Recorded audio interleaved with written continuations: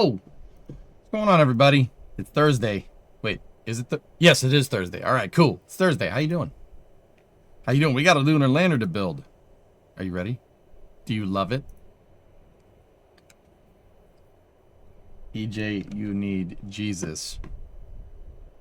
Oh, I'm sorry, I can't hear you. Can't hear you. The accordion's too loud. I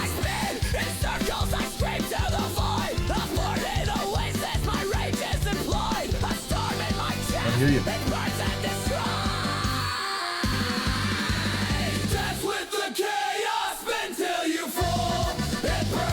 All right, cool. So let's fire up KSP. We got to work on our lunar lander architecture, and we got to go from there.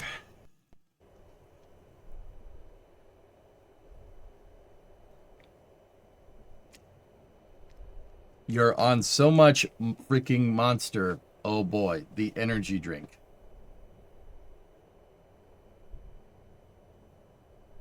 Okay. All right. ESAR released some engine testing footage for Flight 2. Cool.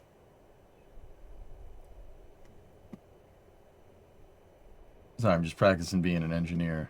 Son, you want to practice being an engineer? Start drinking black coffee. Black coffee. Trust me.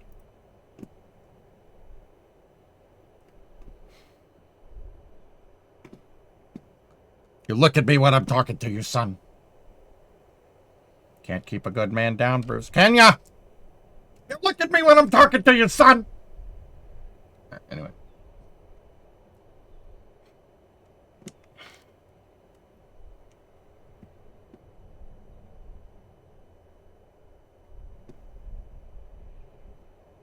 I'm going to get the not accordion music going here. Give me 1 second. Boop. Yeah, baby. Can't see me. What's up? So I started getting the driver's side leaf spring perch out. And I got 4 out of 8 of the plug welds.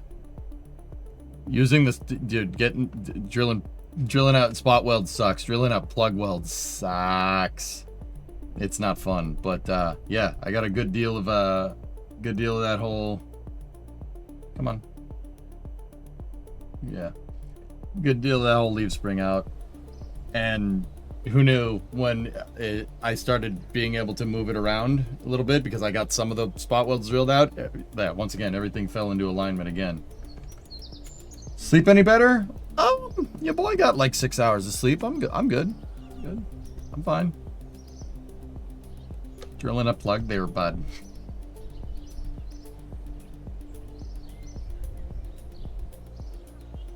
Had some frost on the ground this morning. It's about time, I think. Oh, jeez. Didn't you say you got 4 hours of sleep? I got 4 hours of sleep Tuesday night into Wednesday, and I got 6 last night. I'm good. I'm fine. Good. 6 hours was good enough. Believe me, I start getting disgusting headaches if I don't sleep enough. Like disgusting headaches. Like dehydration, bad headaches.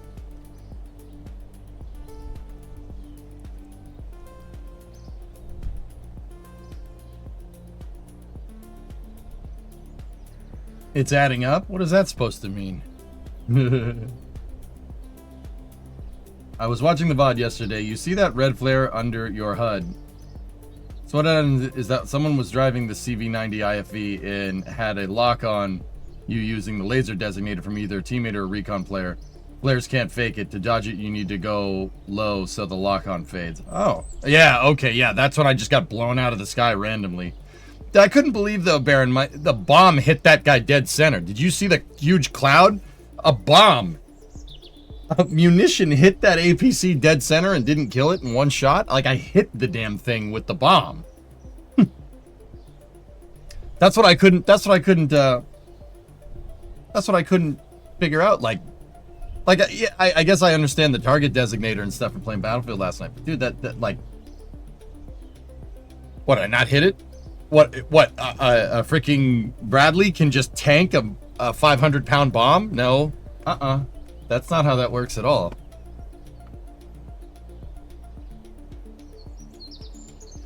Did you see the reception Bergeron got when he was playing against the Bruins the other day? Patrice Bergeron's retired. You're talking about Marchand. And yes, right in the feels, dude. It kills me to see him in a Panthers jersey.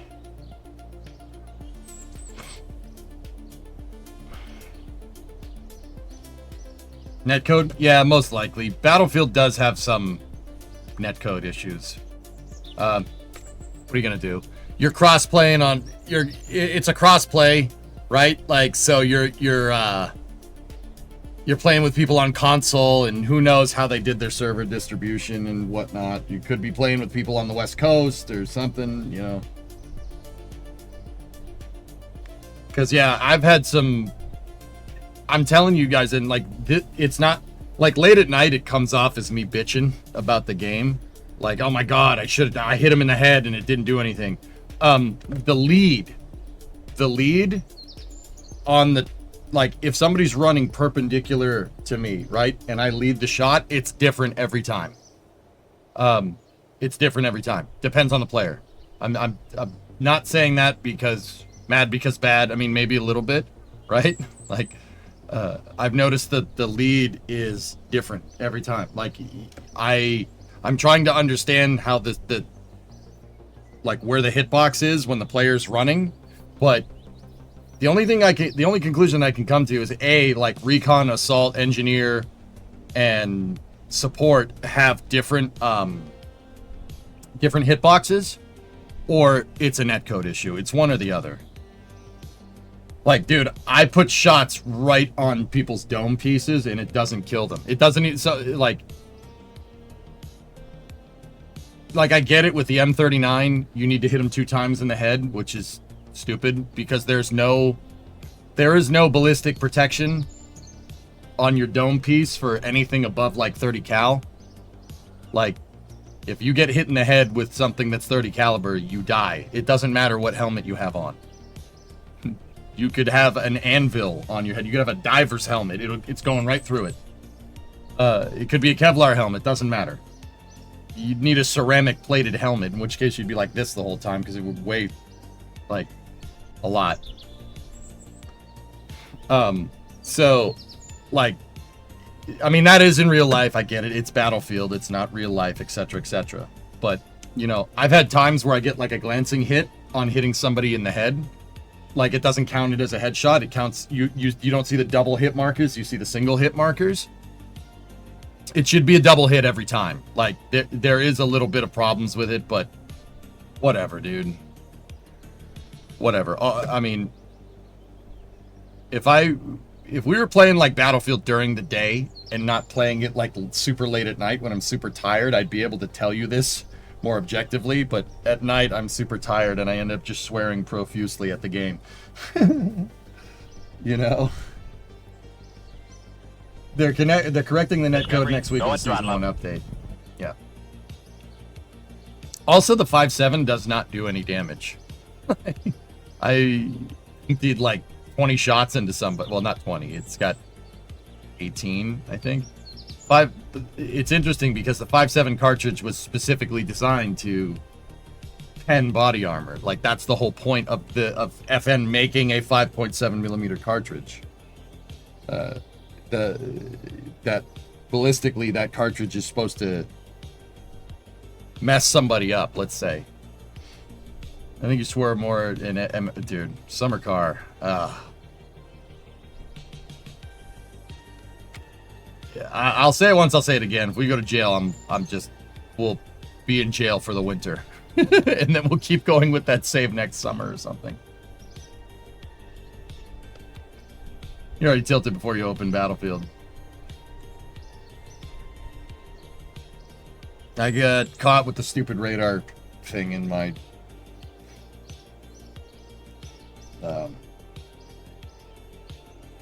the radar detector in the car.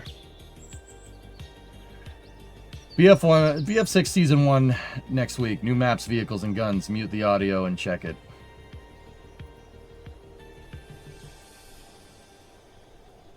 I would, but I can't.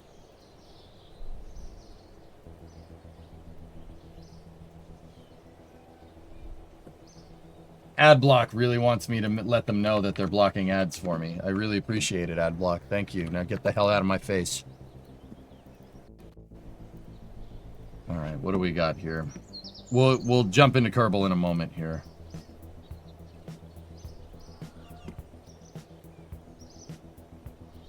That's a golf cart.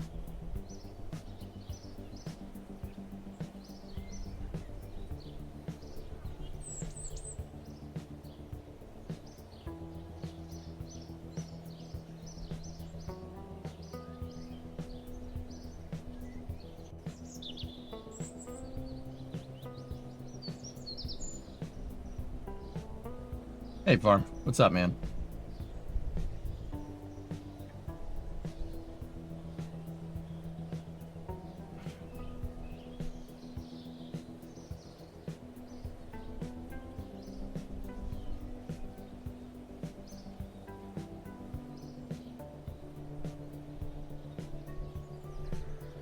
Okay. Neat.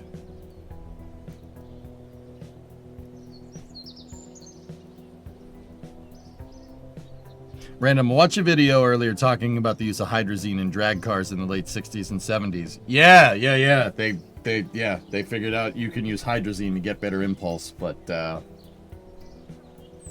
it's hydrazine.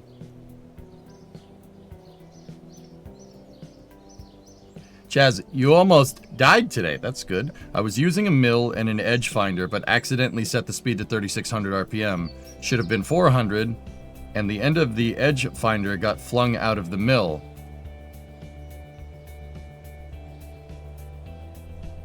You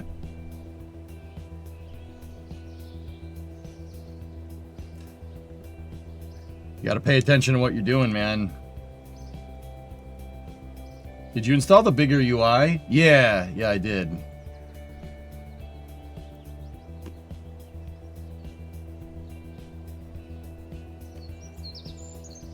Texas lawmakers doubled down on discovery, call for a Department of Justice investigation into the Smithsonian.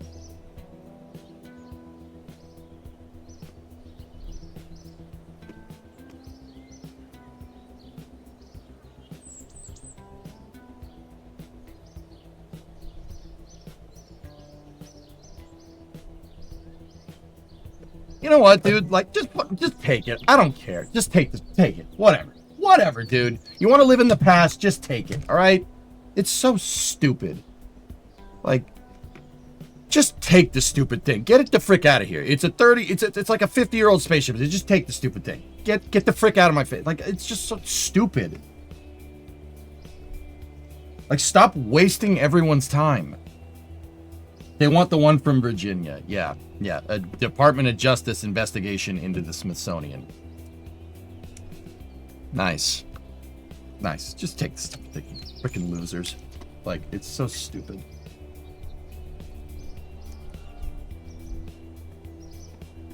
Like, I'm just getting very dissuaded. Like, whatever. Like, you know, it goes back to what I'm saying, dude. Like, does anybody care? Do you guys care? Do you guys actually care about beating China?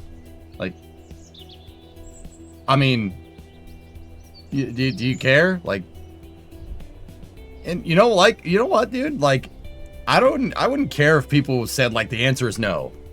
No, we don't. You know what? At least you're being honest. I appreciate it, you know?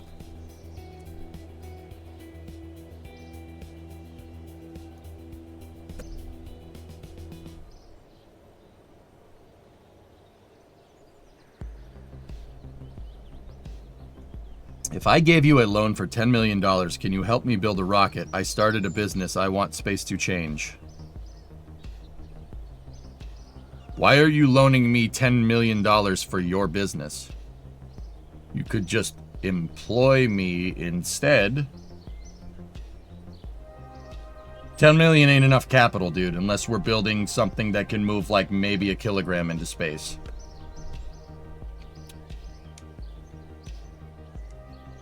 you need more VC if you want to do that way. Can we move the Alamo to Boston? I don't know, Jim. You know, like, the thing is, dudes, like, it's so emblematic of, like, how tone deaf some people are. Like, you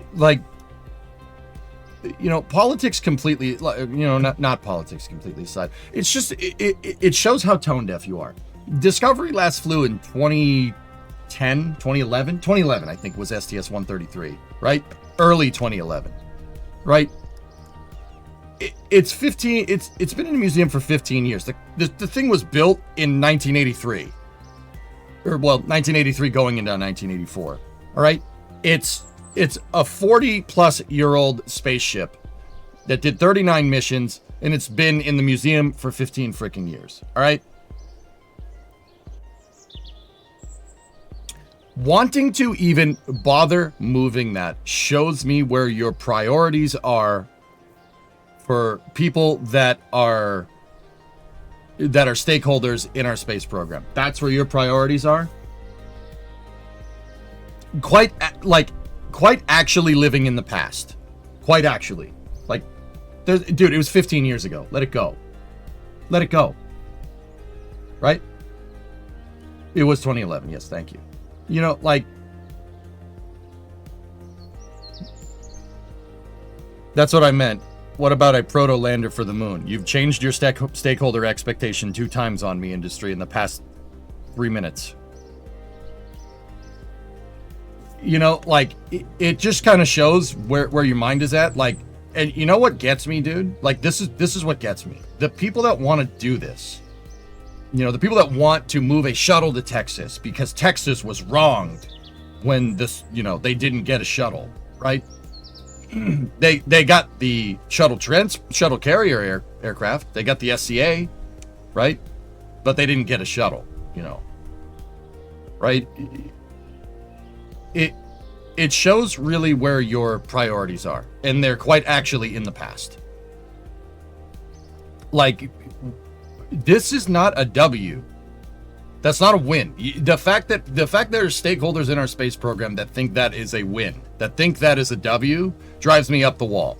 Oh, yep, we're gonna stick it to people, and we're gonna make sure that we get a shuttle because we contributed to the shuttle program. Bro, it's the Smithsonian. Yeah, well, they didn't contribute to the shuttle program. That's quite actually what's going on.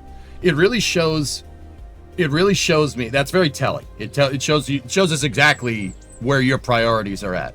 Because there are folks out there that people think that this, you know, moving Discovery from Chantilly, Virginia to Houston or wherever, it shows that, you know, that is where your priorities are for your space program. Not like pushing the ball forward. Like, that's,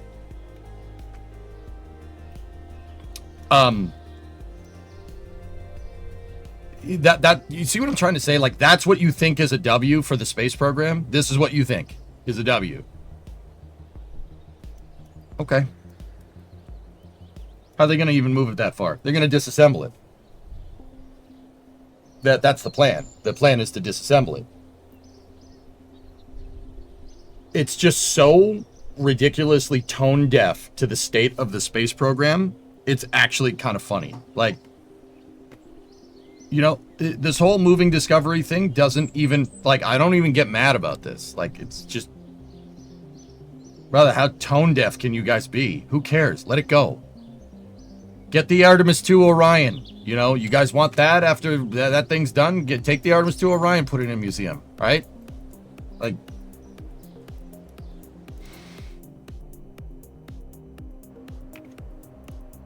to stroke an inflated ego. Well, that's the thing, Terminator. That's the thing, dude. Is that what our space program is about? Just stroking people's egos? Like I said, it's very telling. It's very telling to where the actual stakeholders to our space program are at. You know, like where your mind's at. That's what you're thinking about. You're thinking about a vehicle that's been retired for 15 years. That's 40 plus years old. And you think moving that to your state because your state contributed to the shuttle program is some kind of contribution. That's a W. We were wronged.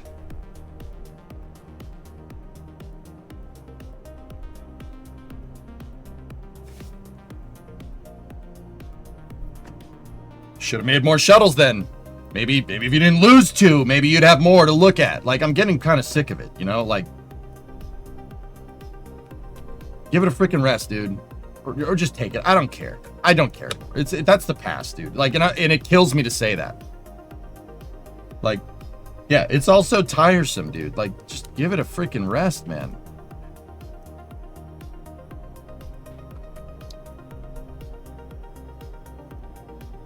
And like, fellas, to be honest with you, like, okay, just on a, like, this is why I'm such a big SpaceX fanboy. It's not because, like, I blindly support, you know, like, SpaceX and what they do. They get it. They get it, dude. You know, like, SpaceX cut up SN15. They don't care. Nothing is sacred, dude. Who cares?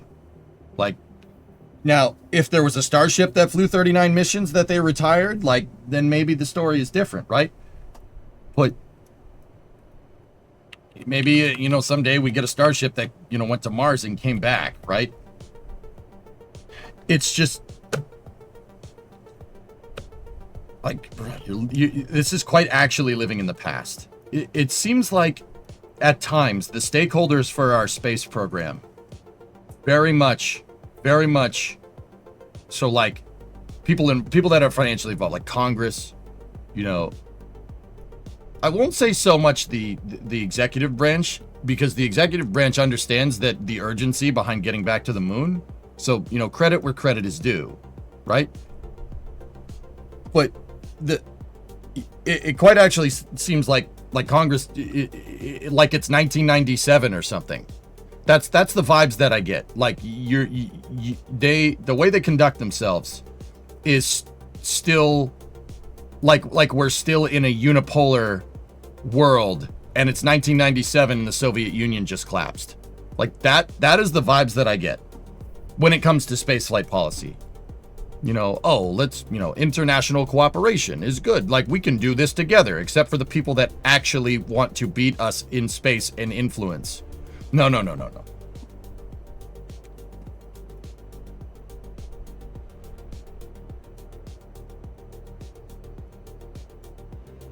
You know, I don't know. It just seems like they think, you know, they think it's like 1997. Like, we have a, you know, like, we can afford to, you know, you can afford to do all this stuff, dude. No, dude, we have, that's not, we can't sit there with SLS, like, for instance, you can't sit there with SLS for like one flight a year. That's not tenable. That's not tenable. That is not winning. That is not gaining or projecting soft power in space. That is the opposite of that. That's projecting weakness. You know?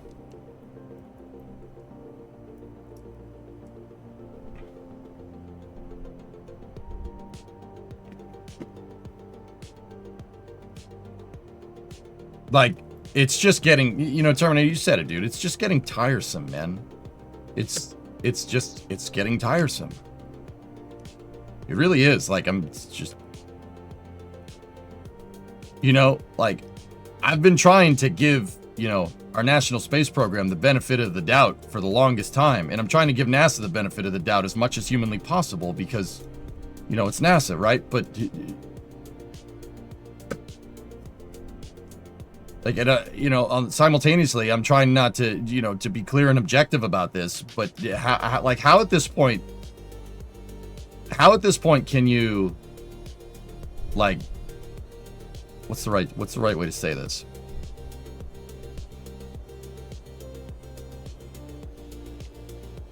How at this point can you not look at SpaceX and be like, the ticket, you know, like, I don't want to say that. Like, it shouldn't be this way, you know, but it is. So, whatever. I'll go get excited about that, you know? So many things are written and created to wear you down to get you to abandon your position. Whatever.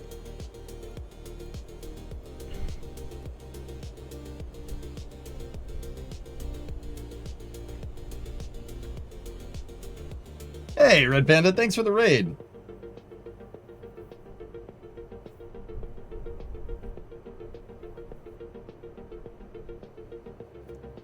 China has only been supercharging its space program in response to the increasing capabilities from SpaceX. It's a bit chicken or the egg. King, did those words really just come out of your mouth, dude? Come on.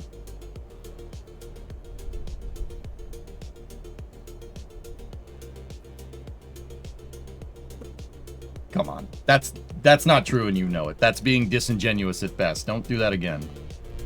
See last. What's on your mind, W? What's on your mind? Oh, the Dawn Aurora new video. That's cool.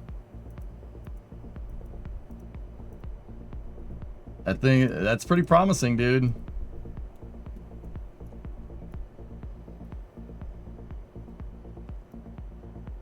Victory, yeah, right. Hey, Logan, what's up, man? All right, so we need to work on a lander for this.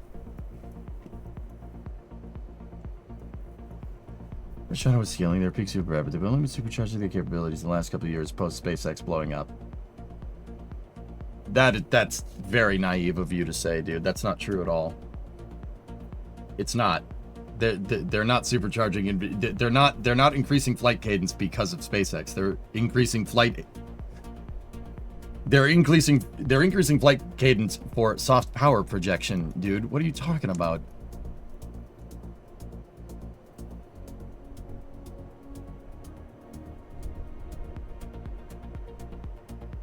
Sean Duffy is the one who approved Discovery to be the space vehicle to be relocated. Scroll down to see the ladder.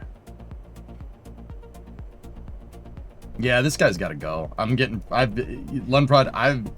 He used all his political capital in any good grace over the last week.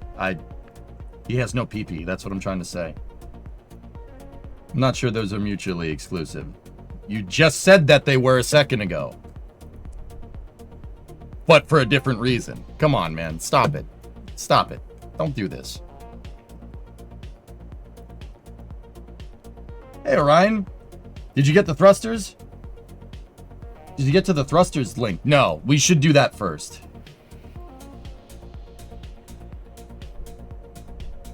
On a happier note, the last pieces of Booster 18 rolled into Mega Bay 1 last night. Hell yeah, I mean, that's what I'm talking about, dude. Every day, SpaceX is just collecting W's, man.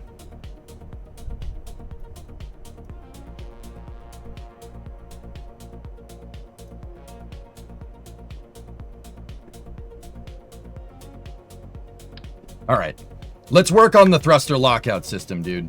I think that's a good idea. Hey, Raiden, what's going on?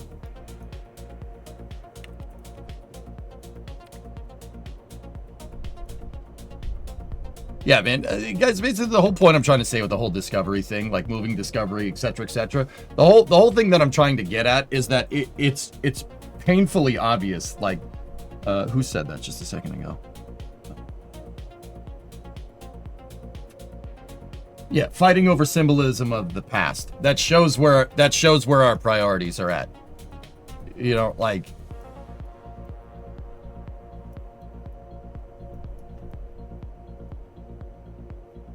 you know, you're gonna move stuff for a symbolic purpose, right? You're moving stuff for a symbolic purpose because you can't do. So you have to live in the past because you can't do. You can't do it. You don't understand what you're doing. It's so, like I said, it's so painfully obvious. It's very frustrating, but whatever. Like I said, I don't let it ruin my day. I'm just telling you what I think. Hey, Kelly, what's up, man? Thank you so much for all that you bring to us and teaching that what we learned from you. Keep up the great work. Gracias, amigo. ¿Cómo estás, muchacho?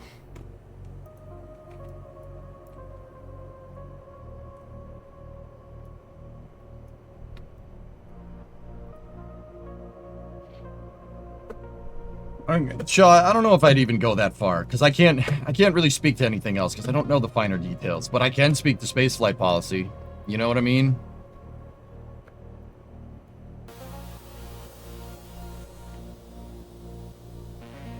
Just can't imagine the optics of seeing the shuttle in pieces. Like, serious, dude, like, I don't...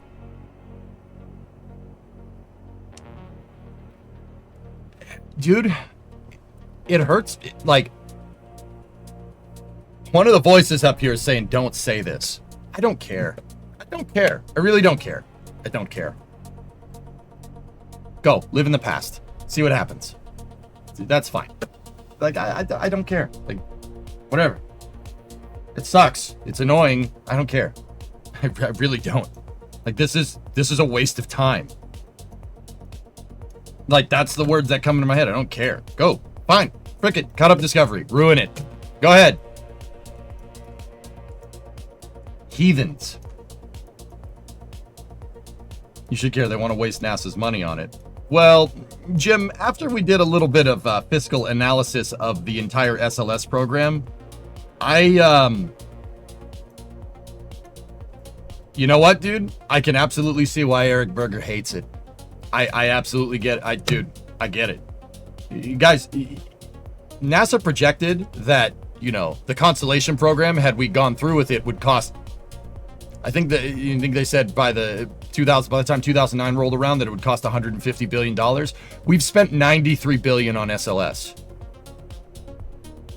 So you know what, man? You know what that tells me, Jim? Where the hell is that money going? How are you spending more money to do less? How is this possible? I mean, I know what it's architecturally it's the problem. That's the problem. I know, because the reason why this gets so expensive is because you're paying for this big, ridiculous rocket, but you're also paying for all the facilities to be maintained and basically do nothing because of the low flight rate. I get it. And I see, you know what? I'm a huge SLS guy. I like SLS and I like the Artemis program. I think the architecture needs to be refactored and it needs to have a more solid interim deadline, right? That's why I don't necessarily mind going back to the moon in 2028. However, $93 billion, dude, for one test flight.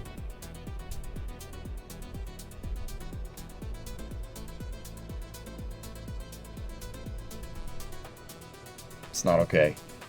I can't defend that. That's stupid.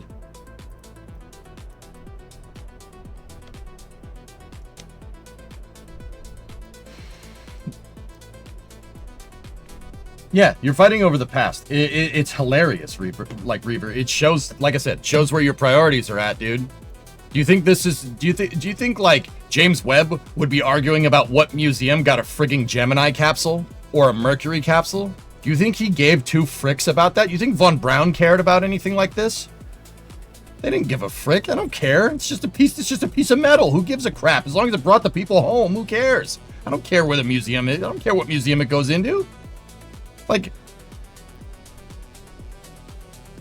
we will lose influence in space because of decisions like this. There's no ifs, ands, or buts about it. Like, and once again, that just goes back to, like, I think Sean Duffy means well. All right, I think he means well. I think he understands from the nationalistic benefits of a space program. He understands that, but I don't think he knows what that entails.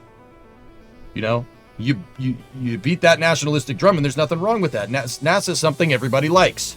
It's a uniquely American thing. Like, I get it. But it very much seems like Dunning-Kruger. And, like, I don't think you understand what the details mean to actually having a space program and actually making it work. And actually, you know, achieving the goals that you set out from a nationalistic standpoint. You know, soft power projection, beating China back to the moon. I don't think you understand what it means to do that. And this Discovery thing, if it was, you know, that Collect Space article says it was personally approved by him. Like, I don't think you understand. It's like, I don't have any better way to put it. I don't think you get what's going on here. He's in it for the exposure. Well, that's what I mean. You're in it for exposure. You're not actually in it because you know anything about the space program. And, you know, like, a tale as old as time. Politicians, you know, grappling for stuff to gain influence. Tale as old as time. Like, I get it. Doing it with my space program pisses me off. And I think that's a fair reaction. And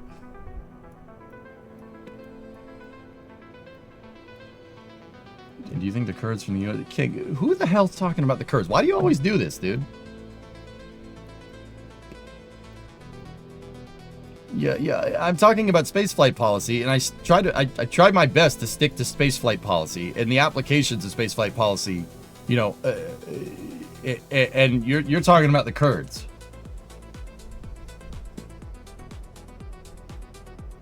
Sorry, side chat, fellas. If you can't keep it on space, I don't want to have this conversation, man. Like, I want to build my damn capsule. All right, let's get our action groups figured out. Anyway. Good talk or not good talk, whatever. I don't care. I don't care anymore. It just doesn't matter. I like cheese curds. Dude, me too. All right, so I want Cal controllers that are able to clock the thrusters, right?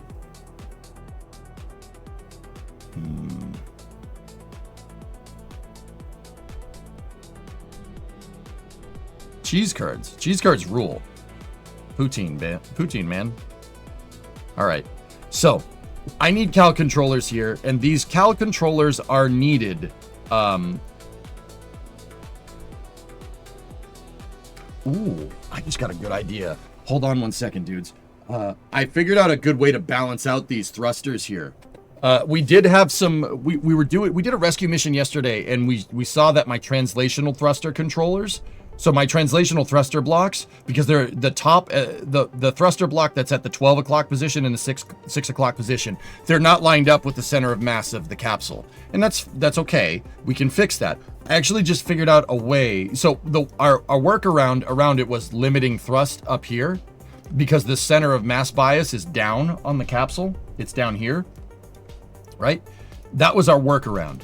I think I just figured out a way to fix that and keep it that way. Now, what the other thing we have to do is we have to add some automation to the Taurus capsule. We gotta add some automation to it. So let's update here. And then I want to work on that payload attachment fitting. I want to work on the PAF for this thing. And the reason why I want to work on the PAF for this is so we can easily integrate it back to the Octo 3 vehicle whenever we have to change something. There you go, John. Yeah. Well, now I'm getting poutine for lunch. Dude, I could eat like a bowl of poutine right now. Like a big mixing bowl of poutine. Hey, Johnny, what's going on? Now that Artemis is fully stacked, when do you think we could see a rollout for testing? Probably, Assassin, probably December. That would be my guess. What kind of lunar lander design are you thinking for this? I'm thinking the old tricks are the best tricks, Ryan. We'll go with a two-stage ascent. Two-stage ascent vehicle. I did this whole thing about spaceflight architecture and Earth orbit rendezvous architecture versus lunar orbit rendezvous architecture, double launch in lunar orbit rendezvous architecture, single launch. I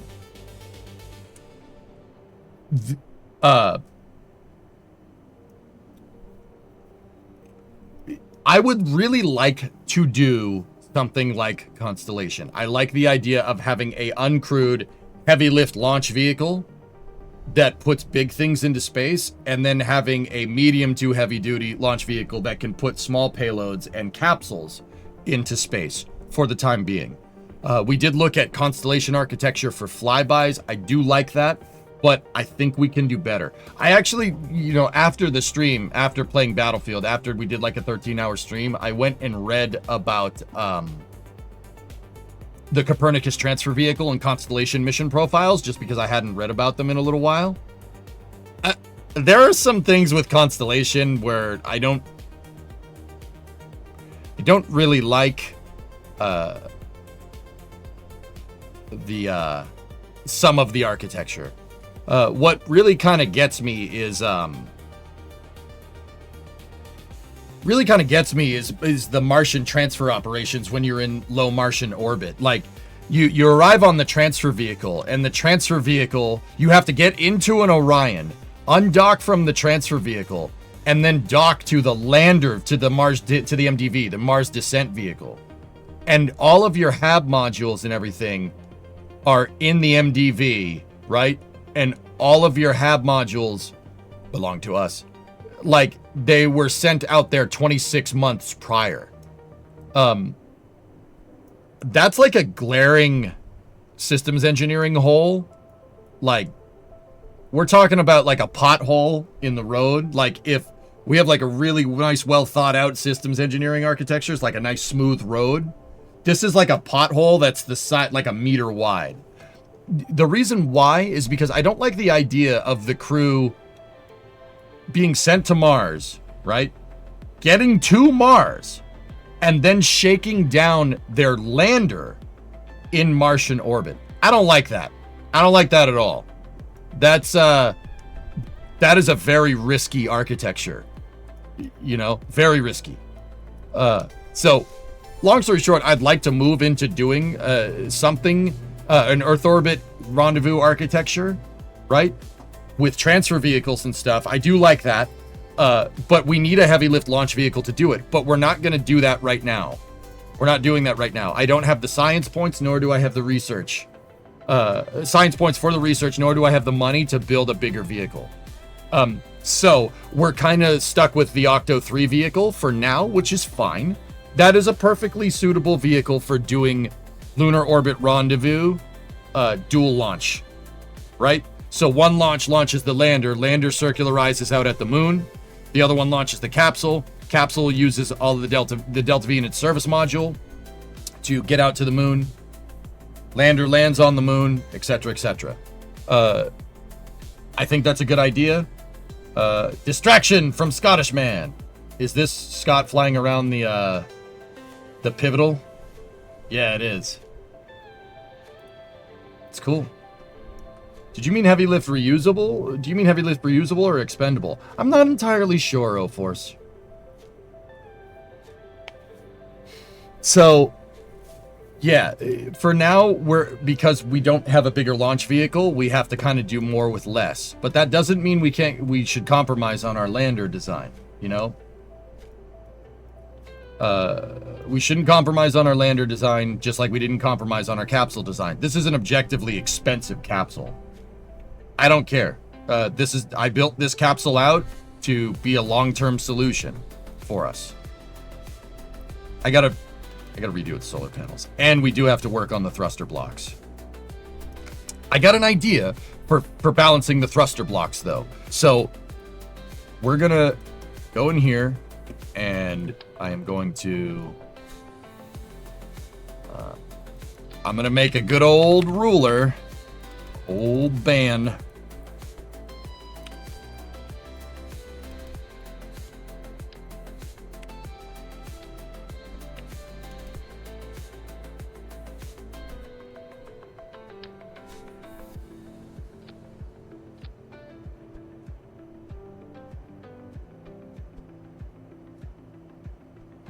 So I'm going to make a ruler, and I'm going to use this ruler to mark the center of gravity of the capsule. You can do it other ways, but... So if we take the ruler, right? I'm just going to move this sucker down.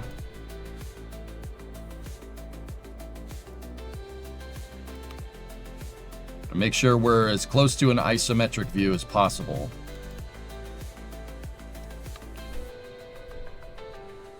I'm going to move that down and get that on the center of mass. Now, it should go right into the center of the nozzle right there. It does. Excellent. Cool. So now we know that that is our center of mass line, okay? If we had a better, if we had an editor that had isometrics, we'd be able to figure this out really easily. But, you know, well, whatever. We don't have isometric views in KSP1. We'll make isometric views with this. You know? Would be cool if we could backport ISO. You know, dude, Panza, you could probably do it. I bet you Linux could do isometric views here. It's just a camera change in scene. This is just a Unity scene. That's all the editor is. Should be able to do it, but whatever. I don't need that. We figured out a mechanical solution here. So that is our center line. Now, what am I going to do here? So, check this out, dudes. Let's take an octagonal strut. This thing, right? And I want to attach that to the backward-facing fairing. The backward-facing fairing has most of my equipment on it. The reason why I mounted everything on the backward-facing fairing is because the forward-facing fairing that cups the heat shield, right? It's kind of a cup for the capsule and the heat shield.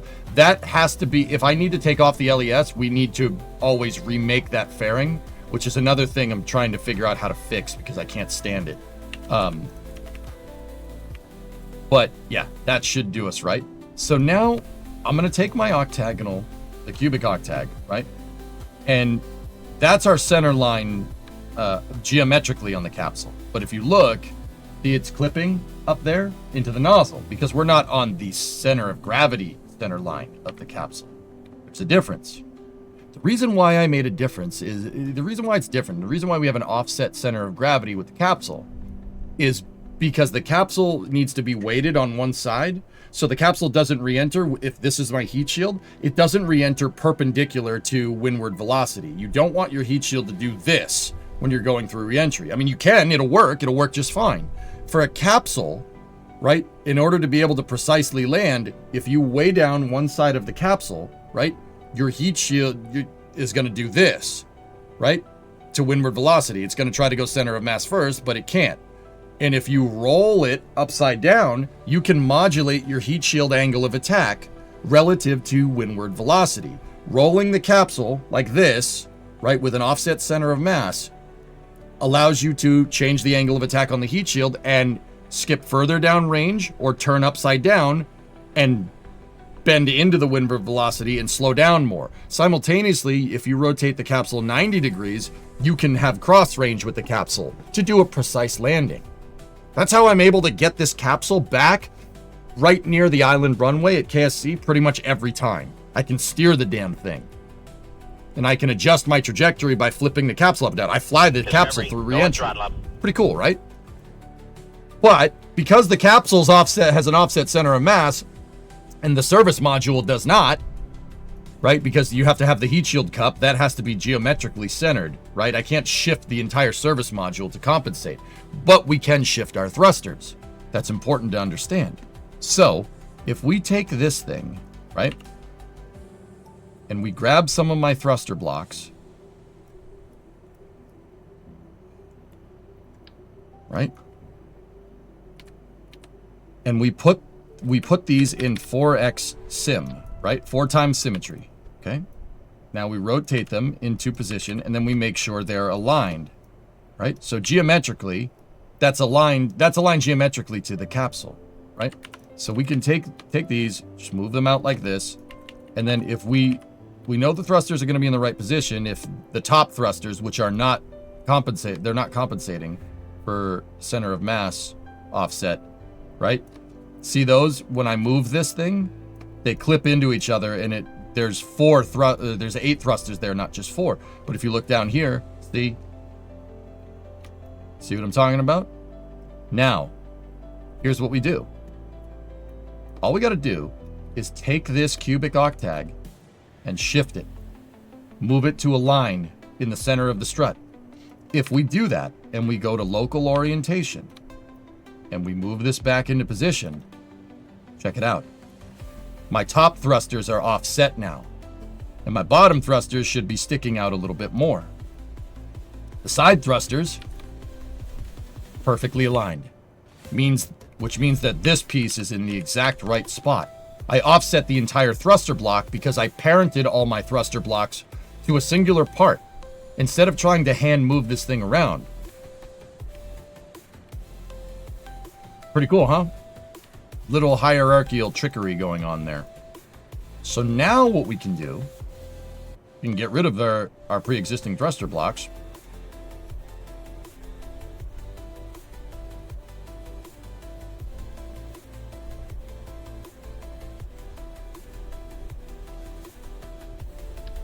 We can delete them.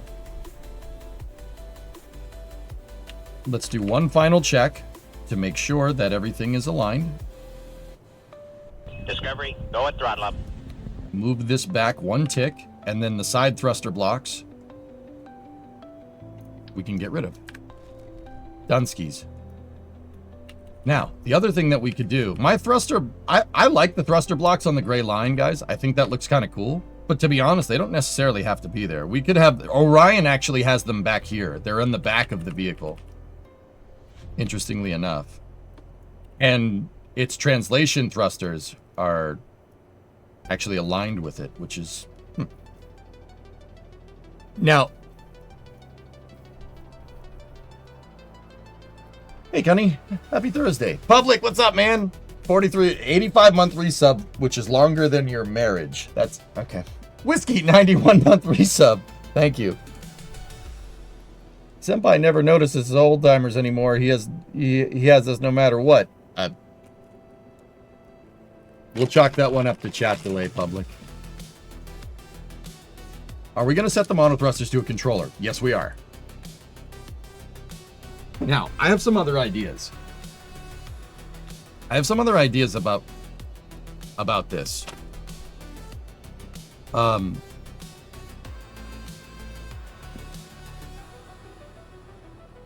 Hey, Mafia Matt, what's up?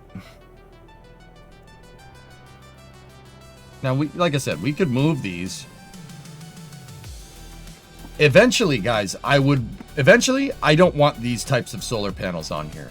I want, you know, when we get the chance, I want to unlock the circular solar panels. For no other reason than I think they're cool looking. The 4 panels going out in every direction is cool. I don't mind that. But I think, or the 8 solar panels going out at 45 degrees, I think that looks cool. But I really do like the circular ones. But if we get the circular ones, does that mean we're going to mount the circulars up here and down here? Because ideally you'd want to put the circular ones here.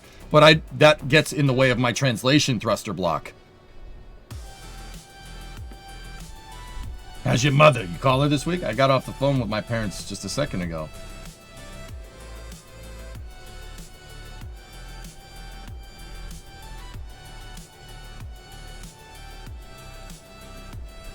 Actually, I think I've called my parents twice this week. Yeah, I talk to my parents at least once a week if I don't see them. Sneak peek at our latest flight this morning. 39A launch mount. There you go, dude.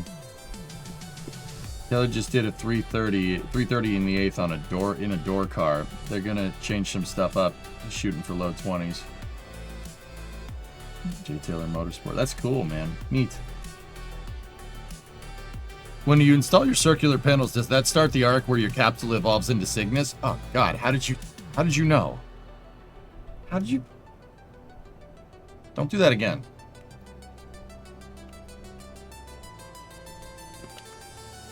I just want to let you know my deep sleep dream ended with you pulling a frame perfect like a glove VTOL landing on another planet with a massive ship you just had swapped back to. Hell yeah. Now I don't want to do it anymore, Rarest. The heck, man. Now I don't want to do that. I changed my mind. Man.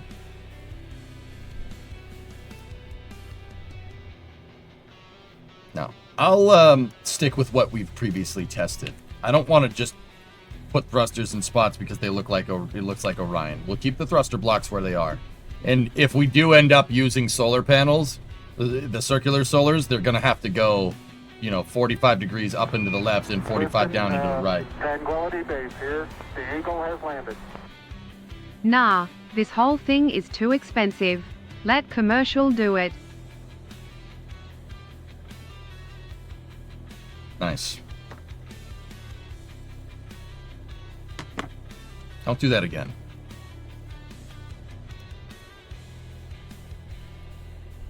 This capsule looks nice so far. It's a pretty good workhorse. This is my Taurus capsule. It's a pretty good capsule, dude. I'm just dialing in its thrusters and working on thruster control systems here.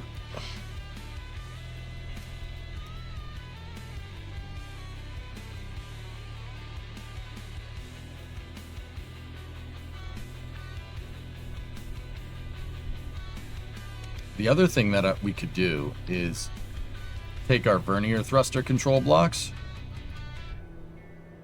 and if we put them here and we set them to absolute, right? And then we move them back into position.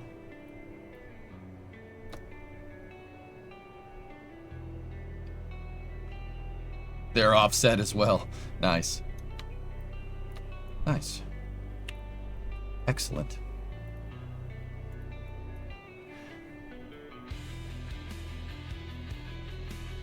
The thing about these, though, is that I don't...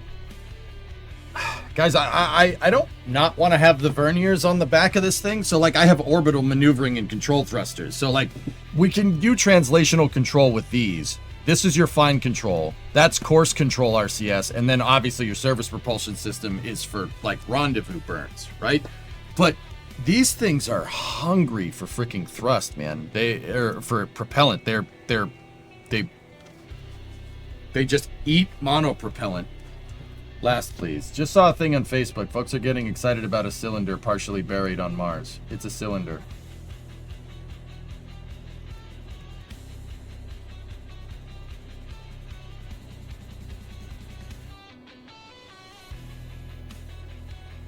Interesting.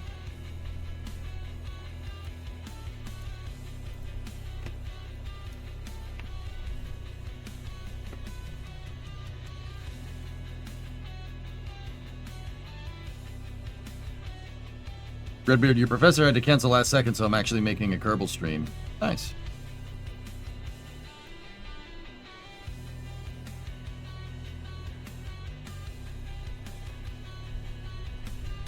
Set the thrust limiters on the RCS to 50% lower. Well, we could do that, Cunny, but these things make 2 kilonewtons of thrust. Oh, that makes 0.2 kilonewtons of thrust. I thought that made 1. No, they make 0.2. They make nothing. Yeah. That'll work. If we set these to 1 kilonewton of thrust, they won't be nearly as thirsty. And that is way finer control, or way more course control than that. One, this thing makes 0.2 kilonewtons of thrust. So 20 newton, or no, 200 newtons of thrust, that's nothing. Second of all, they're 45 degrees offset. So that's, you're taking cosine thrust loss that way, which is fine. That's okay. I'd prefer it this way. They're nice. They're very, very, very, it makes the capsule really easy to fly. So yeah, 1 kilonewton shooting out the back for the orbital maneuvering and control thrusters. Totally good with me. I'm fine with that.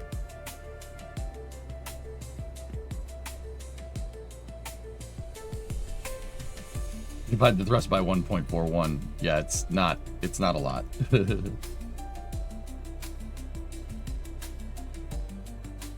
Killer. All right. So, now that that's all figured out, is there anything else that we're going to need the centerline indicator for thruster blocks? I actually don't think so. Well, actually, now that I'm thinking about it.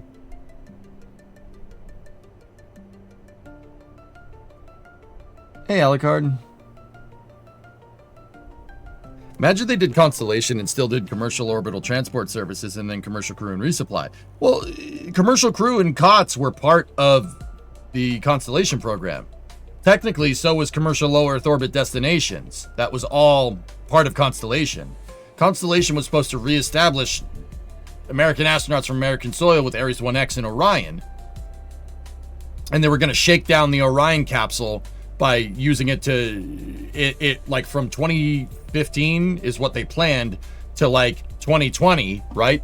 They were going to use that to test Orion capability, sending astronauts to and from the space station with Orion to make sure Orion's work, make sure its heat shield worked correctly, get you a good amount of flight data, right?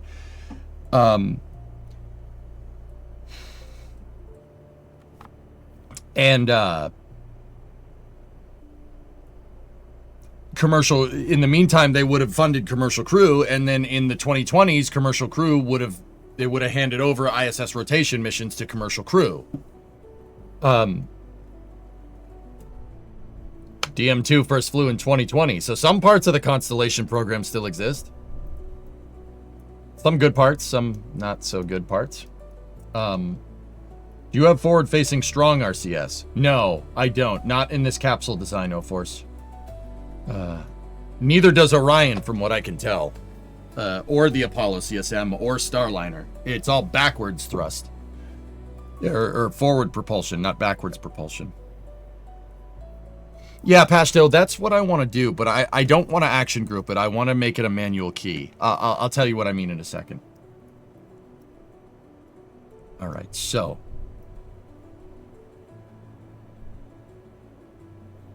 Yeah, our translation thrusters, particularly on the yaw axis, are going to be offset because of the offset COM. So the yawing thrusters are still going to give us a little bit of a rate, but we should be able to cancel it out. I've found, fellas, that, I mean, I don't like having wheel authority on the capsules, but having a small way to dampen out 1,000th of a degree a second, or no, 100th of a degree a second with SAS, with your wheel authority, is actually super useful. I'm not 100% sure. I don't think Orion has anything like that, but I have very, very, very small wheel authority. That thing has no probe core torque.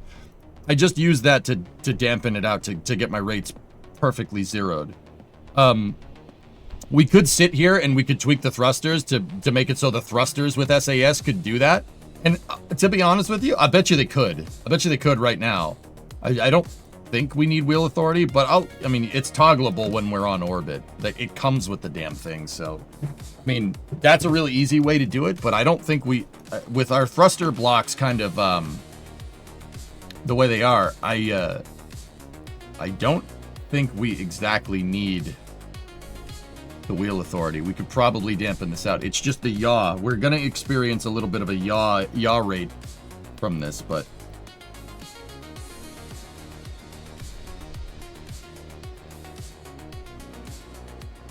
see, the yawing rate is inevitable because I have fixed positions here on the capsule.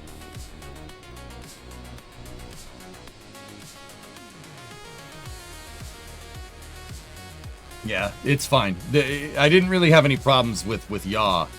We just had some problems with pitch. I can dampen out everything else. Like, don't get me wrong, I won't use SAS to, like, realign a vehicle. I only use SAS for heading lock. And yeah, that's fine. I'm cool with that. All right, now we can probably get rid of this. So now what we're going to do is work on thruster toggle control. Now, there's a couple of different ways that we're going to do this. But let's think about this for a second. I want to use cal controllers to be able to shut off different thrusters, okay? Meaning that when this thing docks to something, when the capsule docks to something, if it docks to a target vehicle, I want to be able to quickly shut off all of its fine control thrusters.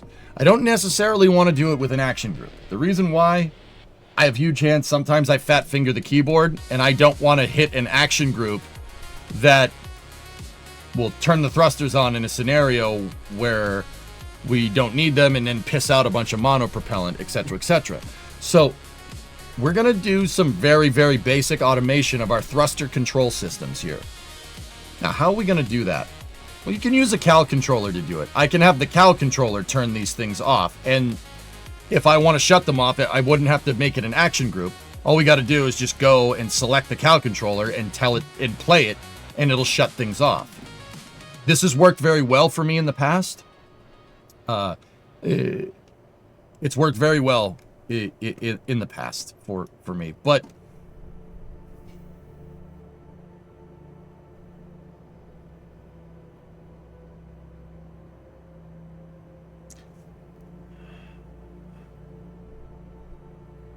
Hi, doing a space-themed puzzle while watching the stream. All right.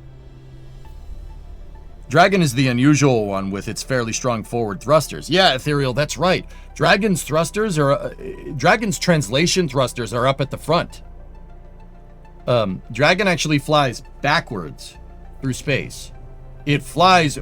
if it's doing a prograde burn, it'll fly with the docking port facing retrograde, and it'll fire those forward thrusters, and it'll fly trunk first. Not a lot of people know that. Dragon flies backwards in space.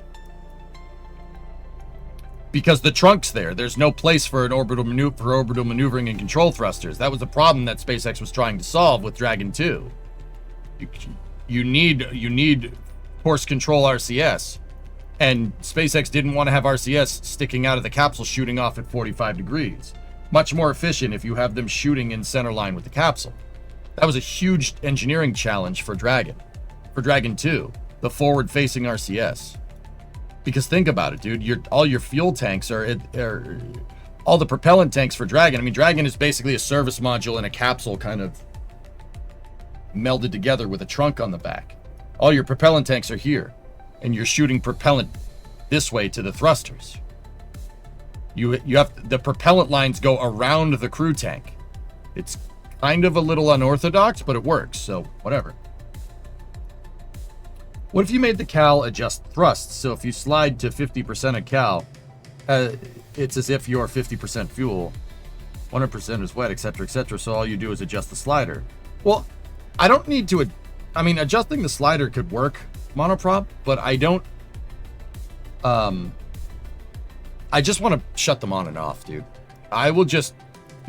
We'll just toggle thruster, and that's about it. Also, we don't need to, I don't need the actuation toggles open on all this stuff.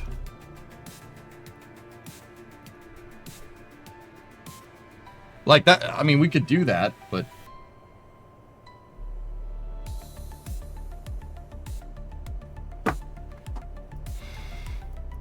will this have enough to also push the lunar lander with it? I'm getting to that, Squarish.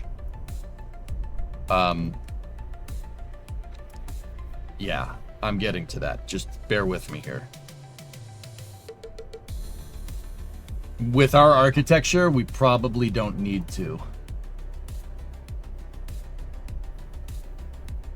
Just reinstalled KSP after not liking it 3 years ago, about to do the Moon Part 1 training scenario, enjoying it more than I did before. It helps when you have some context, you know, to what you're trying to do. All right. See, fellas, here's where I'm at. We could put the cal controllers on. I could put a cal controller on there for enabling the vernier thrusters and disabling that, and then another cal controller on there for enabling translation control, right? And then another cal control on there for just enabling all the RCS in general, right? I want to be able to individually fire these or individually fire those. Or I'll simultaneously be able to do it at, you know, have them go at the same time.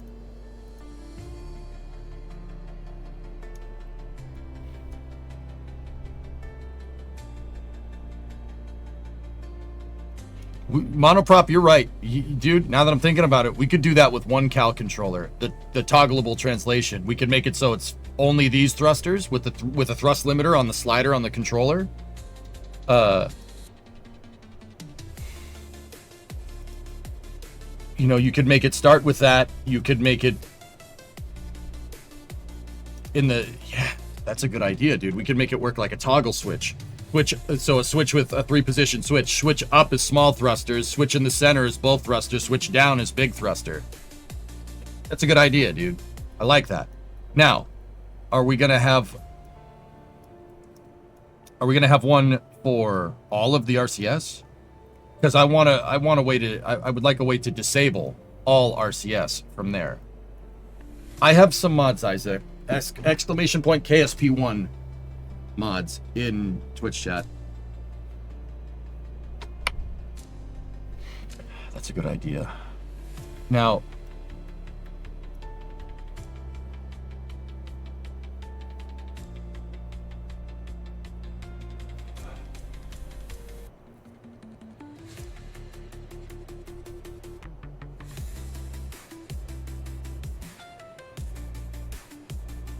we could do it all with one controller by setting the different positions on said controller.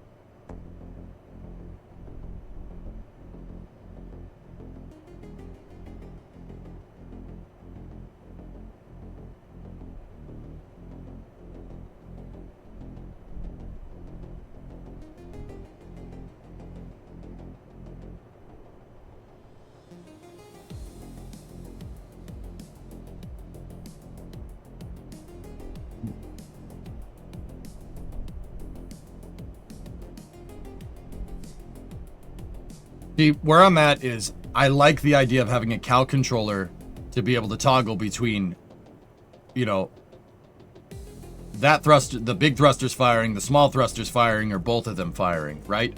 But I also need a cal controller that shuts everything off. I'm thinking if we have a controller that overrides, we'd need a master cal control. A master cal controller that's just all thrusters on or all thrusters off, right?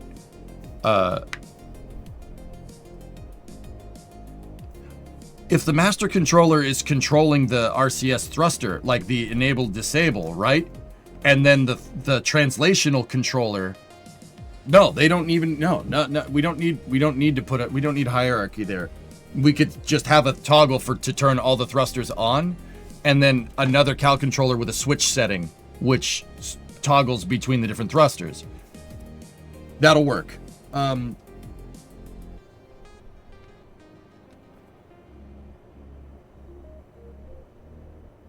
Yeah, that will do it. That will do it. Okay, so that's $2,000 or 2,000 Kerbucks added with 2 cal controllers.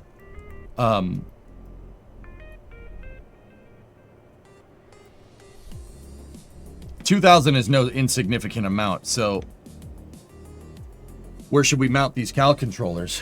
Our avionics controls, it's basically an avionics control system. We should probably put that in the capsule, probably next to our avionics.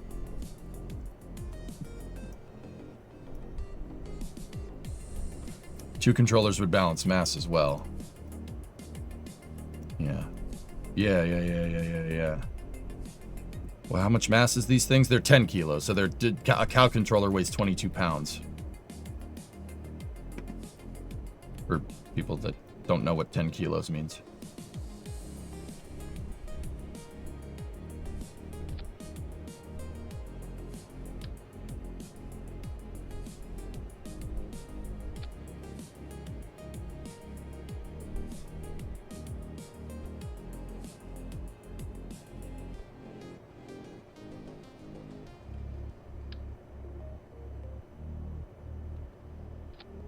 See, the reason why I want to add them to the capsule, put the cal controller on the capsule, twofold. In the future, we have a kind of secondary goal that maybe we could reuse the capsule. So, what do I mean by reusing the capsule? I mean taking this thing, one that's splashing out in the ocean, grabbing it with a helicopter, bringing it back to KSC, putting it on a jig, and reintegrating it with a new service module. If that's the case, right? You're gonna have to rebind the cal controller every time as part of the capsule refurbish. If we're gonna do that, we'd need to have capsule refurbishment, which is kind of crazy.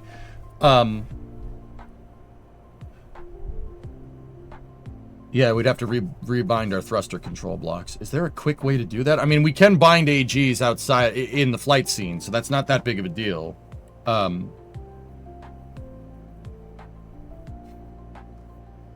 And yeah, I mean, so in the future, I'd want to get my cal controllers back. I don't want to put it on the service module because then you're just dumping $2,000, an extra $2,000 every time you dump the SM, and I don't want that.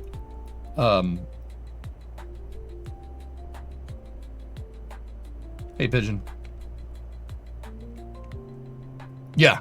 Okay. Yeah, that would mean if we want to refer, for now, the capsule kind of being used in a one-time use fashion, we get our cal controllers back. We get our avionics back, which is what they think about with real capsules. That's why Dragon's trunk only has solar panels and radiators on it, for instance, right? Because, I mean, even on Starliner, all the avionics and service module control systems are in the capsule. They're not on the service module. The service module's dumb. Because the service module's not designed to work by itself. It needs the capsule next to it. So why put avionics on it? You put all your avionics into the capsule. Another good example would be like the shuttle. The external tank doesn't have any computers on board. It has sensors and wires. All those sensors and wires go into the shuttle. The shuttle is the one that has the computers on it.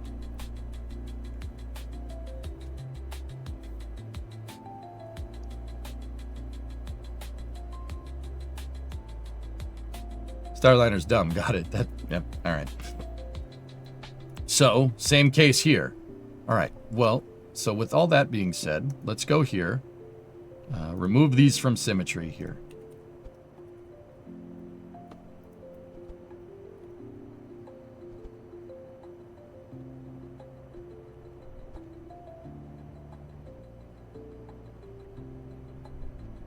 So, I don't know about you guys. I always like to put stuff in places where it's easily, like I could, if I'm in the flight scene, so like if the capsule's flying around, I can like right click on a thruster and open it up, or I can right click on that light and open it up. I always kind of halfway clip stuff out. If I need the antenna for whatever reason, we can do that. Like I figured that into my design. Or the parachute, for instance.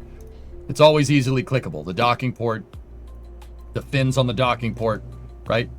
Solar panels, easy to get at. The rear thrusters, the engine, very easy to get at.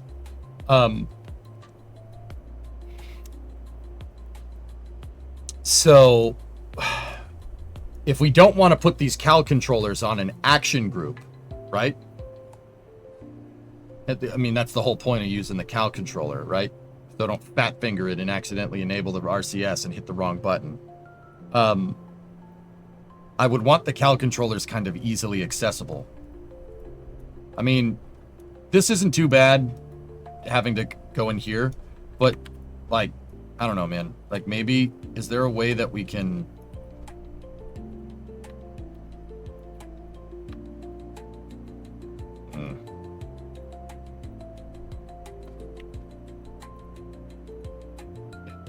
Yeah, I don't like that.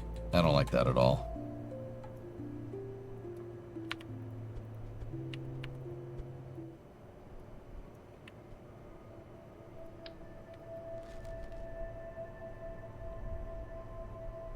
Now let's think about this for a second from an ergonomics, from like a user experience standpoint. Is there any frick scenarios where I'm going to need to fire the RCS on the capsule?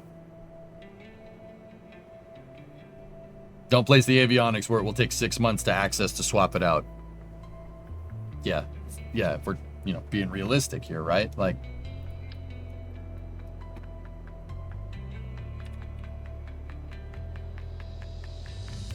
see, that tells me I should put them here. Not on the outside of the capsule exactly, but like that, where I can still select them.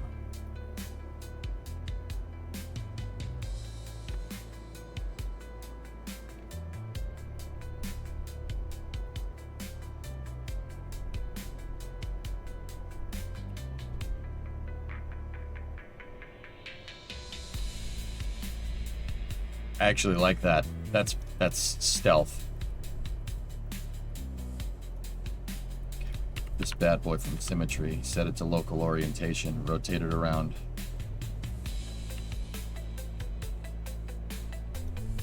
I like that. It keeps them low. I'd be a little bit worried that the cal controllers might get a little cooked during re-entry, being on the, like, quote-unquote outside. But if we have flags on the outside of the vehicle, the cal controllers should be fine. Part tolerance temperature is 2000 Kelvin internal temperature. All right, we're good. Capsule's a bit cold.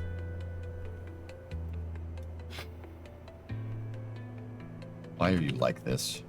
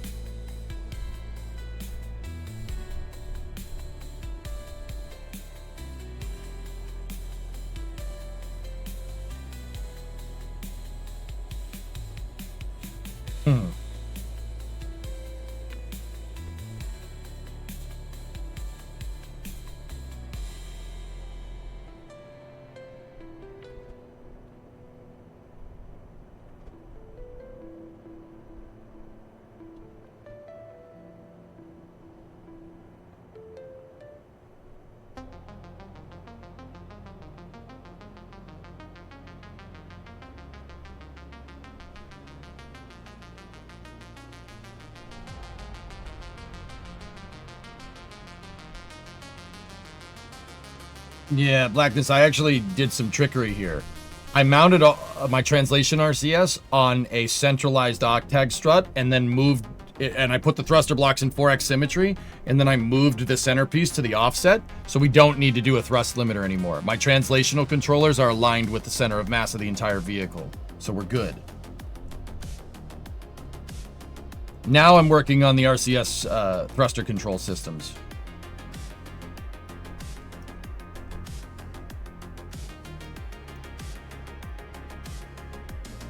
Now I see why you don't mess with the RSS mod.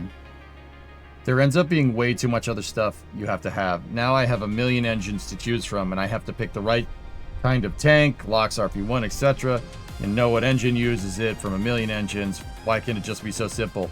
I'm telling you, man, Kerbal is good enough to demonstrate the point, JDG. From a gameplay standpoint, it's good to abstract some things, right? Yeah, that's the truth, dude. I mean, with that being said, I know what engine does what, so, like, in real life, so, I mean, it shouldn't be that big of a deal, but the average player doesn't know that. You know? Like I said, man, there is a method to my madness, dude. But yeah, it's cool. Thank you for validating my insanity, I guess.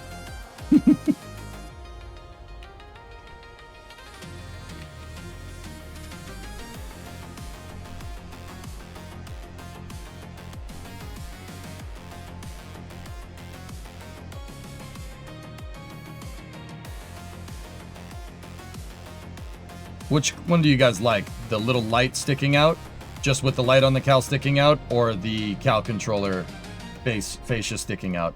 Which one do you think looks better? Now that I'm looking at it, I like the light. I think the light looks correct.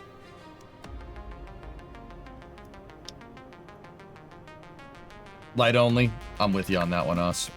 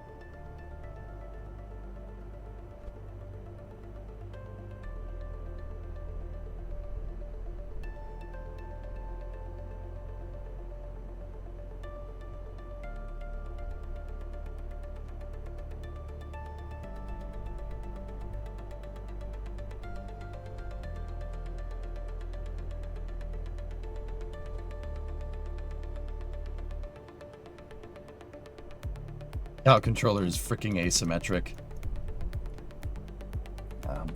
Balls. There.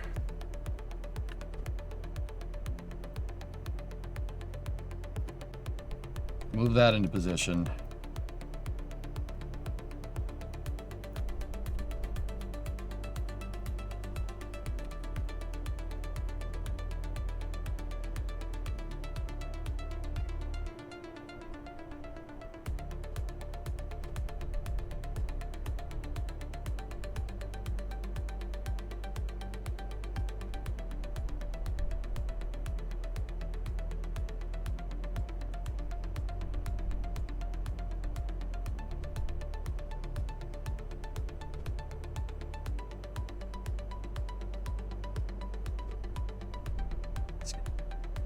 Light movements.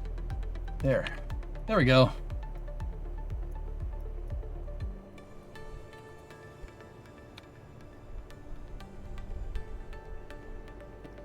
Still don't like it. You can't move it without the cowl sticking out.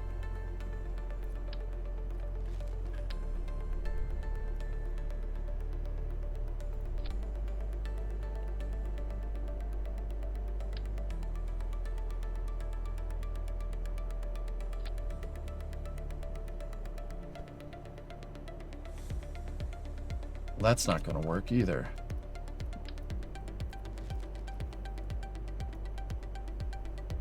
Aren't those cows technically supposed to be avionics? Then shouldn't they be completely hidden in the avionics compartment? Yeah, but I want them to be easily selectable. That's the whole idea. That's why I was putting them up here. We could put them down here, but that means we'd need to zoom in, get in, you know, zoom in our camera inside the capsule and click them. Like, that was the whole exercise here.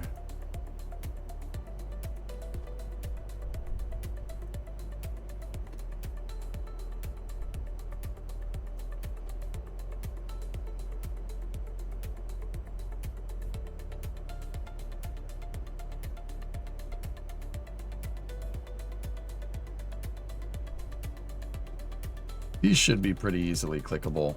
I'm just thinking, like, you know, I can't really think of a nightmare. Like, I'm trying to run it through my mind. Like, what's a nightmare scenario? Is there a scenario ever that we're going to encounter where this capsule, where I need to flip the RCS on quick before we crash? And the answer is theoretically like no, right? Because the only time the RCS is going to be off on the capsule is when it's attached to something else.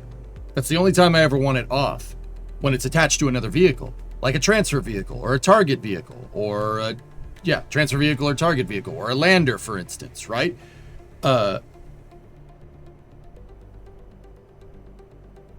In which case that vehicle will have RCS, and we're basically controlling that vehicle. We're controlling that vehicle's RCS. So yeah, you know what? I'll keep him here. That's fine. This will work. It'll work just fine.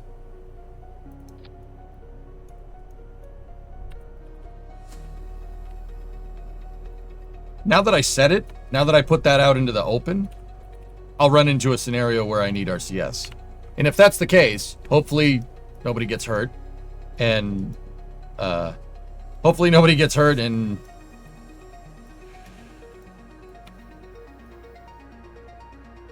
hopefully no one gets hurt, and hopefully, you know, we, you know, can have another capsule.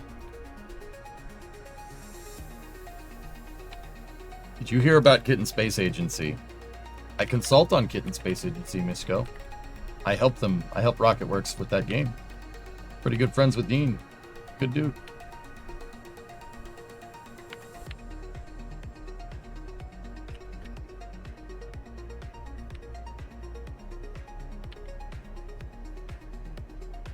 Okay, that's fine. That position is more than enough.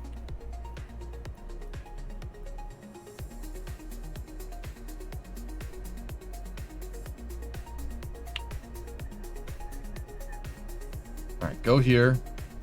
All right, so we'll set this to RCS Master Controller.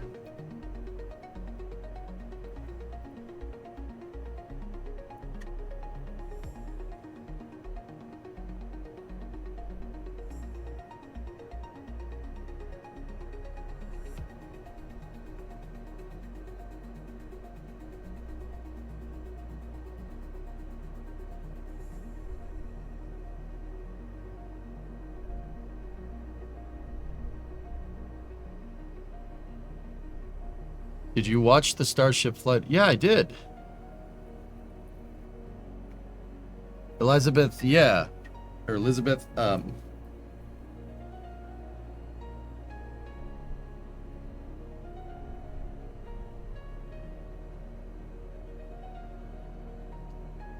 mean, it's possible that, like, YouTube demonetized it and depublished it or something. Like, it happens. Well, I'll take a look, because you're not the first one to ask. So RCS master controller. Let's go here. Toggle RCS thrust.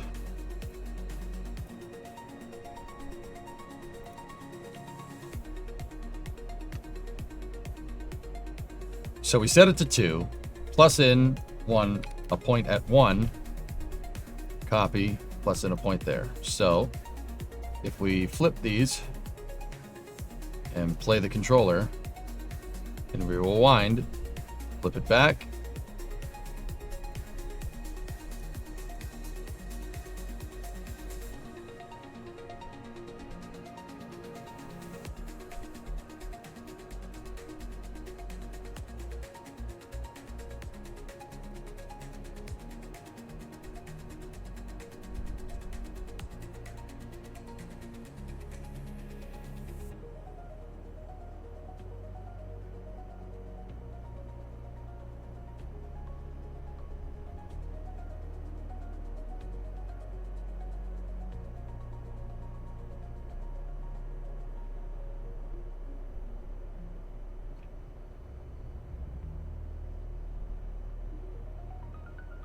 The thing about this, guys, is that we have to be sure that the RCS is,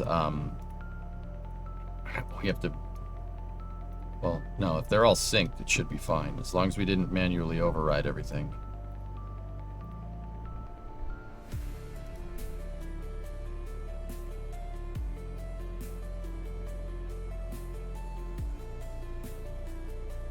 Okay, cool.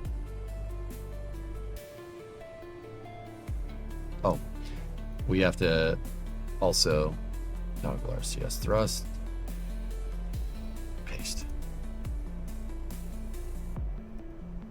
Good. Cool.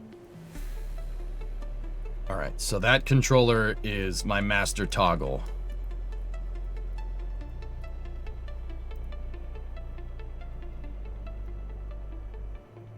All right, so now what we're going to do...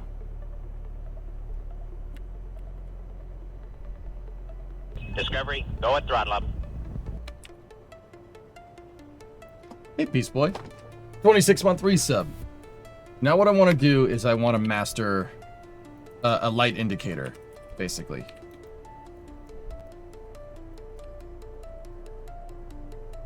You know what? I'd prefer a light indicator on the outside of the capsule. Something to easily tell me that the RCS... my RCS thrusters are on. And something for that's easy for you guys to see as well.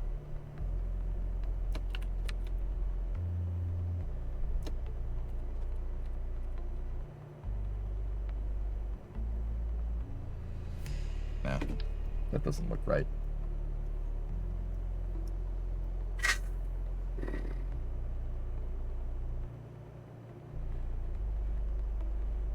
I have those, but those are my indicator lights, so we can illuminate what's in front of us. We also should set the convergence distance on that. You know what? I'll put it on the back. I'll put them on the back of the capsule.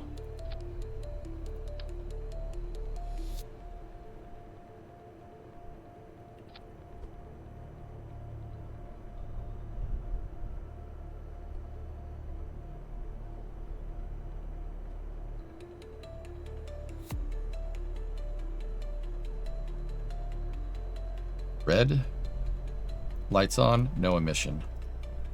All right, so now that's going to work like an indicator, right? I don't like that it's not easily clickable because the engine shroud is getting in the way. There's several hazards in the way.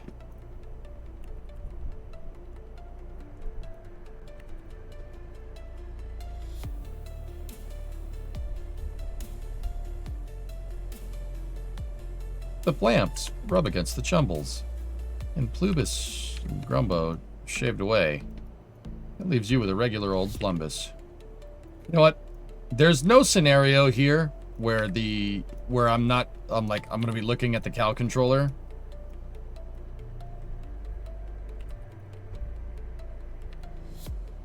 And not checking. We got a checking. So I'll just put the indicator light right there. Lights off. Right, go into my action groups, go into the RCS master controller, go here, go that, and we need a toggle light here. So now we got to go into the controller.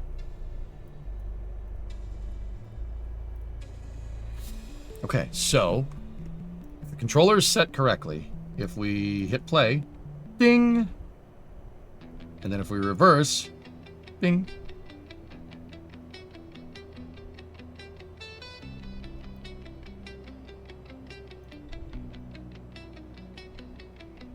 Good.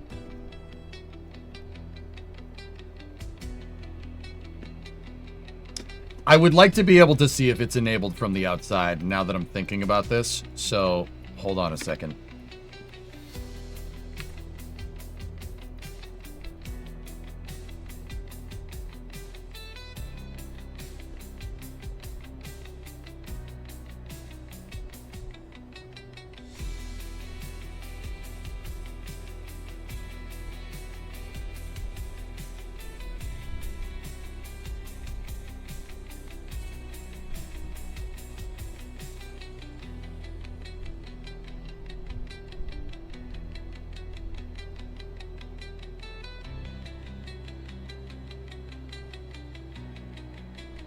Make it look like a railing guard there. Cool. And let's see if she's still on the controller.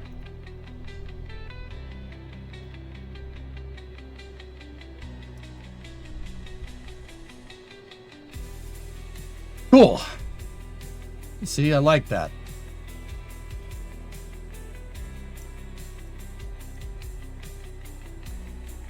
How's that, dudes? There is not a set thruster enable and set thruster disabled state. Why? It would be a lot safer than toggling if they get out of sync.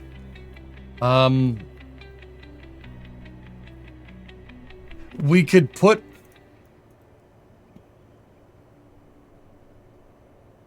I don't know. Hold on.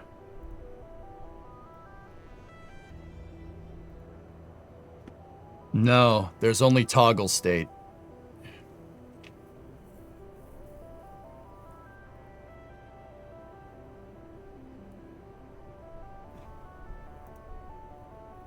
Oh no, there's no thrust limiter state. Crap.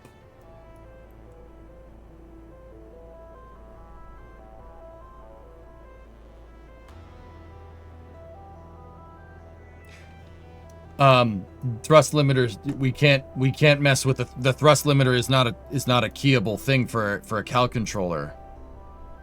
For RCS, it's only for motors. Oh no. No axis fields. That kind of ruins this idea, to be honest with you. I'm sorry I led you astray. No, monoprop, it was a good idea.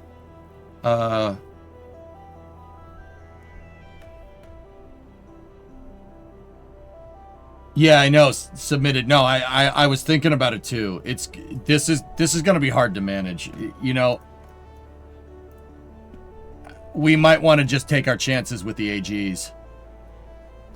And I have to understand how action group sets work.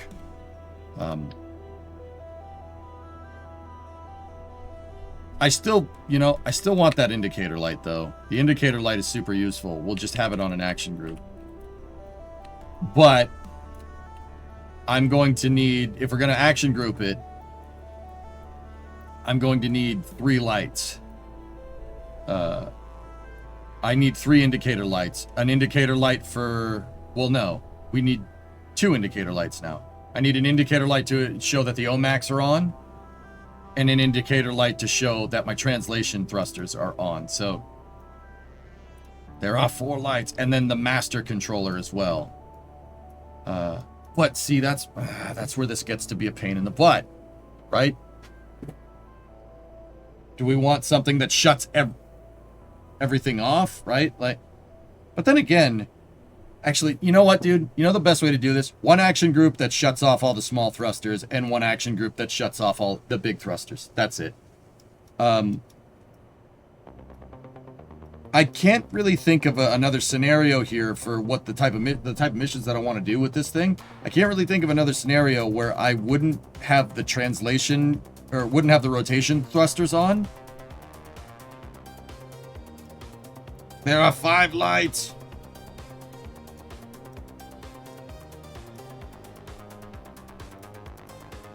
That's silly. Why isn't that a feature? And devs never got around to implementing it before they shuttered the game because KSP 2 was the new hotness. Was the new hotness.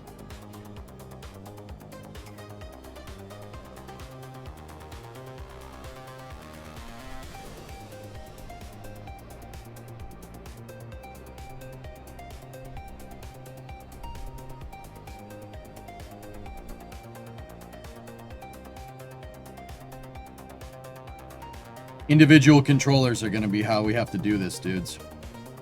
Or individual action groups. One action group for the yaw, pitch, and roll thrusters.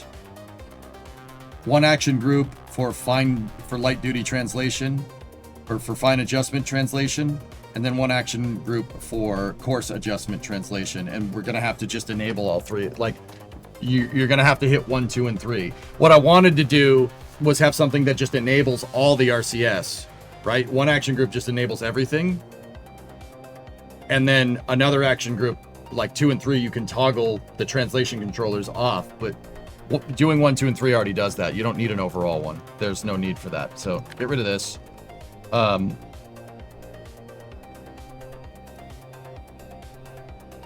3 lights are how this is going to work. Yeah, that's what we got to do.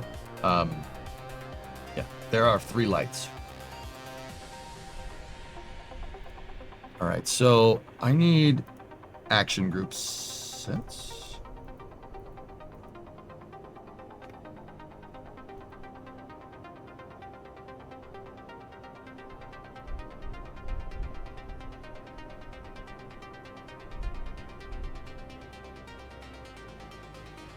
So action group sets allow you to be able to switch. Action groups are something you can, they're a hotkey that you can press, Serby, that can do something. Like, if I want there's the light control, right? The light control turns on my nav lights, for instance. Right? Those are cool. The nav lights are cool. But say, for whatever reason, I wanted the capsule lights to not be on the turn on light button, and I wanted to be able to turn these on individually. Well, you could go here and you could right click lights on, or you could say action group 1. I want the lights to turn on and off by hitting action group 1, right? And that'll make it so you could just hit 1 on your keyboard instead of right clicking on the part and going AGs are super useful for something that you need to get done quickly. Like my launch escape system is bound on action groups. But see here, I don't accidentally want to hit these action groups for like if we're on orbit. These action groups only need to be relevant during ascent. Then we should safe our abort system, right?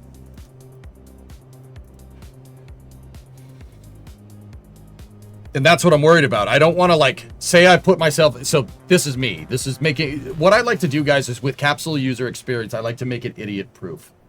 So what's my measurement for being an idiot? Me. I will make a mistake with this capsule at some point. The best way to do this is to safeguard against that. So I make it so the reason why I wanted to do this on Cal controllers is so that when I go to enable my RCS, I'm not even thinking about hitting the abort system by accident, because there's a scenario where I will forget that these action groups exist. Say we have a capsule that's out at Eve or something, and I was like, okay, we need RCS on, and then I go to hit an action group and I fat finger it and we hit the abort key instead, and the capsule separates from the SM. We're screwed royally. Right? So that's why I don't really particularly like doing that. But Now I'm wondering, does it remember what action group set you were using on the capsule? Oh, we gotta be careful.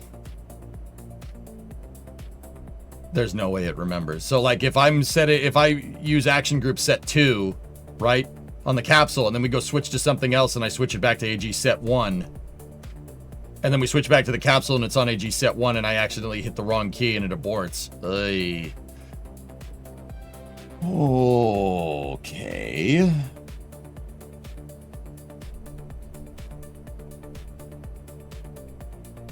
You can change your action group keys, Terminator, yeah. Mine are just set to the number pad, so 0, 1, 2, 3, 4, 5, 6, 7, 8, 9. That's all the numbers on the number pad.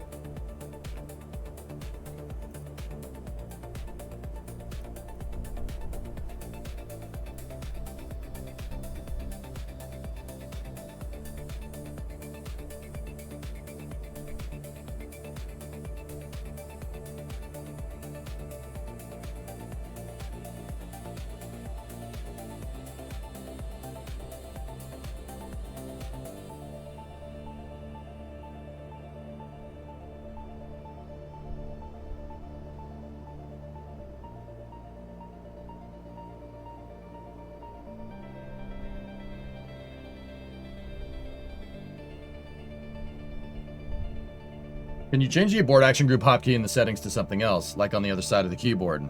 So I just go and fat finger it over there? You gotta really think about this, dude. There's a reason why capsules have tons of buttons and switches on them. Like Dragon, it's all touchscreens, right? But even Dragon has some lockouts on purpose. So you don't accidentally like shut the capsule off when you're flying.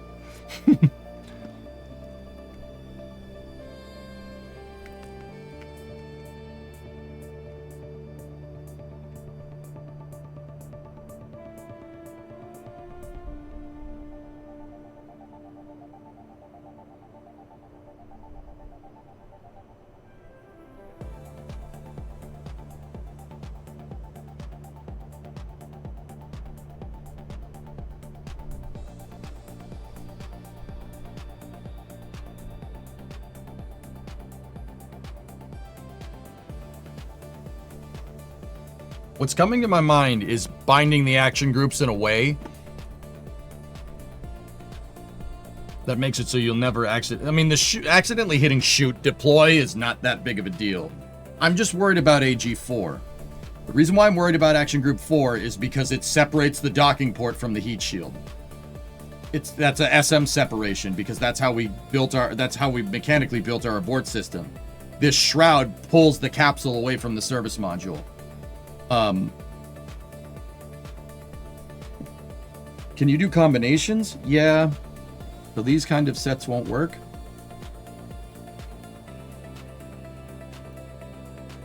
No, they will. Yeah, it'll work just fine. So John, if I'm in the capsule and I have it set to action group set 2, for instance, set 2 is my action groups for the capsule, right? And then we switch to something else, and something else requires action group set 3, right? And then I switch back to the capsule. Will it still be set to AG set 3? Right? Like, do the action group sets persist depending on what vehicle you're flying? I don't think they do. You see what I'm trying to say?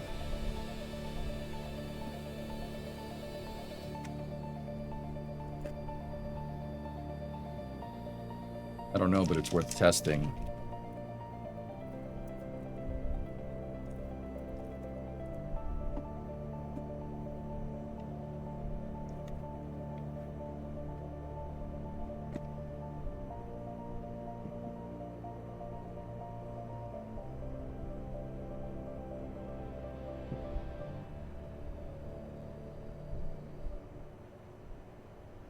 You make dependencies? That was my idea behind using Cal controllers binary.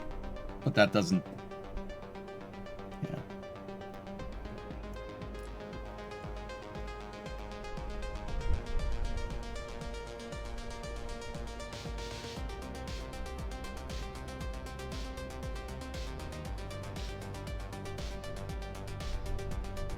Dudes, okay, I got a solution. All right, hear me out. What if, we were talking about Cal controllers, right? we were talking about using a CAL controller for locking out our RCS, right? That's what we were talking about. Okay. But we can't use CAL controllers with RCS, right? We can't. We can use a CAL controller to automate our abort separation. We can absolutely do that. If I take a CAL controller, right? We take a CAL controller and we put one in the capsule like that, right? Put it in the capsule. And then on ascent, right? On ascent with Kerbals, we pin the window.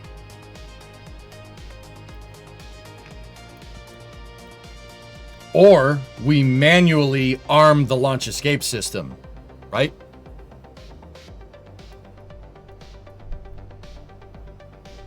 No, pinning the window should be fine. So if we need to abort, I can just, boom, hit the play button and we're gone, right? We can do that. That's absolutely doable. Because the launch abort system can absolutely work with a CAL controller. That's easy to get that thing to sequence correctly. With a CAL, we can do that.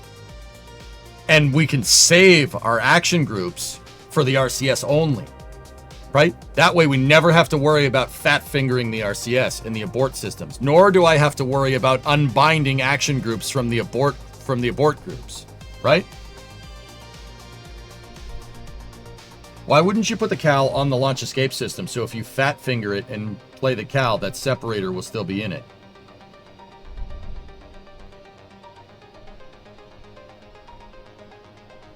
RJ, yeah, that would make, that would make our abort system, the abort system 1,000 times more expensive, right? But you're right. If we put the CAL up here, we put the CAL controller attached on the inside of the fairing right here, and have that bound to an action group, right? Whenever I stage the capsule and the LES jettisons, you will basically lock out your abort system.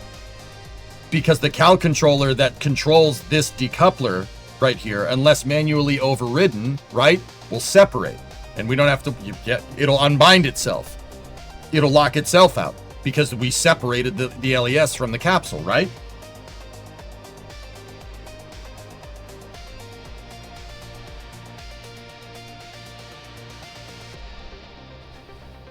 So that'll basically make it so on the way up, right? If I set like my aborter key to 0, right? We set the abort key to 0, so I can easily click it because it's 0 on the number pad. So like if I'm flying with a joystick, I can punch the abort controller really, really fast, right? It's right next to my hand, right? We leave that bound in its default state, right? And then once we jettison the launch escape system, our flight termination system basically gets locked out, right? And then we're free to rebind 0 to whatever we want. Heck, we could have other systems on the vehicle that use 0 later in the mission, and we won't ever have to worry about it because it's only during ascent.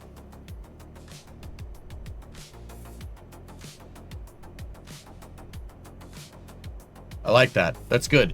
We're going to need to go rethinking our abort system. I have to sequence it on a CAL controller correctly, guys, but that's going to require a couple of flight tests, but that's really good. Yeah. That's a good idea. I mean, the downside, so there's always a trade-off. The downside to this is that my the launch abort system is $1,000 more expensive. But is 1,000 Kerbucks really a big deal in the scheme of things? If I'm out at ELU or something and I separate the capsule by accident because we triggered the abort system that was supposed to be disarmed on ascent like 5 years prior, right? We don't want to run into a problem like that. Hell no. Absolutely not. The $1,000 will pay for itself.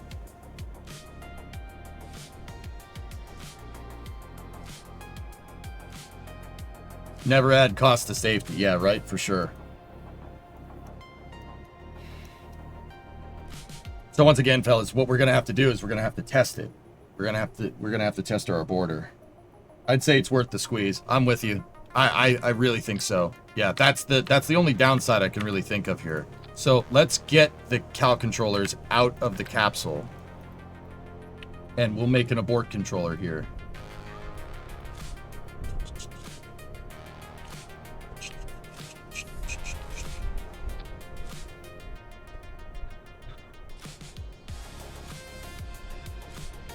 Let's take our launch escape or launch abort shroud and move it back into position. And what I want to do is make sure that the cal controller doesn't foul on the docking pedals or anything.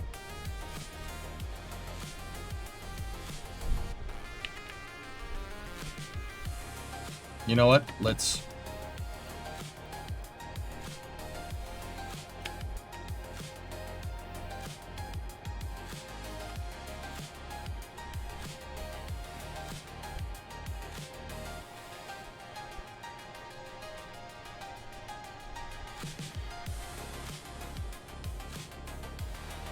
Fellas, I thought of something. The chutes, the parachutes on the capsule. Right? I'm still alive in MSC, yeah. If the cal controller's on the launch escape system and the launch escape system jettisons post abort, the cal controller won't be able to control the chutes. So we're gonna have to trigger the chutes.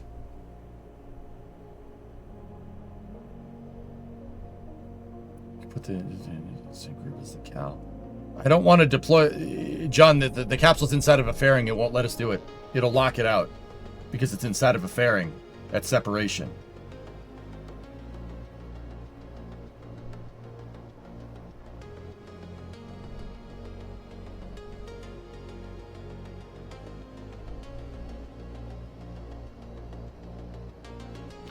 The only scenario I'm thinking where this could go extremely wrong is a pad abort scenario where we don't deploy the chutes fast enough.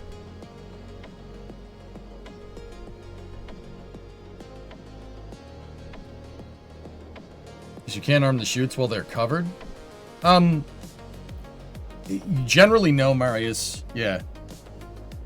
I mean, we could arm them, but we'd have to make it so we override, like the chutes don't deploy while our launch abort system is pulling us up, right? That could be bad.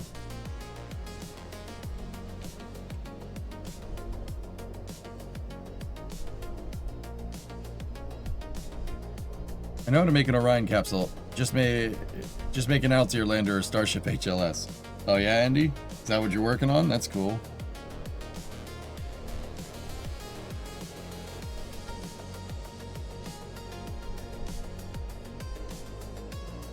Can the controller on the abort system start a cal controller for the parachutes on the capsule? The capsule cal would have to keep playing after separation. Yes, Pashto, yes, you can do that. You can have one cal controller tell another one to play sequence, sure.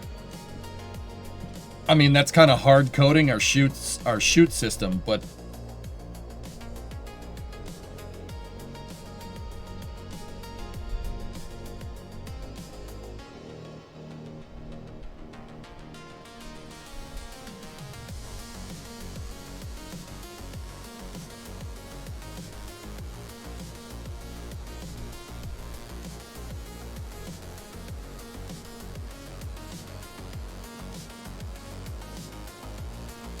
yeah, Pashto, that'll work. I mean, you can bind the chutes to an action group. Accidentally arming the chutes isn't so bad.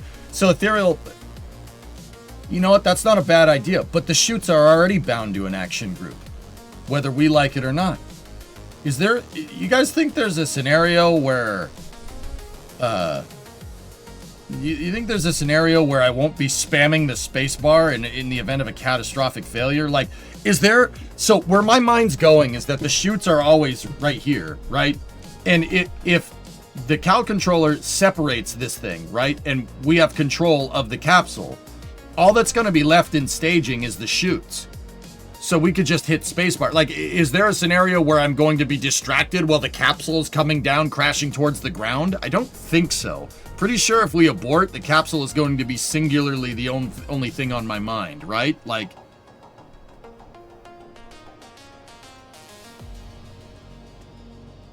As long as the craft focus doesn't switch to the LES, which it shouldn't, you should be fine. Yeah.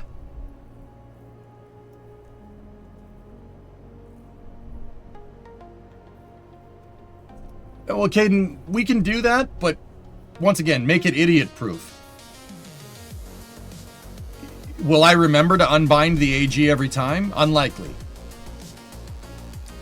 This makes it idiot-proof. This makes it so I don't have to.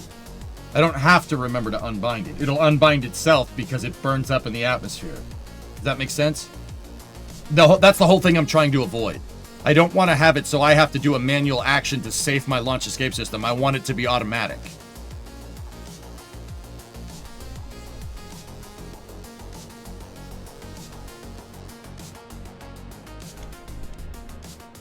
I appreciate the realism and all, but in KSP, is there a reason for a pad abort system? So, user... Yes? If... Okay.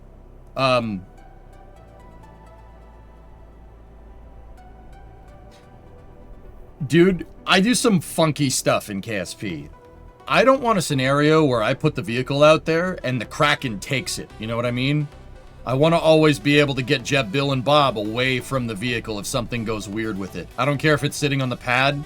I don't care if it's in, like, you know, up in space. I prefer to do the systems engineering out for the system like this, for the capsule, just in case. The other thing is that, dude, in the future, I'm not doing this right now. In the future, sometimes I build the launch complex for vehicles as well. And I'm not talking like, oh, I place down a pad with a mod. No. I will build cranes with the robotic parts and make a actual launch pedestal that you put boosters on, and you put a second stage on, and you put a capsule on, right? And if that sounds like Kraken bait, oh yeah, it is. Yeah, sometimes it is. So we got to be careful. So I'd prefer to have it like that. And I like using these as teaching tools to show people how, like, why does a pod have a abort system, right? I like that kind of stuff. Stop rage baiting the Kraken. Can't, Daggerson, it's my job.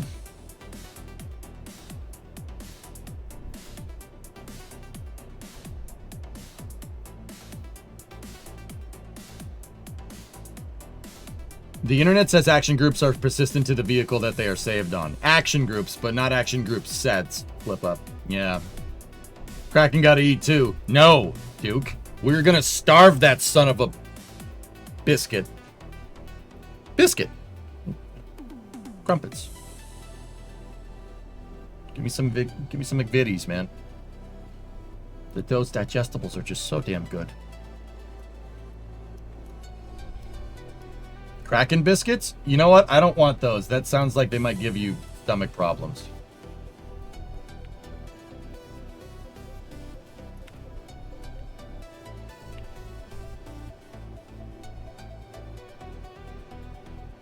For science! No! No, not for science.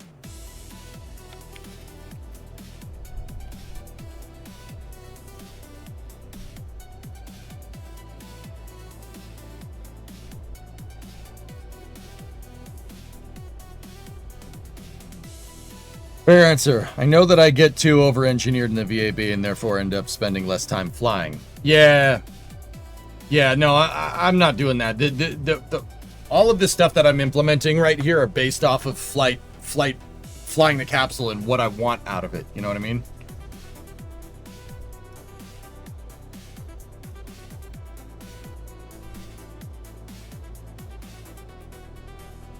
Like, I'm not doing this because I'm trying to be like, oh, well, this could happen during flight. No. I've taken this capsule off and we've flown it a bunch of times.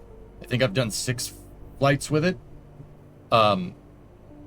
This is all changes implemented based off of my prior flights. So, yeah, I know what you mean. You can get... Dude, I've spent hours in the SPH. Like, I've spent entire streams in here engineering out vehicles. But this is very much... these changes are very much being implemented as a reaction to other flights. So yeah, no, I get you.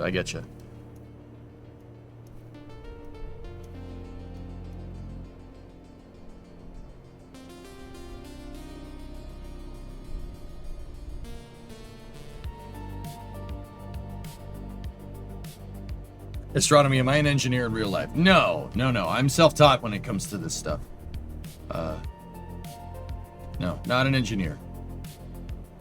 But I'm semi-fluent in engineering. Does that make sense?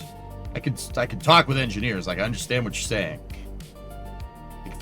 You put me next to somebody that like does propulsion engineering at SpaceX. They could say what they're working on. I'd be like, yep, I understand what that means. I'm not a rapper. No. Yeah. I'm self-taught astronomy. How deep is too deep to dig into the atmosphere when you're returning from the moon with like 400 ablator? 40 should do you right, John. 40 should roughly equate out to like 200 ablation, give or take. I mean, that's from my capsule. Your mileage may vary. You've blown up enough things at KSP that you're a certified DIY engineer. Yeah, something like that. You should call yourself not an engineer. All right, so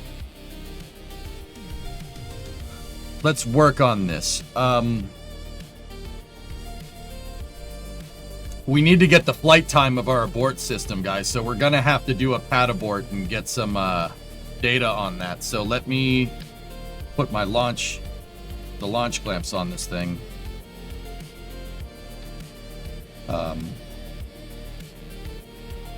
And I will at least initially bind up the controller. So I don't know what the flight time is, so I'm just gonna set it to, we'll set it to 20 seconds. So at the start, we want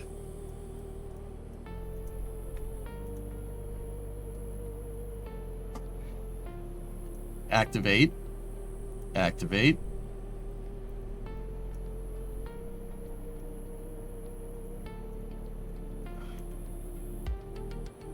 There's 4 of them in here.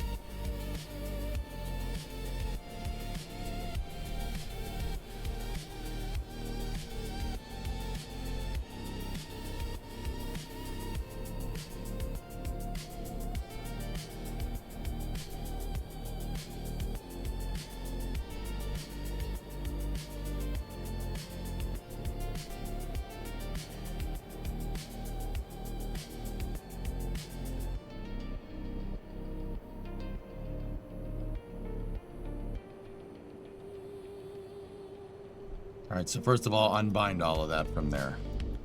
So we want on key press to activate the launch escape system, the launch aborter, right? So now the other thing that we got to do is go in here. We got to find the heat shield docking port,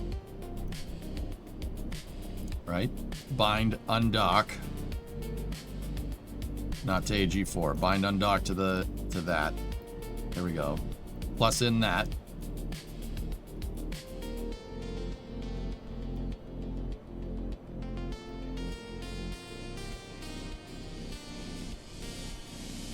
Why not bind it to abort?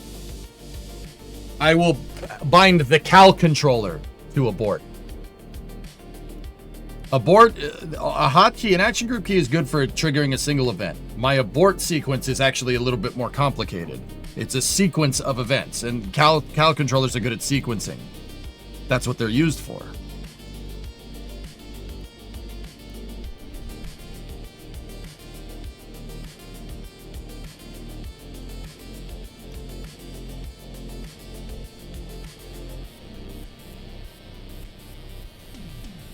Toggle RCS thrust. Good.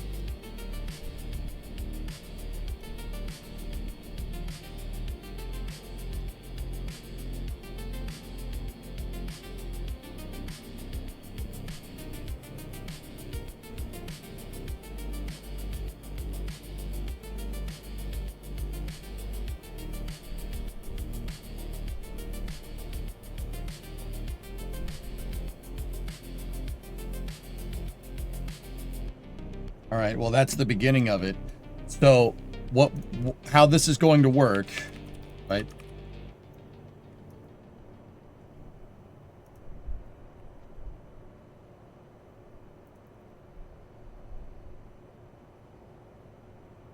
Tank is enabled.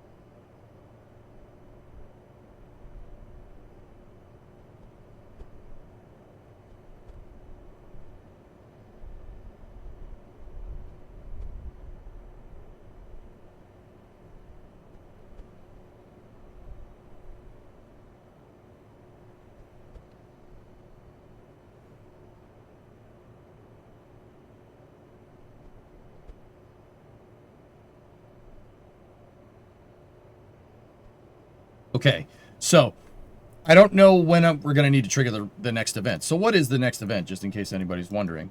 So how this thing works is it's based off of the Orion capsule's launch abort system. So what happens here is the whole capsule, we fire the 4 big motors, right? And the whole thing separates off the service module. So now we just have this flying. We have the capsule inside of the shroud. Okay, this gets you away. The next thing that happens is these 2 separator motors right here. When this thing, if we're in a pad abort scenario, that's just the best time to test it because that gives you that's the, oh frick, we got to deploy the chutes quickly. This thing will get you up in the air. And then I have I have RCS up at the top, right? This thing's going on the way up, right? And then when it gets up to the top, I will flip the thing over with the RCS and poop the capsule out the back. When the capsule poops out the back, this thing will separate from here, and we say adios to our cal controller, and these separator motors fire, relieve the capsule out of its shroud, and then all that should be left at that point is just pulling the chutes. Should just pull the chutes at that point.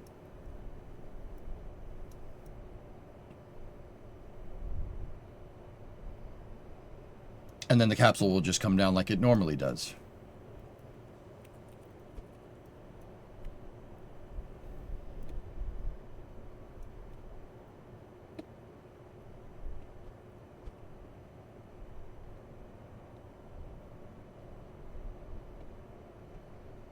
So, because we have to jettison the shroud, I don't know how long that's going to take. I have no idea. So what I'm going to do is we will manually bind this, and we're going to do a test where we send the cal controller, right? We send the cal controller and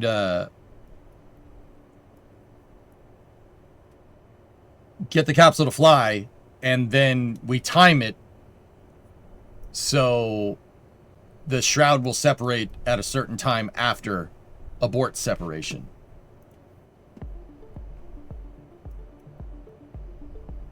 That's a lot of launch escape system. This is a lot of capsule, dude. I sat here and did the analysis on, you know, clipping these things together, putting 4 together to get the TWR that I need to make sure that I can get away from the vehicle no matter what phase of ascent we're in. Dumb question. Does the shroud have a cutout for the hatch on Orion? Yes. Yes, it does. Mm-hmm.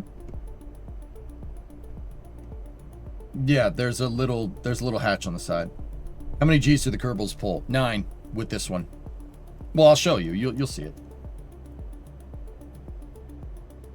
So we're gonna have to manually trigger this, but we have to figure out the end point of the cal controller where the traction motors will fire and pull the shroud off of the capsule.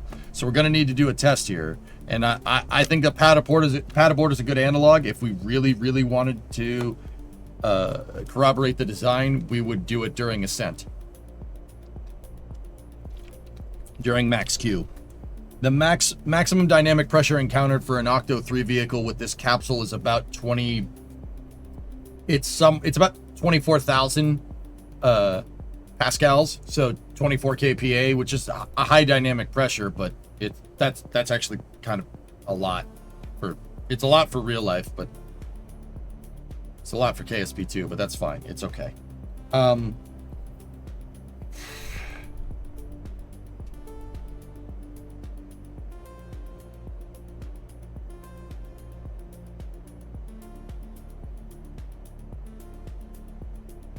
Yeah, it's fine. It's fine. The pad abort should validate systems just fine. I mean, might want to do both, but do we have the cash? Yeah, we have the cash to do it. Yeah, I'll budget out for this entire testing regime about 100 Gs, and that's it. I don't want to go below 300 for this testing. That should be enough. That's more than enough, actually.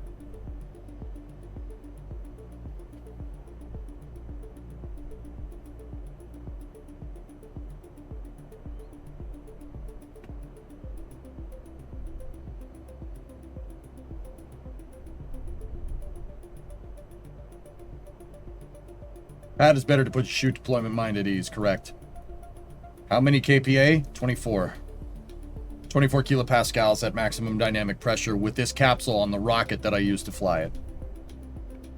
And that's validated. That happens every time.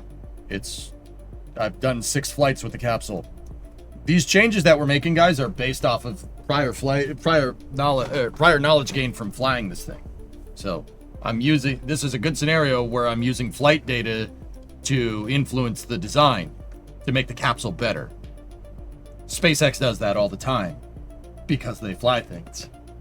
Other people, not so. I don't know. I don't know about the other people. Maybe if they flew more, they would do it. Just saying.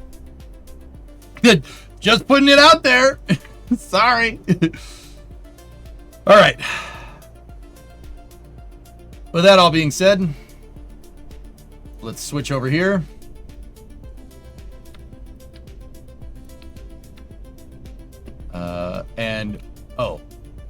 Yep, hold up. Let's make sure we do this right. Take our cal controller, make sure it's set to the enabled state, and then we'll bind it to AG0.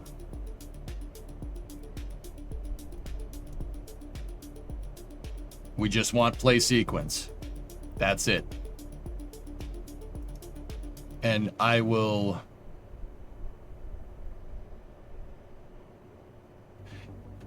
Is there a scenario where we would want to manually enable the abort system? Now that we'll leave it enabled by default because you're gonna be on the pad with Kerbals.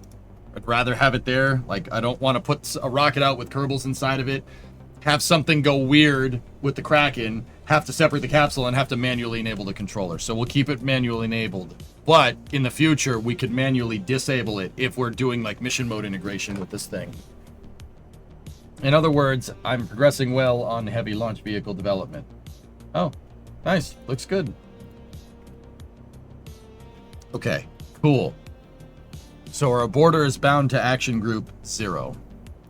Good.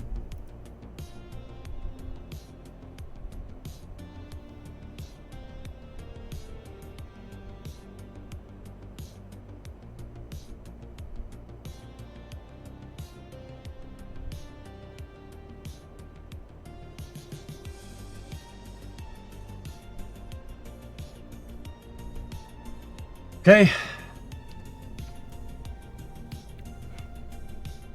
Why put the solar panels close instead of radial 4?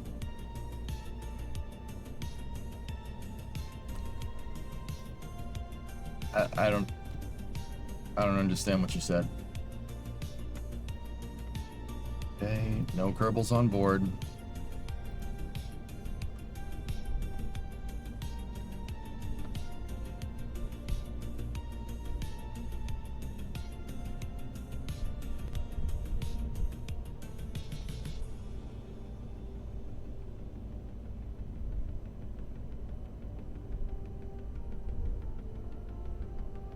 On the service module, there are 8 solar panels in a 45-degree configuration.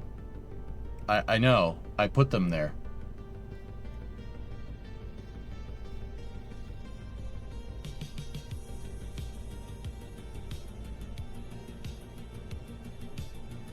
Just for comparison, a standard tire pressure for a normal car is 215 kilopascals. Yep. At standard atmosphere is 101 kilopascals, about 14.7 psi. Yep.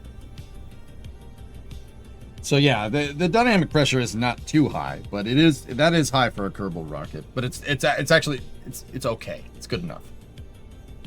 I was just wondering, is there a reason they are close? Any benefit, or just to look nice and provide no benefit?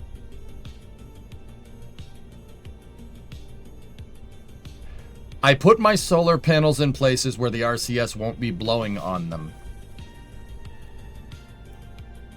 But that doesn't necessarily mean it doesn't look good either. Note that my translation thrusters are shooting in the gaps between the solar panels. And my forward and back translation thruster blocks. So prograde and retrograde thruster blocks are pushing not at the solar panels. The thruster blocks that are near my solar panels are the ones that are used for translation control, and they do not blow near the thing. You don't have to do that. Kerbal doesn't understand the difference. It doesn't care. I could put a solar panel directly in front of it. It doesn't give a frick. Doesn't care. But these are good habits to get into if you want to make your craft look that much more realistic. Not for RCS anyway. Yeah, you can't be... For RCS, it doesn't care. For regular engines, it matters. Don't put something behind it. It'll blow it up. For the RCS, though, it doesn't know the difference.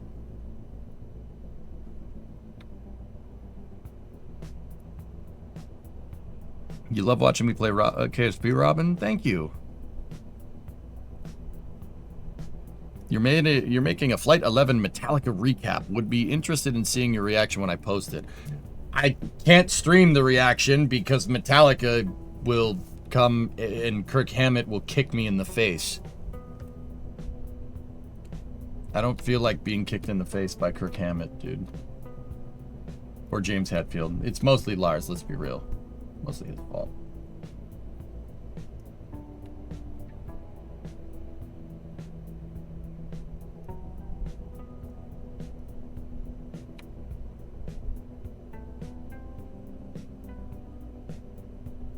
All right.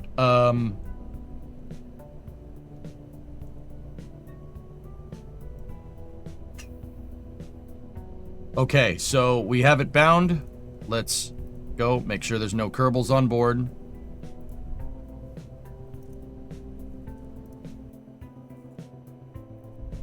Lars is a copyright fundamentalist. As a Dane, I apologize. Yeah. You know what, Mac, to be honest with you, I don't have a problem with people wanting to enforce their intellectual property. What I can't stand is that I will get demonetized if the auto sensor picks up anything even remotely similar. Heck, if I say the lyrics, if I verbally say the lyrics to a song, it'll copyright strike. Seriously. I sang the lyrics to Paranoid one time on stream because after Ozzy passed, and it flagged me. It flagged the stream for Paranoid because I sang the lyrics. Yeah, that's a steaming pile of horse crap. I didn't even sing the whole song. I sang like one verse.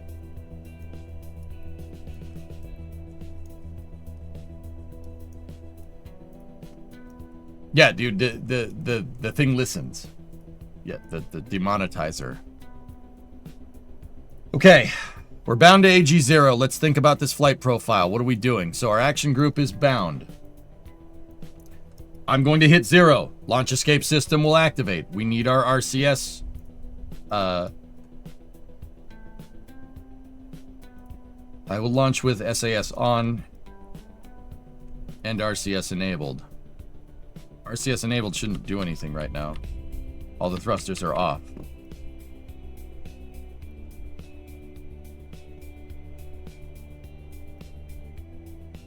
It's not that, Graham. They're absolving themselves by saying they've they're dealing with copyright strikes as best as they can.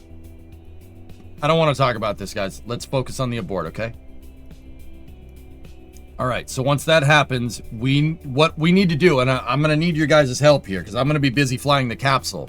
I need you guys to see the time it takes to get from liftoff. So at liftoff, start counting to the point where we get to the highest point in our abort. So basically, when we get to the apogee on our suborbital trajectory, it shouldn't be much. It should be like, if I'm remembering our original launch escape system testing, it should be about 1,500 meters over here, a little ways, and that's about it. But I need to see the time it takes to get there so we can sequence the cal controller correctly.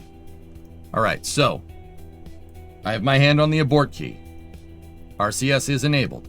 T minus 10, 9, 8, 7, 6, 5, 4, 3, 2, 1. Ignition.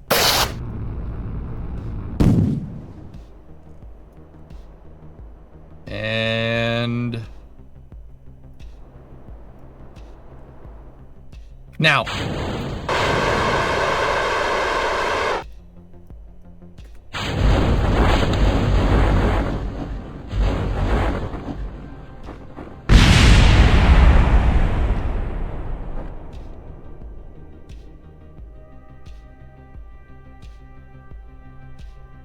About 12 seconds. Cool. Good.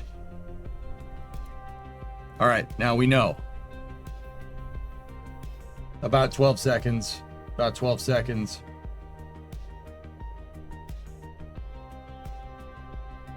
Eight-second margin if you're late. Why do you need that exact time? Because I'm going to automate the shroud separation.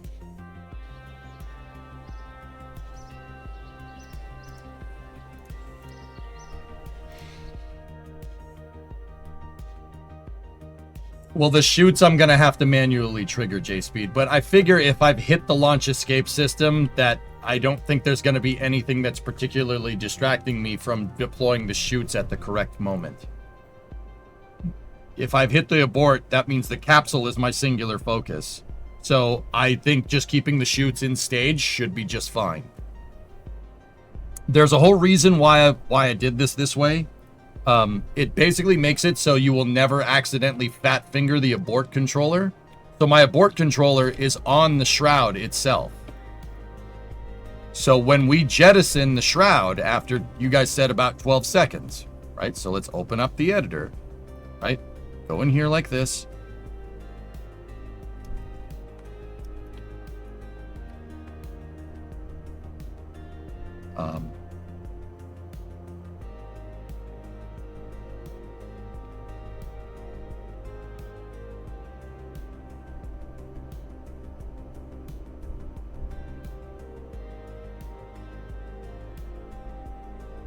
Sorry, I was thinking about something. I completely zoned.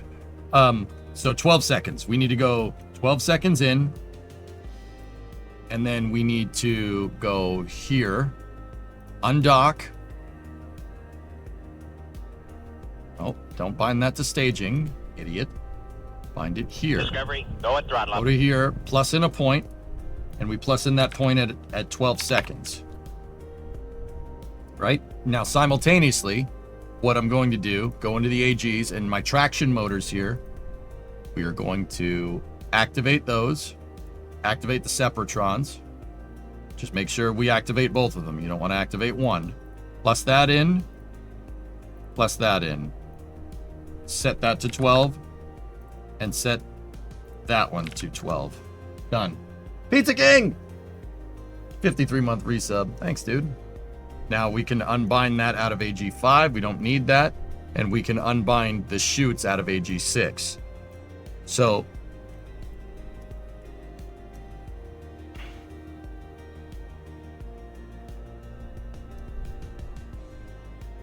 that's good. All right. Now we're going to do another test. We're going to do another test with the controller.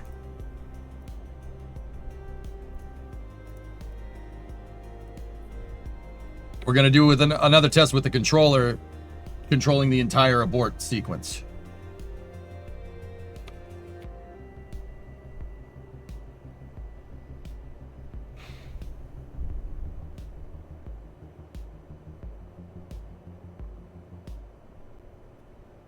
All right, cool. Let's go here, make sure there's no Kerbals inside. Go here, go here. Nobody's on board. AG is bound. Let's go. Let's do this again. The only thing that I am going to do here is just hit the space bar to open the chutes. It'll be a very similar test, but I'll be pretty much hands off until the capsule separates. Discovery, go at throttle up. What about on ascent? What do you mean, what about on ascent? I don't understand.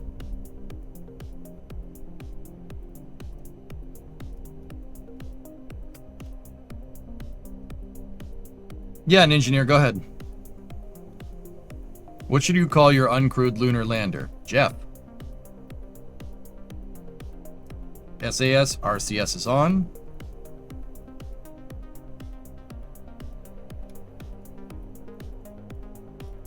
Abort controller mechanism is armed. Cool. All right, do this again.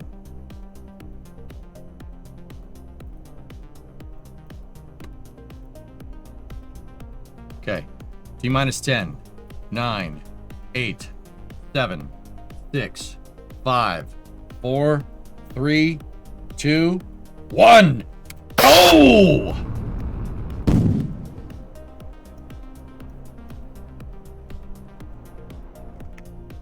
And yeah!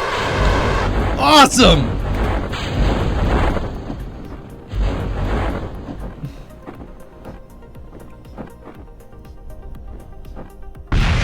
Perfect. Perfect. Perfect. That's exactly what we wanted.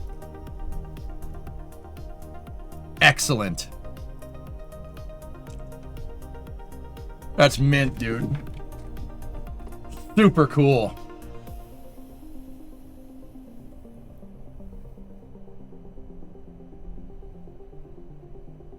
There seems to be a large pothole in the runway. Is the DOT running Kerbal?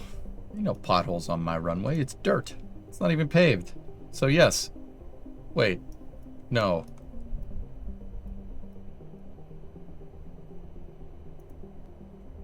Excellent. Would it be cost prohibitive to test it on a booster ascent?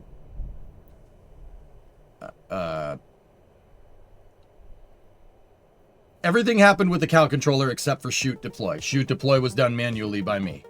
But the whole sequence, the flip, separation, that's all automated with a Cal. And for whatever reason, the thing didn't blow up when it hit the ground.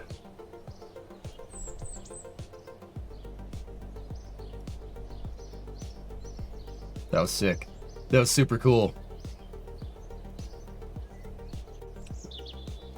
We could test it with a booster again, but guys, honestly, it's 9 Gs of acceleration, and for like 5 seconds of burn time. There's no scenario where the rocket's TWR is ever going to get near 9.0. My TWR on my abort system is twofold higher than the maximum G-forces encountered on the launch vehicle that it launches on. I think analytically we don't need to do that. We don't need to. I mean, if you guys want to, we could, but the math says we don't. Don't you lose like 20 Gs for each test like this? No, well, we recovered most of it, so no. All we're paying for is the solid rocket fuel and a little bit of monopropellant. Is the orientation of the shroud jettison super important? Yes. So, Cunny, I have 4 launch escape towers basically clipped into each other, and they're designed to give slightly asymmetric thrust, right? So, did you see when it separated, it kind of curved in one direction? That, coupled with the RCS, makes it so when the thing shuts off, the RCS firing basically wants it to flip. it basically makes it flip. It'll flip to capsule first after the engine shut off. Yeah, it's slightly asymmetric to make it curve, and then because it's curved when the engine's shut off, because the capsule is down the bottom and it's technically heavy, it'll automatically, aerodynamically, it'll flip over. It's based off of Orion, if you really want to know. If you guys want to see something cool,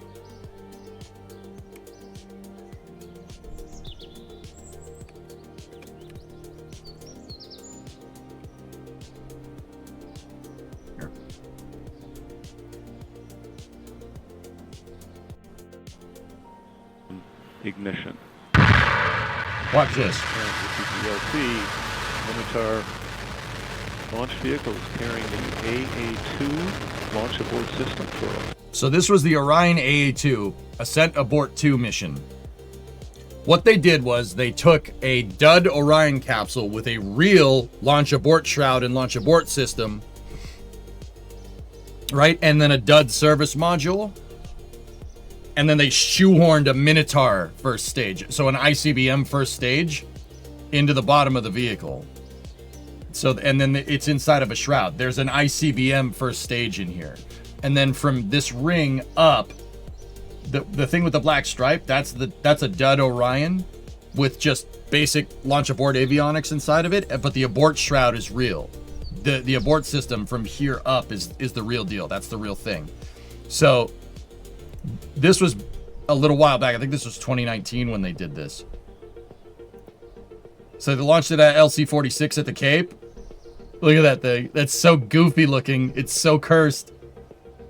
And then what they did was they got Orion up to maximum dynamic pressure, right? They got it to a dynamic pressure that basically would be the same dynamic pressure encountered on the Artemis 1 mission. Artemis 1 hadn't flown yet, but it's about the same, and then they hit the aborter. So watch what happens. This is super neat, dude. It was a super cool test. I wish NASA would do more cool stuff like this. So there it goes. Now look at the very top of the launch abort system. It has little thrusters firing, just like ours does. And you'll really see them do the work here. Right now, see them firing up there? They flip the capsule. See that? They flip the damn thing over and put it in a position where it can poop the capsule out. Watch. Poop! There's the traction motor ignition, and there's the capsule. There's the dud Orion being separated. Pretty cool, huh? This is what inspired our launch abort system. See the shroud? Just like ours. Same thing. It's actually super cool. It's pretty trick abort system. I mean, a little bit antiquated because, like, you know, stuff like Dragon and Starliner have integrated launch escape systems that utilize hypergalls. Solids just dragging on the top of the vehicle is a little bit old school, but dude, it's still pretty sick. I do like this. That's actually really cool. Yeah, there's a reaction control system up at the nose, in the nose cone of this, and Northrop Grumman are the ones that make it. Yeah, Cyborg, I'll link the test. The test is so funny to me, dude, because it looks like a flaming trash can. So, okay, headphone users, this test is loud. Superbly loud. Headphone users. It's similar to Apollo, Jim. Orion's launch abort system. Okay. If the Apollo abort system is like a 69 Charger, right? Okay. The Orion's abort system is like a 2025 Charger. Well, let's say a 2018 Charger. Okay. With a Hellcat engine in it.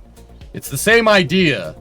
Same execution for the most part, right? But a very modernized version of the old idea. It's R2-D2 with a party hat. Headphone users.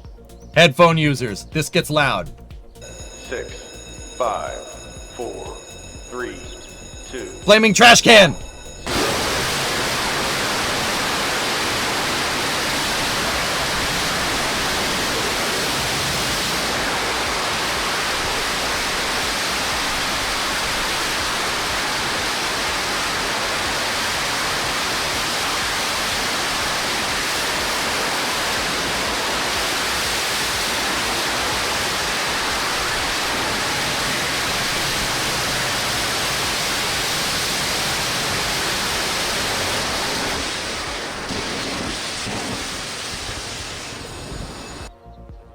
The thing's cool, but it's so goofy looking. That's really funny, man. That's that thing up at the very top. Isn't that cool? See that? The flaming trash can, dude. I replicated it. We replicated it in Kerbal.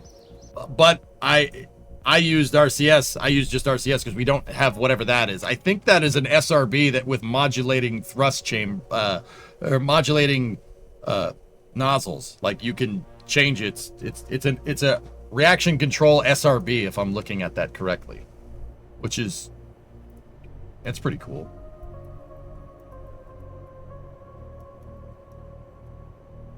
So yeah, see, there's our flaming trash can. I have a monoprop tank up here on purpose with 8 of the biggest RCS thrusters to get the thing to do the flip correctly. Cool, but bizarre. It is very strange. It's a very strange thing. So, guys, with that being said, I'm pretty sure we validated all of our systems here. The abort controller being on the shroud. Raptor chat time. Raptor chat time. Okay, hi Chris. Bye Chris. Raptor chat is starting, guys. In case you you know missed that part. That scared the crap out of me, dude. I was like,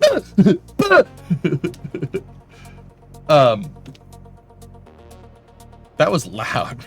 Chris came in. Chris coming in hot.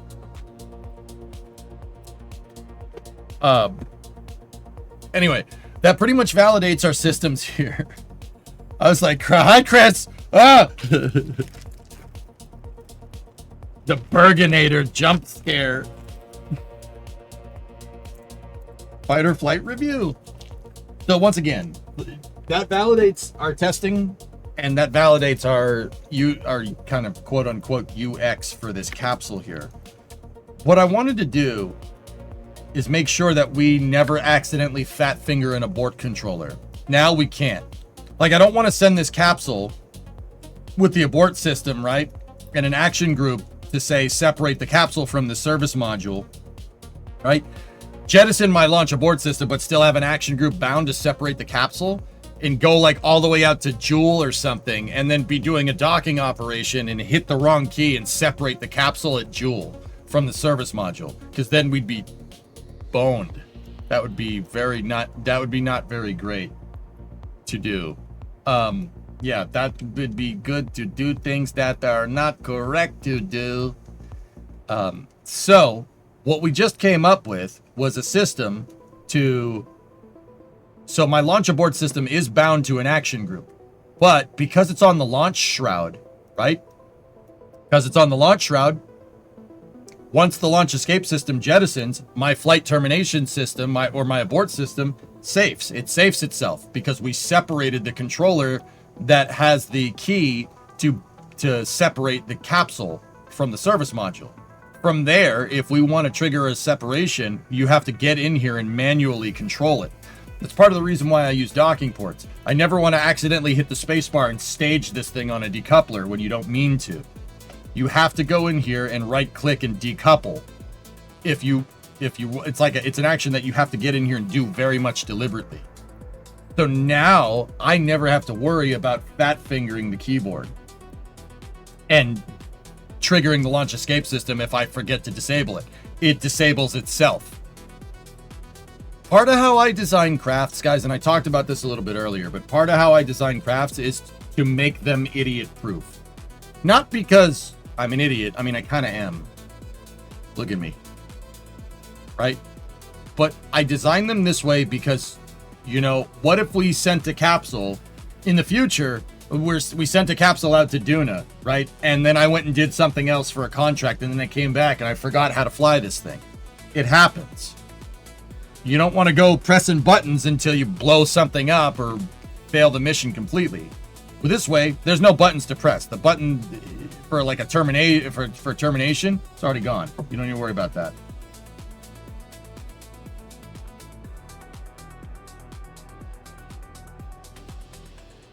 That abort flaming trash can reminds you a lot of this. Oh, yeah. Yeah, the MKV. That thing is cool. Super cool.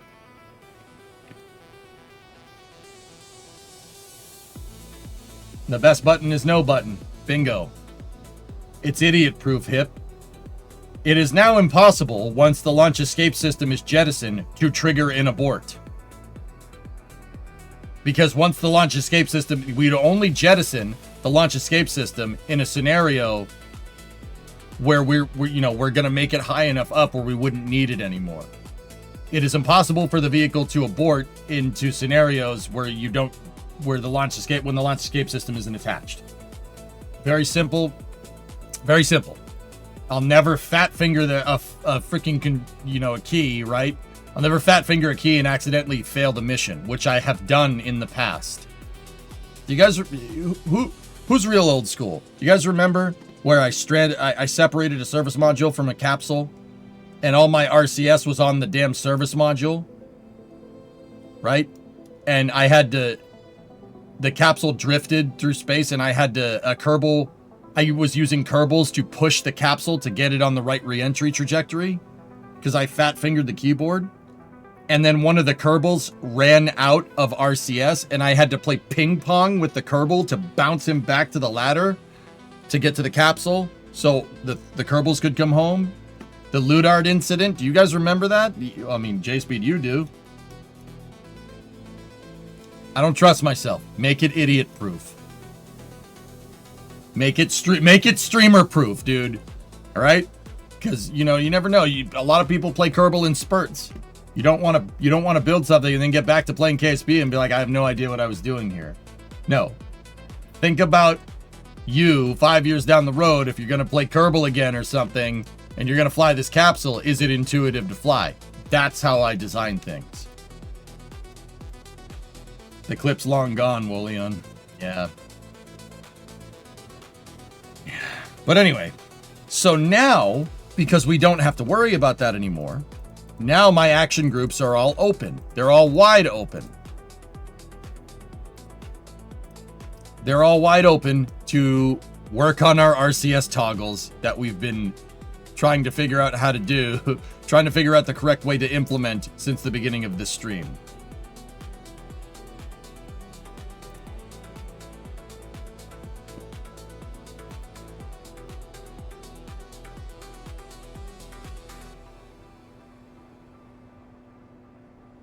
All right, so now that that's all figured out, put this over here like this.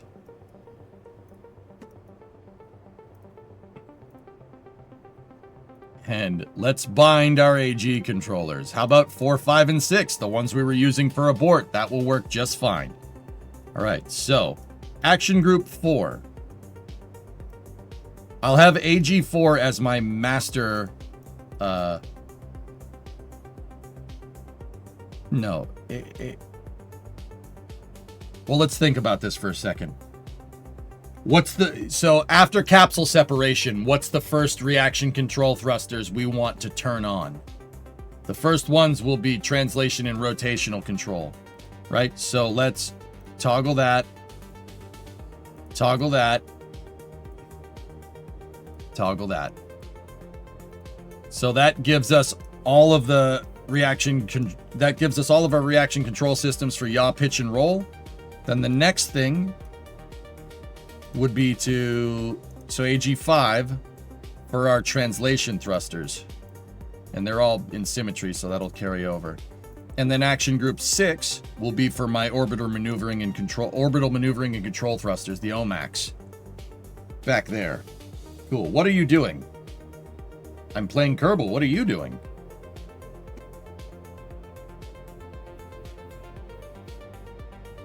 So build the ship like Mr. Terrific. Even Lois Lane can fly it. Bingo. Or you could practice it until you can't get it wrong, Mr. Professional. Kappa. Why do you like this, Selfish? You ever ask yourself, why am I such a dingleberry sometimes? I don't know. Like, I ask myself that question all the time. Like, I don't think you do, though.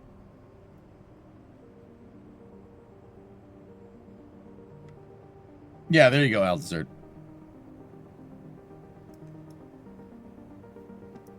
No, I mean in KSP.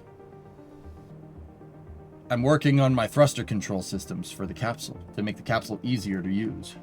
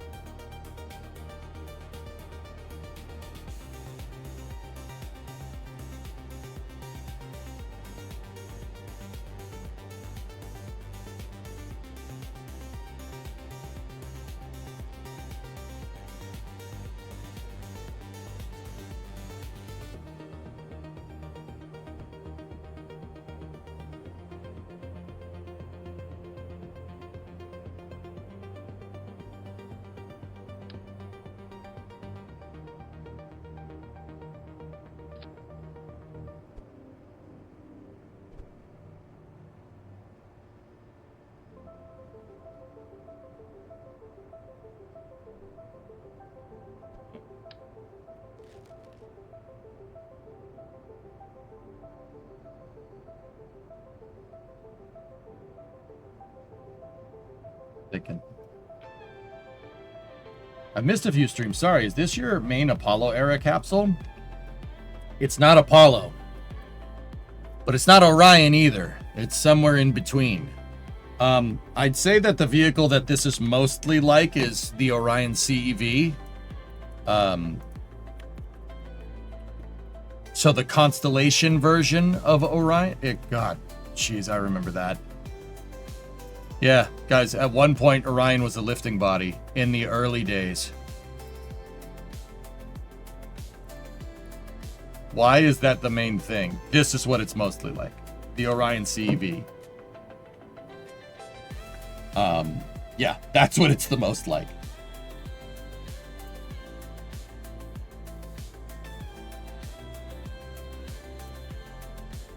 Yeah, so Hip, this is a deep space capsule.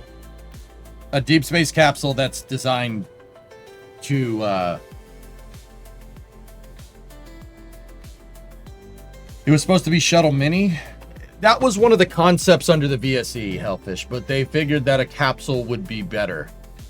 A capsule would be better because simpler.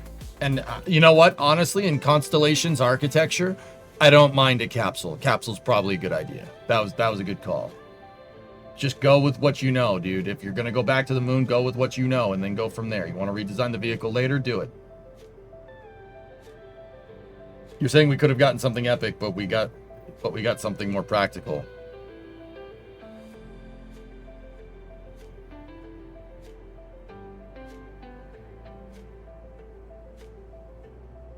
Yeah, the current version of Orion Flying is basically Orion Light. It's like it's a multi-purpose crew vehicle, MPCV, which is... I was reading more about Constellation architecture, Animal. There was two versions of Orion for the Constellation program. There was CEV and MPCV. So there's like heavy-duty Orion and light-duty Orion. He said duty. The CEV is what like launches on Ares 1. The MPCVs are the Orions that you would use for like transferring crews around between transfer vehicles, like when you're in Martian orbit to the descent vehicle and back. Yeah, there's no real reason for it to be a glider. Like Hellfish, think about it, right? If you have a deep space exploration capsule, the second you get out of low Earth orbit, wings on it are useless. Useless. So there's no point in doing that, right? What does CEV stand for? Crew Exploration Vehicle, Mikey. So yeah, this is my deep space exploration capsule. And Hip, I'll be honest with you, this is a great spaceship. I'm very happy with this thing. It is a really, really, really nice vehicle.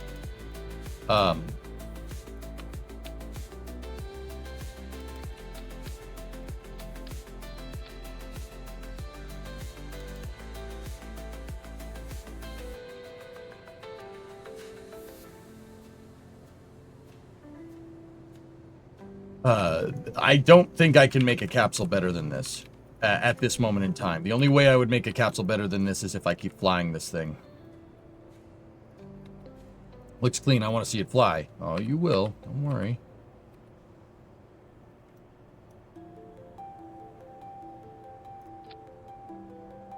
So what I'm doing here, guys, is I'm going to put indicators. I want indicators on the exterior of the vessel to show to tell me what RCS is armed. I wanted to put them right here. Put 3 of them right there because this is kind of the view that you guys see the most, right? And then putting them on the zenith of the vehicle, like the top of the capsule, but with the hatch and everything, it helps you with vessel orientation. Like I know that if I, see sides that don't have the lights, that's not the top of the vehicle. Because we don't fly in first person view a lot. We fly in third person in KSP. So I'd like to have indicators on the outside of the vessel that tell you what's on and what's not. The only problem with putting them right here that I can foresee is that we might run into a fairing issue.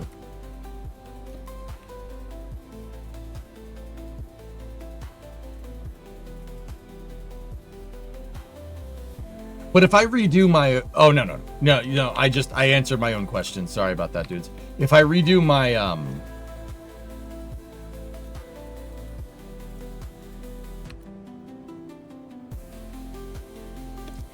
if I redo my payload attachment system to the rocket, which that is the next thing we're doing after this. We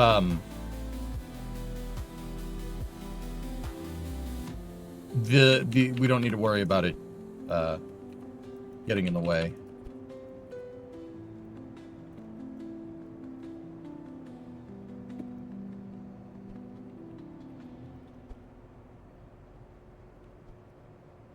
Okay. Those three are all symmetrically placed. So, what I'm going to do is take this.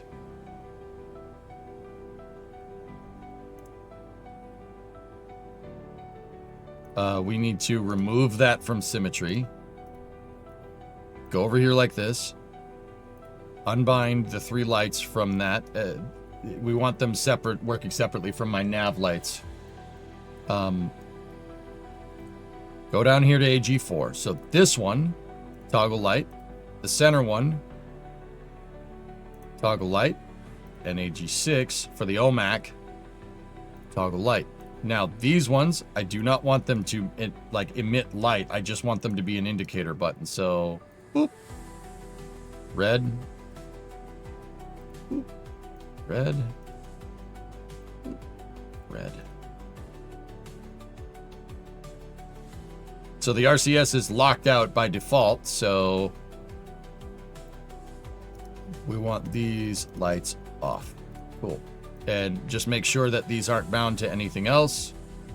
4, 5, 6. Good. So what you're saying is that the Taurus capsule's built like a steakhouse, but she handles like a bistro.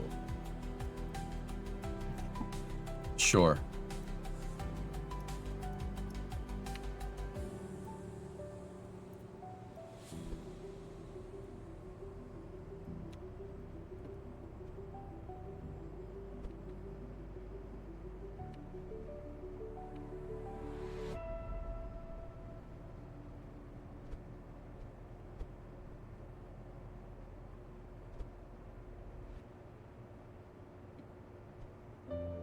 Kick the door in, the rest should fall like a house of cards. Checkmate. There. There are three lights. Once again, this one is for my yaw, pitch, and roll thrusters. That one is for the translation thrusters. And that one is for the OMAC thrusters, the course control adjustment. Killer.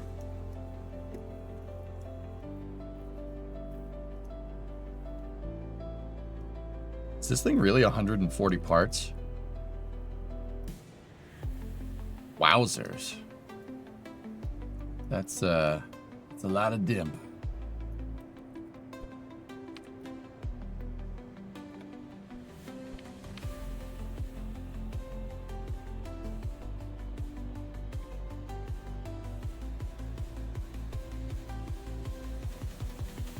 Cool. Saved. Just based on my training, if you plan to have all three next to each other, you should make them different colors.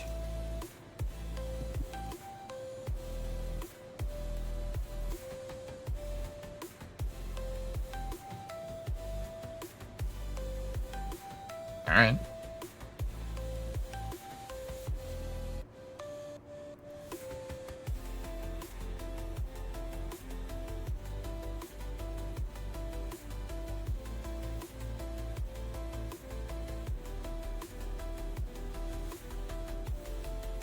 Red, green, and blue. All right, that makes sense.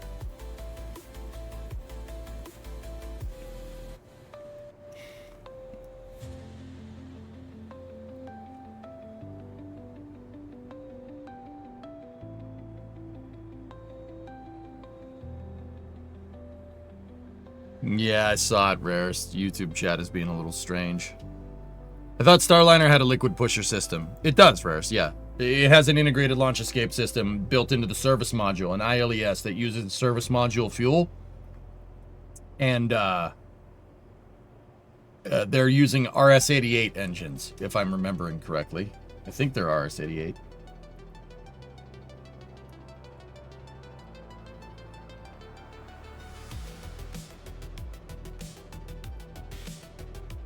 Will there be an abort test of this? I just did it a second ago, Astro. Okay. Save.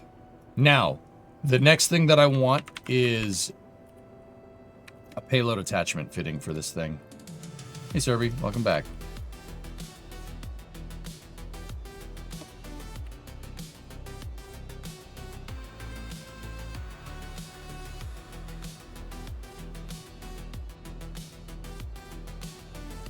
Makes for a secondary idiot check basically on top of the position, especially since they aren't labeled.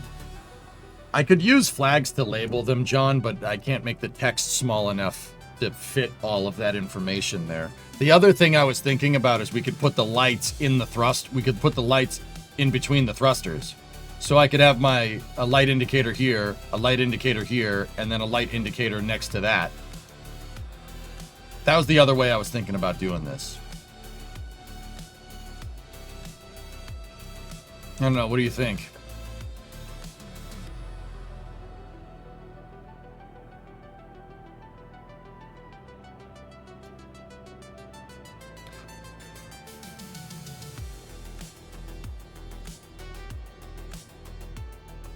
Yeah.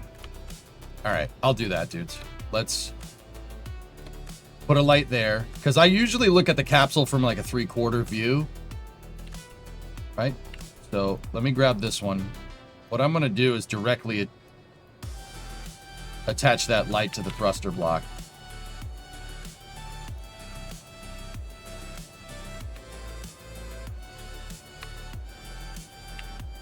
I also really don't want that in 4x symmetry.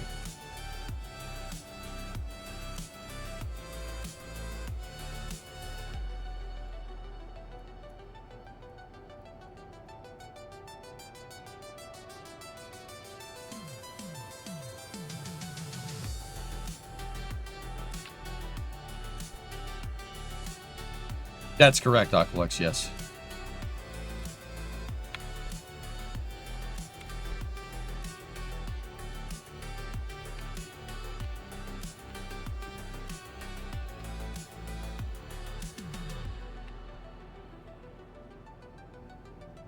Still in 4x sim.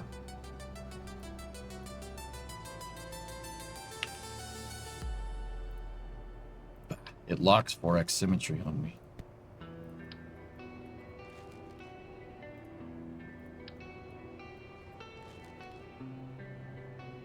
Hey, it's me. Am I allowed to post a link? Yeah, go ahead.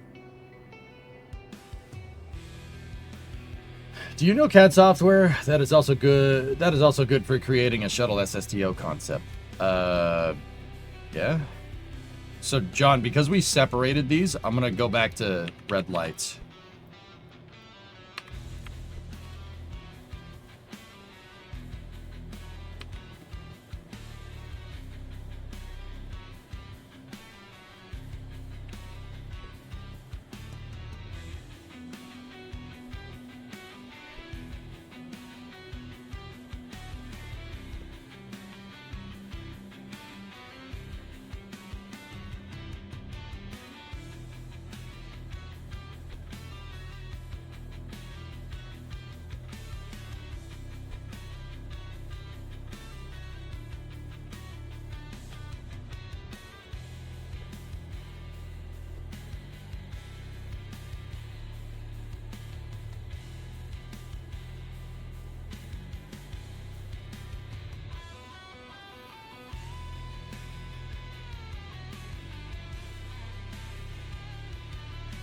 Yeah, I got you, man. Yeah, we're on the same page. If they were together, you would not want that.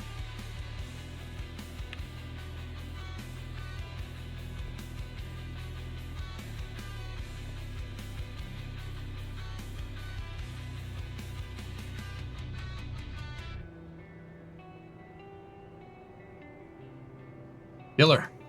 All right, cool. RCS indicators are perfect. What is the name of this CAD software? What? I'm sorry, Serbia. I was carrying too many conversations at once. Do you know CAD software that is good for creating a shuttle SSTO concept?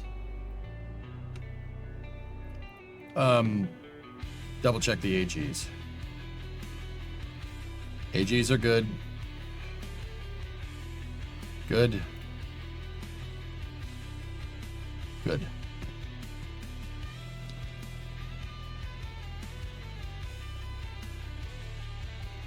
I mean, do you want to just model something, Serby, or do you want to like test it? Because Kerbal is fine enough, but you're talking about doing like computational fluid simulations. If you want to do it in CAD, like that can get expensive. I would suggest just use Blender because it's free.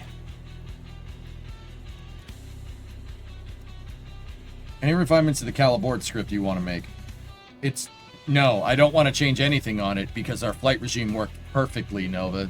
You don't change it, don't touch it. It works. It's fine.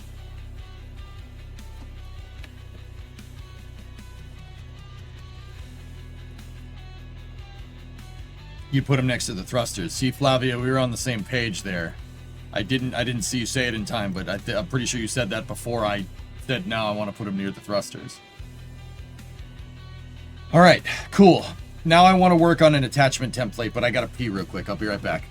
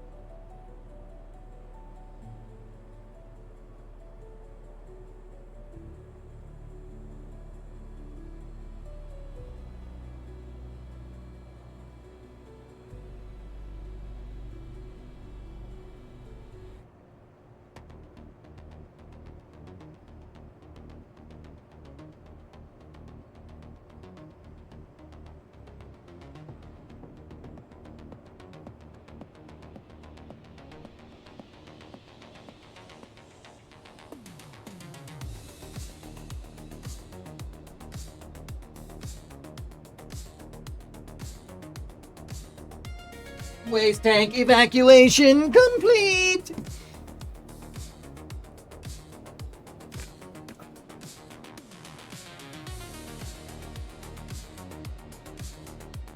FreeCAD is getting better and has a bunch of plugins to start doing modeling and such. There's also the NASA sourced CFD software package you can do with exported models. Cool. We're talking about actually machining things rather than printing out an organic model. It's probably the best zero cost option. There's certainly better options out there if you're willing to pay. For sure. Hey, Bradley. What's up, man?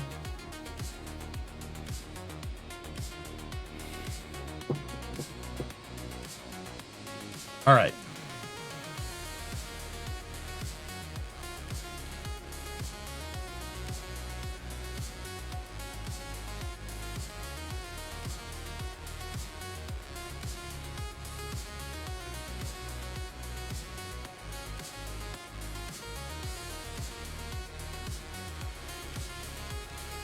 Oh, that's cool.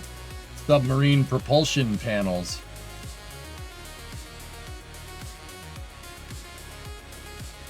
That's neat, dude. Lunch, then heading out to work. Cool. All right, so let's go here. And let's go to Octo 3, block 2.1. What I want to do for this is grab the forward avionics package, the decoupler. We don't need the damn magnetometer there. And the payload fairing. And I want to separate that from the rest of the rocket. Okay? Now what I want to do is edit the fairing, obviously. Right? And now we take this. As long as we keep that angle, that where the angle of the fairing is, like right here, yeah,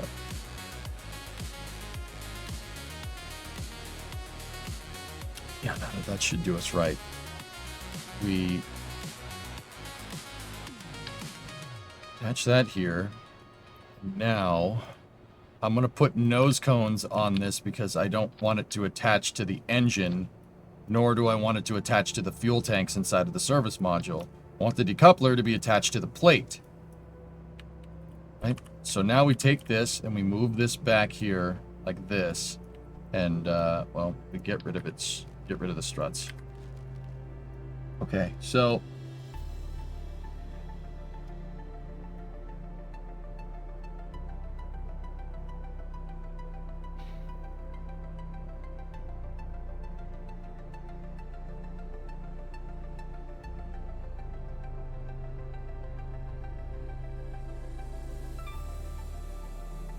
get rid of the nose cones. We don't need those.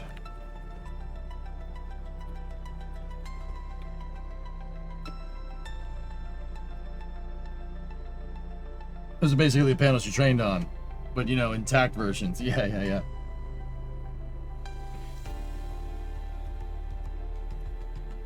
Pad 1 lock spunts are starting to be removed, Phil. Oh no. Wait, Grizzly, did you have a 35-month resub in there 46 minutes ago? Been away for a bit. Glad to see you again. It's good to see you too, buddy. Sorry I missed the resub, dude.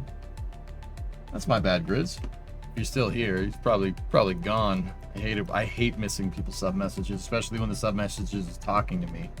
It's really annoying. Not the sub message, me missing it.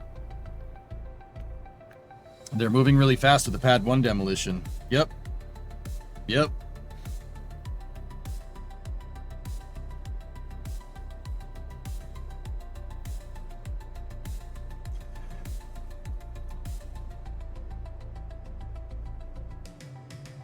You're here, friend. All right, Grizz. Sorry about that.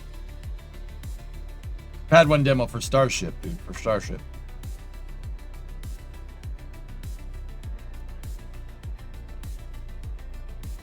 Have we built the lander already? No, we ran into a little bit of funkiness with action groups and RCS and making sure all the RCS toggles are working correctly, but we came up with a really, really good solution. Now I'm just working on back here. So if we need to upgrade the rocket or the capsule again, we have the payload attachment fitting already here, and it'll be super easy to attach it to the rest of the vehicle. No worries, you understand. Yeah, Grizz, I'm sorry I missed it first time, dude. I don't like doing that, man. You know? So let's get rid of the avionics package and get rid of the antennas. Then take this thing.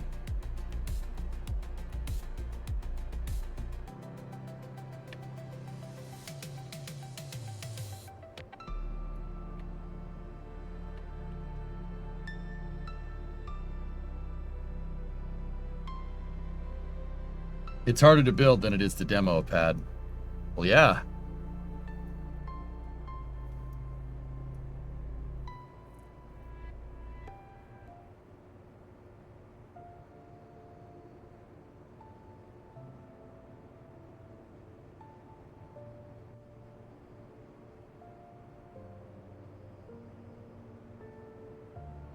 Okay.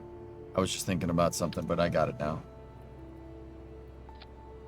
I'm gonna need you guys. I mean, you guys know the drill. I'm gonna need to trust the old ruler here.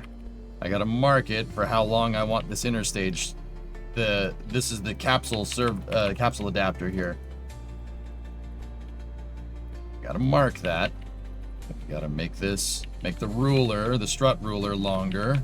You gotta move it down like this. You gotta move it up like this. You gotta move it here. You gotta make sure that it's at the very back of the interstage. There we go. Now we take this, move this back, and that'll give me the length of Woo! It'll give me the length that I need to cut this fairing down to.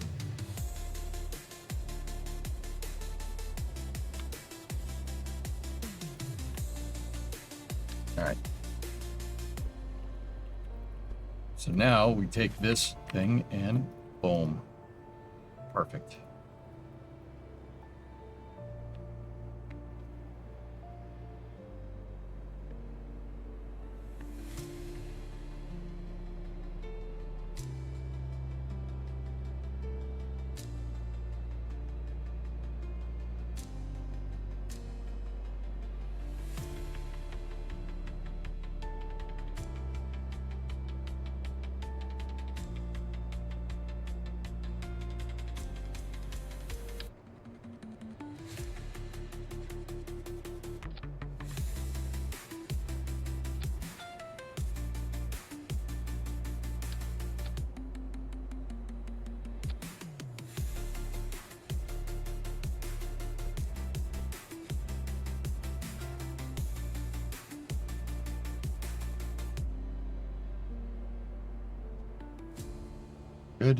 Good. Save. Look at that, dudes. That's pretty sick. I kind of want to make the payload attachment fitting a different color. I don't mind making it like this. All right, so save that. Crew capsule prototype. I don't think we're going to be making many more changes to this. I'm at the Cape today for work-related stuff. Apparently, SpaceX contacted the local lock supplier to see how much they could provide, and apparently 2 V3 Starship launches in 1 week will deplete the plant's storage capacity, and they will need about 2 weeks to replenish. SpaceX is building ASUs at 37. It's in the EIS. I wouldn't worry about that. But for now, yeah. You know, I think I would love to see you do things in an actual CAD program. You'll have to do an interesting twist on how you think of the features. For instance, in CAD, a hole isn't the surface, but the conceptual object that defines where the surface winds up. Well, you can surface model. Most of the time, you don't, as it's too restrictive and time-consuming. I mean, I haven't touched a CAD system in a very long time, dude. Due to the nature of my job, it's mostly been making video game models. So, yeah, I don't know. I mean, I do modeling streams, Oculus. No one cares. Like, those do not... it's ridiculous. Those don't get views. Really.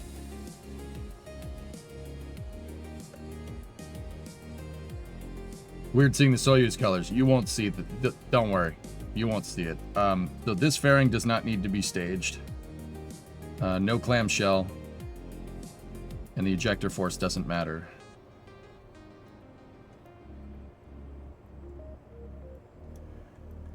All right.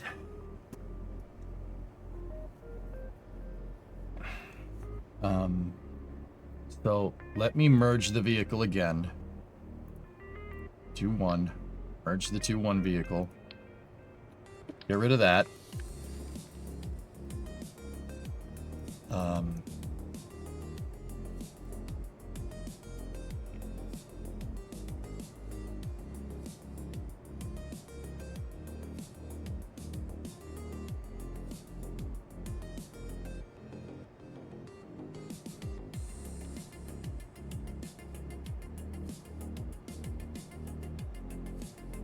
Now for this custom payload attachment fitting, we don't need the decoupler. So get rid of the decoupler. We don't need the struts. Oh, that's the other thing. This thing doesn't need lights. The service attachment fitting does not need those.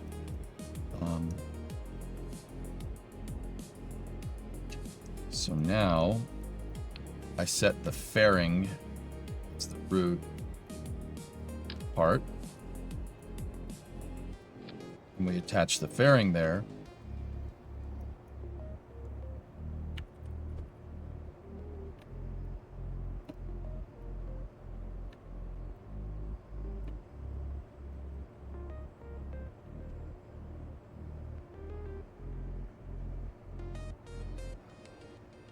I'll do that.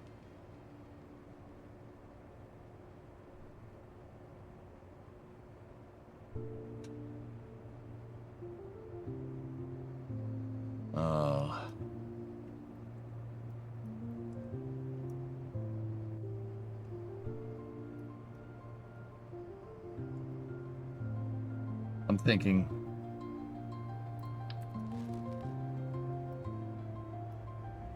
Oh yeah, that's a thing.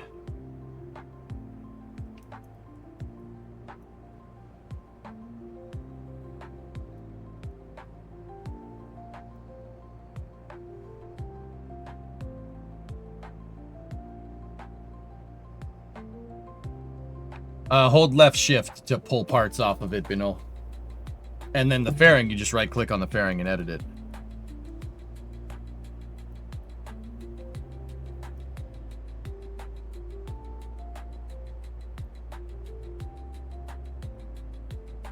Yeah, no problem, dude.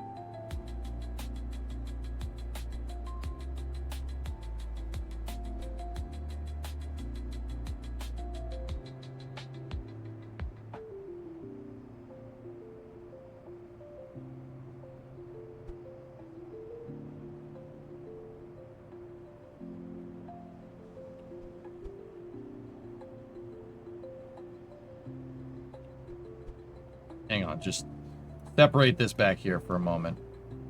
We're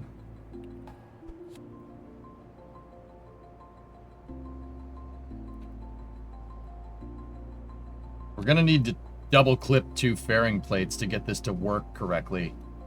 Because I want a shroud I want a shroud payload attachment fitting for this thing, and I also want the service panel shroud. Oh, that's gonna be a little bit weird.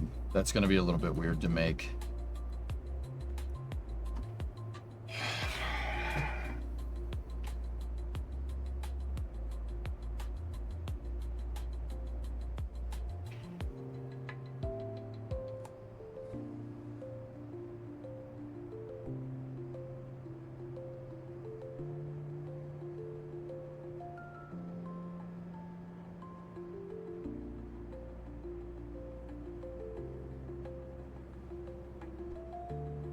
What I have to do here initially is I got to make another one of those dang old ruler things. Go like this, that. Put the strut together.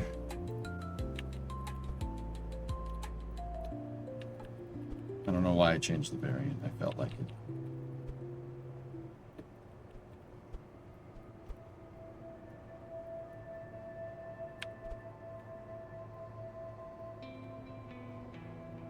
So the service attachment fitting needs to be...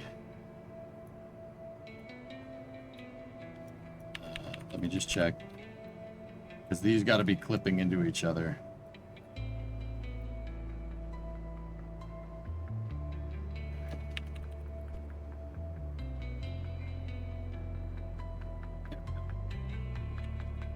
So move this back here to there. That's the point of attach. Perfect. Now, hold that like this. I know this looks ridiculous, dudes. Trust me, when it's flying, it'll look awesome. It'll look really, really good.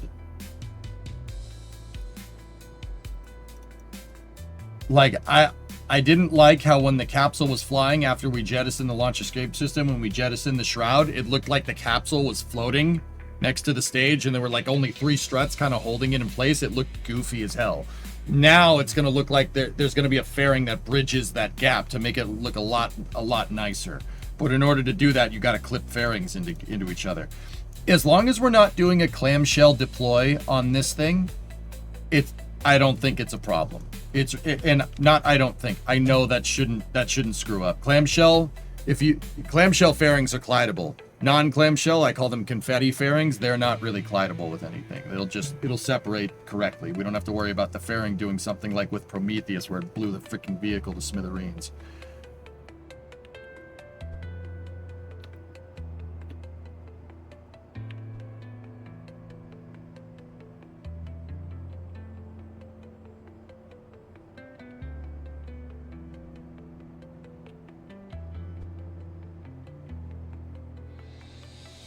And, you know, a couple of you guys said, like, it looks so weird seeing Soyuz stuff, right? You won't see any of the orange. The orange is going to be covered up. It's going to be covered up by that shroud. So, get rid of that.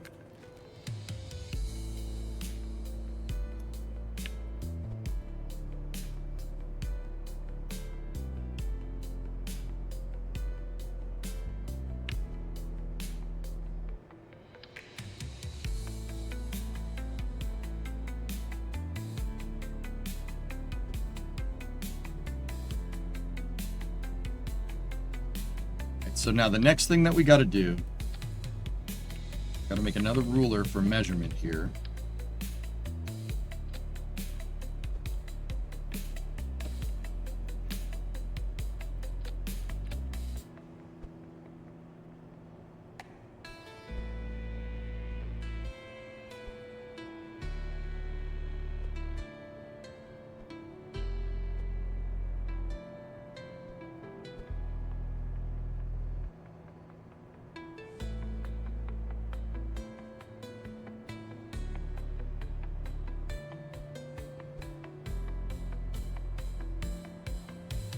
Okay, that one will get me the diameter of the shroud fairing, and then this one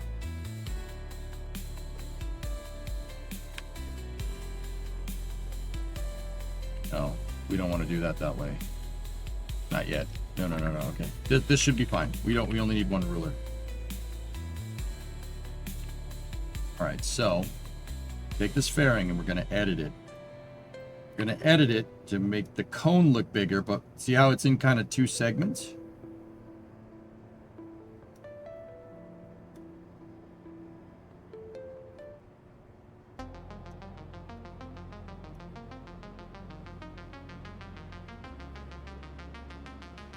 That's on purpose. Now, go here like this and just set that to open. So now, we take this fairing, and if we move it in there like that, oh yeah, baby.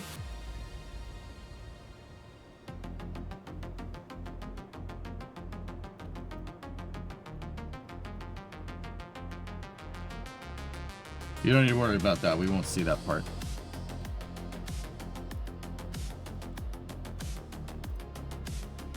No! Click the wrong fairing.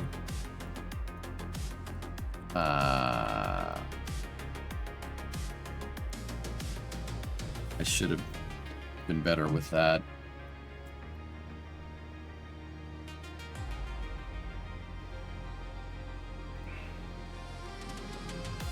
Maybe I saved it. I didn't.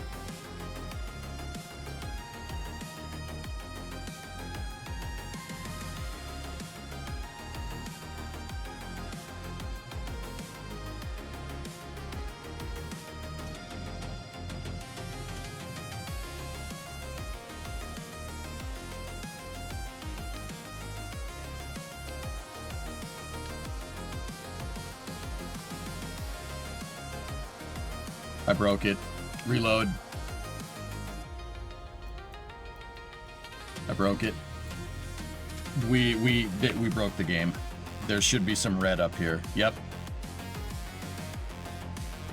Yep. That's why I get rid of it, delete it, reload the save. That sucks because I was kind of closer to finishing that, but it's okay.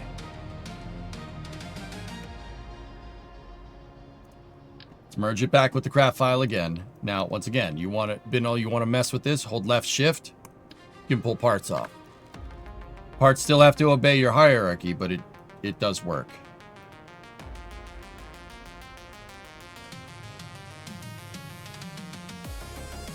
Right, so, edit this fairing, cut that fairing down, we don't need that. Just like that.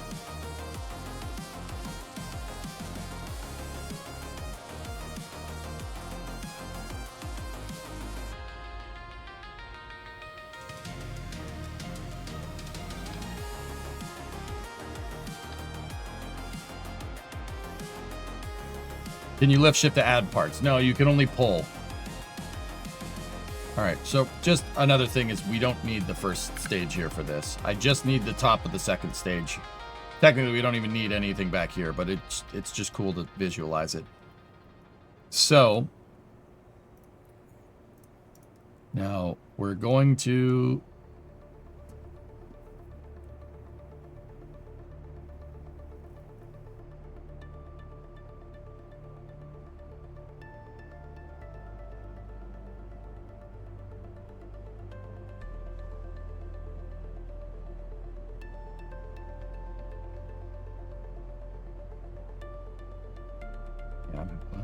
Alright, let's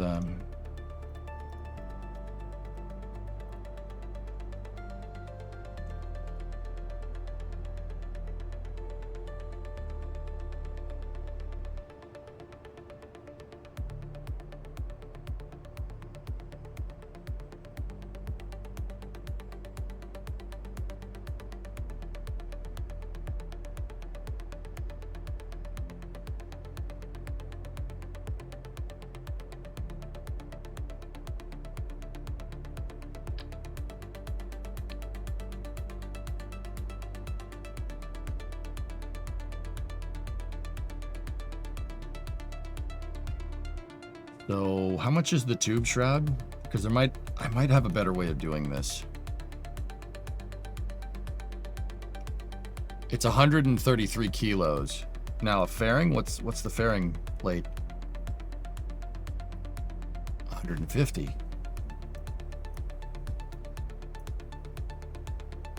Better solution. much easier solution. We don't need that. Get rid of this. All right, so I'm gonna use a solid shroud here. We're gonna use the structural tube instead of like two fairings clipping into each other. This will actually be easier to get this right. So this will be our cylindric interstage adapter. So what I want to do, let me think. Yeah, I got it. I got it. I freaking got it. All right. So once again, put the nose cones on here. I don't want to actually accidentally attach my second stage to the engine. I don't put engines in the thrust line. I don't think that's a good idea. So we reroute to the decoupler.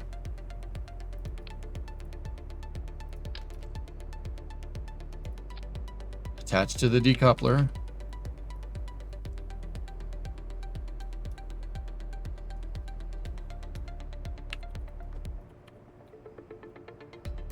The decoupler away, get rid of the nose cones.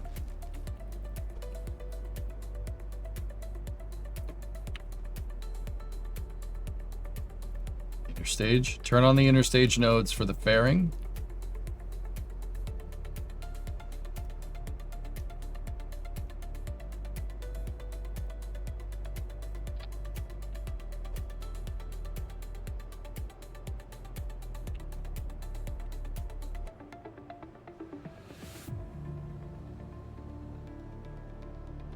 It is, baby.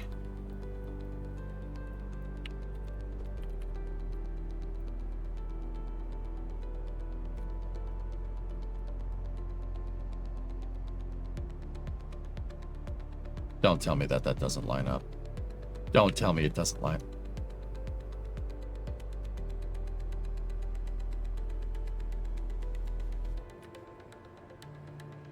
It's left over from pulling the nose cones.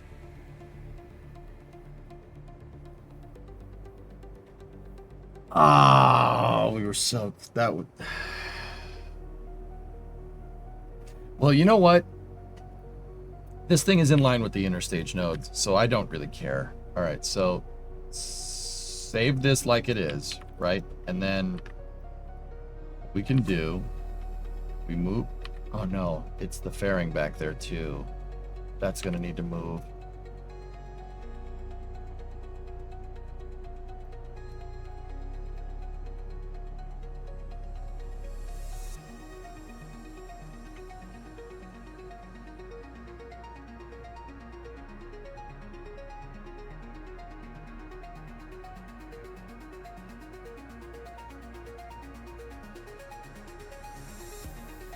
No, I got another idea.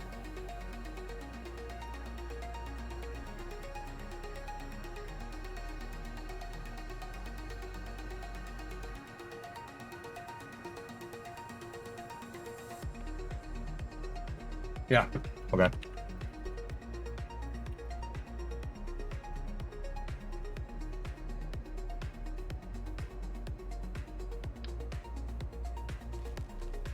That glitched out completely.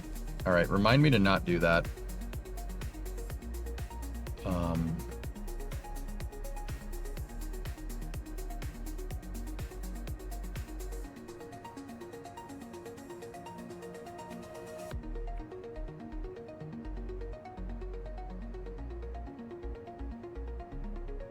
We corrupted the file. Start over. If we save, we'd corrupt it. So reload the prototype. Load. Cool. Didn't lose much work. All right. Back out like this. Take this like this. Go here. Save and continue.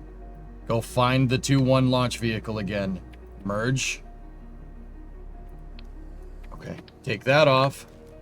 And take this piece off. That's what I'm after. I want one of these. The bulkhead piece.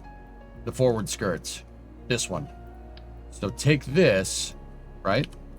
And we just attach that to the interstage, the fairing interstage nodes. So take that, click that out. And now we just this hierarchically makes way more sense than what I was doing just a second ago before the craft file corrupted. It's actually kind of a little bit of a happy accident.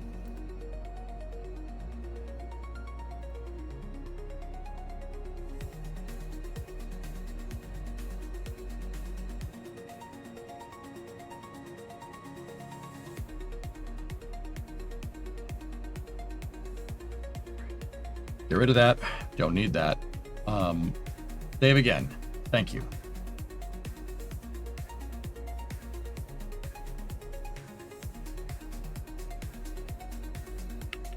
All right, now we're gonna need to clip the fairings again, but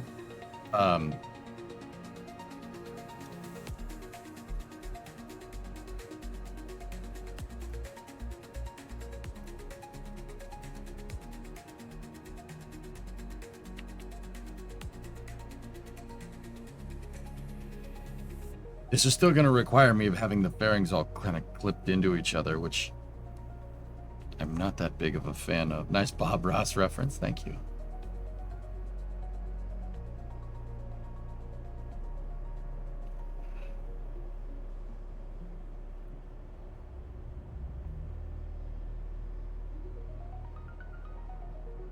Flame Trench is going to be spicy. Can't wait.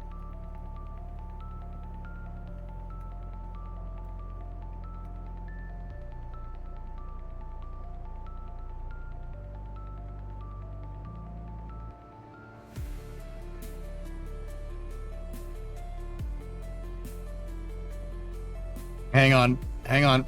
I'm having a brainwave. We just got to tune the rabbit ears for the right reception.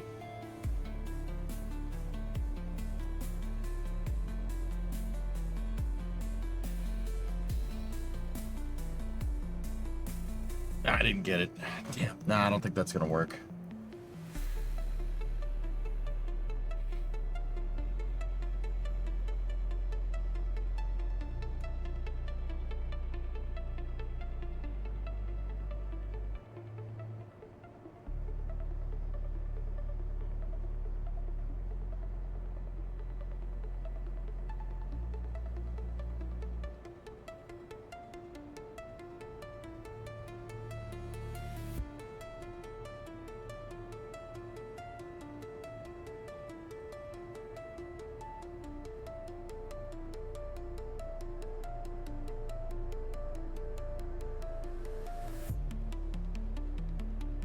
That's Barry Butch Wilmore and Sunita Sonny Williams, secure inside Boeing's Starliner I need to see spacecraft. something. Teams provide final confirmation of rocket and crew readiness.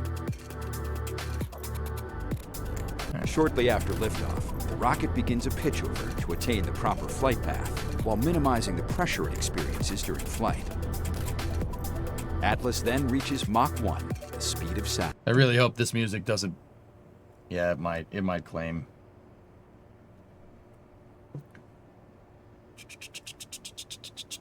I want to see where they do the computer renders here. Okay, CCB jettison there, DEC ignition, and then shroud jettison. Okay, arrow nose cone jettison, and okay, nose cone jettison, and main engine start 1.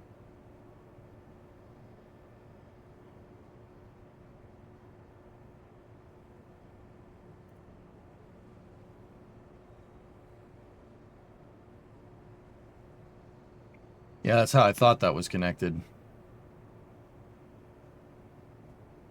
Anybody know why? It's a hot staging ring, but it's not a hot staging ring how you think.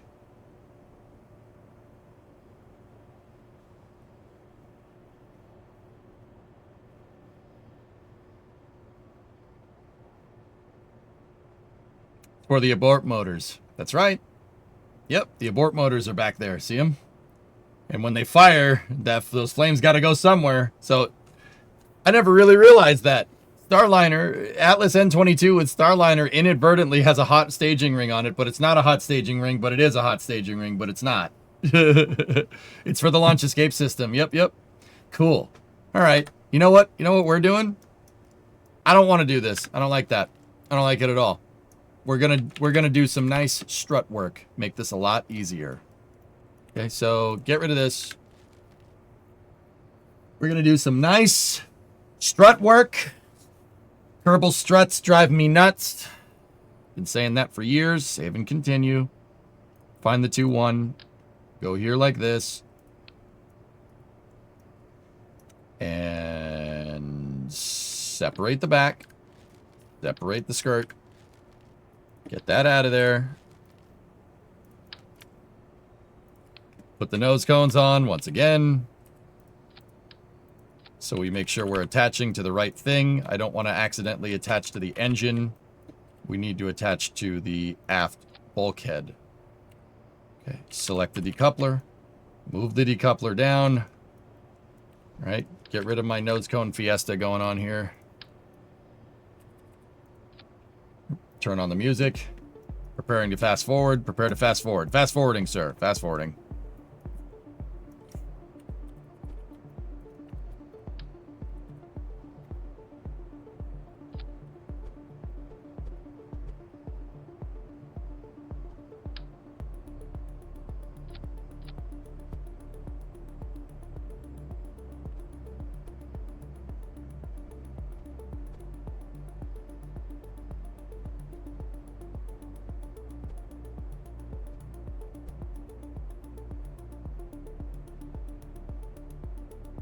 Okay. Now, go in here, get rid of whatever strut work we had, get rid of the fucking magnetometer. I gotta take that out of the main craft file.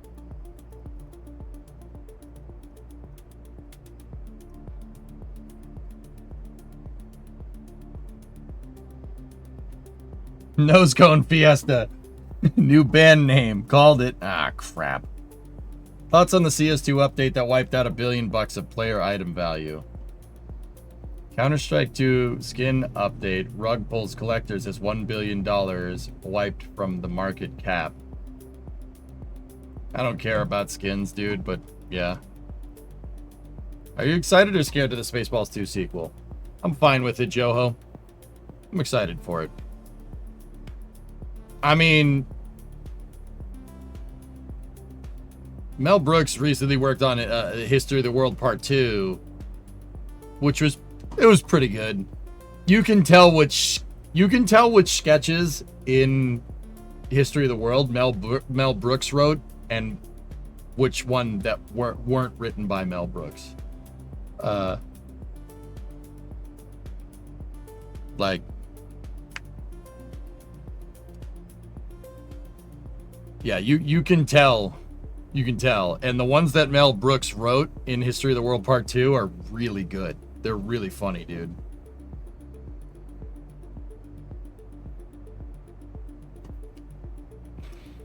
So, I'm fine with it.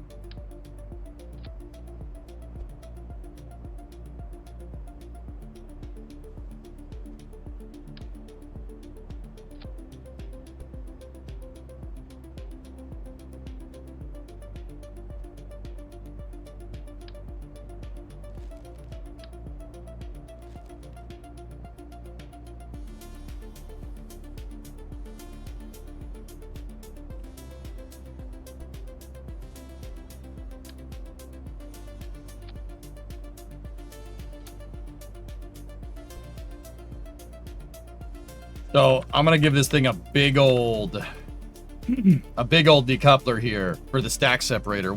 How much force do these big boys have? The 2.5 decoupler. Ejection force is 150 newtons. What about what we were using? We were using a 12.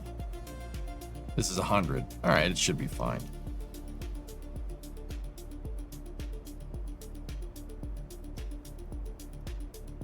Cool. Now we just do some cool strut work. It's going to cost us a little bit of parts, but whatever.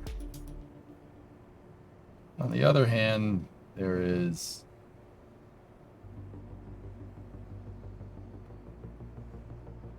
What the hell is that? I don't... Whatever.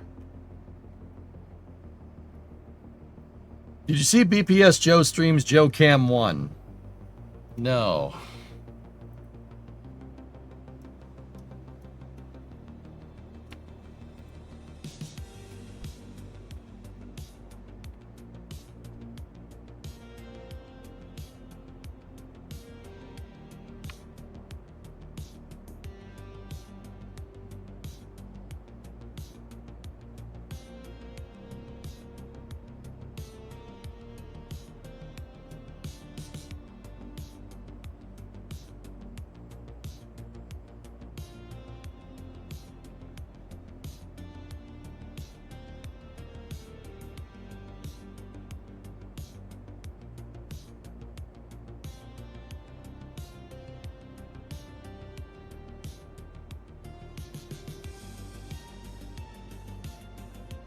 Okay, don't need the ruler anymore.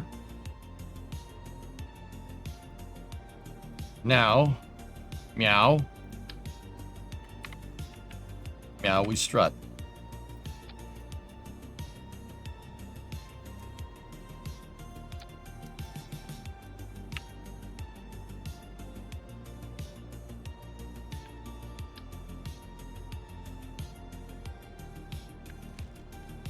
Hope your day has been productive. You slept all day. Yeah. Yeah.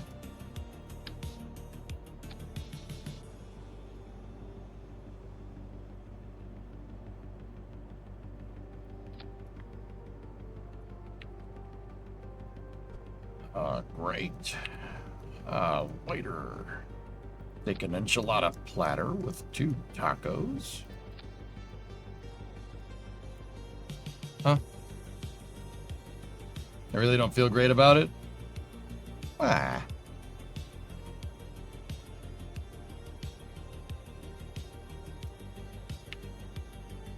What are you doing? Something sketchy? I'm just finalizing up the capsule, and then once the capsule architecture is ace, then we work on the lander, dudes. Yeah, I want to do a little bit more KSP today than Space News, if you guys are cool with that. It's on purpose. On the purpose. So I want to get that lander done. I want to get that lander done so we can tool around with it tomorrow. Know what I mean?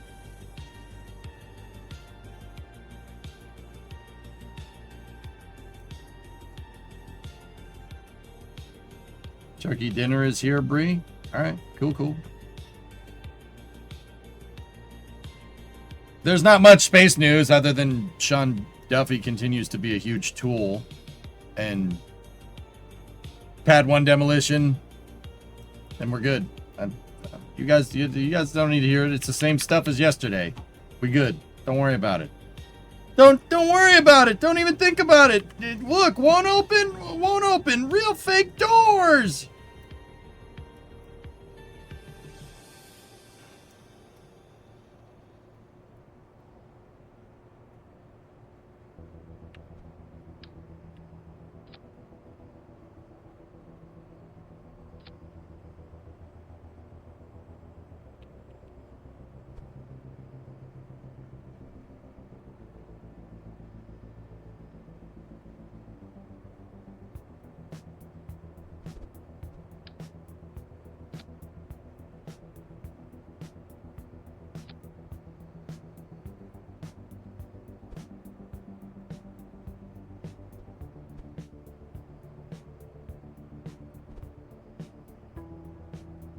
Oh, hold on. I missed a step. I'm just doing some fancy strut work to make this look nice because I wanted to put a fairing in here for a payload attachment fitting for the capsule, but it didn't work. It didn't work how I wanted it to. And then I realized that Starliner has this exact thing, that they have some fancy strut work behind the aero shroud. And I'm just going to make it look like that. That's going to look cool, right? Right?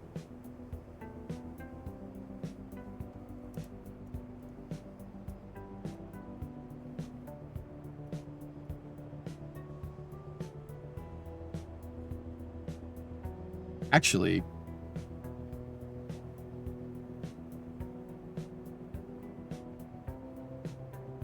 why would it have that on a Polar LES? My capsule? So Aqualux, if you really want to know the last, give me 1 second. If you really want to know why, it's because just the architecture of the upper stage. The truth of the matter here is that the Octo 3 Block 2-1, the vehicle needs the payload like I need the forward skirt on the second stage and the PLF and the payload attachment fitting revamped. I need it revamped. One, I want to build it mission mode reusability in mind, you know, like being able to reintegrate it to a stage, etc., etc. Two, it's not easy to attach if you need a different payload fairing, like if you need the crew payload fairing, which is a very, very specific thing, right? If you need that, it's difficult to attach it, right? So what I'm doing is I'm just making the fairing for the crewed variant of the Block 3 Octo. I'm making it part of the capsule's craft file instead of part of the rocket's craft file. That'll make it so anytime I want to upgrade the capsule or change something, the fairing, I won't have to remake the fairing in the rocket's craft file during craft integration. It'll make it so the fairing stays the same every time, and it's not a custom one-off technically for every single mission. Does that make sense? So MSC tonight? No. No. So technically, actually, we don't need the conics. It just needs to be strut work. But here, I need the strut work not to be coming from the payload attachment fitting. I need it. So make this do this. And the struts need to be from right there because that's where my forward skirt theoretically is.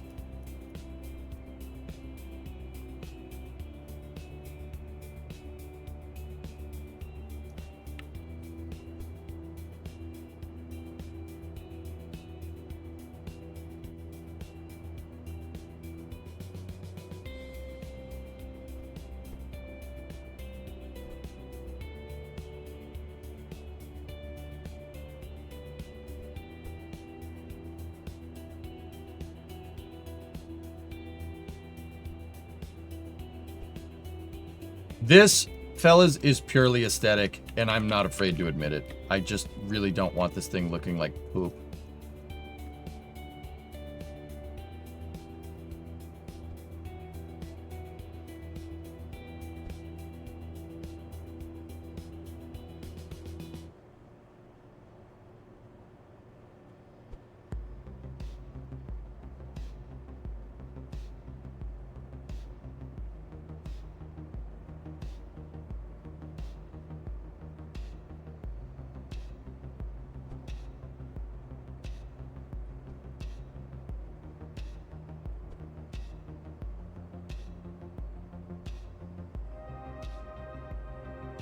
I just don't want my capsule to look like it's just floating in 3D space after we separate this shroud, the piece that's kind of exploded right now.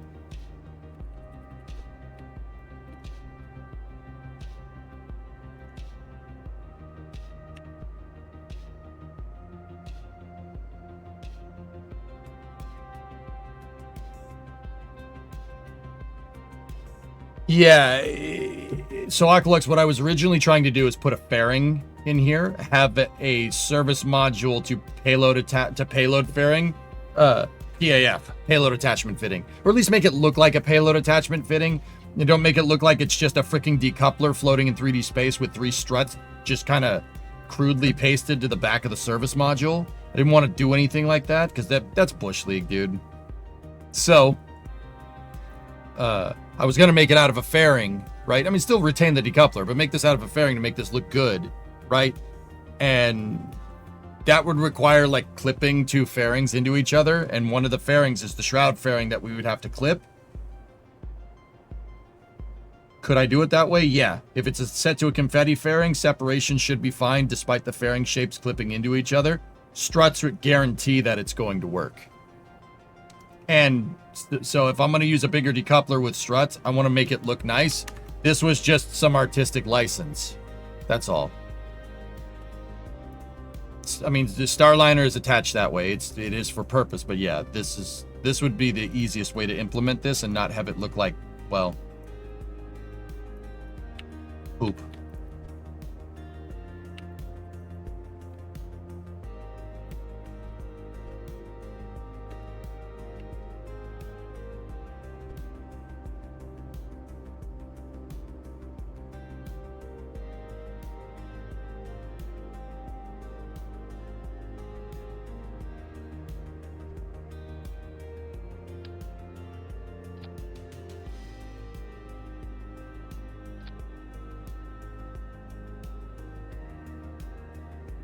Thanks for clarifying. Yes, sir.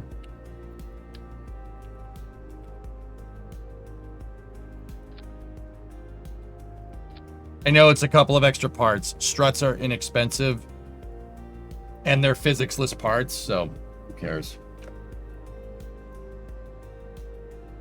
It's the price we pay for being beautiful. Right, Chad? You are beautiful, right? Right?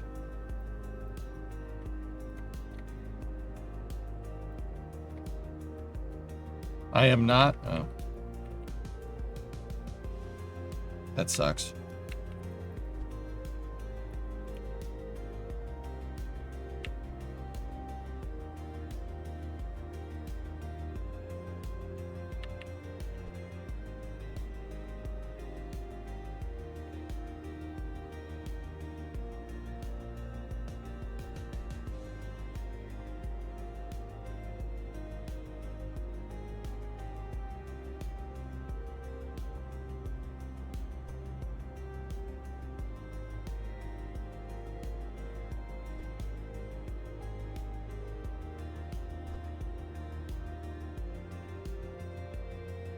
Not my fault you got a yee ass haircut.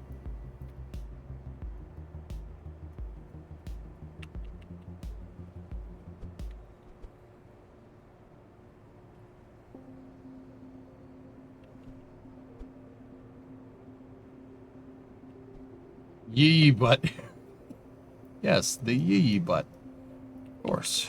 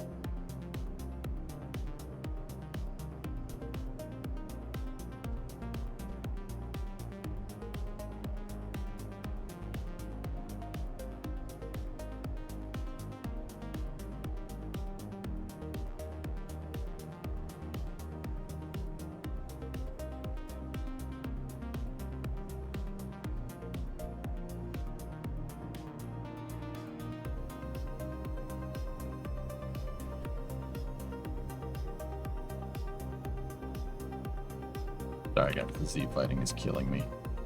I thought I'd be cool with it. I'm not cool with it.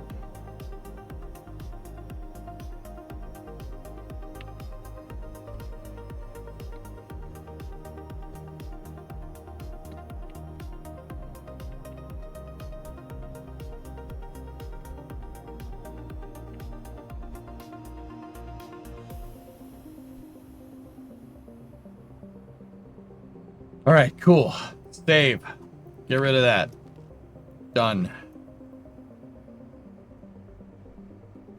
That's gonna look awesome. Plus, strut node clipping could give you issues if they fire wrong on integration. Yeah.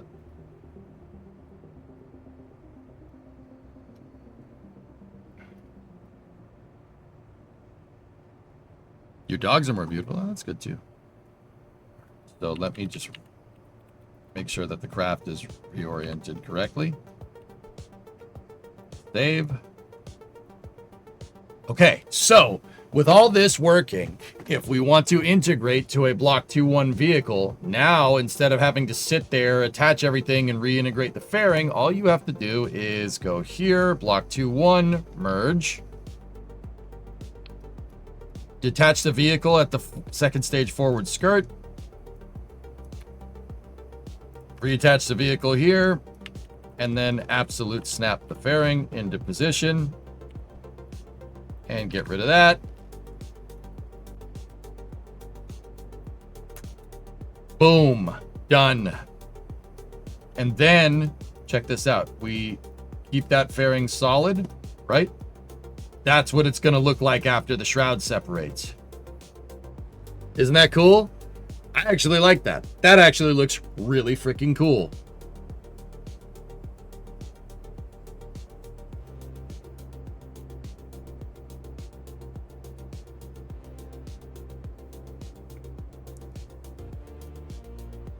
That's sick. I dig it, man. Nice! It looks okay, I guess.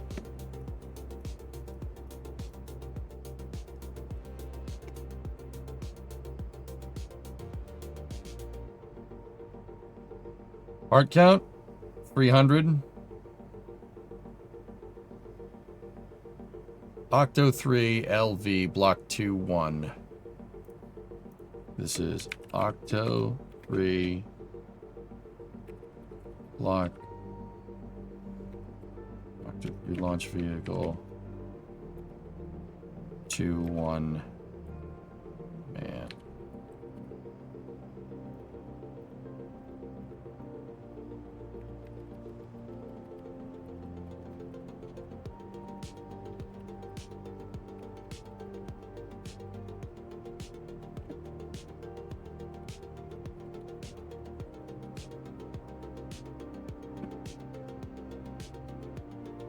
Killer. Did I study aerospace engineering? No.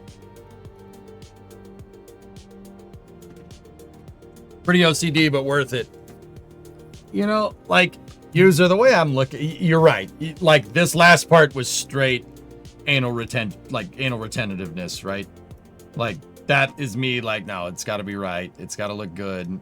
Now, see, my antennas are all messed up because they were part of my payload attachment fitting aesthetically. But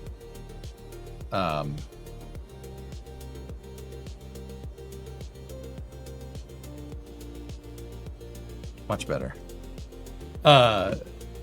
Look, man, I gotta stare at this thing all day. At the end of the day, I'm the one that's looking at it. So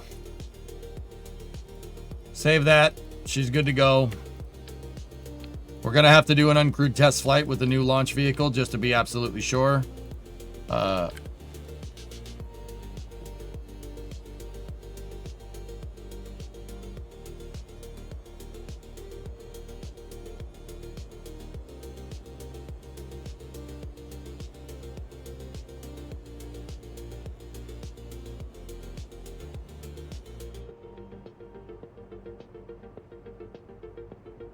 Could you put an arrow shroud on the tips of the folding wings on the first stage? I don't know if I want to do the flyback booster. I'd prefer a vertical landing. It's... Do I put the tism in patriotism? Yeah.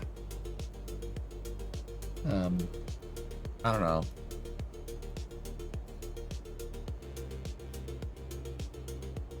Vertical landing cuts into your margins, so we're just gonna have to extend it and uprate the engines again.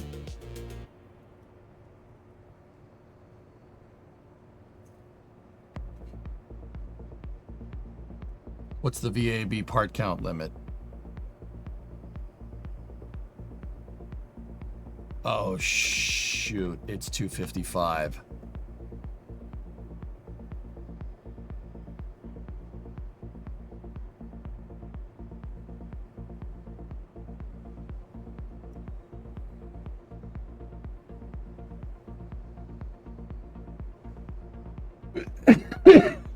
Did you study at all, if you don't mind me asking? I have a bachelor's degree in computer animation and CAD systems.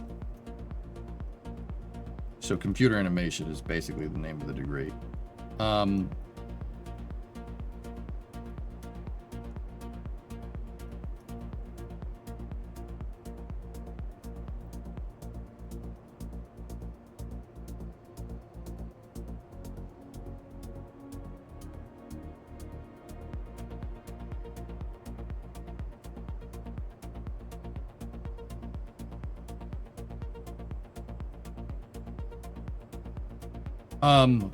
Why does that matter? Oh, it's not the part count. I don't care about that. It's the VAB. I might have to take this stuff off.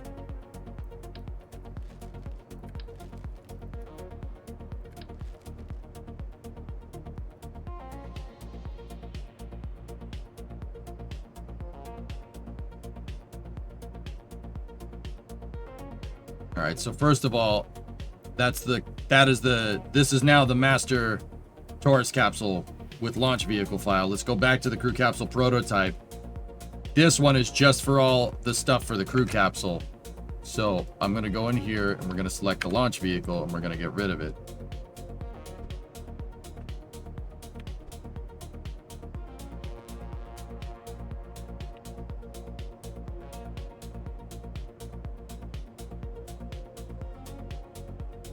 You also do KSP animations? No. No, I don't, dude. Dude, here's the thing. I'm so far out of the gates with doing computer animation, Serby. It's probably better at this point if you just, despite my degree, just pretend I know nothing about doing 3D. The field has changed so much since I got my degree like 15 years ago. I didn't keep up with it because I'm doing space stuff. So, I don't know, man. Probably be better at cleaning, rebuilding a carburetor at this point than I would be like modeling something professionally for someone.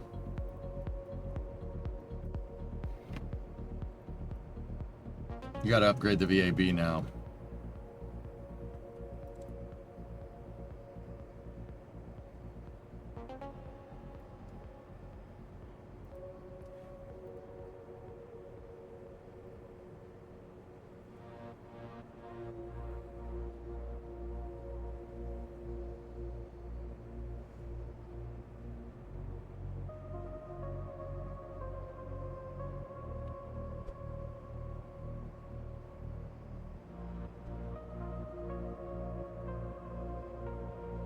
So yeah, there you go. Isn't that a nice capsule? Look at it. Isn't it nice looking? It's a nice capsule.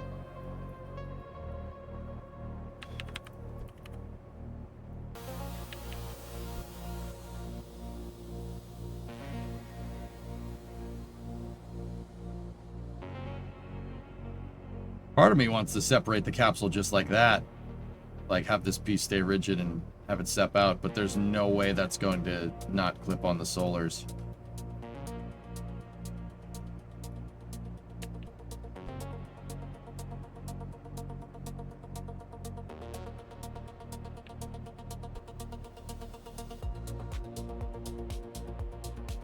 It's nicer than the Roger. Why even go there, dude? I don't want. Why even go there? No. It's not, no. It's fine. Just why even, dude? Why even bring it up? I live rent free in everybody's head, man. Why even bring it up, dude? Sorry, like you're torturing yourself.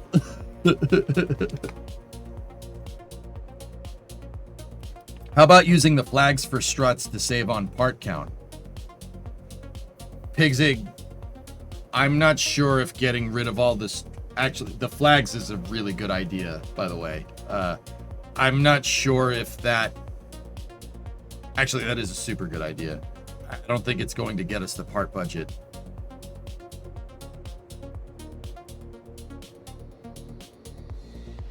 It looks like an actual exploded diagram of a ship, dude. That's what I mean, man. User, like, that's what I mean. I want my ships to be good. I want them to fly good. I want to make them idiot-proof, but I also want to make them plausibly realistic so I can teach people about this stuff. Because it's one thing to show people an exploded diagram of like Orion or a CSM or the Apollo CSM or something. It's a whole nother thing to have an analog of it in Kerbal and mess around with it to show what that thing does in real life, and so people can like visually see it. I always build to be plausibly realistic. There are exceptions to that rule, like my scissor wing flyback booster, but don't worry about that. I'm not sure that would work in real life, but also. Thanks, G. Yeah.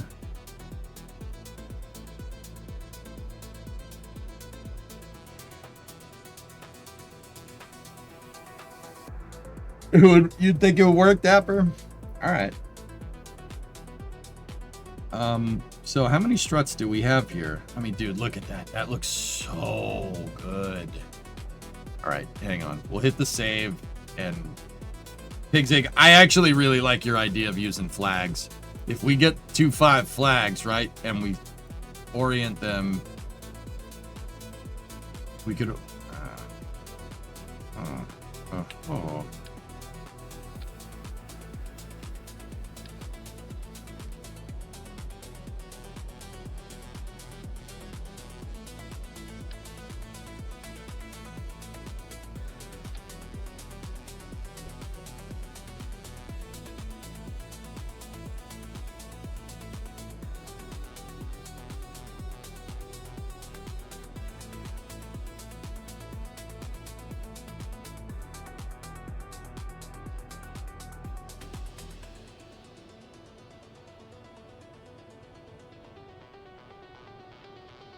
I have trust.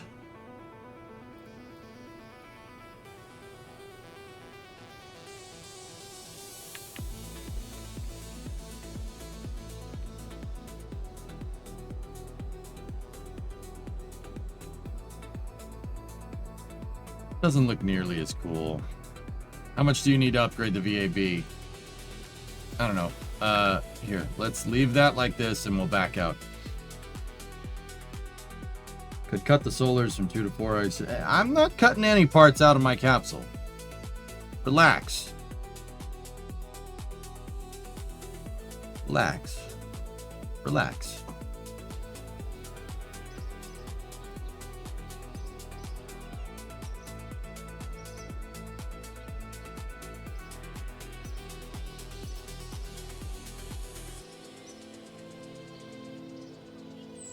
So you're not going to do the Zenit flyback booster? I never said I wasn't going to do it. I just said it wasn't realistic. There are some exceptions to the rule. We might not have a choice, Nuclear. We might not have a choice here because I need 1.6 million to upgrade the VAB. Or what? Well, let's just say 1.7, right? And that'll get me to unlimited part count for the VAB.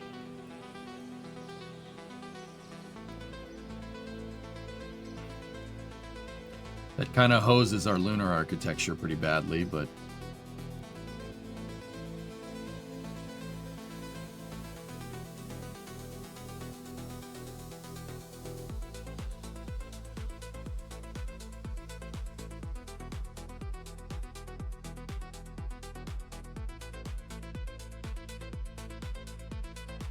Crimson Pillar of Autumn launching, so realistic.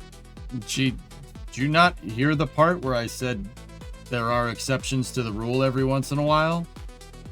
Like, was that part not communicated, or are you just being a big old dingle ball?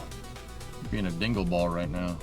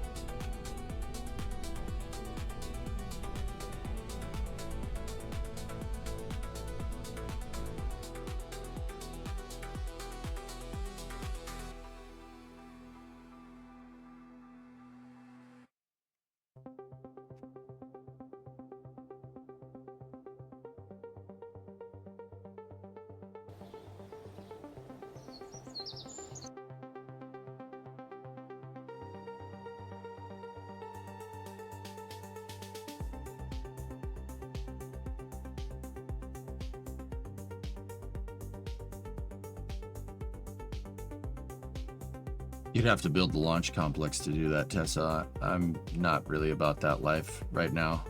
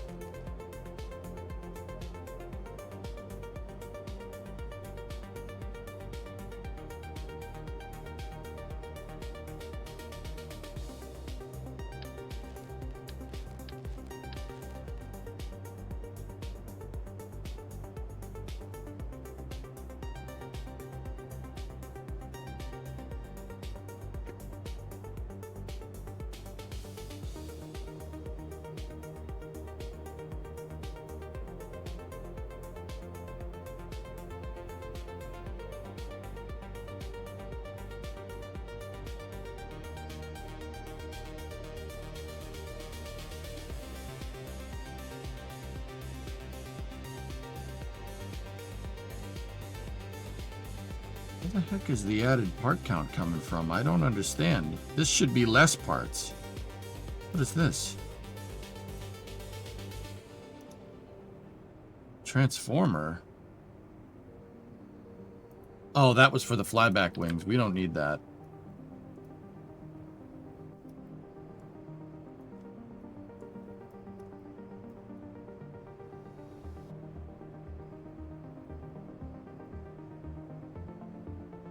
I did. I'm just dumb Mijan. Oh. I'm gonna say, the hell? The hell is this?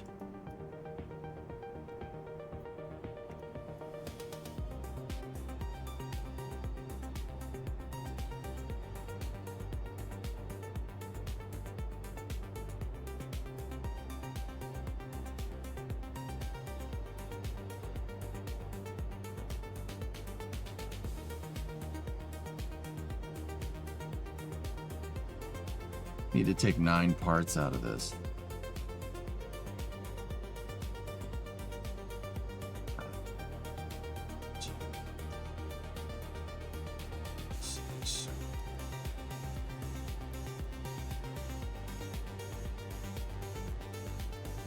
We could get rid of the second stage raceway. It's just aesthetic.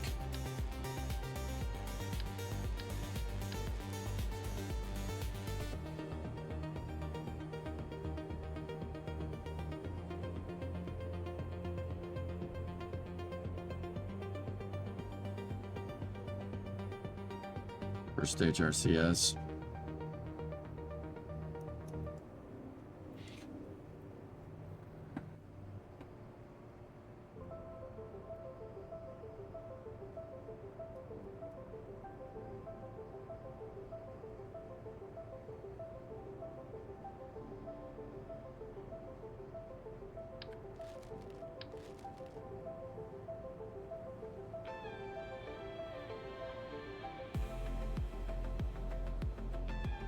I don't want to go back to having to parachute this nonsense.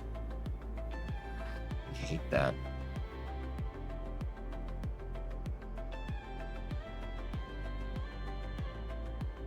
But, I mean, either way, this still got rid of my cool grid thing, so...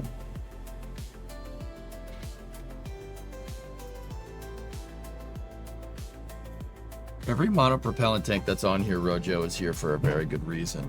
Now, like these ones down here, they're there for boosting, for turning the stage around during boost back, but... Hey, Paul. Hey. Happy Friday, I think. Just named a good Christmas song. Dingle Ball.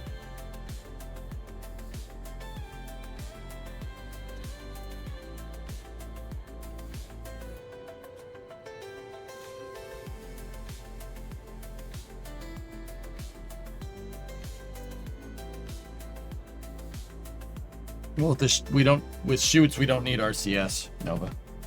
But, yeah, don't save. So guys, we could grind out missions. We can grind missions, but, yeah.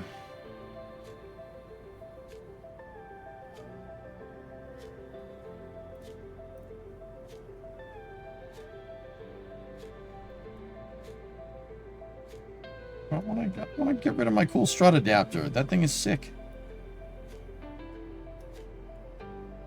I'm not even going to get to see it fly, dang it.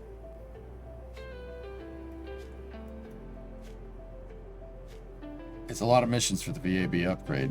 I'd prefer to go for the moon.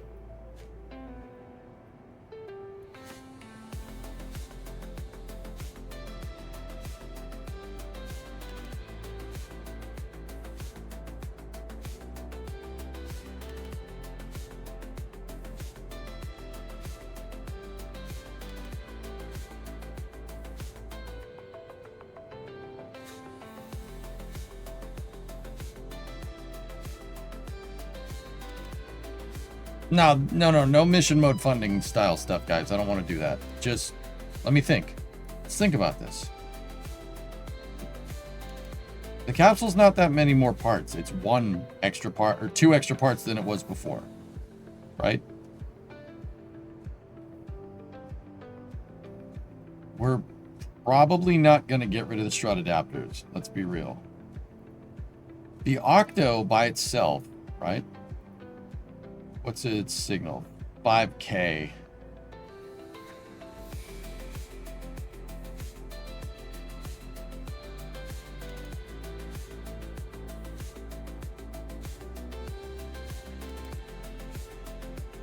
Oh, that's not very good. Yeah, the Taurus mission brought the cash, will it be enough? No.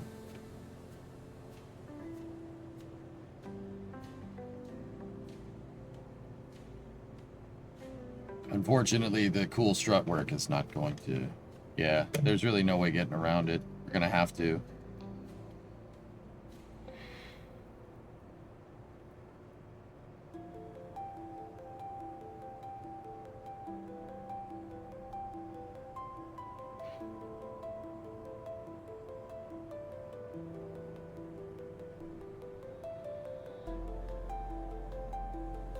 Yeah, we're gonna have to, dudes. There's really no getting around it.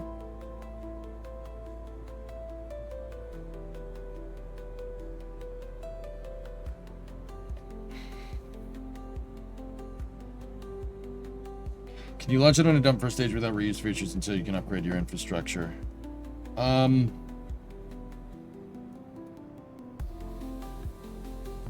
Yeah, probably. You're still gonna have to get rid of the strut chain. It's too much.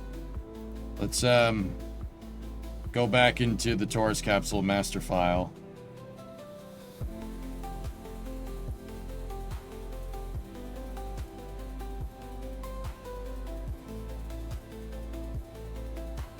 And we're gonna have to replace this.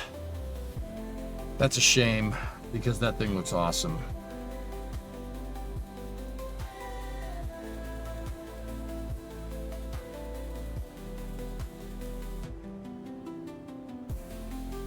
Even if you rip out all the control surfaces and RCS tanks and RCS on the first stage, that's maybe 20 parts, Aqualux.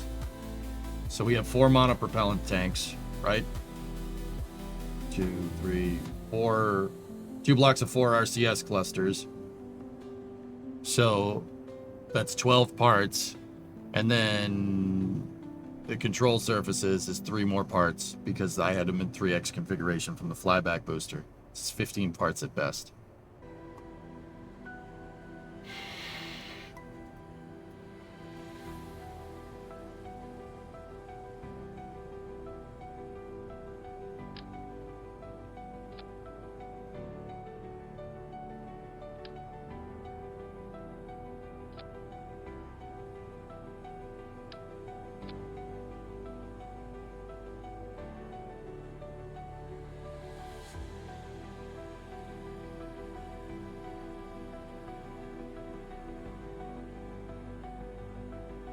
Remove the batteries in the probe core. 4 more parts, and the probe core is... So we're at 20 parts. We're 50 parts over, dude.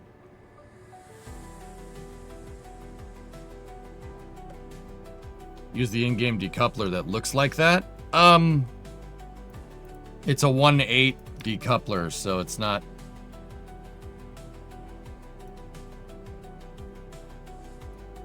It ain't gonna fit right.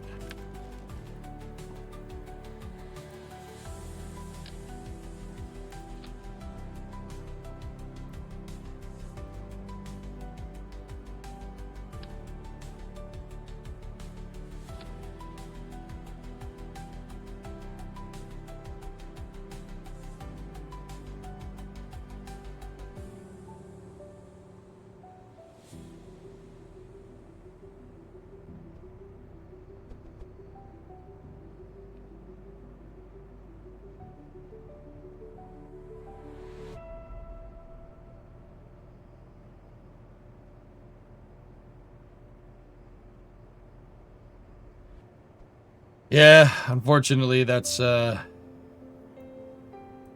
strut flag is how this is gonna have to look.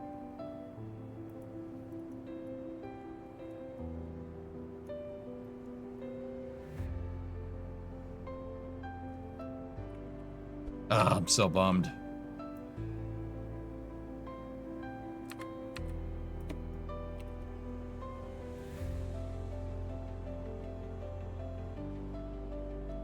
It's alright, it's fine. I can easily remake this thruster quadrant, or the strut quadrant thing. We can redo it, it's not a big deal. And those are physicsless parts, so it'll get us a little better performance. Alright, so let's go here. Encapsulate.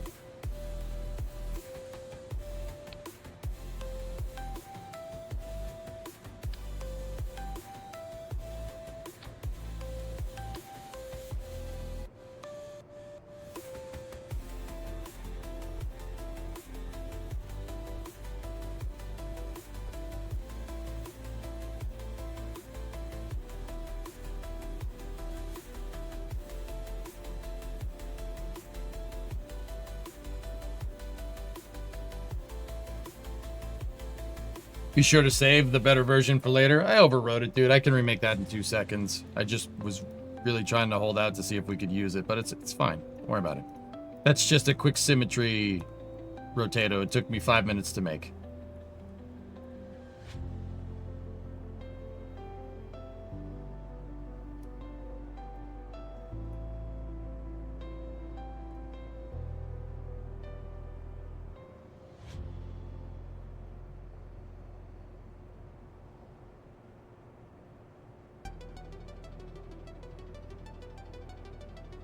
Killer. All right, let me see what this is gonna...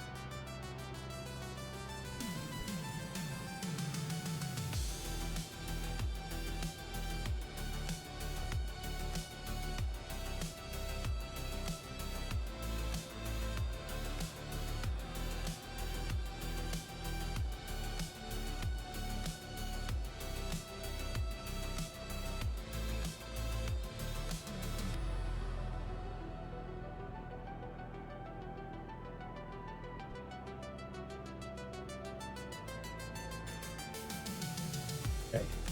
Now, what can we get? What else can we get away with?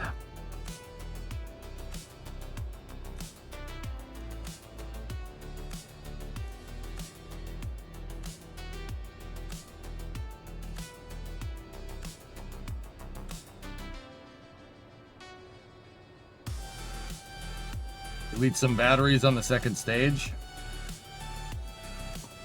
We could get away with doing a inline battery. It is more expensive. Actually, we could just... It's 550. 8 times 5... Or 8 times 4 is... 80 times 4 is 320. That thing's 550 for 400 charge. That thing gives you 400 charge. Yeah, see, they were the cheapest amount. But part count is our problem here. So that thing holds 200. That's 160 for 200. That's 360 for 200. The Stage 2 Raceway.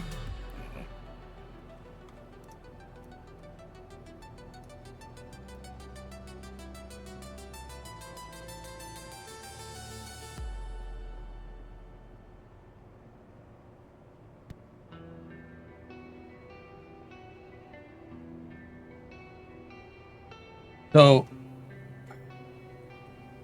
I've never had a problem running out of electrical charge on the stage itself, guys. And the period of time, yeah, that should be okay. That shouldn't be that big of a problem. Cutting this down to like 2 batteries instead. Really hope I don't eat my words on that one. I don't see that being a problem. And we could do the same thing with the first stage as well.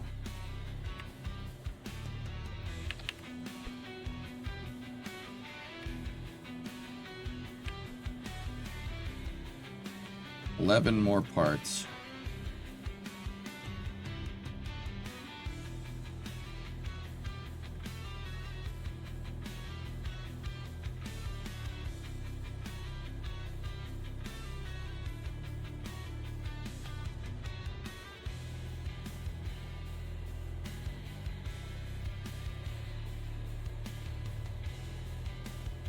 Being able to use Wonton this save. No, I kind of stopped working on Wonton because we don't need to. I was going to build Wonton in anticipation, 1000, of going back into mission mode. We will do that later.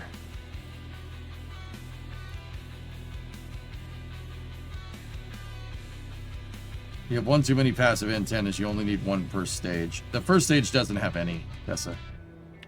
I was just thinking about that. We could probably get away with just 1. Because we have the DSN now. You're right.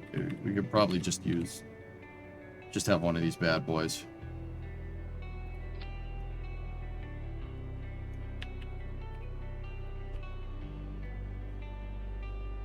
I like the Wonton rocket too. That's a pretty sweet rocket.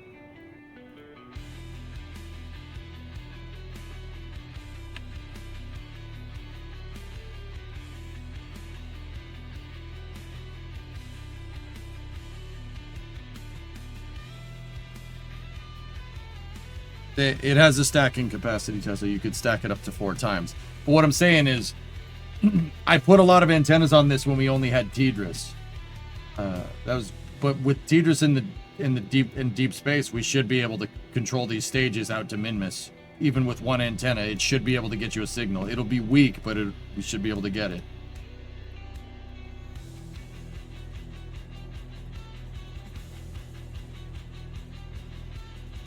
You copied Wonton and you unlocked the parts you needed for career mode. Cool.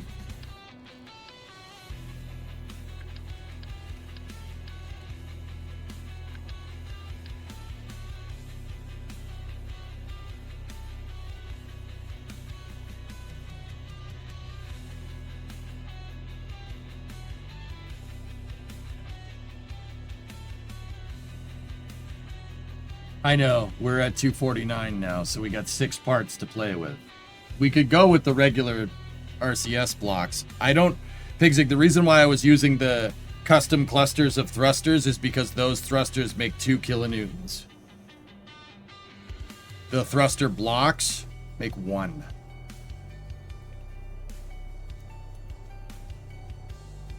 Go from 4 launch clamps to 2? Clamps? Wait, why are we getting rid of more parts? custom clusters of thrusters, baby.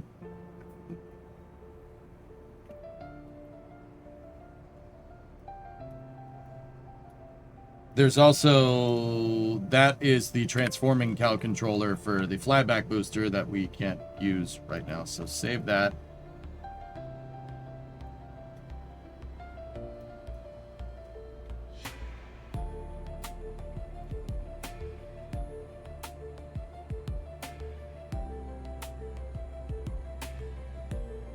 PJ is inexhaustible when it comes to KSP. You can play KSP for 8 hours a day. No problem. No problem.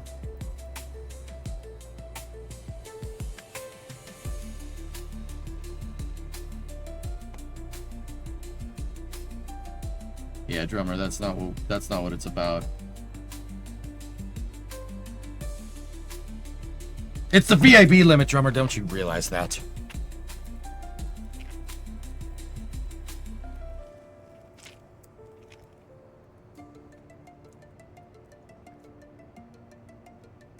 So, I don't really want to expend the stage, dude. This is an expensive vehicle. Especially with that capsule on it. I'm not changing my stage 1 propulsion at this point, Nova. That's not what I want. Pigzig, we could just do this.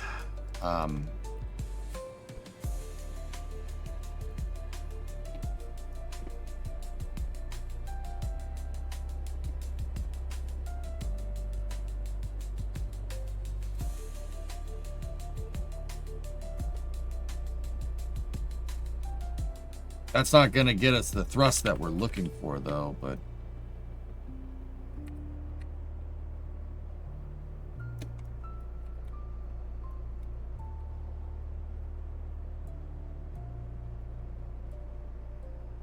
If we're going to do that, we're going to need to add monoprop back in.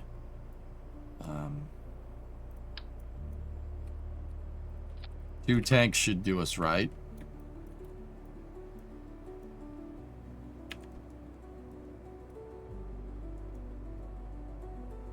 $252.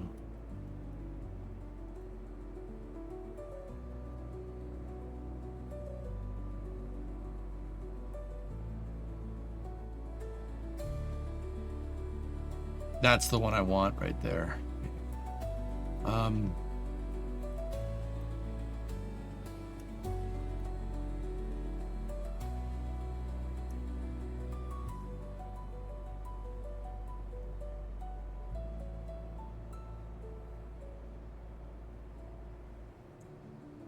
Thinking.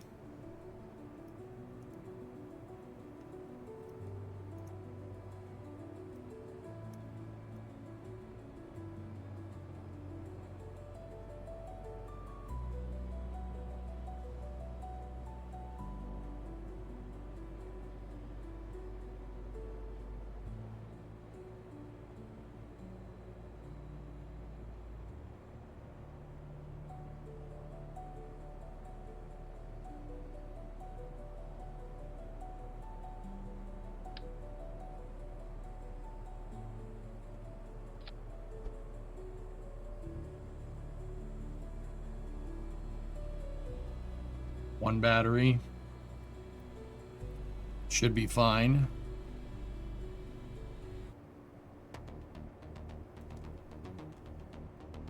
And Separatrons in 2x symmetry instead.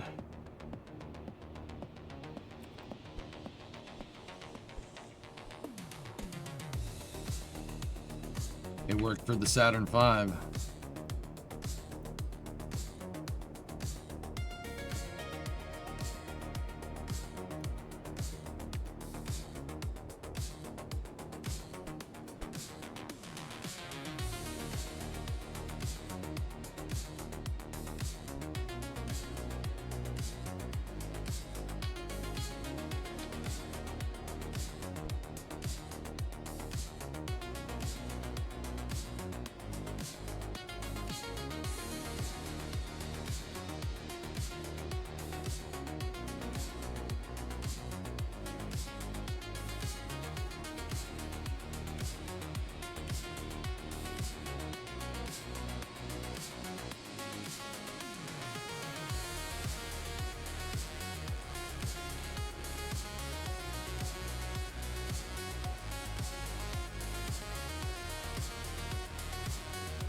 By the way, Joe's BPS is now 10 years old. How long ago was that collab?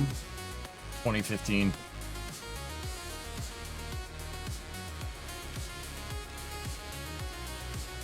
Dan Hewitt and EJ playing together will be an awesome stream. What do you mean will? Does Dan want to play KSP with me? I'd definitely do it if he wanted to, but what do you mean would? What do you mean will? Do you mean would maybe? Yeah, that would be an awesome stream. I'd be on board. Swap all the batteries for larger ones. Trying to balance cost here, Tessa.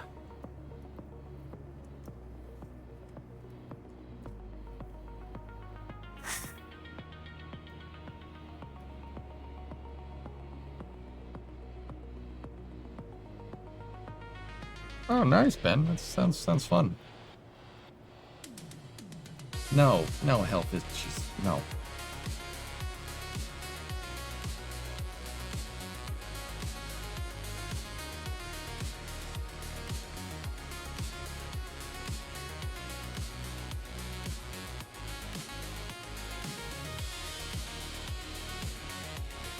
Okay.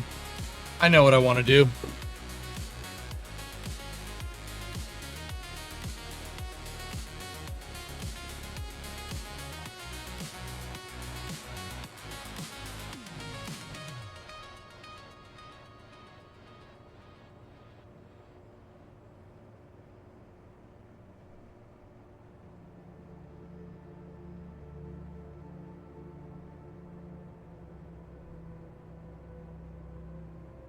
Okay.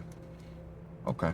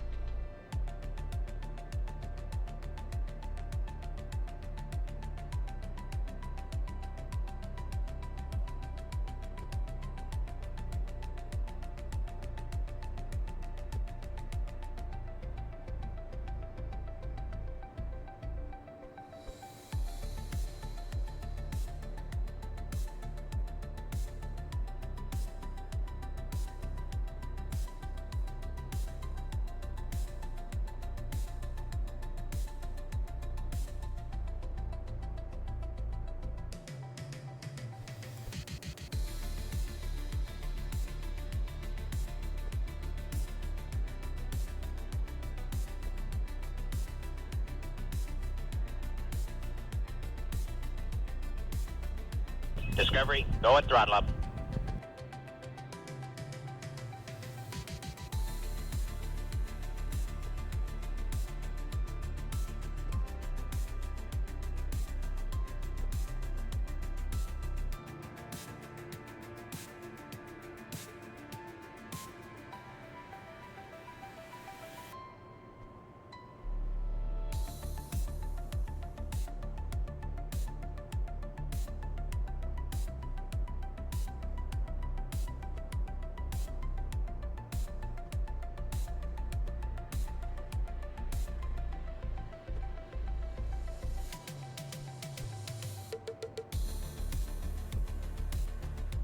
Give me 1 second, dudes. I'm just making sure I have all the different spots here.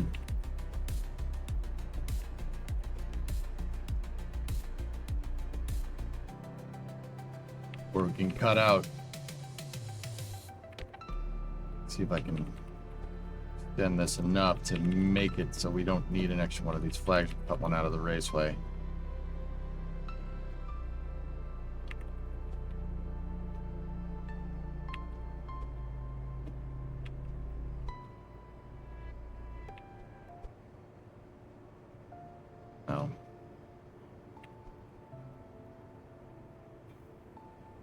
Can I share your minimum space? Yeah, go ahead. Funny man, 47-month resub. How you doing? So bummed you missed Friday Night Racing. Why?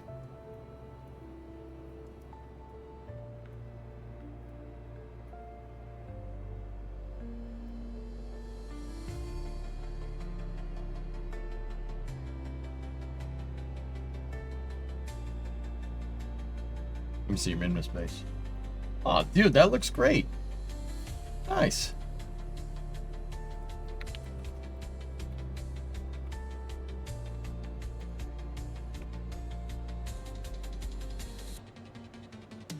What mod is that for the base parts? I like that. That's cool.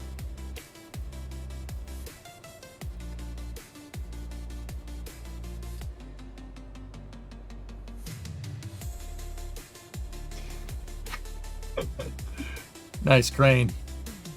I like it.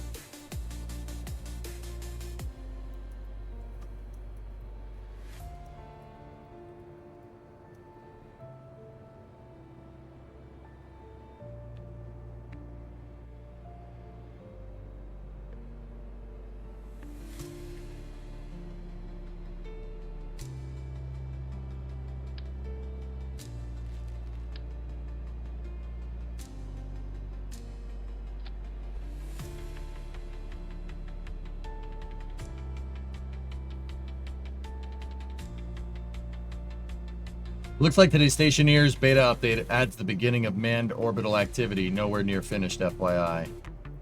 Cool.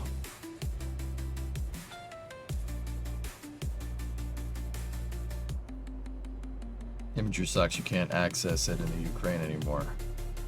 Or UK anymore, not Ukraine. Sorry, my brain, I'm focusing on this, but oral processing, processors not processing.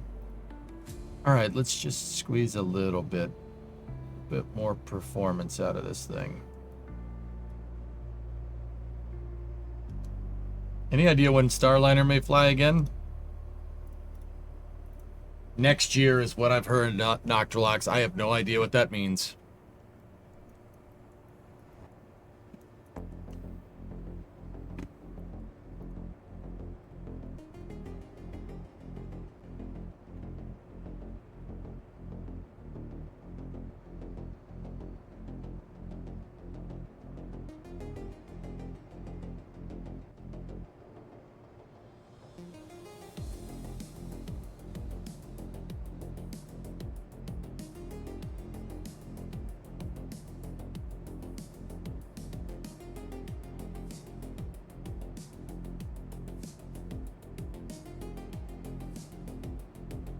Yeah, Dream Chaser is supposed to fly next year. All right, guys. So here's what I did. I really simplified everything in the first stage here. We got rid of our truss segment here, connectors. I reduced the amount of antennas on the second stage. I reduced the amount of separators for the stage separation. That's no problem. We had plenty of thrust there. And I actually added a third tank. So this is, instead of 5 of these 200 tanks tall, it's, instead of 5 of them, we have 6. Now, we're going to need a little bit more TWR, so I squeezed a little bit more power out. And what this is going to be is Octo 3 Block 4. Or no, it would be block 3, right? Actually.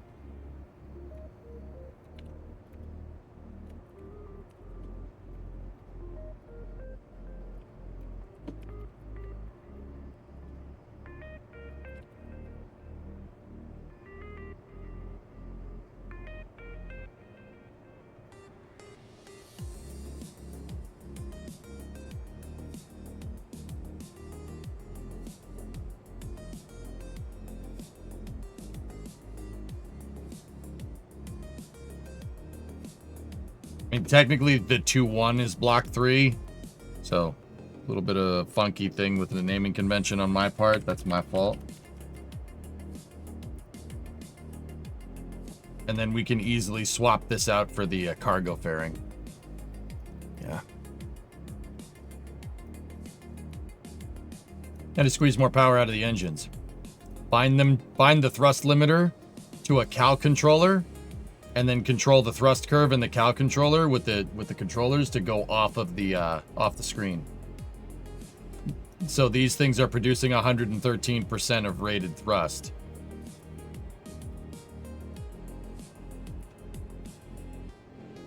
So like the Reliant engine at sea level produces 168 kilonewtons of thrust. So we have 168 kilonewtons times 9. So at 100%, we're making 1.5 meganewtons, right? So if we take this number and we're boosted to 113, so we times that by 0.13, 196.56. So we get 1512 plus 196.6, which would give us a liftoff thrust of 1.7 meganewtons instead. And that should get us over 1 TWR. Total vehicle mass, 161 tons.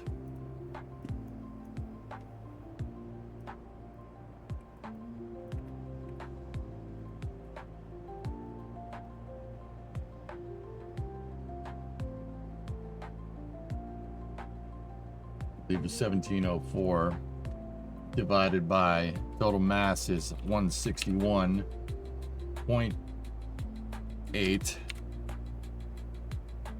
times 9.81.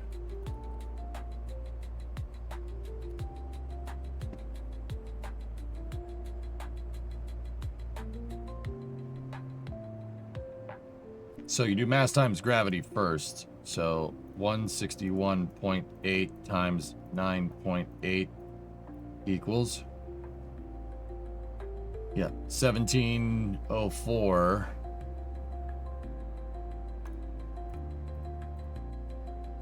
divided by 1511, I think it was 1.12. That's not great.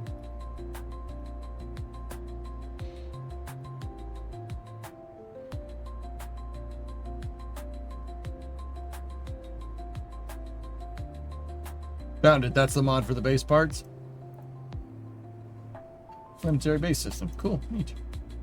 Starliner is now targeting late 2025, but since the two IDAs will be clogged till the end of the year, she'll fly sometime in Q1. I think with the Artemis 2, they'll push to Q2 or Q3. Of course they will. Nice math compared to all the calculus stuff you got to do. Yeah. 1.13 at liftoff is not good for me. We need 1.2. So let's for our block 4 variant, let's just see if we can squeeze a little bit more performance out of this thing.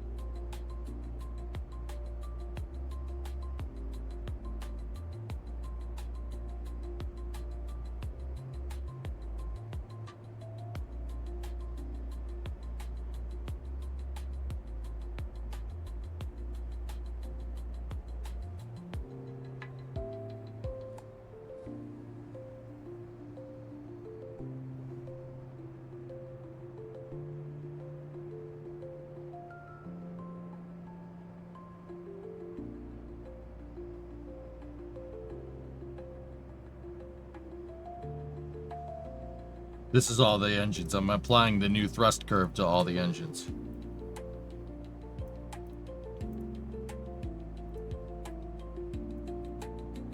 So now they're making 120% of rated. Now, what's the downside to doing this? There's not much.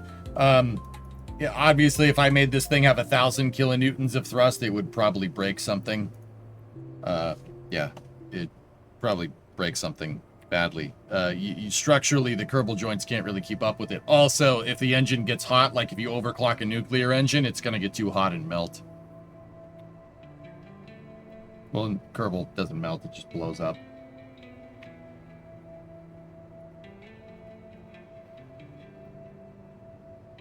I don't have it, guys. Technically, I don't really have any problem with overclocking engines. That's fine. Every rocket company squeezes more performance out of those engines. Merlin engines do not make the same amount of thrust now that they did 10 years ago. Absolutely not. They make way more. They squeezed way more performance out of those things. Guys, ever just see how all of a sudden Falcon 9 can just yeet payloads to like geostationary transfer with a single stick Falcon 9 instead of Falcon Heavy? There you go.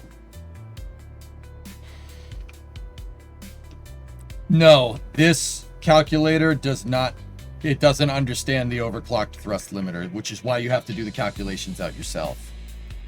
So we're making 120% of rated performance. So if we take 168 times that by 0.2, right? 33.6. So 168 plus 33.6 is 201 kilonewtons per motor at liftoff. Times that by 9, that gives us 1.8. So vehicle mass has stayed about the same. So if we do 1.8 divided by 1511, give or take, that gives us 1.2 TWR at liftoff with the longer tanks.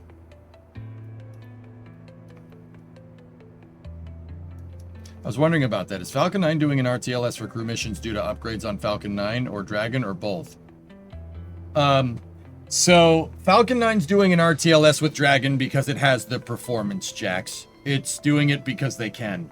Now, with all that being said, could you squeeze more performance with Dragon?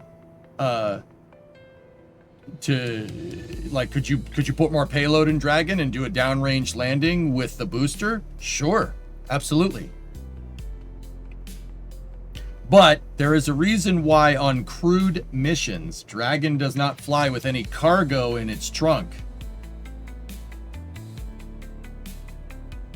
Could they get more performance by, could they put stuff in the trunk for a crewed Dragon mission and fly it and do a downrange drone ship landing? Sure.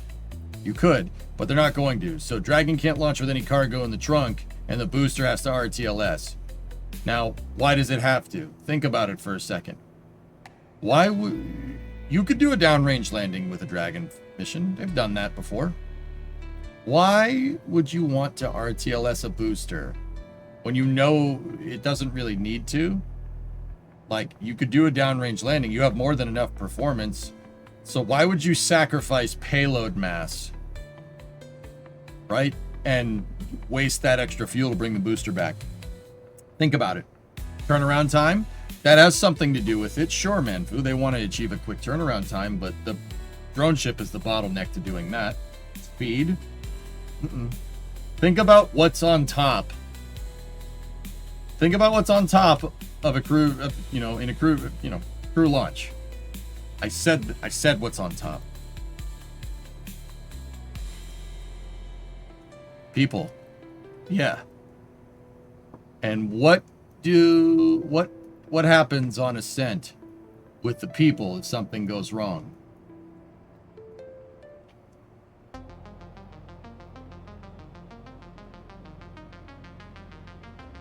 The launch escape system activates. That's right. And where does the capsule come down? In the ocean. You do not want the first stage coming down anywhere near that damn thing.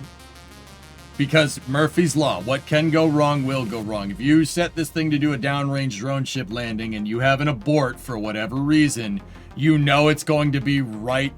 Like if you have abort in mode 2, so mode 2 Alpha, 2 Bravo, so like post stage separation, you have an abort, there's a potential that Dragon and the first stage could come down near each other. Don't even risk it. Not even worth it. Especially when you're flying astronauts. Don't do that. Right? So yeah, Jax, that was a good question. It's a combination of both, really. RTLS means return to launch site, meaning Falcon 9 turns around, comes back, and lands on land as opposed to landing on the drone ship. Theoretically, if SpaceX was to make Dragon 3, what capabilities would you like to see in it? Similar to Orion?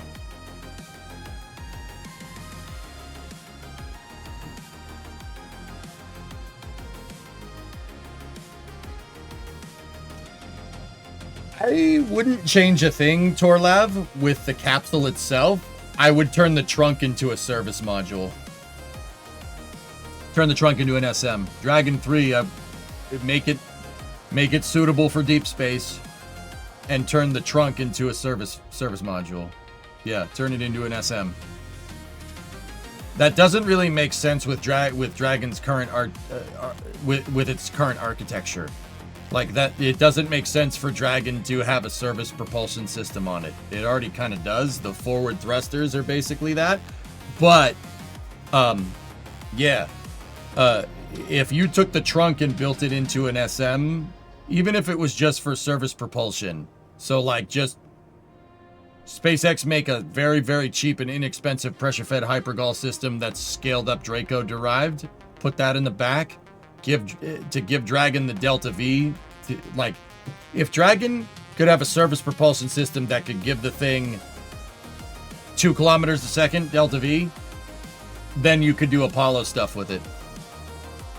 You could launch Dragon on Falcon Heavy, provided you crew rate Falcon Heavy, and then you could launch a Starship HLS out to the moon.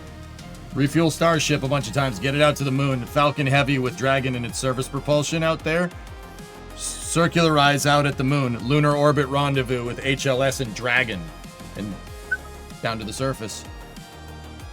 The deorbit vehicle is a step in that direction, Noctilox, yeah, but SpaceX has said that that's a bespoke solution, so it's like a one-time thing, which kind of sucks.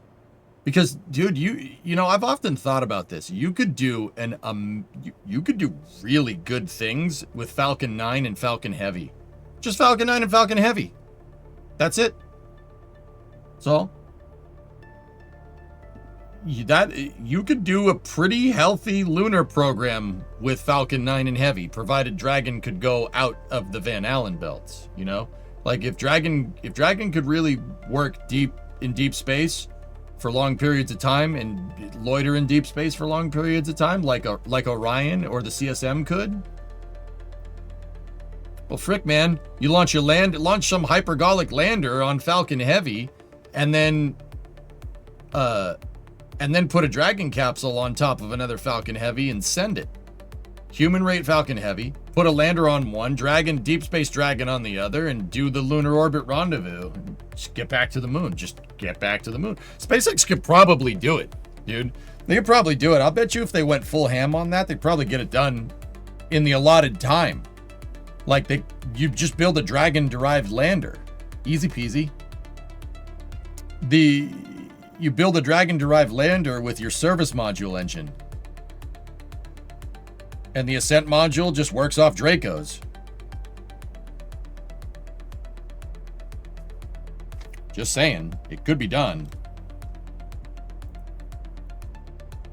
Why not use Draco thrusters? For what, Bandit?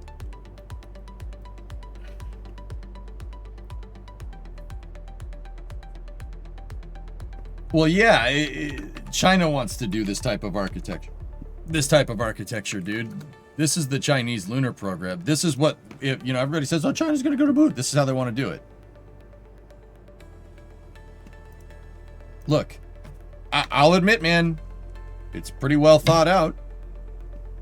They have a capsule with a service module, and they have a lander with a kick service module on it. Send both of them to the moon. Rendezvous in lunar orbit and land. This is what we're going to do, guys. Like, we're going to do this for now because we don't have a super heavy launch vehicle. So this is the way you got to do it. This is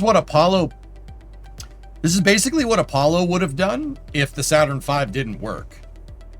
They would have just used Saturn 1Bs. That's why Slick 37 was a twin Saturn 1B launch complex. Because between Complex 37 and Complex 34, which were right next to each other at the Cape, you could tee up 3 Saturn 1Bs. one with a transfer stage, one with the CSM, and one with the lander. And then you put that all together and then send it. That would be a 3-launch Apollo is 3-launch EOR, but it's basically the same idea as this.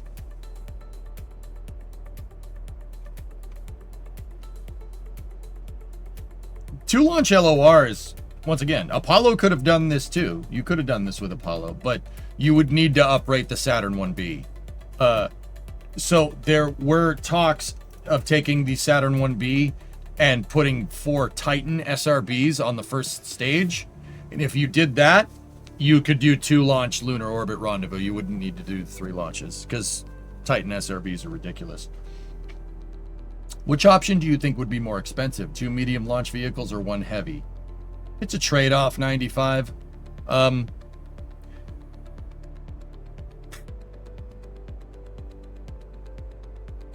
mean, it's a trade-off, dude. You're trading mission, your concept of operations, mission operations, for you're trading mission operations complication for vehicle engineering complication. It really comes down to whatever you're better at.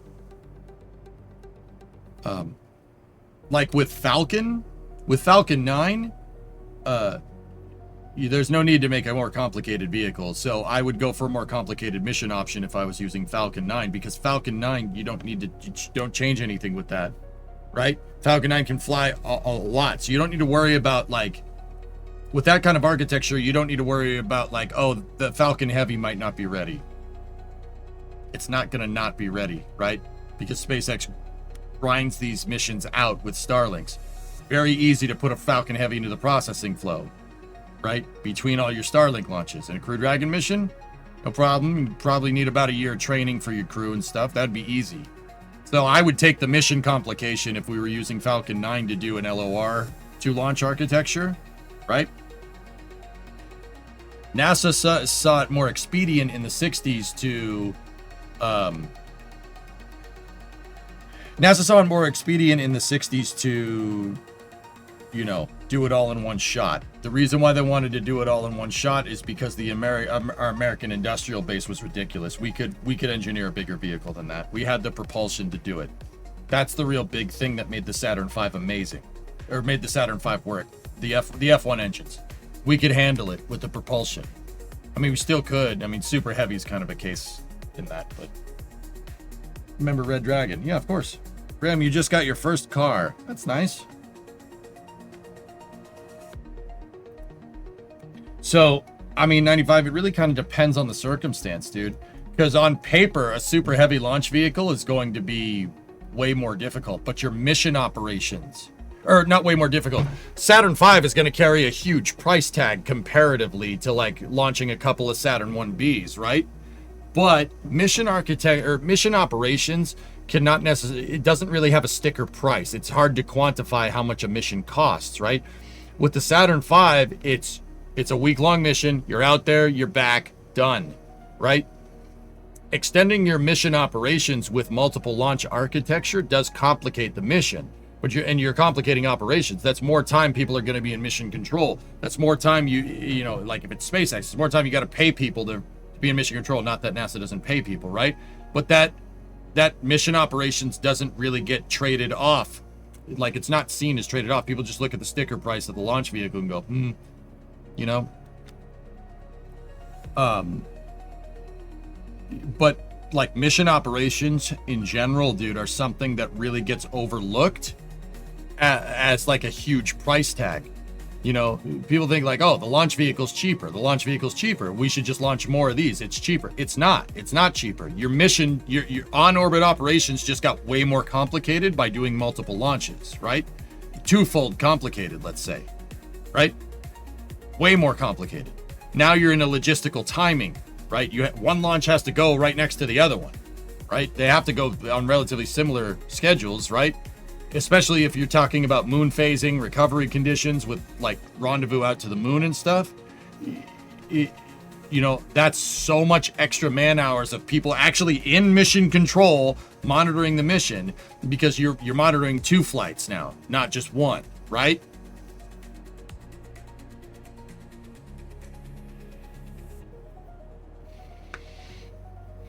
So you're trading, and What the crazy thing is, guys, is that per NASA Systems Engineering Handbook, mission operations and operational life cycle of vehicles generally account for about 50% of the total cost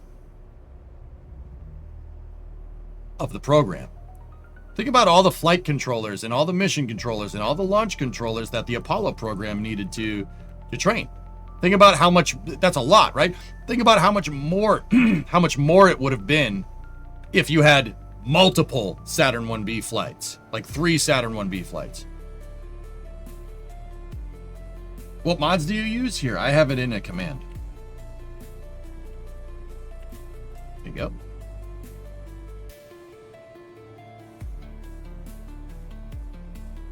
Why haven't we gone to the moon yet with the 2 to 3 launch Falcon 9 architecture? Is it too risky? It's not too risky. SpaceX just never bothered making a service module.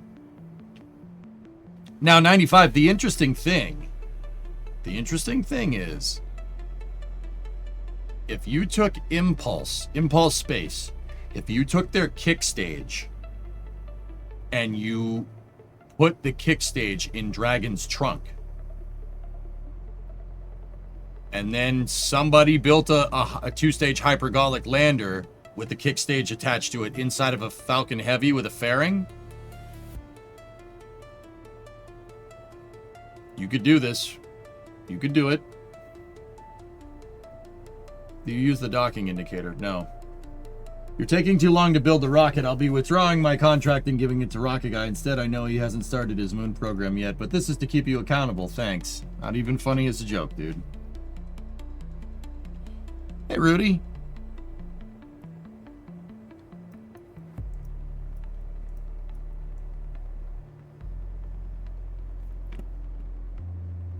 It really depends, Robin. EOR and LOR really depends on how your mission architecture is set up. You know, what are you trying to do? You trying to get to the moon fast? You trying to get to the moon cheap? Cheap, you know, more inexpensive generally means it's going to take longer periods of time. If you want to get there fast, it's going to be expensive. Do you want to incur the cost now, or do you want to incur the cost over time? You know? Correct this message. Make it more coherent and understandable, albeit a bit technical. We got a Dark Taurus scenario to fly an upgraded Dragon with heavy radiation shielding and a bigger heat shield. Bigger environmental control systems. It was 30% higher mass than the current variant of Dragon. The scenario was an expended Falcon 9 flying this modded Dragon to an orbit with an apogee in medium Earth orbit. And another Falcon 9 with no payload, but with a Dragon-compatible docking port. That Falcon 9 will also be expended, but Stage 2 will be injected into the same orbit as Dragon with 60% of the main tanks full. Dragon docks to that second stage and uses it to boost to lunar orbit. Vehicle dynamics with a deep throttle mode on the Merlin for a 20-minute burn will send Dragon into a free return trajectory. We even qualified Merlin vacuum for it once.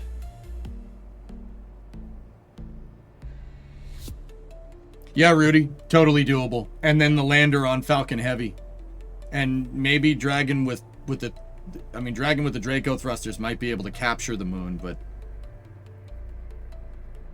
I mean, you could, if you can hit free return with that architecture, with that 2-launch Falcon architecture, you could probably, wouldn't take much more to, wouldn't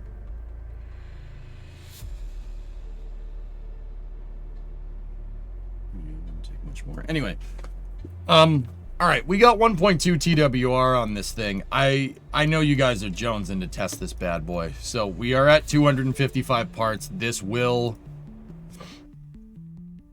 work.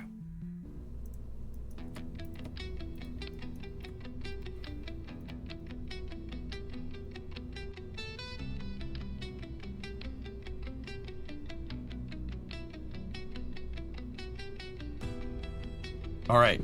This thing is set to jet. We are good to go.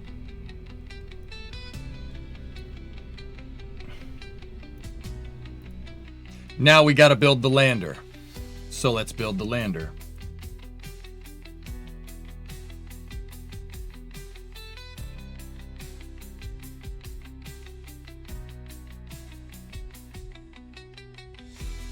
Needs about 1% of the rocket on the pad. 255 parts, done. Discovery, go at throttle Customer up. flags not allowed.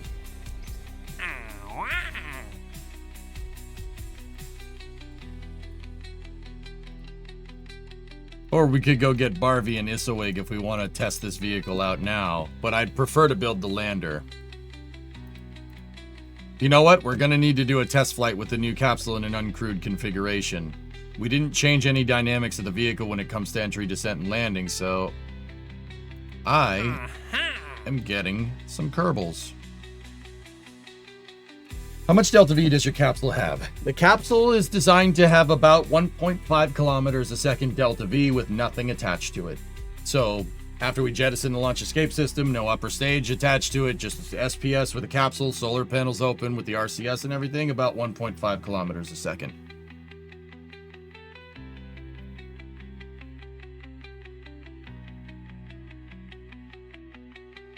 Rudy, your user, you're saying the only thing missing is Elon's caring about the moon. Seems to be Mars only. I think Elon wants NASA to build a moon base and have his rockets resupply it. That's what I think, but I don't know. Can you link the song? I'll link the playlist for you. There you go. All right, so let's build out our lander.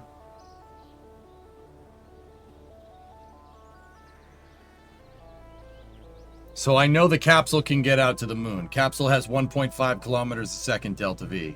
It's gonna need, hold on.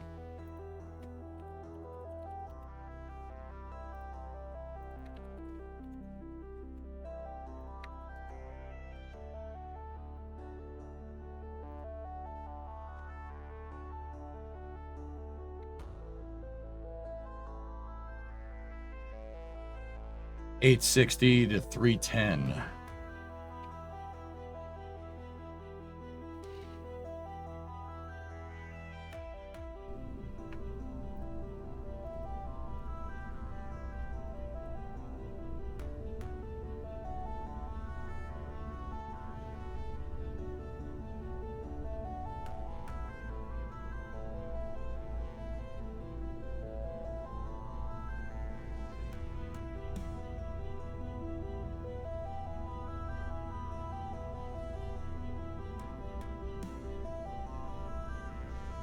About right.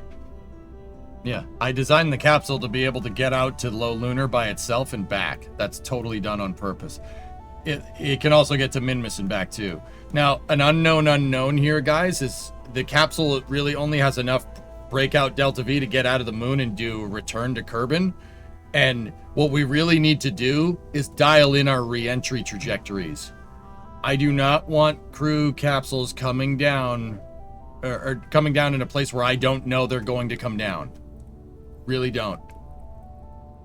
So what we have to do is really work on ballistic lunar re-entries. And we need to, with the Taurus capsule, we need to figure out how to skip that damn thing. And we need to figure out how to skip it and have it land in the same spot that I bring it down. The same spots we bring it down in when we deorbit from Leo.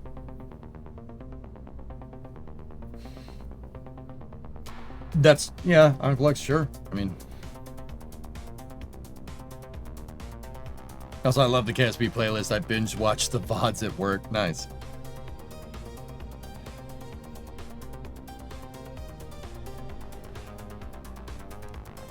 Feel free to vent. What's up, Tessa?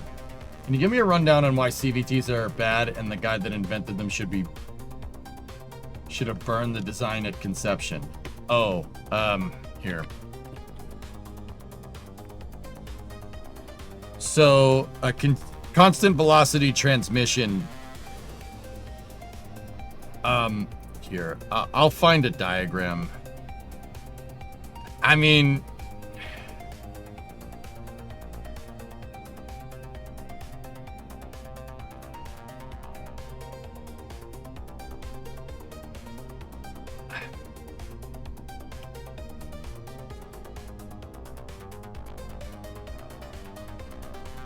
so how a CVT works, guys. Here, actually, this is a good example. So check this out. A CVT works with a belt that goes around two shafts. You have your main shaft and you have your counter shaft. This is inside of the transmission now, Tessa. So you have a belt. It's a very, very, very, robust belt. It's kind of like, you can see that it's kind of like half timing chain, half belt.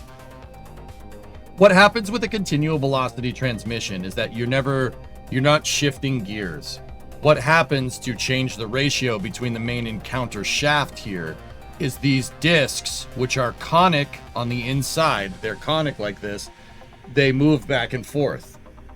If you want a higher gear ratio, you push the belt up the cone, right? It's not necessarily a bad idea. Pretty cool. But the thing is, dude, is that wears that belt out. And once the belt goes, that's it. That's it. Transmission's junk. If that belt comes apart inside of this, it's gonna flop around. It's gonna shoot parts everywhere. The whole transmission's done. If you want to fix it, you have to take the entire, and then I mean the entire thing apart. Now, like once again, with okay, what's the difference between that and a regular geared transmission? If a regular geared transmission, if one gear breaks in that transmission, you'd have to take the whole thing apart anyway. Yes, but operative thing here, if you have a transmission that has 5 gears in it for 5 speeds and the 5th gear goes, you take the transmission apart and you replace the 5th gear. You don't throw the damn transmission away. This would be once that belt goes, that's the equivalent of losing all 5 forward gears. That basically is a write-off. You smoked the entire transmission. Just replace it. This is not even worth repairing. Just find another one. No mechanic's gonna bother to do the work.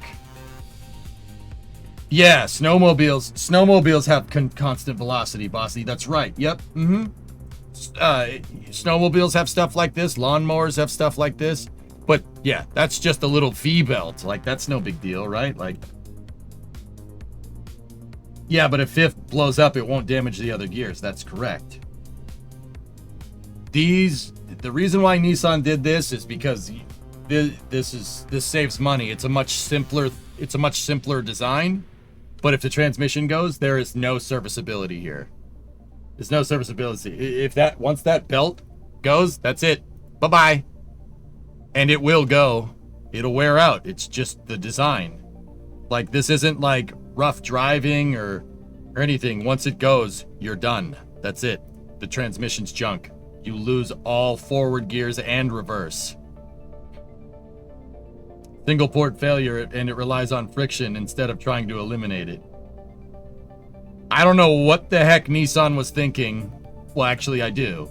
I know exactly what they were thinking. They're thinking this is mechanically simpler to manufacture. So, we'll just manufacture a bunch of these things, right? Just make a bunch of these things because it's less moving parts, right? And then, if it goes, so what? The problem is I didn't sell enough of the damn car. So if you want to, the transmission's still going to end up being $2 to $3 to $4 to $5 grand to replace, because it's just a pain in the butt to take the whole damn car apart to replace the stupid thing. This is part of what I try to tell people. And my stupid car is no exception to this. The Fusion blew that transmission line the other day. There was no reason that should have happened. But cars are designed to be put together and manufactured quick. They're not designed to last. They're designed to be put together fast. That's it. That's really where the engineering stakeholder expectations are for the vehicle. Have it perform pretty good, make it last 40 to 50,000 miles. If it breaks, who cares? Except Toyotas. Even Toyota's starting to skimp out on stuff, and that's kind of sad. But yep, there you go. There's the thing on CVTs. I don't like them. I don't think they're. I see what they're doing, but I don't.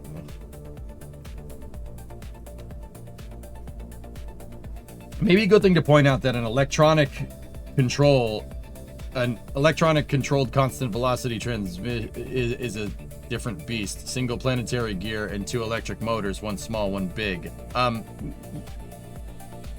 Yeah, I mean, we could mention it, we just did, but that, I don't think that was the context of the conversation. I'm pretty sure they were talking about a CVT from like an internal combustion engine.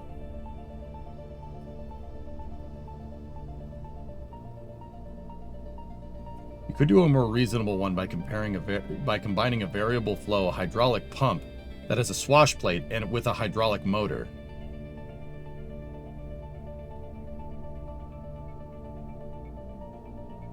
I'll just take my gears and synchros.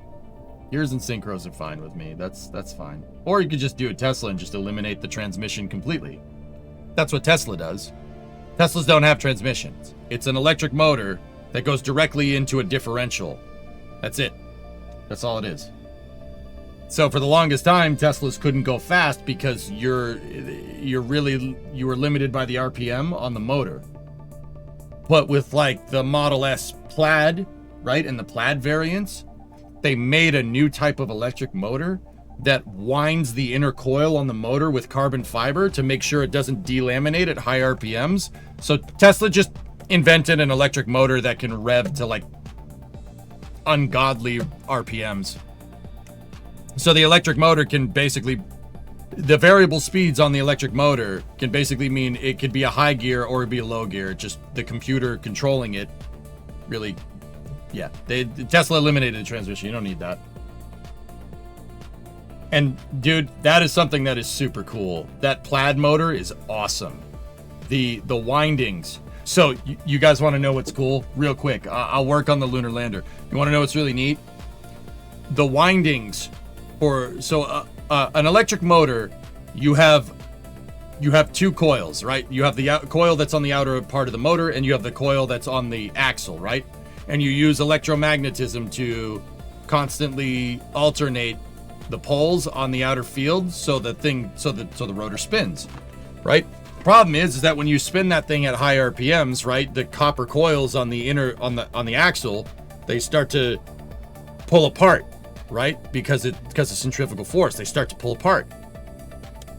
SpaceX took the same, or not SpaceX, Tesla took the same type of thing that SpaceX uses to make like COPVs, and they did a composite overwrap over the coil. It's the same idea as what they use with COPVs. Really, really light, really, really thin. It is a composite overwrap electric motor. It's really freaking cool, dude.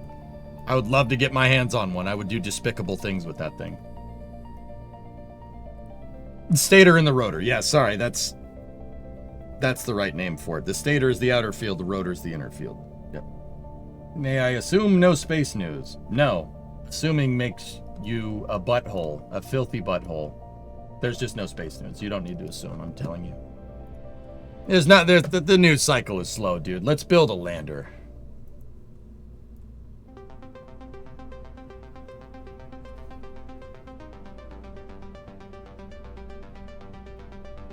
So I just finished doing my revisions to the capsule, and I have the capsule ready to go on the Block 4 version of Octo, which has an extended upper stage. Now we got to build the cargo variant for Block 4, and we got to put a damn lander in it.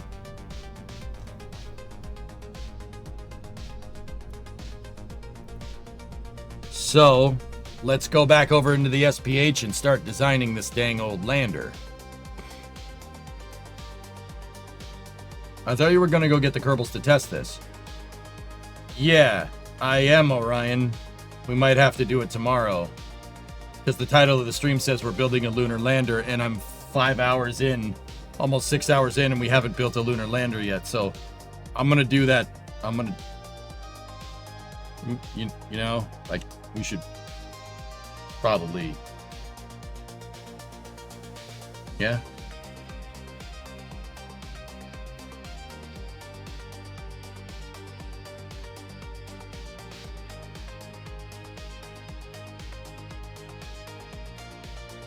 I reiterate, it's continuously variable transmission. I've been saying constant velocity. I'm sorry, Curtis. I really would hope that you know that I would know the difference, and I'm just misspeaking because, you know, I have thousands of tidbits of information up in my head.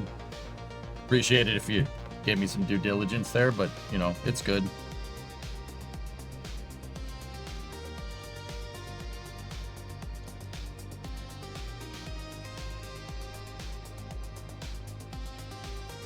All right, Lunar Lander. This is not a craft file. Okay, that's the crappy one.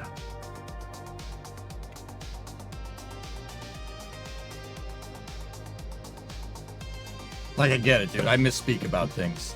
Sorry. Like, I'm trying to convey a lot of information. I didn't think we were going to talk about CVT transmissions today. You know, like, I have to remember it off the cuff, so sometimes I mince words, but hopefully, like, cut me some slack, man. That's what I'm trying to say, please. You got Battlefield 6 fatigue? What? Oh, no, I'm good. Rudy, how's Titan? Oh, Titan's fine, dude. I was playing with him this morning. He's just, yeah, he's all right, dude. Like, the thing about it with heartworms, dude, what makes heartworms so difficult is that you don't really need to change your day-to-day routine, but you can't walk the dog. The dog can't do any type of exercise where they're going to start panting. If they start panting, their heart could explode because of the parasite in it, right? That's why heartworms are such a pain in the butt. So what's killing me is that, so Titan's part boxer, part lab, part cattle dog, and part mutt. He's a worker dog through and through. Anybody that has a worker dog knows exactly what I'm talking about. The dog is freaking restless. He always wants to play. And I can't play with him. It sucks. It sucks, man. Like, he has to just sit there. Like, he you know, you sit there, you take him out. If you take him out, you maybe a 5-minute, you know, jaunt around the yard, and that's it. I'm not saying the W word, just in case you're watching with your dog. Just take him around the backyard. He goes to number 1 to number 2 and then come back inside. It sucks, dude. I mean, he's fine, but he definitely doesn't understand why we're not taking him outside, obviously. Like, and you could tell he's kind of getting like, what the heck, man? What the heck? We used to do that whole jaunt thing every day. What the heck's going on? Like, so he's fine. He's healthy. Like, he, you know, he sleeps on me at night. Like, I'll go to sleep and I'll wake up with his head right here. Or he'll like yawn or something in my face and I'll be like, oh, hey man, you know, like, you know, but yeah, you can tell he's getting restless, dude. Like, it's okay. He's almost halfway done. So, yeah, he's doing all right, dude. He's doing fine. He's just a little pissed that he has to stay inside all day. You know? It sucks, man. Too late. Your dog rang the bell. I'm sorry, Ordon. My bad. I was trying not to say any of the keywords. If you have a dog, you know what I mean. No W word. No OUTSIDE word. Don't say that. They understand it. They will be like... And then the dog gets pissed off if they hear that word, and then it doesn't happen, you know? Like, dog breath, better than any smelling salts, yep. I wish we could tell our dog what's up and have them understand. Yeah. He gets it. I mean, Aqualux, like I said, cattle dog, boxer, lab, he knows something's up. He's not stupid. Titan is super smart. And I know that everybody says that about their dog. Like, don't get me wrong, he's derpy from time to time, but, like... He knows if something's, like, he knows something's up, but he just, that's where it is. He knows, it's like, okay, this is different. Something has changed here. I don't know what that is. Where's my milk bone? You know what I mean? Like, that's pretty much it, dude.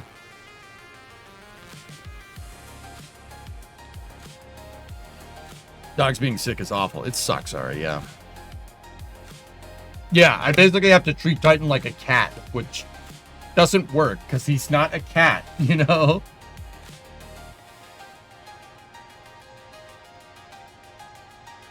Oh, Ije-sama. Midge! The cuttlefish and asparagus. Or the vanilla pesto. What's up, Midge? Yeah, Aqualex, that's why when I'm speaking to Titan, I speak with him in Meatwad voice. Oh, you want to go outside, man? And he... Yeah. No, that works. Oh, that works really good. That means I can, like, say it in my normal voice. Doesn't, you know, it's not that big of a deal. Well, the Mr. You want Mr. Snoop? You want a milk bone, Mr. Snoop? It works. Now, if Bree has the stream on in the living room, he's probably going bananas at this point. Yep. Yeah, that's probably what happened. Have you ever messed with RSS on your own? Just curious. Nah. I mean, yeah, I've played it off stream. I'm not sold on it. All right.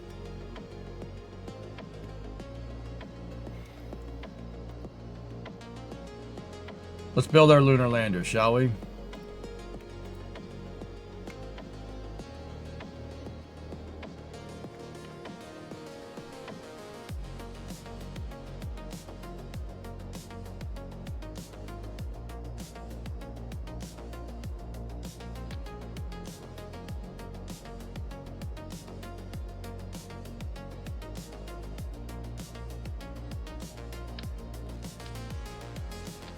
Okay, we'll start with the ascent module. Lunar lander concept.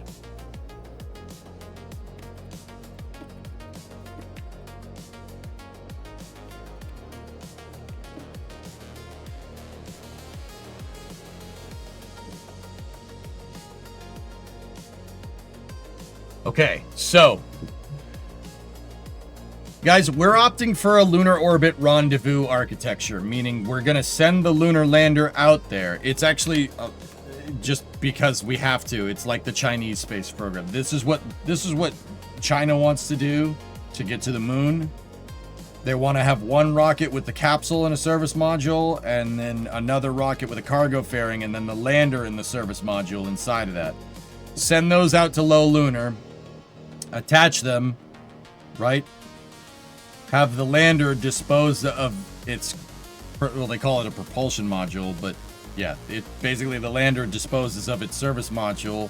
It lands down on the moon, right? The service module actually acts like it's the descent vehicle for the most part. They land on the surface of the moon. The ascent module, or just the lunar module at that point, goes back up, redocks with the capsule. The lunar excursion module gets disposed of, capsule comes back, goes through re-entry, does the skip off Earth, comes back down and lands. So,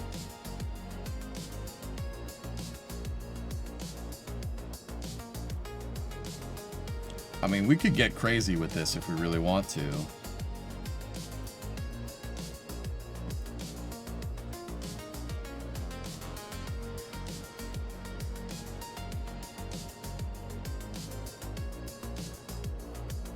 And when I say we could get crazy here,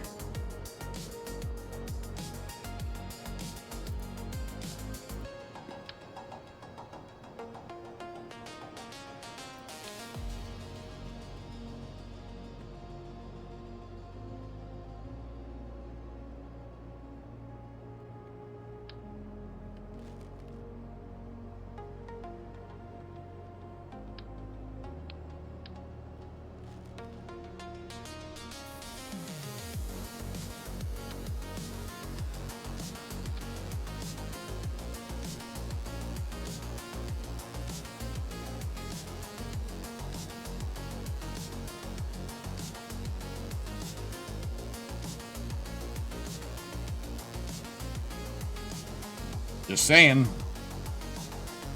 Ship it. How much vacuum delta V does this? It's 2600 delta V. Dude, that'd absolutely work.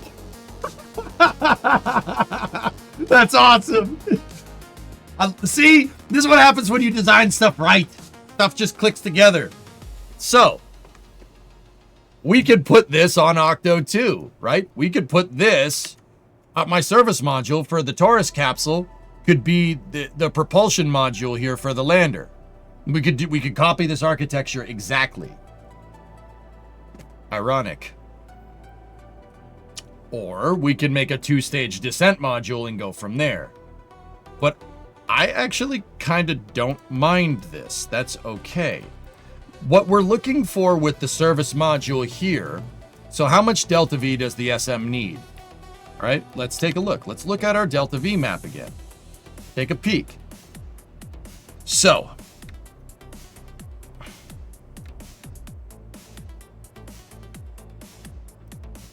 all right, so if we're going to do this and we're going to dispose of that propulsion module during PDI, powered descent initiation, so when we start our landing, right?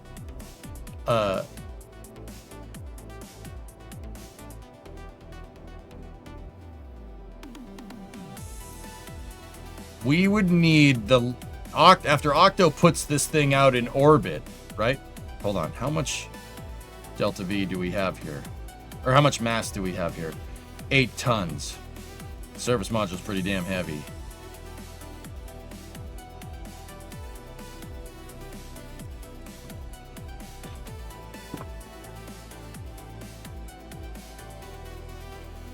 Engineer, and your KSP saved the lunar rendezvous concept is what I'm doing, but I just leave the lander in orbit and refuel it. Yeah.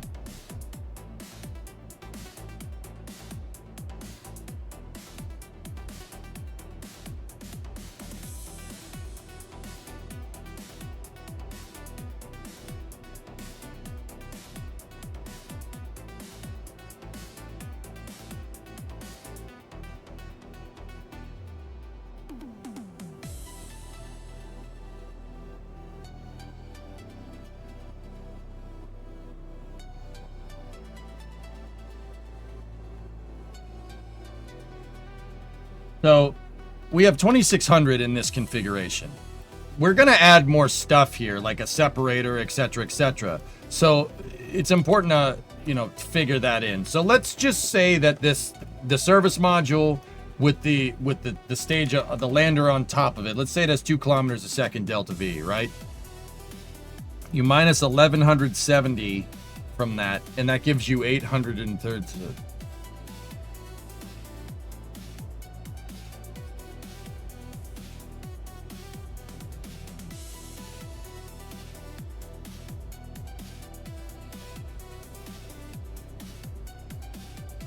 Nice. Jonas, how much were you budgeting for your landing? How much were you budgeting for your landing? Budget 700 meters a second for a landing, just in case. 580, right? 1170 to circularize around the moon means that our lander would have, that's taking into account that it may have 2,000 meters a second, right? I'm going to use my service module as my descent module, and I want 2-stage, but I don't want 2-stage like the Chinese version. I want 2-stage all the way down to the surface. So this would be like the equivalent of launching the Apollo lander with a bigger descent module, right? And a smaller ascent module. This would be like launching the LEM.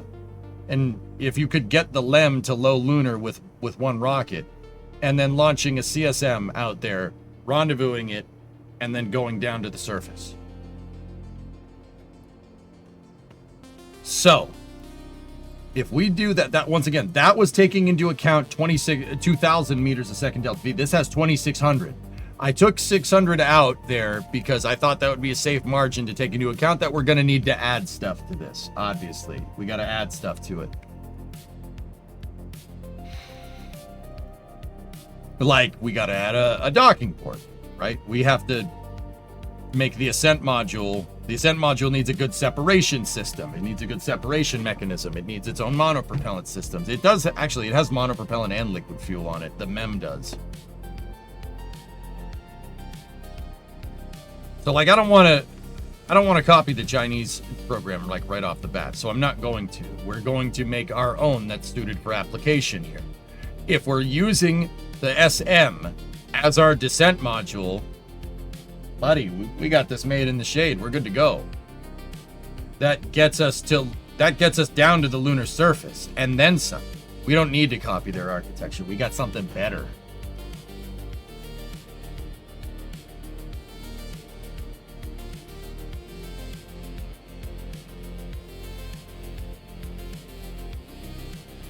Oh.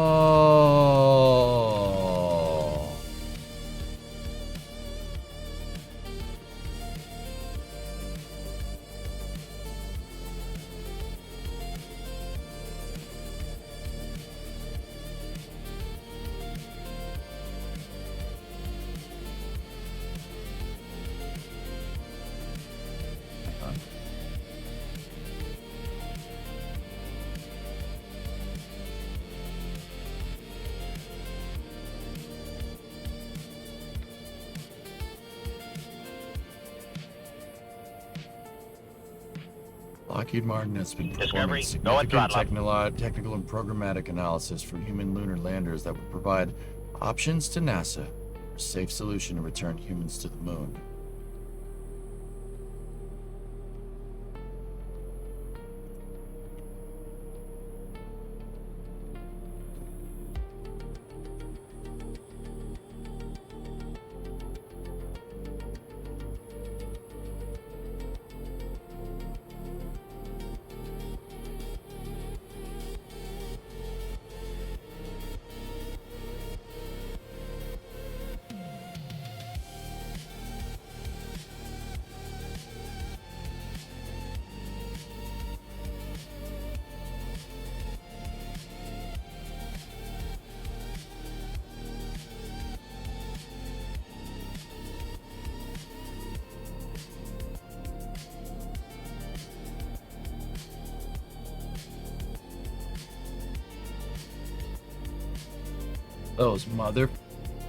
Those mother frickers.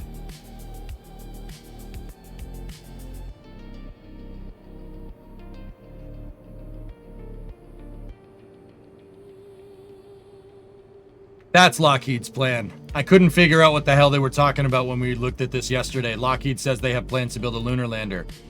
They're just going to make a lander, and they're going to use Orion's SPS as the descent module.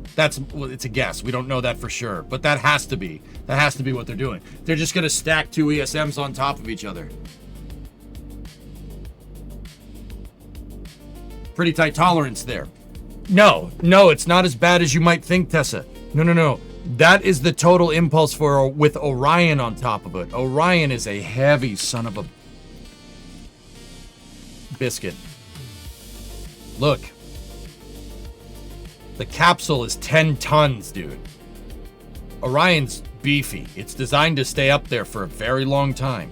The ESM is 15, right? 10 tons. Your ascent module component is not 10 tons. No way. If you built a smaller pressure vessel or a stripped down capsule that doesn't need life support systems to handle crazy long periods of time, it's just maybe for like a week on the moon, not much, right?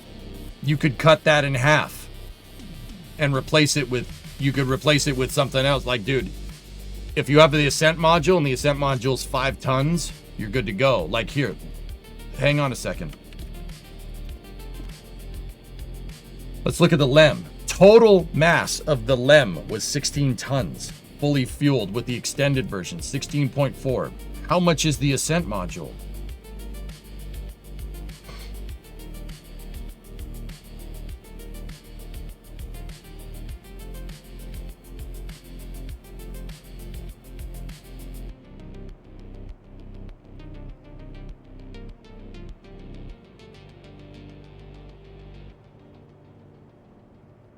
Those sneaky sons of... Dude. Actually, they've updated this. I've never seen that picture before. Yeah, man. If Lockheed does something like this, they make another ascent module. There's no way these... I mean, dude, if the total... So let's think about this for a second. You know, the LEM. The ascent module has to have 2 kilometers a second delta V. It has to, because it takes off from the lunar surface, right? per the KSP Delta V map, it has to have, I would give it 2 kilometers a second just to be absolutely sure. 1730 to low lunar, right? It has to have that. So my question is, how much mass is that? How much mass is just the ascent component of this thing? If the total mass of this vehicle is 16 tons, I would guess that this is 6 tons and this is 10. Just putting it out there. That's just a guess because, once again, the descent module has to have more fuel because it's carrying the ascent module with it. So I'll bet you it's split 60% for the descent module, 30% for the ascent module, which would put your ascent stage right at about 5 tons of mass. Right? So, Tessa, basic napkin math here, right? Napkin math. If they just made the LEM, it made the ascent module to the LEM and put it on top of a European service module for your lander, right? If Orion has 1,800 meters a second with a 10-ton Orion capsule attached to the front, if you replace that with a 5 to 6-ton ascent module, that number goes up. It goes up big time. It goes up to, off the top of my head, probably 2.5 kilometers a second Delta V. Easily. Like, easily that much. PDF, page 63. Oh.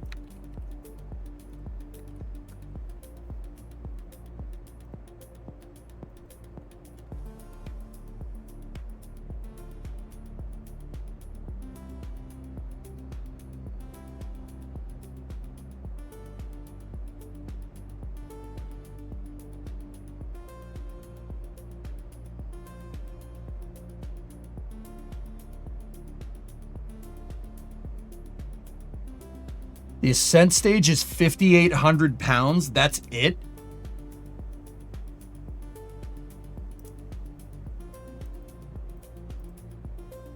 $5,843. That's 5,800 pounds. Divide that by 2.2 to get your unit conversion to kilograms. It's 2.6 tons. That's dry. It's 10,000 pounds wet. Where?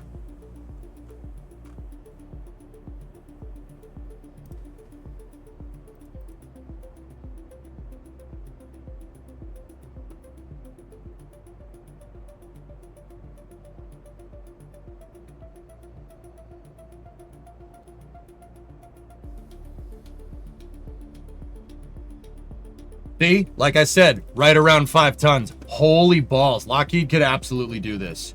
Yeah, they could do it. They could take Orion's service module. They could take an ESM and make it into a descent stage.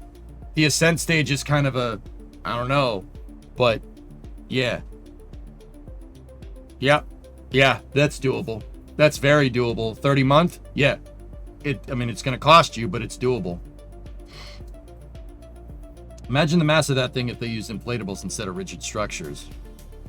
Actually, you know what would make a carbon composite pressure vessels?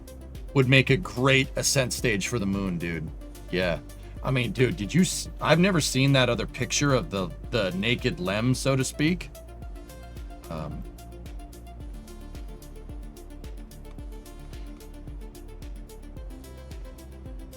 It's freaking riveted aluminum, dude. Riveted aluminum. It's built like a freaking airplane, dude. Can you imagine if you like stir welded this? If it was a billet, like even billet aluminum stir welded, you could make this like way lighter. You know what you can do with an aluminum tube? That's the pressure vessel for the ascent module for Apollo, guys. It's a cylinder with a smaller cylinder attached to the back. That's it.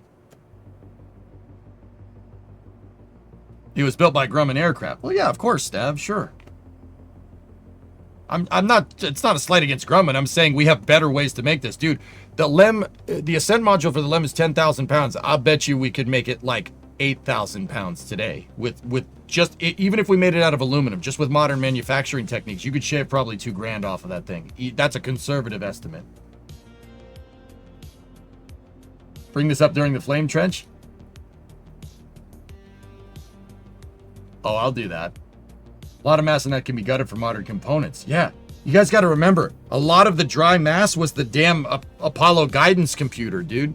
Tessa, Lockheed could make a modern ascent module out of like billet welded aluminum with modern avionics on board, with basically Orion's avionics. You just put Orion's avionics in this.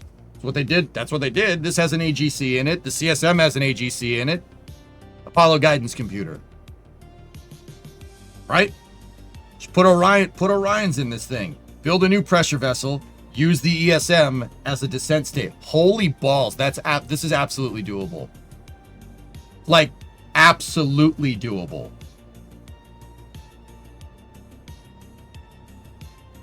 AGC weighed 44 kilos. It's actually pretty damn light, Graham. It's crazy. Mass reductions, modern batteries, computer displays. Holy balls, dude. Holy balls. Dude, you could probably cut the LEM ascent module's mass in half.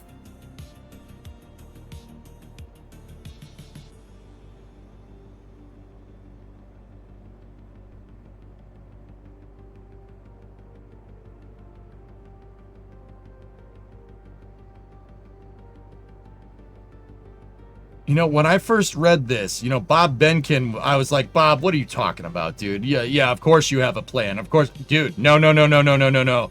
They could. That's doable. That's very doable.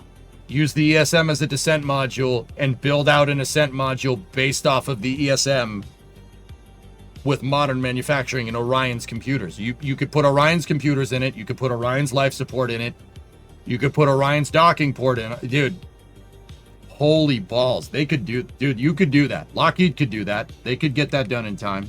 That's a 30-month job, easily. Your descent module's already designed.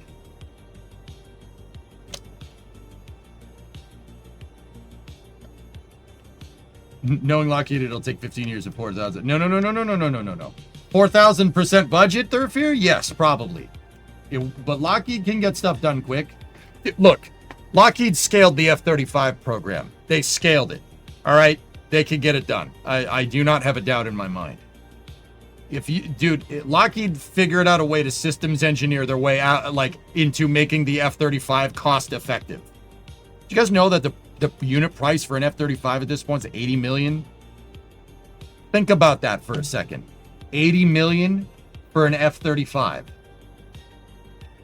That's pretty good, dude. That's a pretty good price considering what you're getting. I'm just saying, man. I'm just saying, Lockheed can cook. Don't think that they can't. They're not Boeing.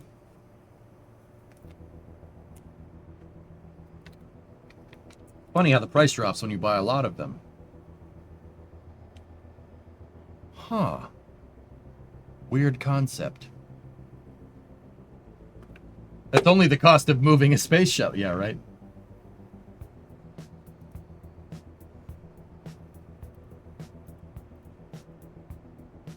Escape from Duck-Ov? Oh, God, RPG. You know, like I said, I was really kind of wondering when we covered this the other day when the lumberjack went on his own tirade here. Lockheed could do this, man. They could do it. It just clicked in my head.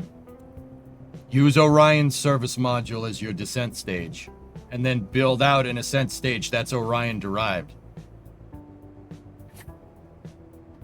That remains to be seen, though. Hold on a second. So, I mean, even if they did that, how would you get it there? They knocked out the SR-71 in 20 months. Yep. Apparently, it's much better than Escape from Tarkov. Maybe we'll play it.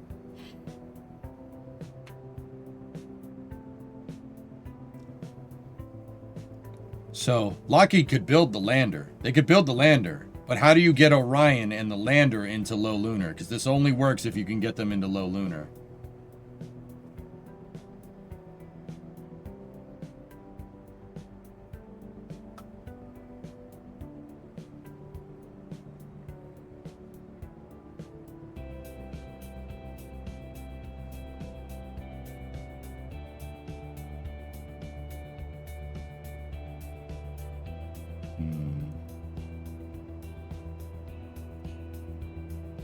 Interesting. It remains to be seen how they would get that up there, but whatever. They have to play the rectilinear Halo game because of Orion. Yeah, the lander... You would need a way to be able to get the lander fully fueled to the gateway. So the lander wouldn't be able to do its circularization. The lander wouldn't be able to do its lunar capture, but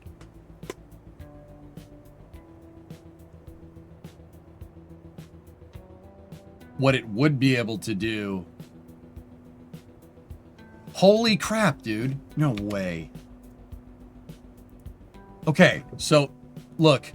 Rectilinear Halo orbit is much closer on this Delta V map to intercept than it is to low orbit. It is a very eccentric orbit with your apolune, or highest point in lunar orbit, near escape.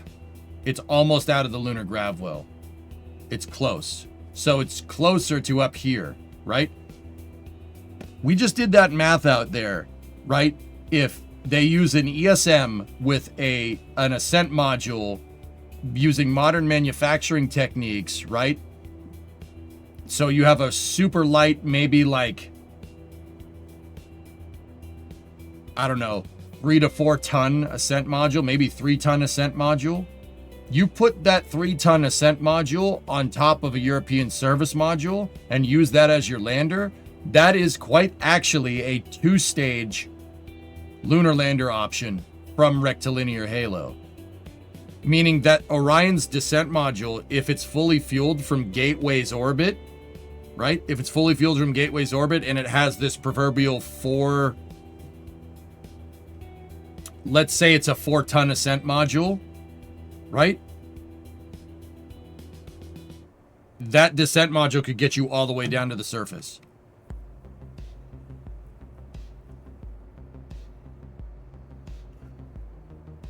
From a rectilinear Halo. That's why Jim was... This all makes way more sense, dude. That's why Jim was pushing for Gateway. Because with this lander concept, you can do it. You can absolutely do it.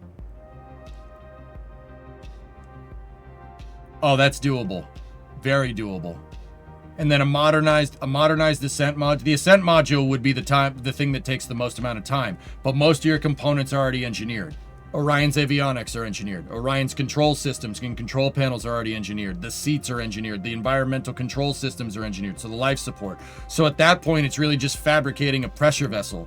If they used modern billet architecture, so like modern aluminum manufacturing, you could shave a ton off of it. If they made it out of carbon composite, holy crap, that thing would, the ascent module fully fueled would weigh nothing. Maybe 3 to 4 tons. Heck, man, even if it's 500, that's...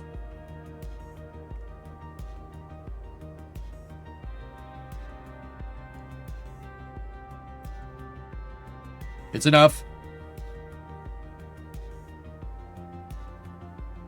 It'd be close, but it's enough. Huh.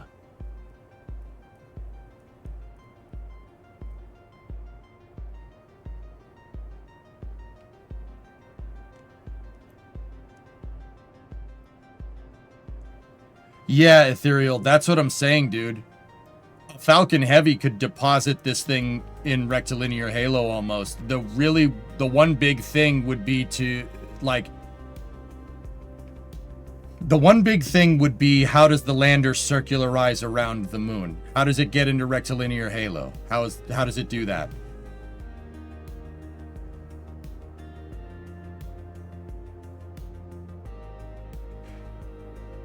Dude, if they made the ascent module component light enough, the lander, Falcon Heavy could shoot one of these things on a translunar injection, and the descent module, the Orion service module derived descent module could pretty much get you down to the surface from, you could capture the moon into rectilinear Halo. It could stop at the gateway, and then it could go down to the surface. It's close. The margins are really tight, but you could. If you have a kicker stage, so Falcon Heavy with a kicker stage for lunar capture, and then the descent module on top of that, dude, easy. Yeah, done. Holy balls, man. That's actually super freaking cool. Because, you know, this whole week I was just...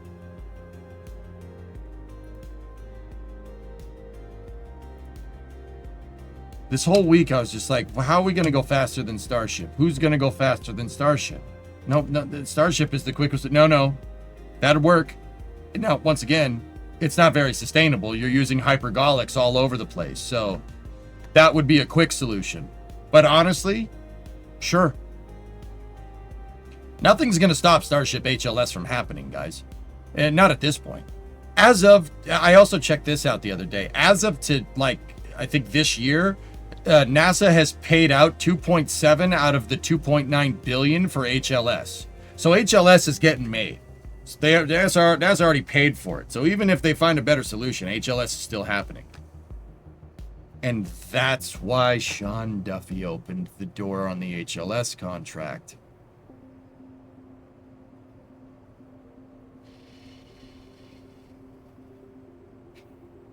Yeah, that makes sense. Okay, we figure... But is he smart enough for that, though? Well, if he has Lockheed and Jim Bridenstine and Boeing and ULA whispering in his ear, sure.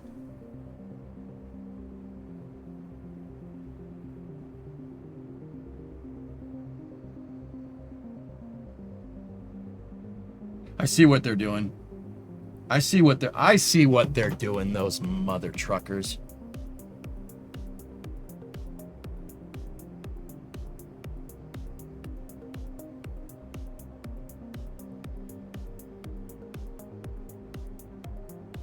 The risks, though.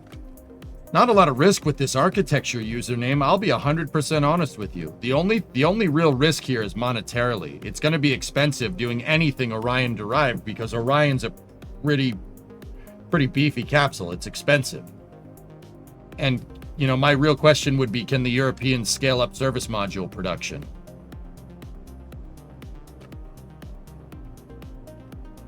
There's no way they could get that cash back, though, right? No. So, Fluffy, no, there isn't. So here, let me explain it to you in another way. Sean Duffy reopened up the HLS contract because it's low-hanging fruit. SpaceX has the HLS contract, and they've gotten paid for most of the HLS contract.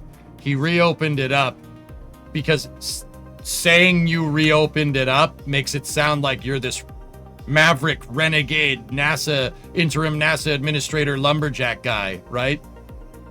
But the reality of the situation is that most of that contract's been paid out already. So it doesn't matter. So opening up the contract again makes you look like this crazy, oh man, that's so bold. But nah, it's just posturing. See, that makes way more sense. Because most of it's paid out to SpaceX. So it opened it up again. See, that, yeah, okay. All right. I think we figured out the play. Sorry, you kind of inadvertently got space news. But that...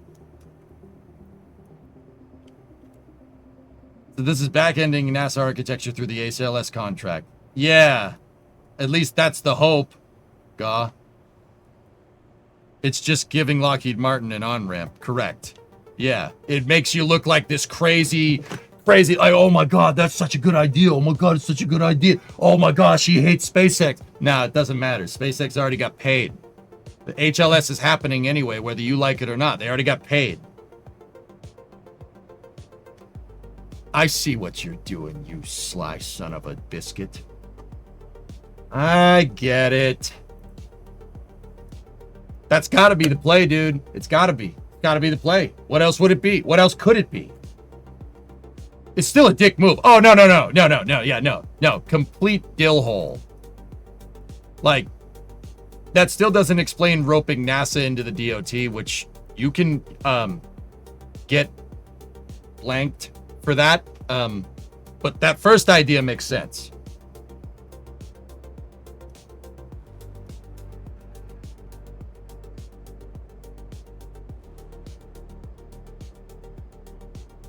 Okay.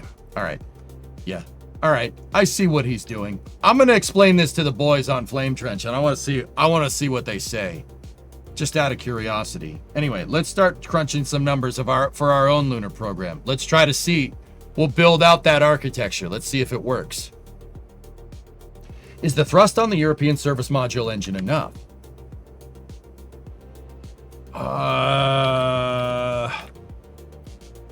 So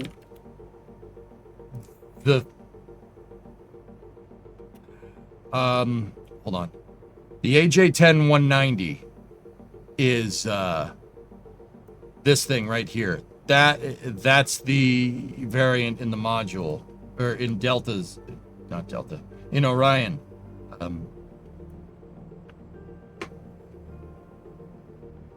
It makes 43.7 kilonewtons of thrust. Now let's go back over to the LEM.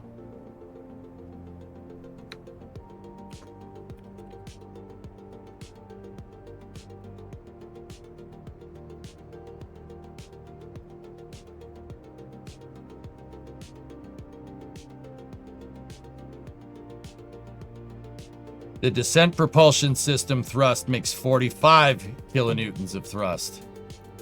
And the AJ10 190 makes 43. Yep. Oh, yeah. Oh, it's enough. It's absolutely enough.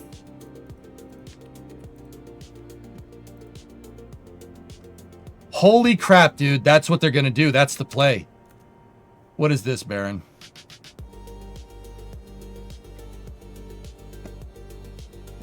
Yeah, see? I told you he wouldn't win. Elon and the president are boys.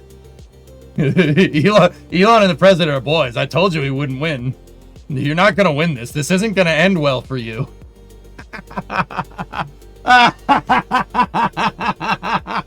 Shuttle hardware on the moon, Cyborg. Yes. You know what, dude? Freaking open it up. Give it to Lockheed. And then that'll just piss Elon off even more, and he'll land the lander anyway. I just shuttle hardware on the moon. Oh, am I a piece of crap for kind of wanting that? Check the second paragraph. It's literally what you said. This article was posted today. Duffy picking a fight with Elon doesn't sit well with a lot of people because Elon is going to be a pretty big factor in the Discovery, go and throttle up. You dumb schmuck. Oh, I'm sorry, Gil. I'm sorry. You want to see the lander. I'm sorry. I'm just on a roll right now, dude. That's hilarious.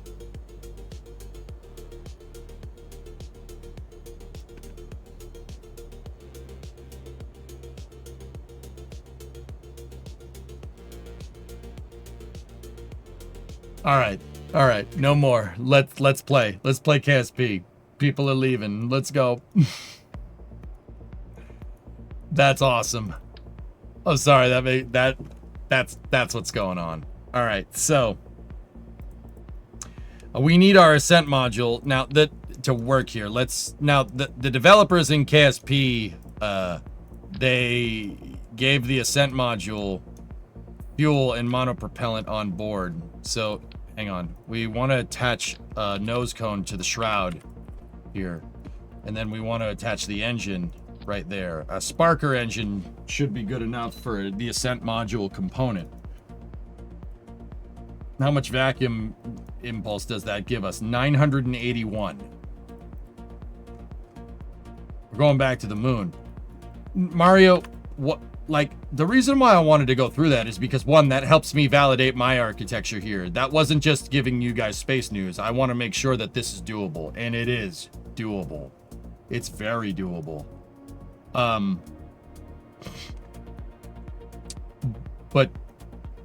two, I wanted to kind of go through that just to see if it actually could work. Yeah, it could work. That was peak EJ right there. Thanks, man. All right, so that has 981 meters a second delta V. Let's get the RSSRO delta V map off of there. Let's get all this stuff out here, there. All right, so this is back to the KSP delta V map. So we have 580 meters a second to get from the lunar surface to low Mooner in Kerbal, which is 14 kilometers. 14 kilometers circular, okay? You need 580. This has 981, the ascent module. Now, we also got to be careful because the Kerbal developers made this thing with an offset center of mass. It's just like the real one. Not a lot of people know that the ascent module needed the RCS to be on for the motor to work. It needed the RCS. The motor doesn't have any gimbal or anything. It's also asymmetric. I mean, I don't know if you could tell from the shape.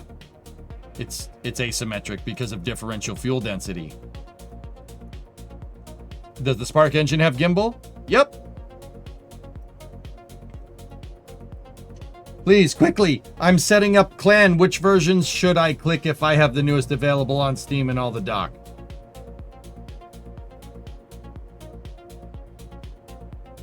You're setting up CCAN. Just set it to the newest versions, which is like 112.5 or something, and then you can get backwards compatibility later. You know what, Airborne? I'm not the guy to ask that question. Like, let's be real. I'm not the guy to ask that. I don't use Kerbal mods that often. I forget how. I tried CCAN the other day. I forget how it worked. I'm probably not your guy for that. Ship 40 received its forward flap. Production line starting to roll. I'm telling you, Trey, January. Everybody says I'm bananas. January, baby. They're going to do it. Holy crap, dude. This is like super exciting. I mean, we should probably manage our expectations, but that...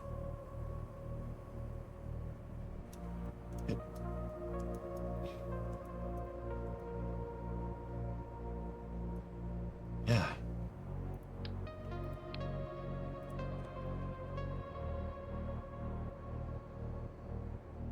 Huh. That's showing that it's perfectly aligned.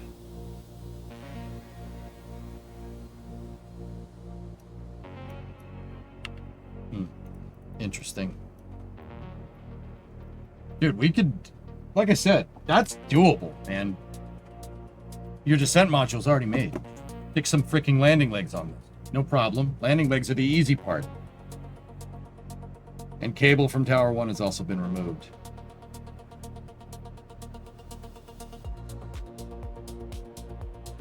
When would a landing happen then? Trey, with this architecture, I'd say to get the ascent module really figured out, you'd have to do at least one flight test of this thing in LEO. You could get away with doing that in low Earth orbit, no problem. So put it on Vulcan. Put it on Falcon. We have plenty of rockets that are scaling here. Put it on New Glenn. New Glenn could do it.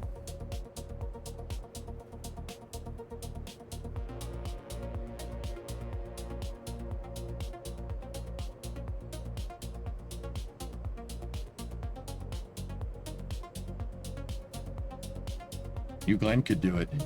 Oh yeah. New Glenn could move our proverbial lander to low lunar easily. Or not low lunar, to rectilinear halo. Falcon Heavy could do it. New Glenn could do it. Vulcan VC6, maybe. Might be able to get away with it.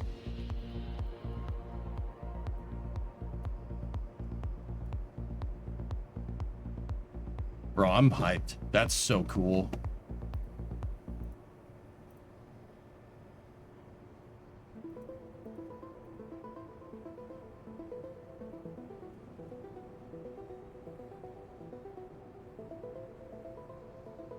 We have 5.57 thrust to weight ratio on the moon with the freaking Spark engine.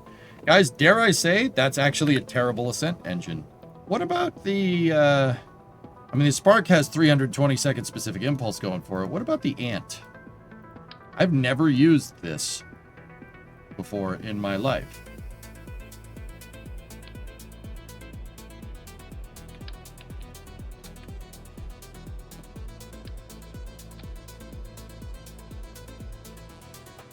So in vacuum on the moon with an Ant engine, you get 0.58 TWR, but you have 1,000 meters a second delta V. Now, what about the Spider? Spider is a radial engine.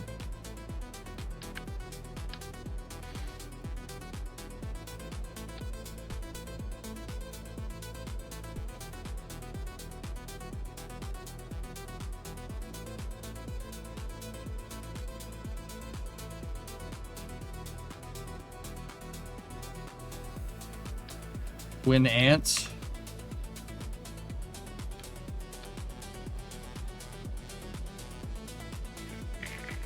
That gives us 1.16 off the surface, dude.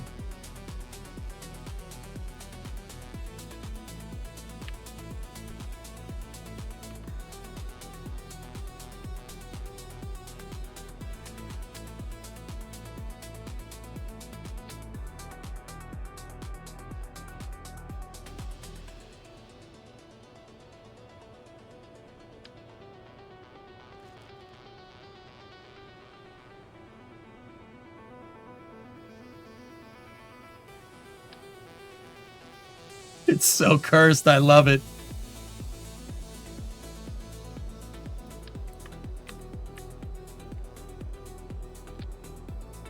Honestly, 1.16 is not bad.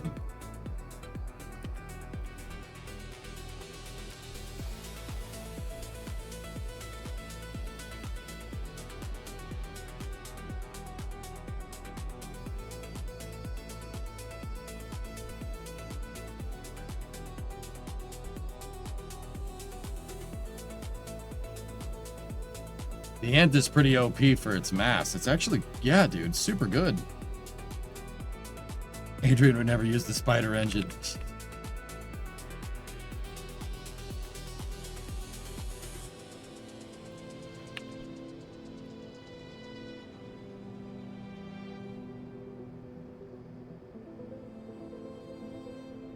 I totally forgot you could find TWR on different worlds.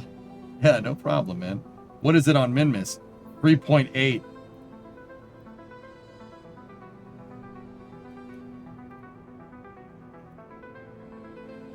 What's the Ant? 315 second specific impulse is fine when the motor weighs 20 kilos. An Ant engine in real life is about this big. It's about a foot tall. So this is about 30 centimeters tall. Actually, a motor that's 30 centimeters tall that makes 2 kilonewtons is actually pretty good. That's a pretty good little engine. Wait a minute.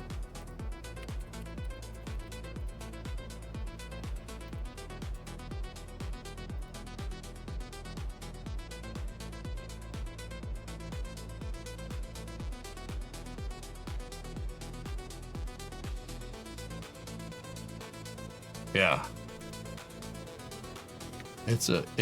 It's more powerful than a Draco engine. Interesting. I'm gonna say that's basically a Draco motor. It's close, but it makes way more thrust than that. A Draco motor is more like this Spider motor. Huh. Hey Toma, don't forget Kerbal Astronauts weight to do your math. That's a good point, dude. I wonder if it's already taking that into account. What happens if we take them out? Yeah. It already has them in there. What other little motors are out there? There's the Twitch engine, which makes 16 kilonewtons of thrust, and it's 80 kilos, but that's a radial mounted engine. The Spark is 130 kilograms, 20 kilonewtons of thrust. That is overkill for what we need. There's the Puff engine, which is a monopropellant engine. I hate that thing, to be honest with you. That thing's doo-doo, caca, poo-poo.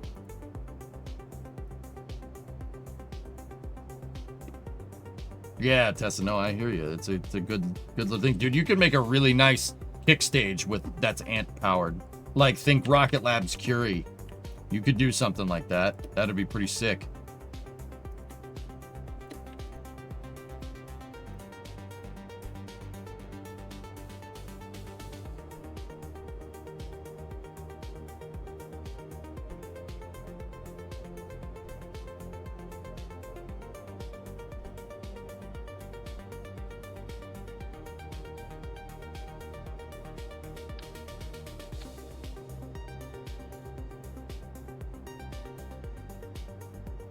I want an engine to sit on your desk. Can we make a Micro Falcon 9 using ant engines? No. And we could always overclock them a little bit too. All right, so... And the wiring, yeah, right.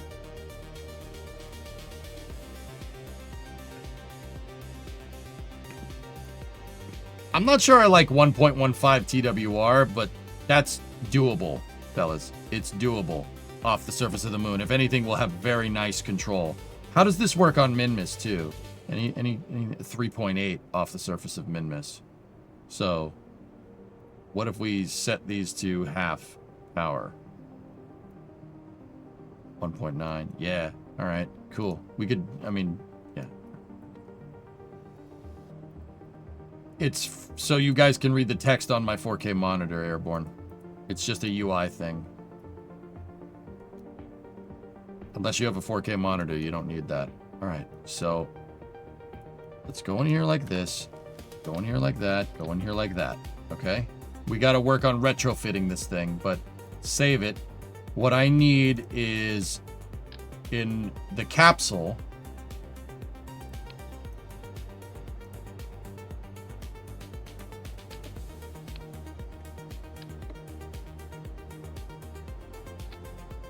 I need the docking port.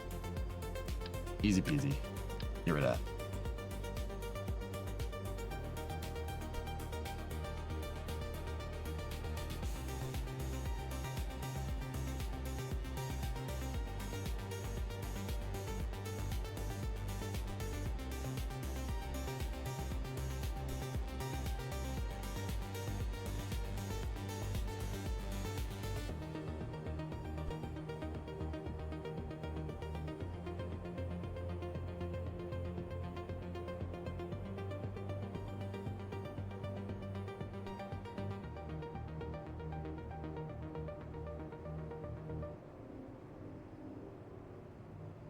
Now, is the MEM a probe core?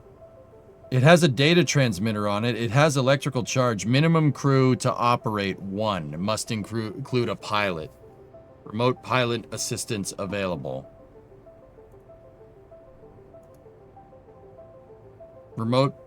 Unmanned remote pilot assistance available. Does that mean this thing can operate by itself? Or will I have to put a probe core on it?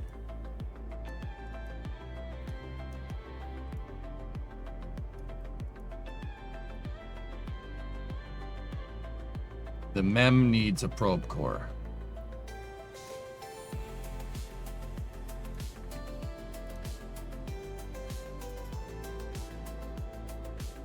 What do probe cores say in that tooltip? Remote pilot assist available. They say the same thing. But the capsule says that too. It says remote pilot assist available, but that's not...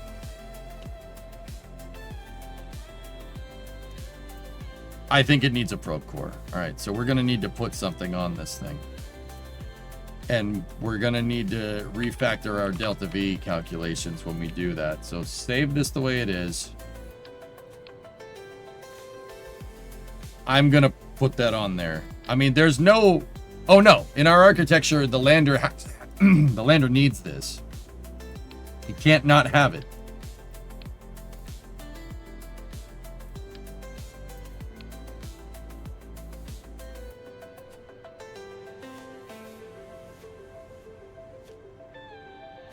Just launch it and see if you can do anything. All right.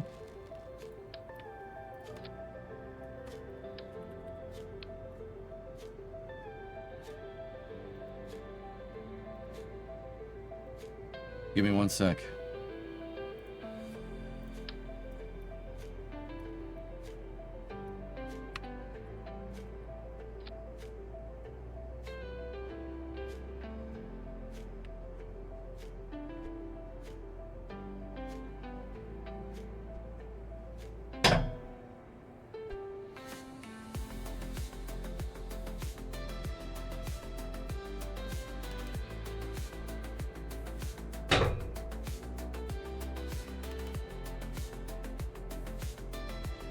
Not bad, dudes.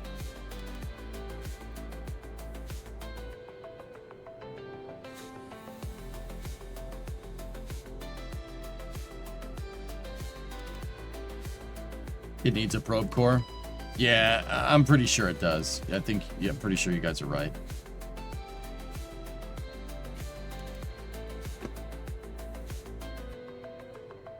Clear. No pilot on board.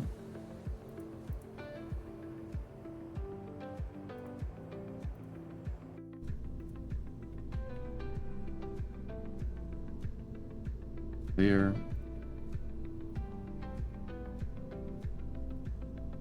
Yeah, okay. That answers that question. Good.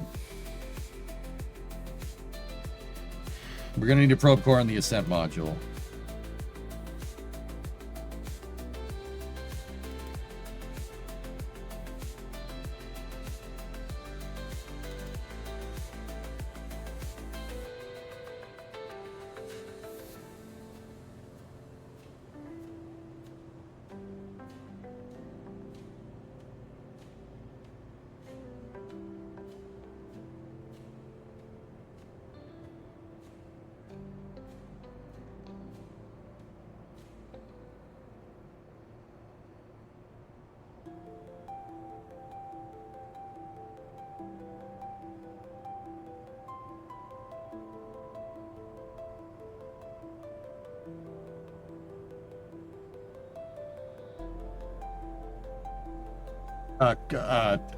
Core is what you want, everyone.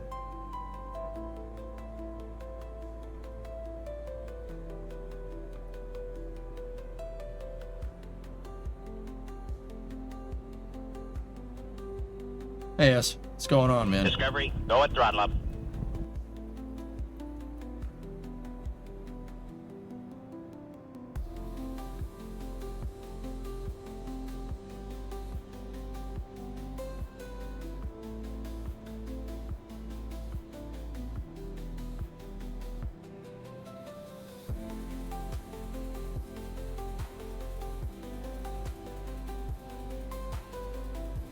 Yeah. Okay.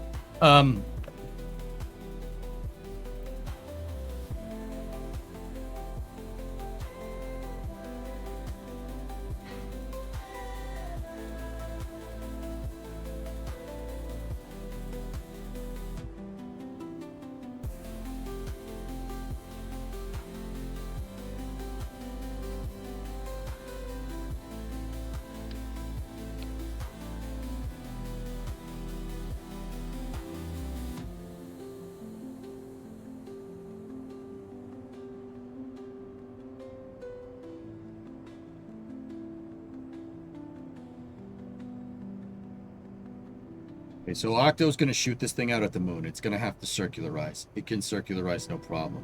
We can circularize and take the service module, descent module, service module / descent module all the way down to the surface. Descent module back up, redock with the capsule, and go home. We're going to need a ladder. I need to redesign the fairing a little bit, guys. I got to redesign the fairing for the Block 4 Octo vehicle. And I think we should hold on. Do I have any 3.7? Do I have anything that's the bigger diameter? Anything?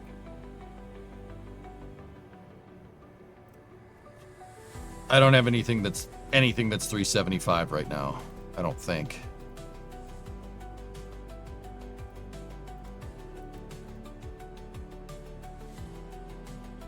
We have 375 heat shield. All right, I'll unlock that.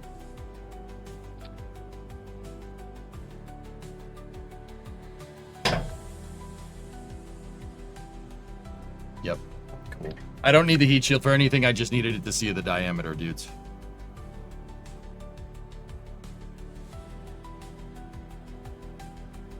Okay. Cool. For the Block 4 Octo, we're gonna give it a 375 meter fairing for the newer version. We haven't done the cargo version yet. Killer. Killer. This is good, man. Dude, this architecture is... guys, I apologize. Like, I've been talking a lot this stream, and I was talking a lot about architectures yesterday. But I like fleshing out the architecture. I like getting this thing really good. You know, I started with building a capsule, and then, you know, we did some good work with the capsule, and now we want to go to the moon. So we build better with the moon to get there, you know what I mean? Like, it's building blocks. We're building out our architecture, and sometimes that takes some time to talk through about how you want to do this. But I'm trying to get all the talking done at once so we can engineer the stupid thing, qualify it, and then fly the damn thing a lot, like the capsule. That's the whole idea. Every time I have done this, where we, you know, like mission mode kind of forced this style of gameplay, but every time I did this, like when we engineered the Freedom Rocket, we made amazing stuff. Like it came out so good and the missions were so worth it.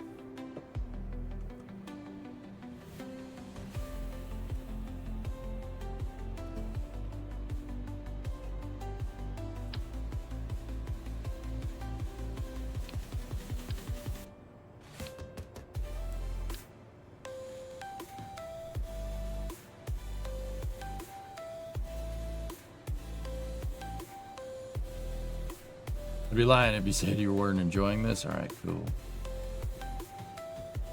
All right, so we can remake this fairing a little bit too.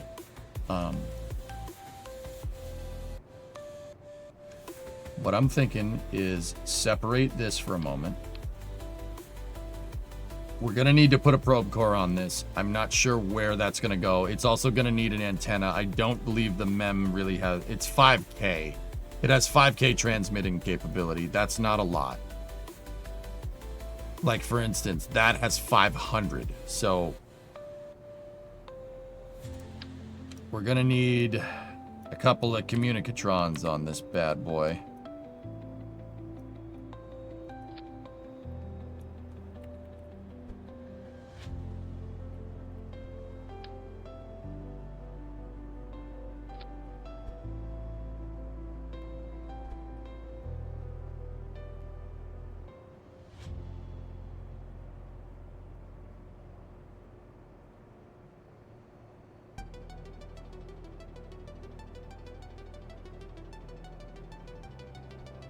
Okay. Wish we had a smaller dish than all those, but that's okay. You should test this to make sure that the hatch isn't obstructed. The hatch shouldn't be obstructed. It should be fine. I'm going to redo the skirt on the service module to be more adapted for the lander, because that's just excess mass. We don't need that. How about the folding dish? The HG55? The HG55 is overkill for this application. Way overkill. Like, you don't need that. That's like if we're going to Duna.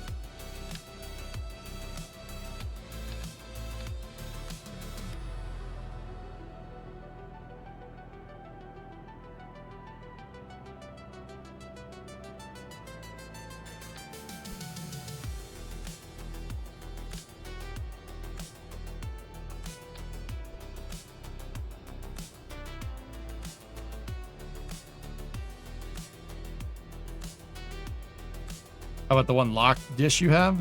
That's the DTSM-1. It's too big. We can make it look like the UHF antenna.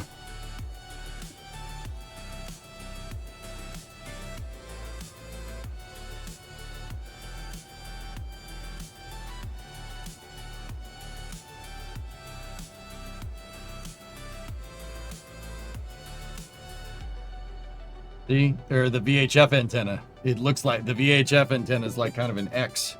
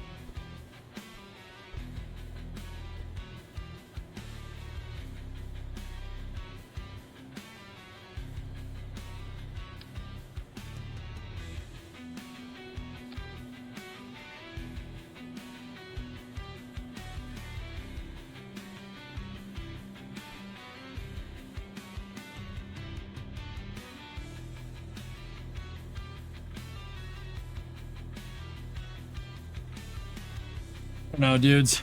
That should be enough. Like, but that kind of looks stupid. You know? Kind of looks dumb.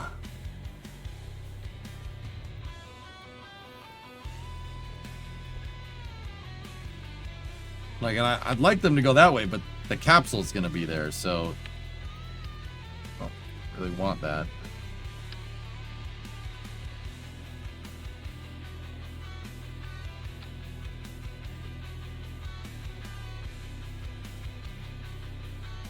Yeah, that looks like that belongs there.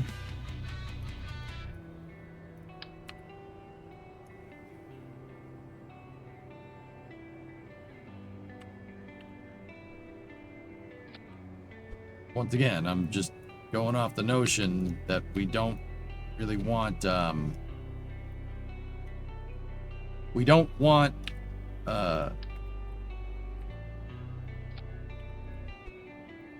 thrusters to get in the, we don't want antennas outgassing on the thrusters. That's what I'm trying to say.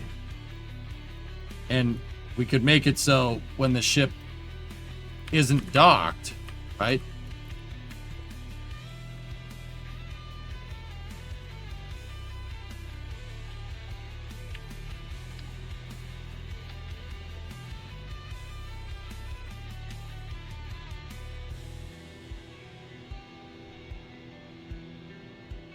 We can make it when it's docked, it can use the short band antenna, and then when it's undocked, like if it's down on the surface, we can extend the antennas up and give it a little bit more signal. These are combinable up to 4.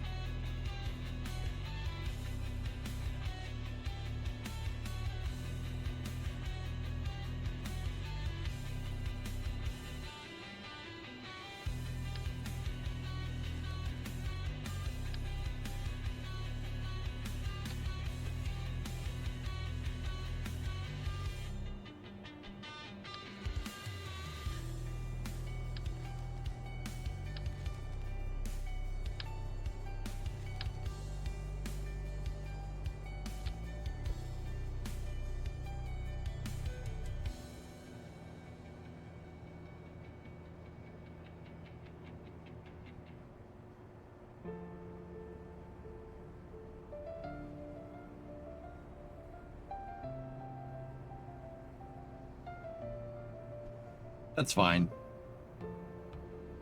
I'm kind of okay with it.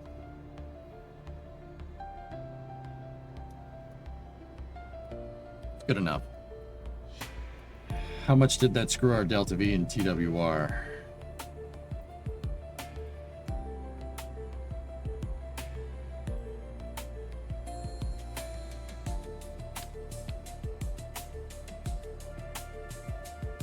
$986. 1.12 off the moon. 1.12 is still doable, but we still need a probe core.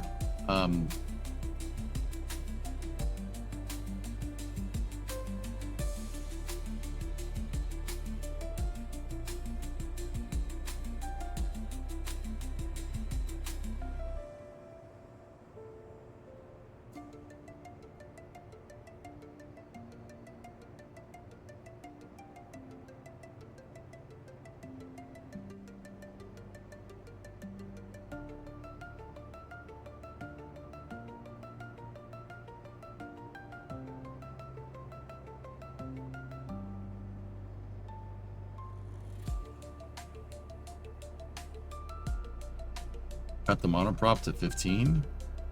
What's the thrust output on these things, Tessa?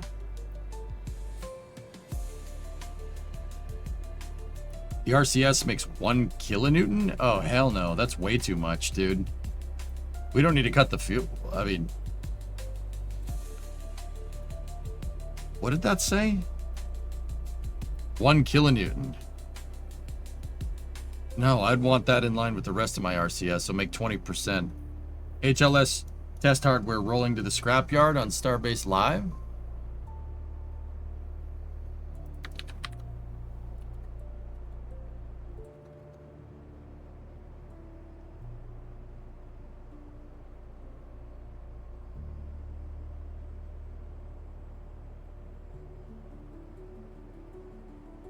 Huh?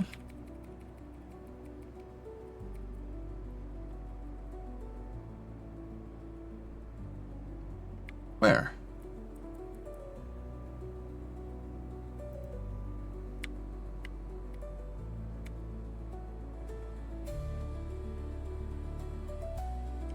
Oh, yeah.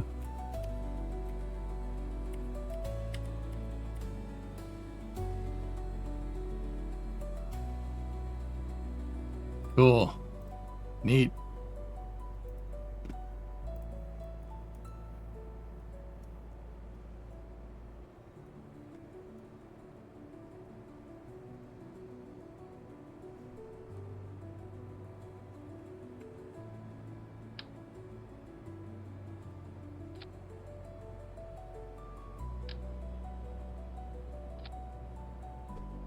We'll just crudely paste the probe core on the back of this. That worked in the past. It worked for Apollo. That's basically what... If you look at this back bulge on the LEM, it's basically what it is. The whole back of the dang Ascent module is the AGC.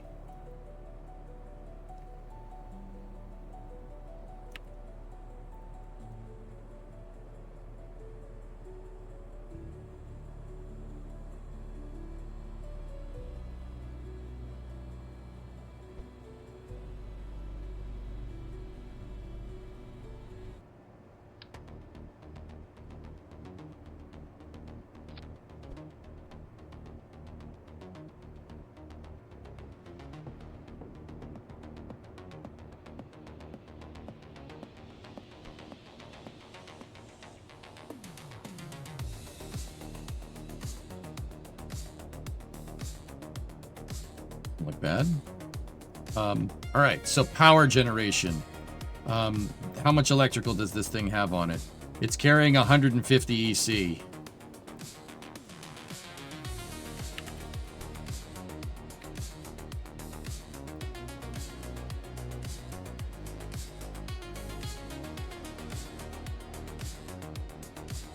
No, the answer at full thrust.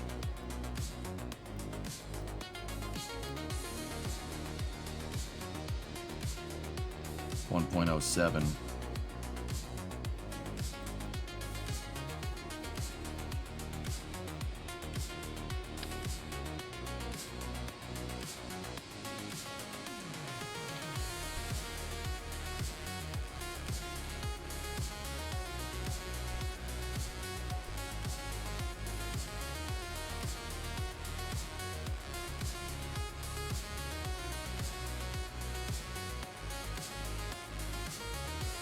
Actually, you know what? I'm going to put that near the probe core. Just because it looks cooler that way.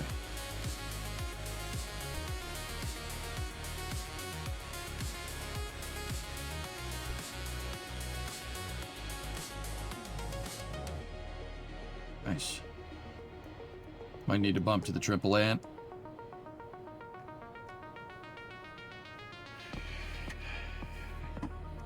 Yeah. The tri setup is probably not the worst idea, dude.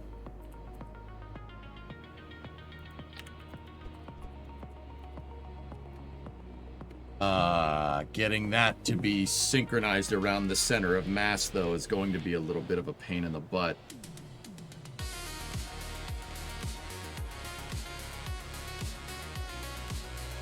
Does this mean that HLS is having its ship parts made?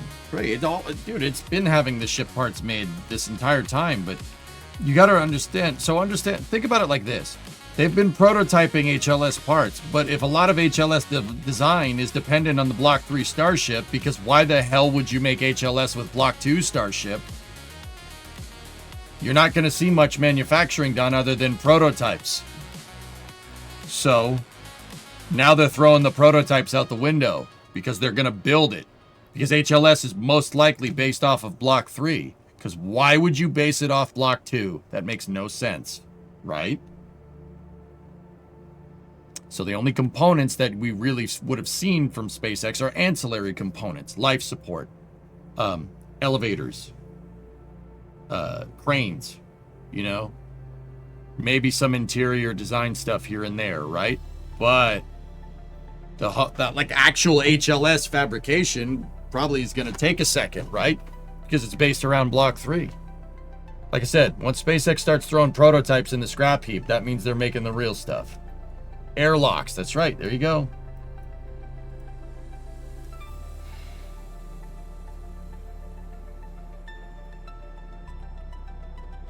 How much monopropellant does this thing have on it? 30?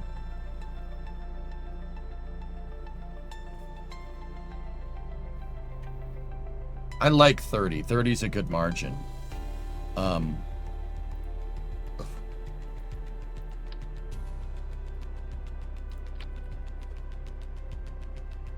Actually, don't do that.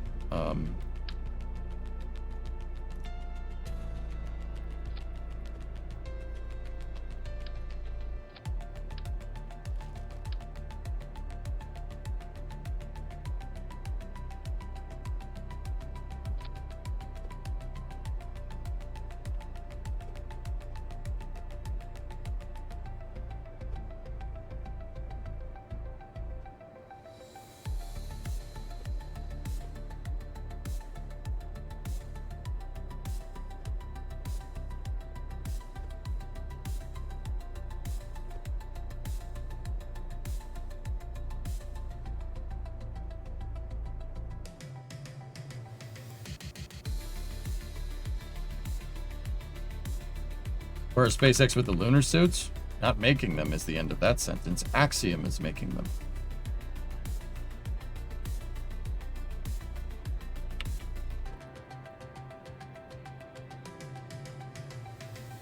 Yeah, that doesn't look as cool as I thought.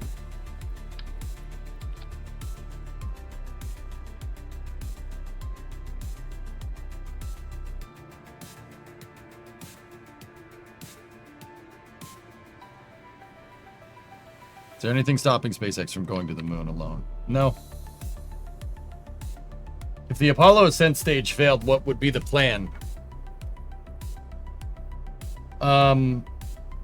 If the Apollo ascent stage failed, the plan is to make sure that you make sure it doesn't. That's the plan. Yeah, that's the plan, dude. Like, Aaron, I don't have any better way to say that. They made the systems on the LEM as simple as humanly possible because it can't fail. If it fails, you're dead. That's it. You lose. President gives a very, very different speech. Apollo was not the safest thing around, dude. Let me put it to you like that. It was not the safest endeavor.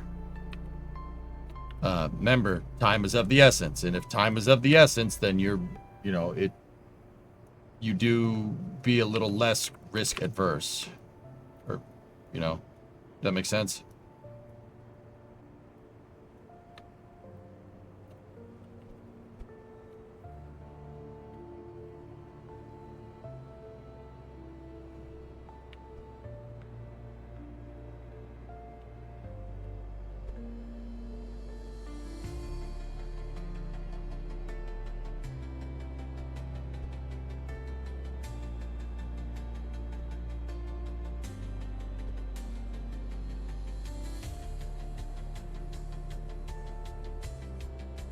The reason why I mounted the 3 engines on this thing is so we can align all 3 engines to the center of mass.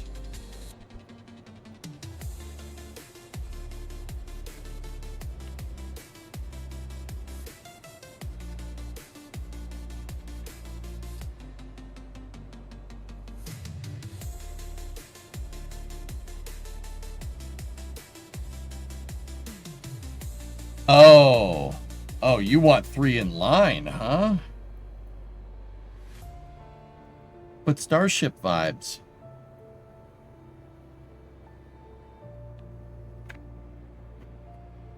Derek, I'm your president, Richard Nixon. We've suffered a pretty big oopsie. Sorry about that. Oh.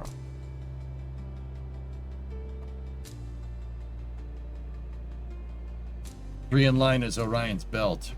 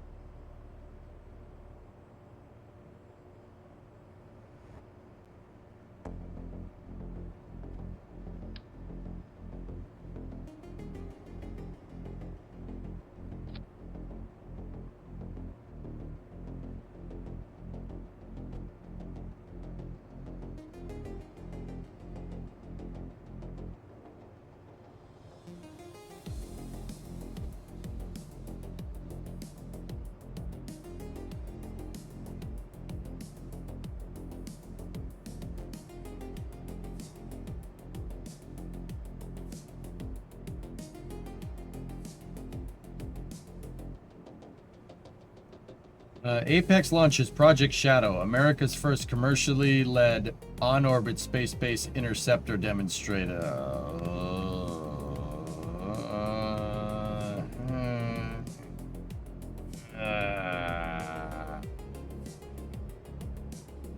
Did you ever watch the movie Explorers from 1985? This lander has a similar vibe to the craft they built in the movie. No. That's mint. Alright, so this has liquid fuel. We have monopropellant. We got plenty of monopropellant. I'd be curious what the monopropellant delta V is. Let's just say we're out of liquid fuel and we only have half tank of monopropellant. What 240 seconds specific impulse. All right, get rid of the Tesla ruler there.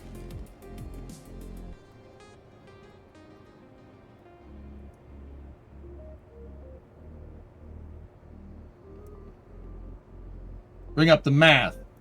You guys are gonna learn something new today. It's called math. Without it, none of us would exist. Oh, you think that's funny, huh? 240 seconds specific impulse times 9.81. Natural logarithmic function. What is our initial mass? 1.7. 1.714. Just to get a better fidelity thing, we'll use decimals to the... So 1.654.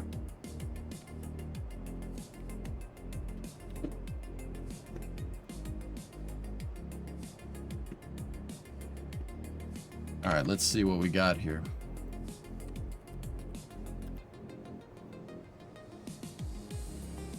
$240 times 9.81.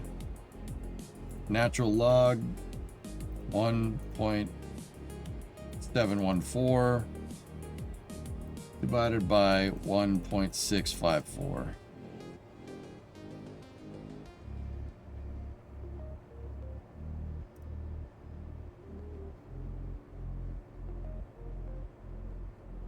Where do you find the retro documentaries you use in between KSP and Space News? Belongs just on YouTube. NASA has plenty of STEM channels on YouTube that have all kinds of good stuff like this, that most of it's public domain. That won't stop YouTube from being a complete pile of biscuits. Trying hard, man.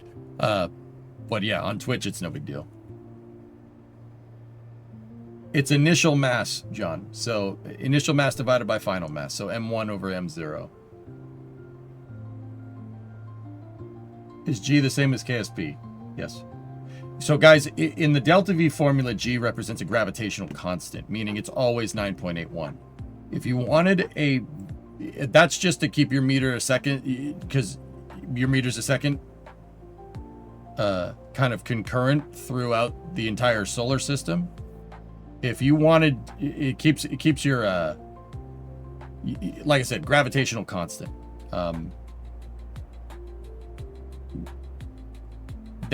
So your meters a second delta V reading basically stays the same no matter where it is. Now, if you wanted if you wanted to really, you could swap gravitational constant for lunar gravitational acceleration and probably get a slightly more detailed answer. But since you're using a natural logarithmic scale, using a gravitational constant makes more sense. That means that's because 100 meters a second with differential lunar gravity could actually 100 meters a second with differential lunar gravity is different than 100 meters a second in Earth gravity. That's why you use a gravitational constant in your delta V formula. If you wanted to be very precise, you could use lunar gravity in your delta V calculations if you're on the moon. But I find it better to use your gravitational constant, because that means all your delta V is on the same scale. It's all using Earth gravity, which, yeah.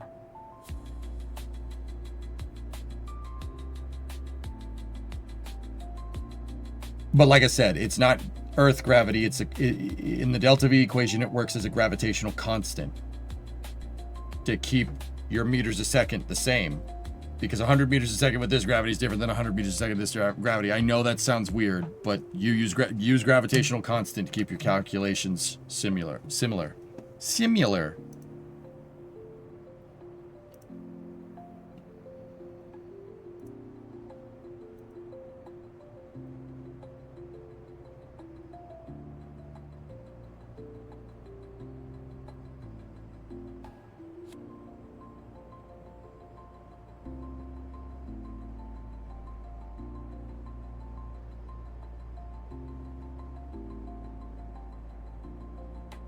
You need to watch Explorers. What? I don't need to do nothing. I owe you nothing.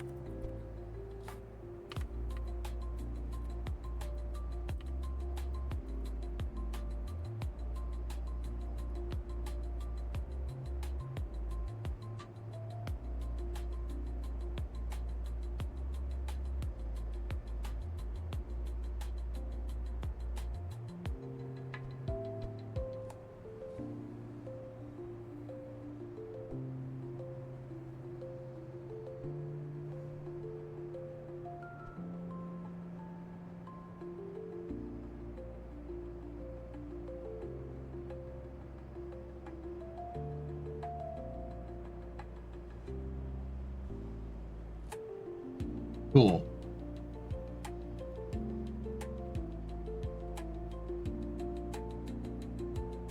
My problem is I understood what you just said, but in 5 minutes it's gone. Yeah, I know what you mean. G as a constant isn't used the same as G as a measurement. Yeah, exactly. That's it, dude. Yeah, gravitational constant is not G. That's different.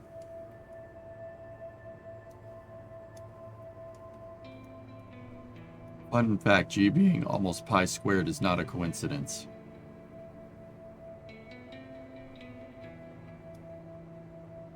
The mechanics of the universe are weird, man. They are weird. You're not kidding. It's very strange.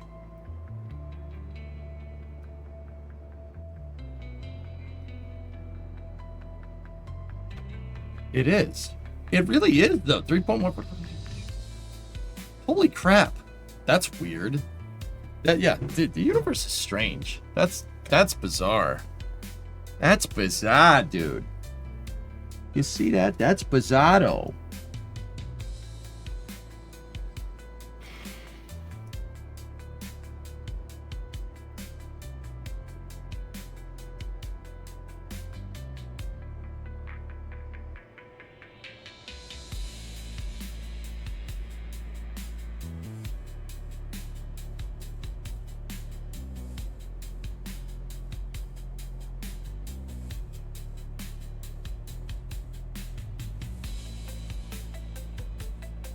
That's bizarre town, dude. All right, so this has 900 meters a second, delta V. Will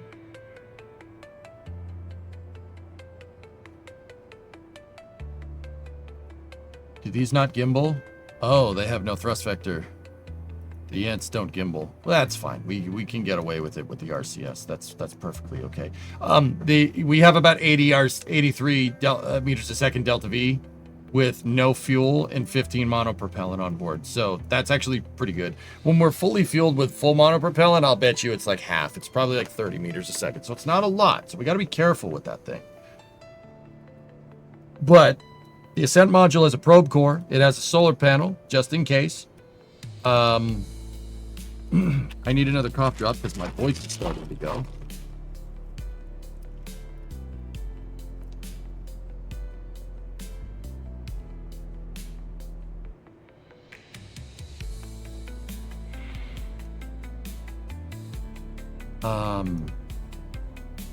Yeah, that's this, like I said, the mem is pretty good by itself, dude. That's now, oh crap. Will the RCS be able to deal with the offset?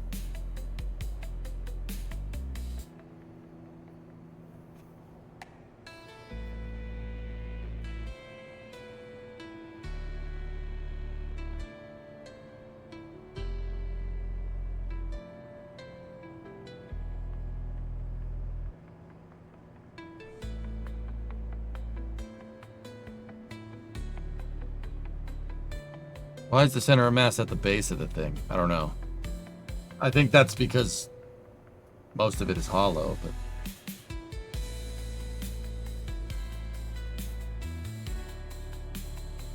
but if we take the fuel out, it doesn't move. Oh, what the heck is this about, dude? Like, oh no.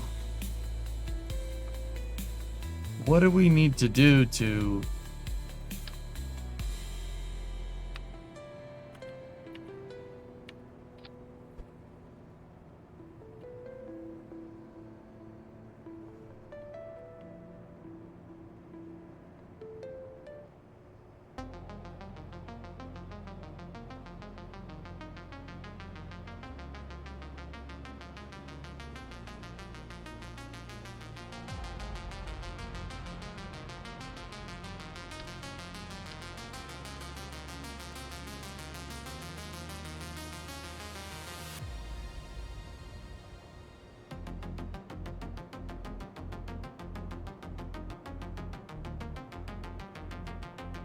So question, you used to do checklists. Would you do the Kerbal checklist mod to make sure your checklist for each craft file? No, a checklist were in my head. I made a mission log, dude.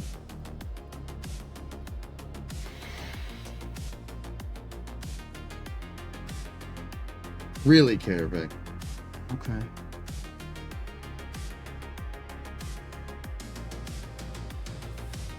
All right. We're still gonna have to do a shakedown of this thing, so uncrewed. So we'll test it up in space. We'll do an Apollo 5. Yeah, Apollo 5. You heard that. Not a lot of people know about this mission. Apollo 5 had a LEM, right? And it launched. They launched it on a Saturn 1B. They took the Saturn V's usable payload volume, put a nose cone on the front instead of the CSM, and then plopped that on top of a Saturn 1B. And that got the LEM up into space so they could test it up on orbit without having to send it to the moon.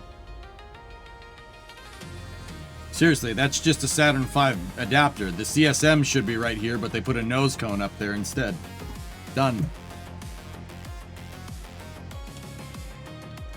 You could also add 4 of the tiny RCS blocks around the tank and scale them back to maybe 0.3 to help balance it. Yeah. Does this thing have wheel authority on it? It doesn't. It has no wheel authority. But we have wheel authority with that. We should be able to compensate, dude. This is the most Kerbal solution you've ever seen. Apollo's genius. Or Von Braun was playing Kerbal in real life. Wait till I tell you that the Saturn 1B is literally made out of spare Jupiter, Juno, and Jupiter C missiles. Seriously, see how it's a bunch of different fuel tanks? They took the assembly lines that were making Redstone, Jupiter C, and Juno missiles, and they just clustered them together to make a heavy lift launch vehicle. Yep.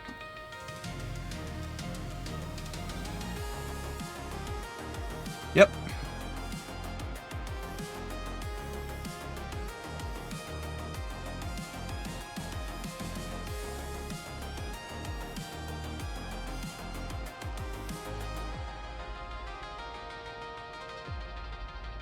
I think the Saturn 1B looks beautiful. I don't know what it is. It just looks right. It's polite. It's right. Can you imagine a version of a Saturn 1B that has 4 Titan SRBs attached to the sides? That would be absolutely bananas. Saturn 1B was already a damn good vehicle by itself.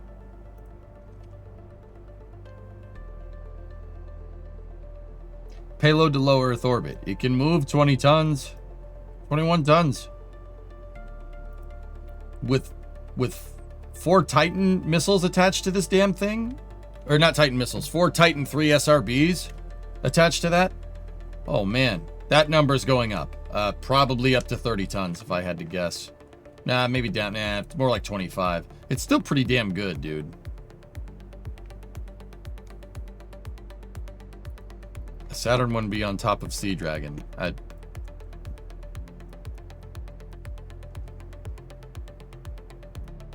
It'd be beast mode, yeah, for real. All right, KRVIC, if you don't have problems with that, I don't think we need anything else here. Can this thing store science experiments? Do we need an ESU on it? Yes, it can store science experiments. Good. Well, it can run a crew report. That's about it. It has 2 inventory slots, so we should fill this with an EVA, with the EVA experiments, shouldn't we?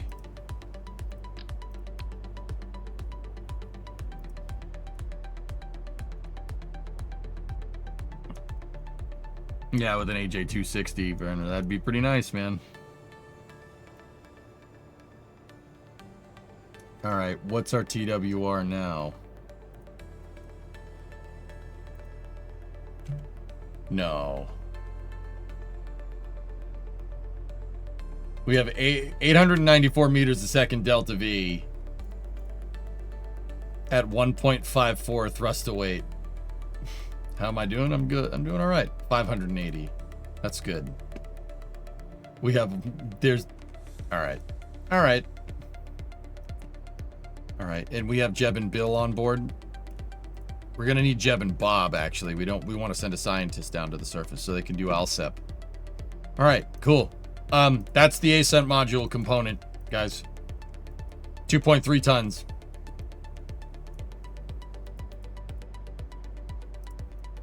Okay.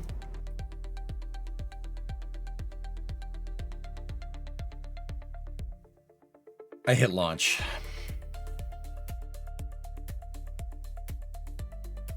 Oops. I meant to hit save. Whatever. Test it out. How does that compare to the real one? It's pretty in line with it taking Kerbal scale into account.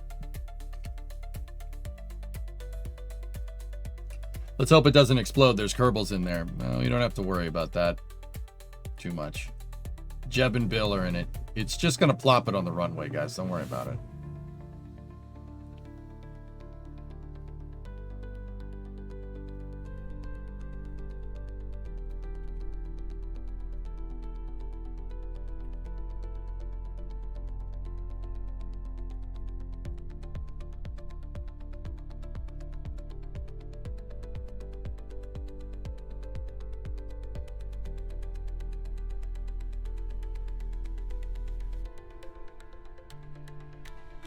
Hervik, did I do something to this thing to get the center of mass down there? Why is it all the way down there? It's weird. I think did I break it? I don't know.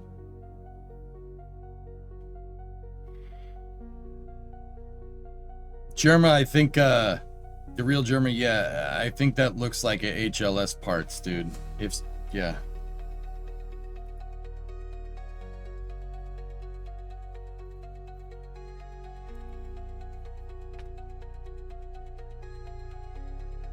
You forgot the Kerbals. There's mass kits added after the launch. No, it does not. Didn't forget that at all. That's what it's showing in the SPH, Tessa. No, that's how the config file has it. Empty and brand new. It's way down low.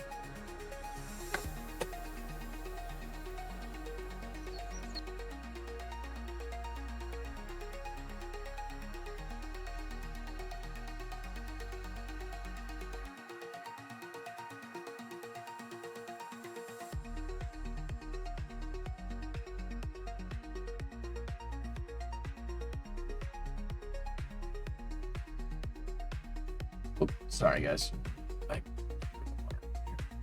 Come on back down here. We're good. Wiseman TSE says it's not HLS related. It could just be a bum nose section, guys.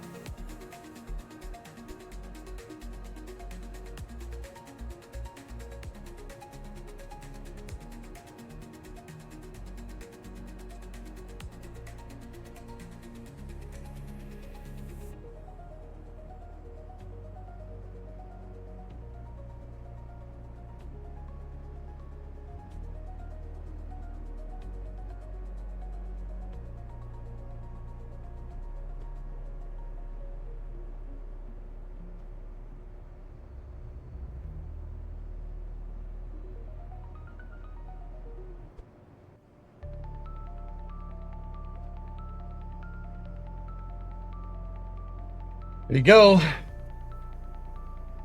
What was that trajectory mod that is better than stock Kerbal for greenery?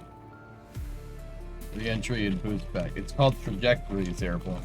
Dude, I'm telling you, brother, I'm not the right guy to ask these questions. I told you this. Like, my dude. I think Trajectories is the name, but I don't know mods, bro. Like, I don't know, Jeff. I must have missed that. God.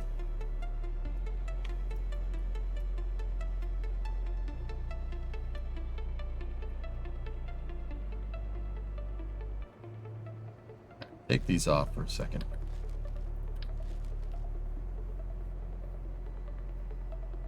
Do you need 8 solars for this? No, Jim. Those are coming off. We don't need that. We might want to put a fuel cell on this. I don't have fuel cells. We might want to put more solar panels on this.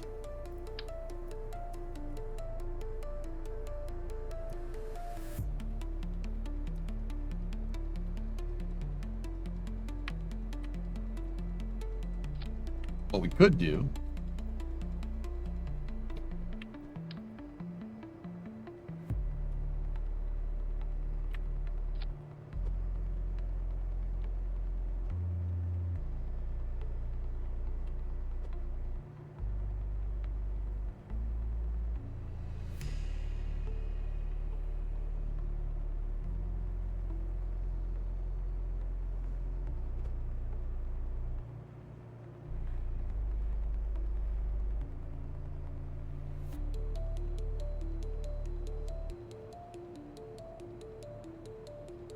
that should make this pretty useful for, you know,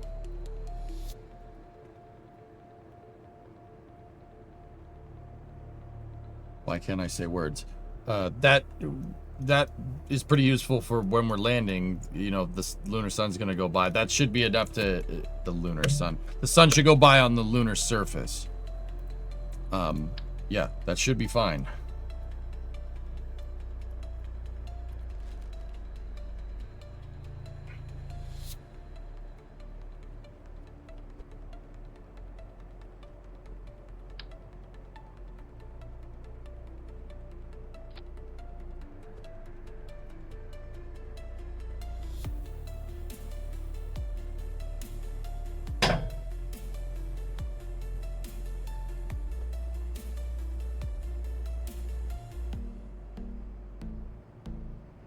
What's better for moon missions? Launch the spacecraft and lander on separate launches, or doing it Apollo style? It's a trade-off, Vargon. It depends. Yeah, big trade.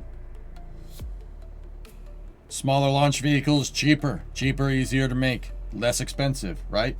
Easier to make. However, you're complicating your mission operations. You're trading a complicated launch vehicle for a complicated mission. With the Saturn V, the vehicle's more complicated, but the mission doesn't require any more crazy rendezvous than what you know, like going down to the surface and coming back up. That's the only rendezvous proximity operation, right? For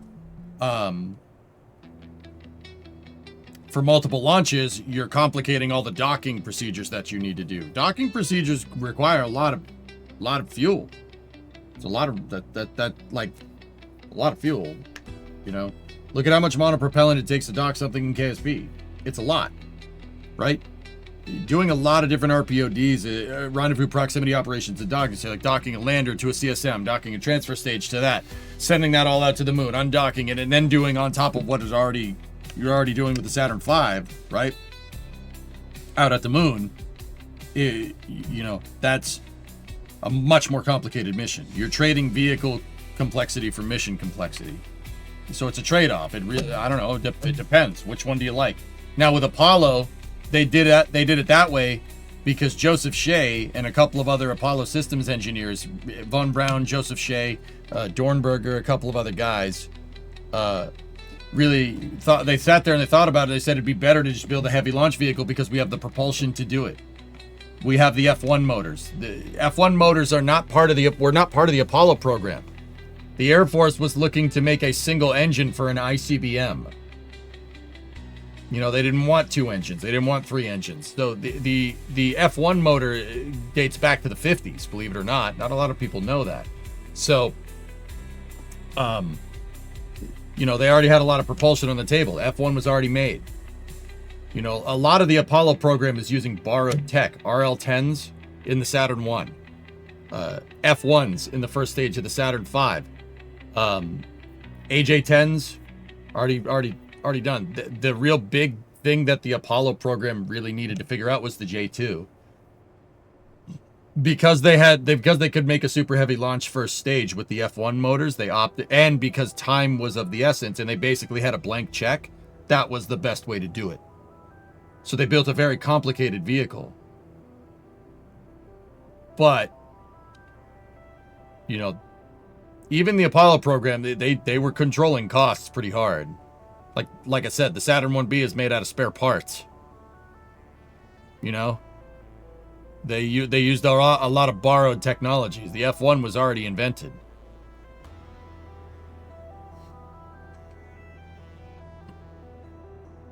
Landing lights. Yeah, we gotta... Downstrongs the Bondulans. Yep. NASA, I'll take 5. Actually, 20 is what they took. All right, so another thing. We have the ladders, right?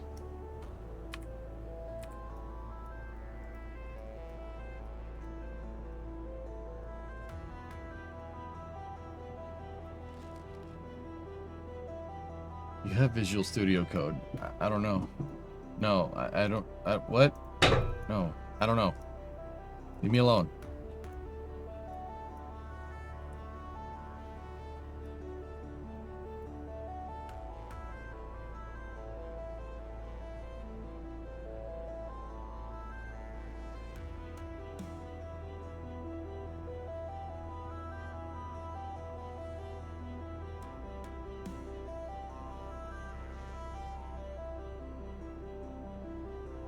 Now, I want to put a ladder down the side, but one of my translation thrust blocks is in the way. Now, that makes me think, do we need that? Do we need that? Conceptually, we're sending the lander first, getting the lander into a nice orbit. So...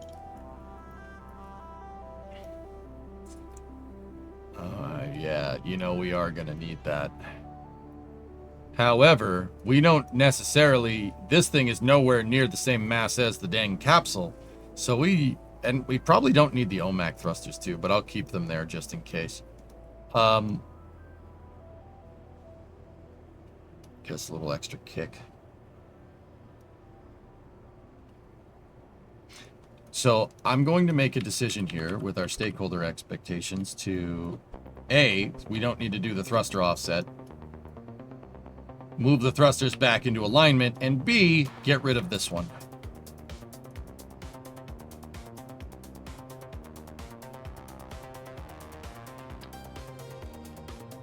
And then go down here and do the same thing with that thruster block. We don't need those. The ones on the sides we can still use, that's fine. Was making this Science Junior compatible ever taken into consideration?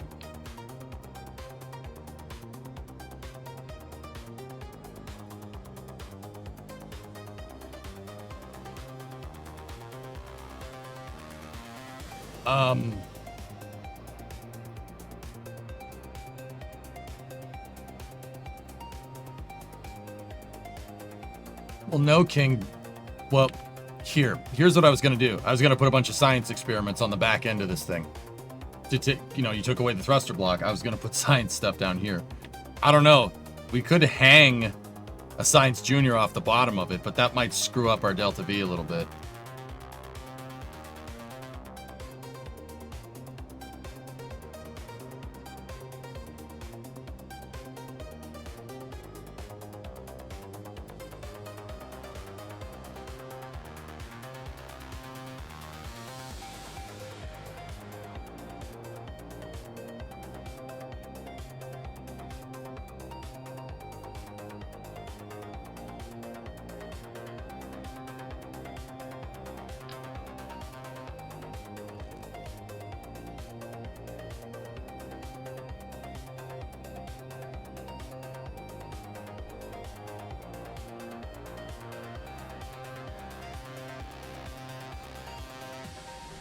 Oh, I was gonna say, do I not have the damn ladders? No freaking way. I was gonna say, please, come on.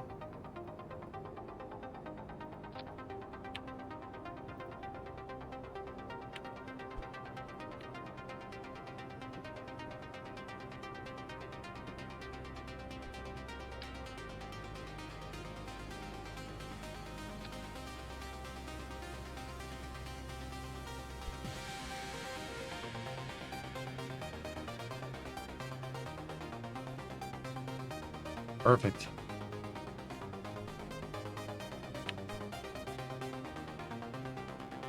Leave the science junior into the descent stage. Just remember to take the science out before leaving. Well, yeah, of course.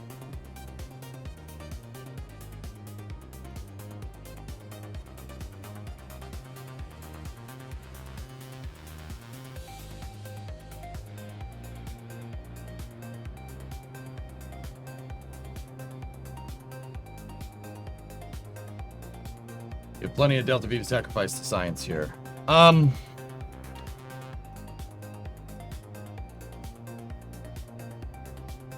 Well, you got to remember.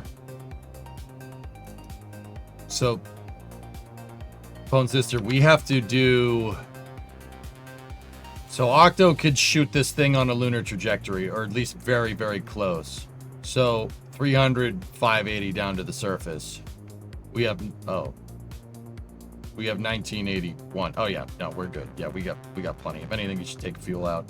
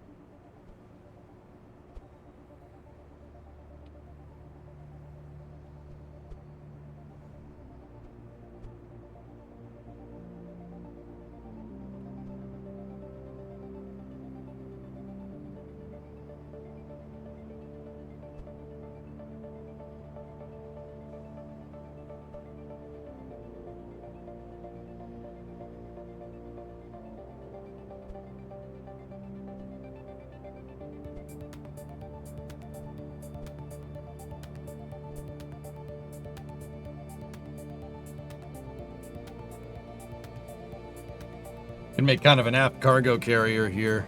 We could put scientific experiments in it. We could put ALSEP stuff in there. We would need the weather analyzer. We need this panel. I'll unlock all the consumable or the carryable stuff around.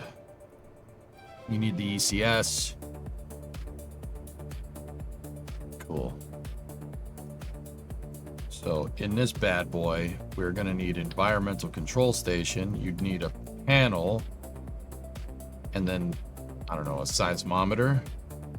And the other one, or no, and the other one, you'd need the antenna. There we go. Communicatron. Oh, 10G on the 10G on the ground. Cool.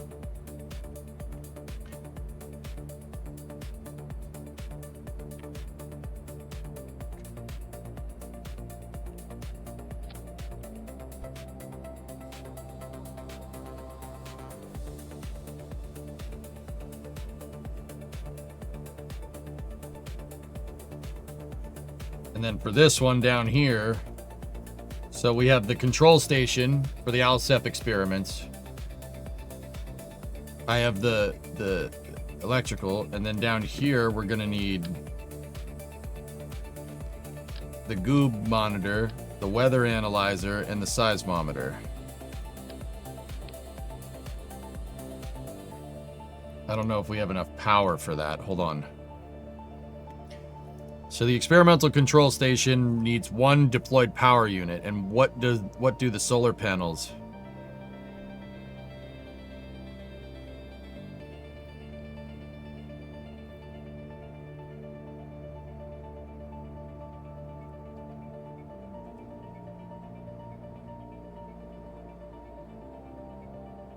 So it produces one.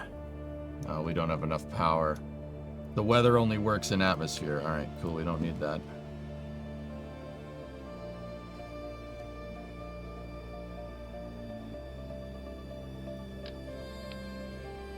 That needs one power. So the control station needs one. That produces one. So we're at 0 net, right? So now we need one. We're pushed, and we need one, and we need one.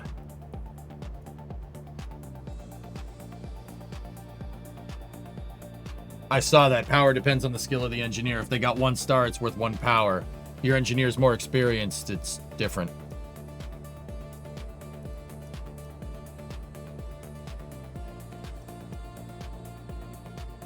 So I have 4 experiments, 2 solar panels.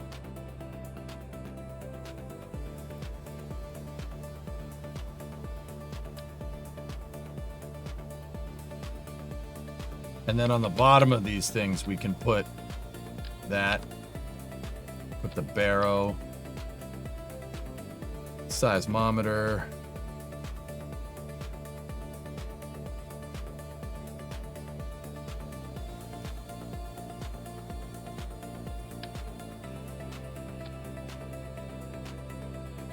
Nah, I don't like that. No, 1 star is 2 power? That's not what that said.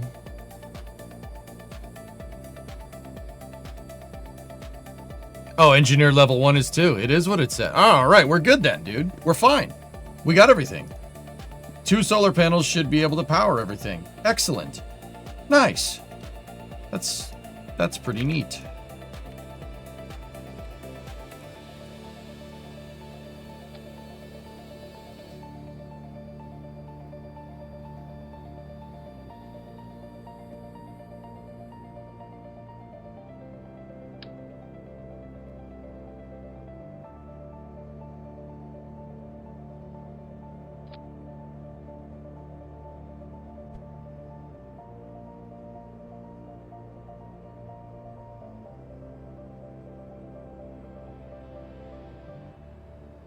I don't think that's gonna work. Only if it's placed by an engineer.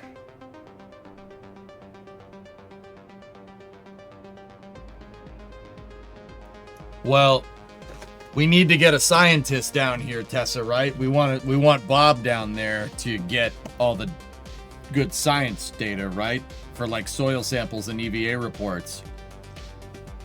But we also need Bill down there.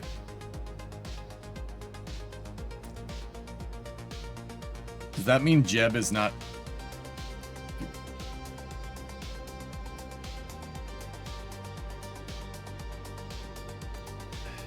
Uh-oh. Yeah, Jeb's not gonna... Oh, he's gonna be pissed. Don't tell him that. He's gonna be like... "Ah!" Manual piloting? Got the Octo, dude. Don't worry about it. See last for a Science Junior. Would it be possible to extend the craft slightly and fit a Science Junior under the MEM? No. Nah, it's not gonna... It wouldn't fit in the fairing that I have envisioned for it, dude.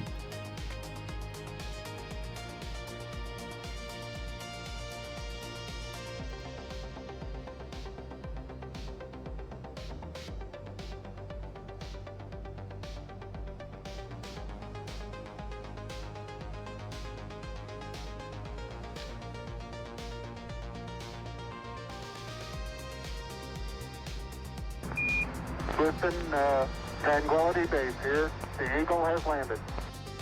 Your Kerbals need some anime to watch on the way. So preload Corey in the house.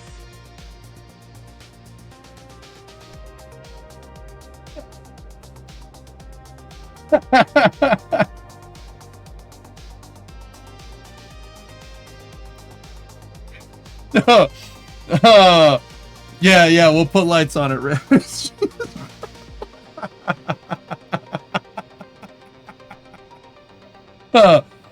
That is an old meme. Jeez. That's alright. Okay, you got me. That was pretty funny.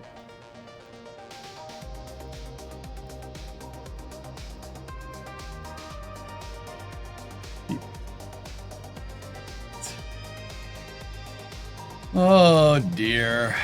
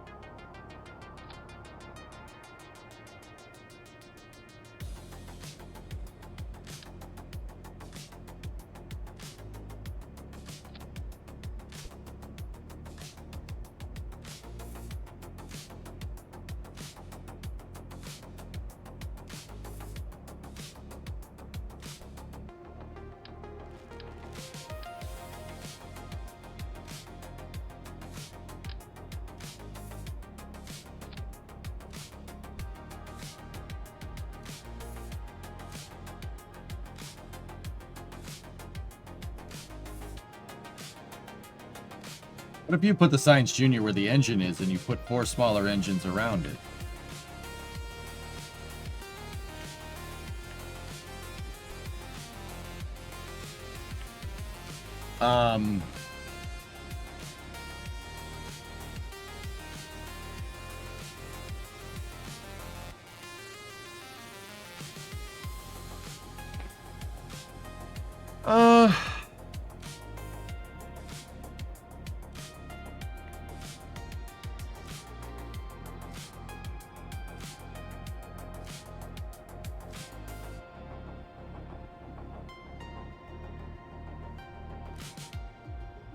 Guess I don't want to complicate the mission profile.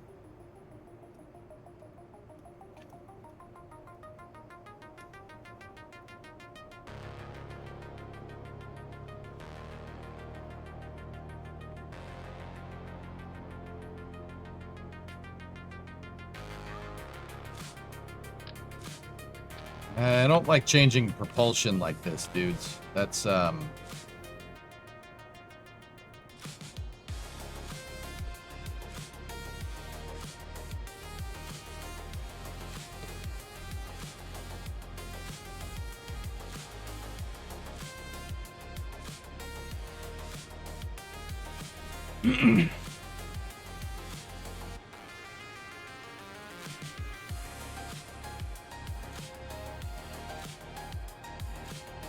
it's already a new craft. I don't know what... Did I speak another language there? I don't like changing propulsion. Like, I don't know how I could explain that any better. I know this works.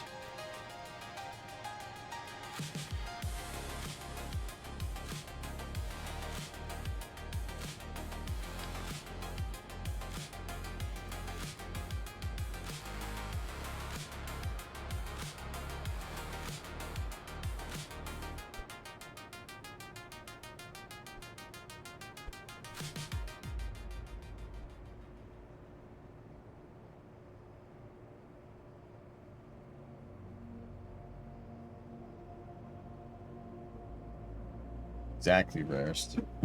Take 80 from 200 and we make a deal. Subtract 80 from 200.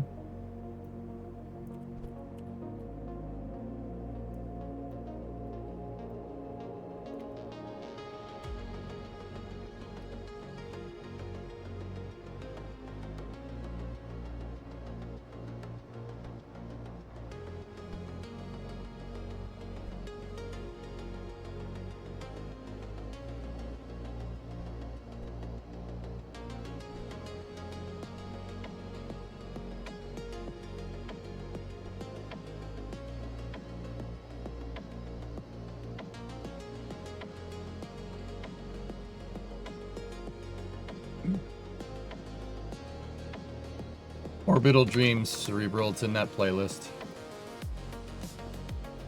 No space news today? Nah, Jack, there's not much. Dude, I would implore you to watch this Kerbal VOD, though. Particularly, like, maybe an hour and a half ago, something like that. I had kind of a breakthrough for, like, what I think's going on with NASA and stuff. So, I don't know. That seems interesting. I would implore you to reconsider watching. I implore you to reconsider. I've chosen the large tub.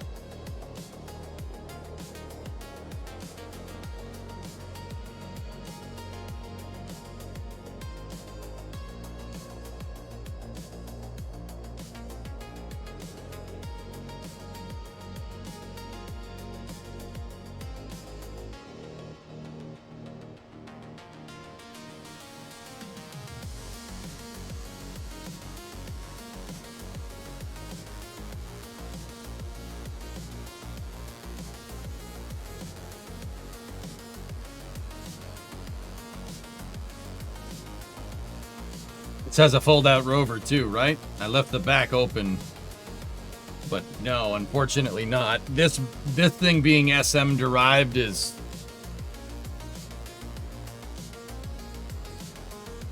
not really going to get us very far.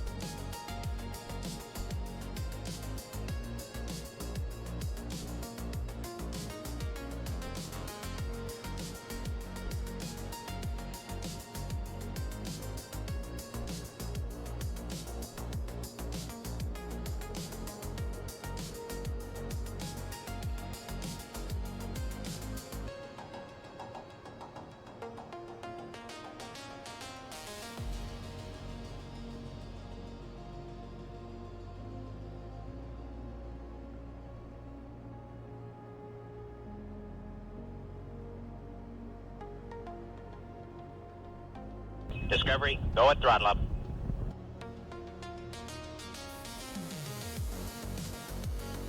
Demikin 7, 213 sub. Hello there. Hello.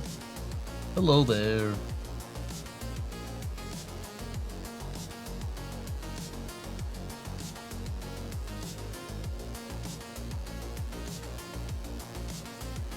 I've done this in the past. You could put the engines on the sides, then have the rover be right up in the middle of the bottom, then just hop and drop the rover. Yeah, we could.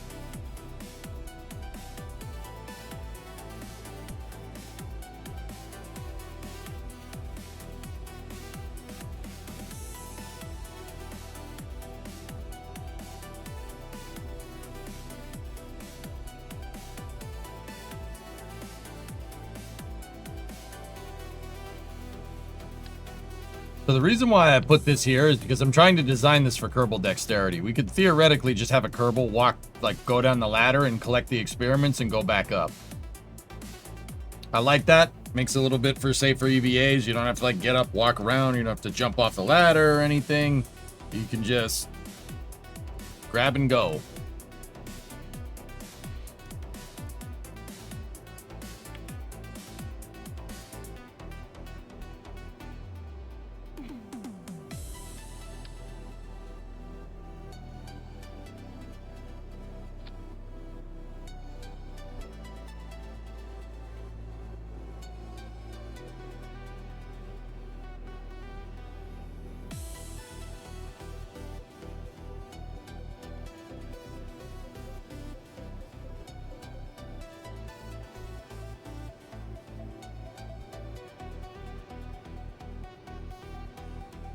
I don't know how I feel about the deployable, so to speak, mystery goo, you know what I mean?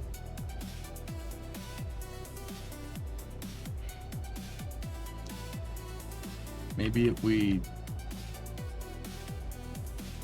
I just don't want it clipping as much. Yeah, that's fine. That'll work.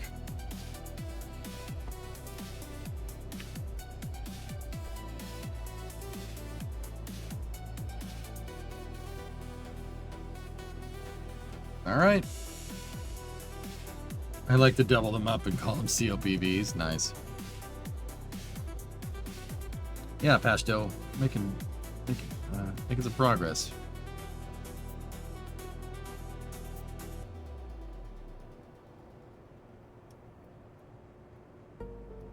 So the next thing that I'm thinking about, guys, is that, well, look, the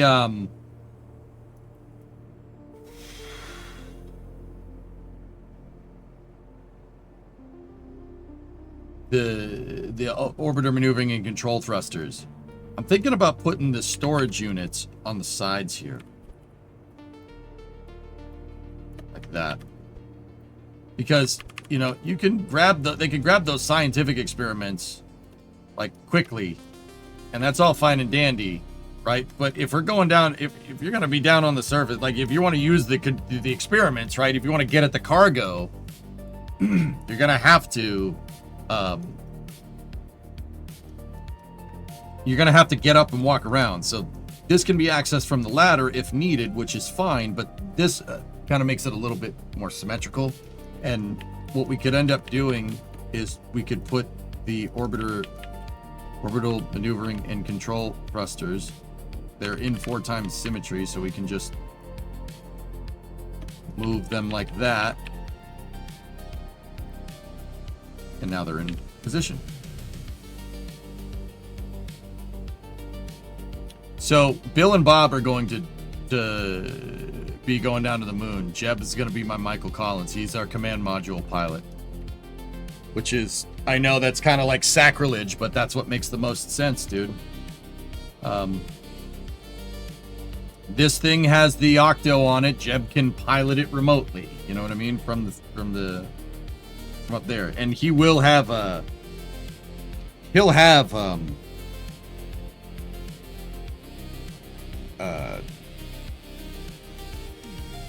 he'll have a chance to land, like, obviously.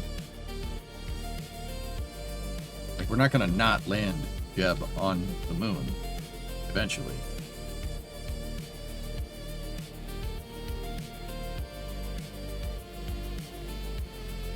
No, not ESA, EJSA, jeez.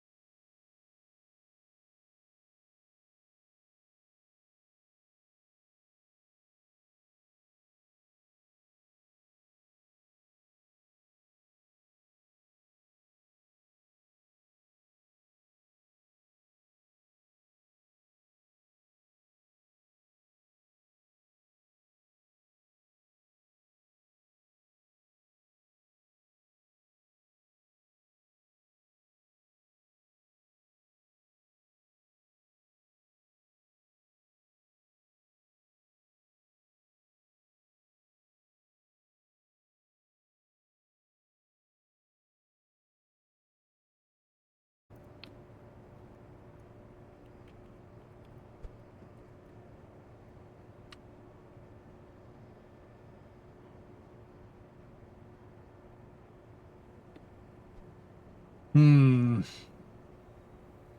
might need another set somewhere.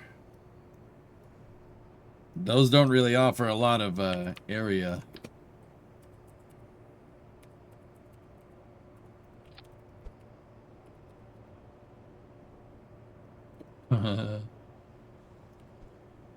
Put the lights on the legs? I did. They are on the legs. I can't put them on the animatable parts of the legs, guys. Can't do that.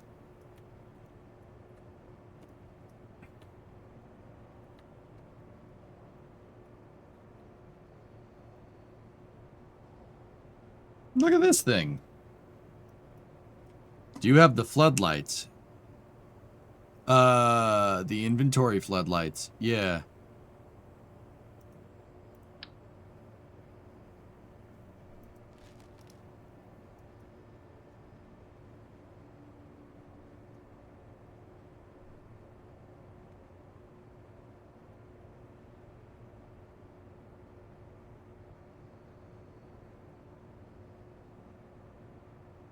All right, dudes.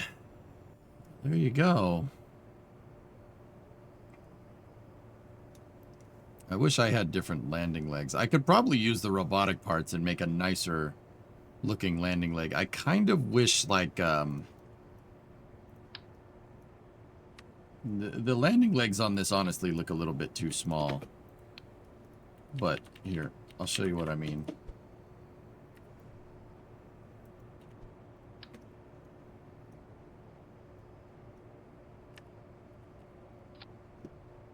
Let me restart the music.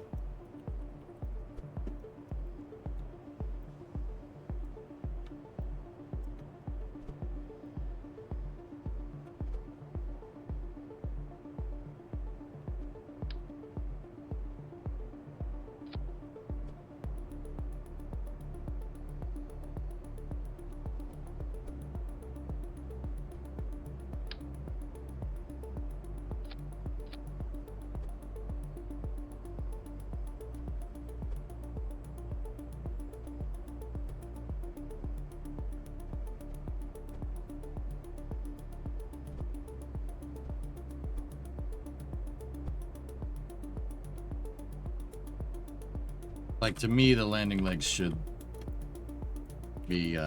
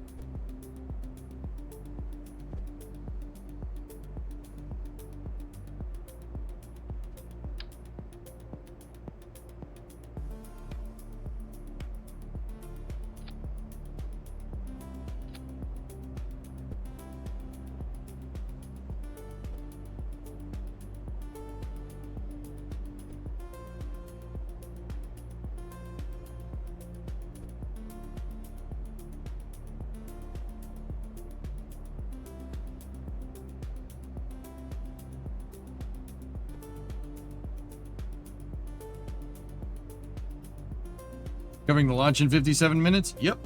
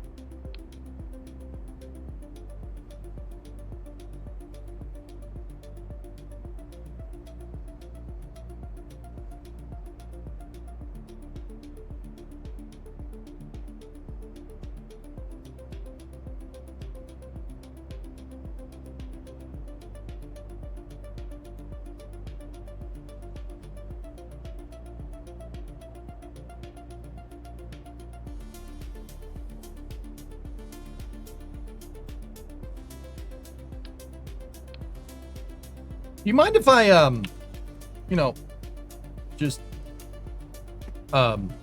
you know, just bear with me. Okay.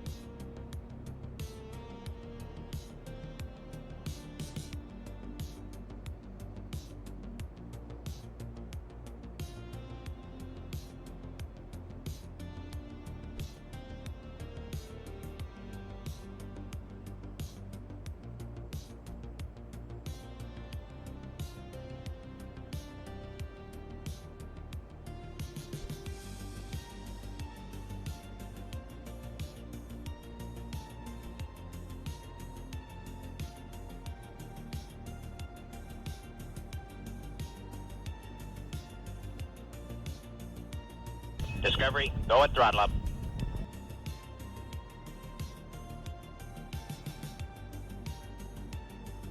That airplane that got hit by space debris.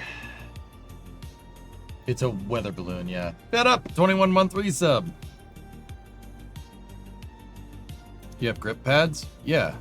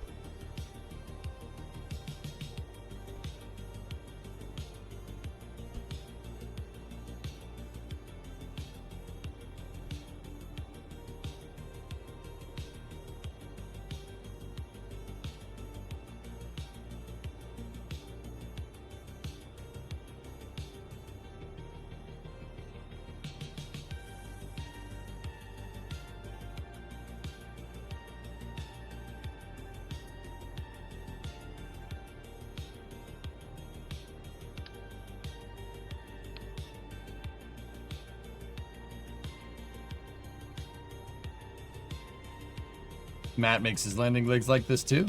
Cool.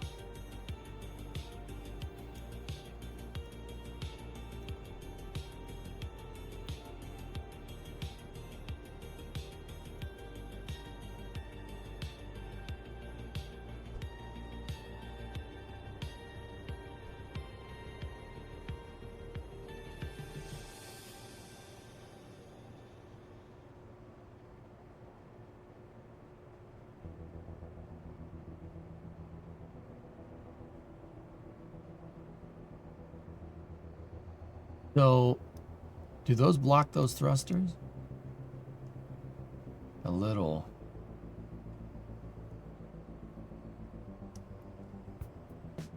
But those are my yaw, pitch, and roll thrusters, so that's not that big of a deal.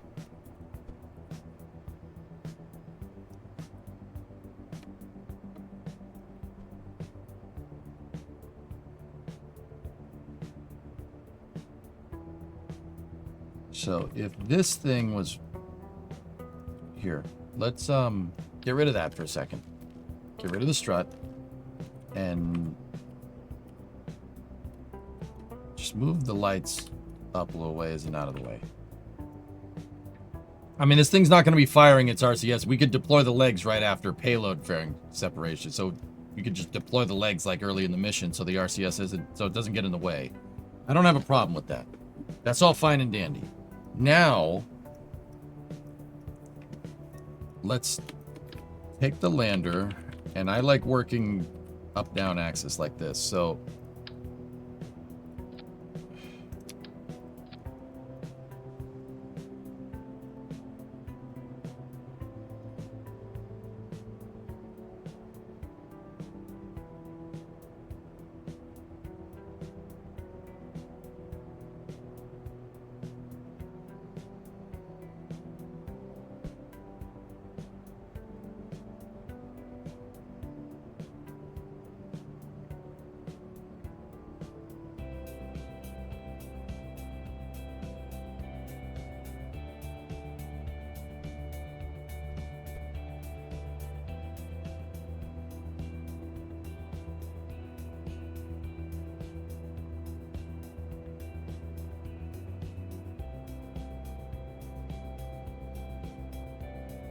hinge on the piston. Yeah. I'm worried about the payload fairing at this point. I mean, look at this compared to this. Actually, that ain't too bad.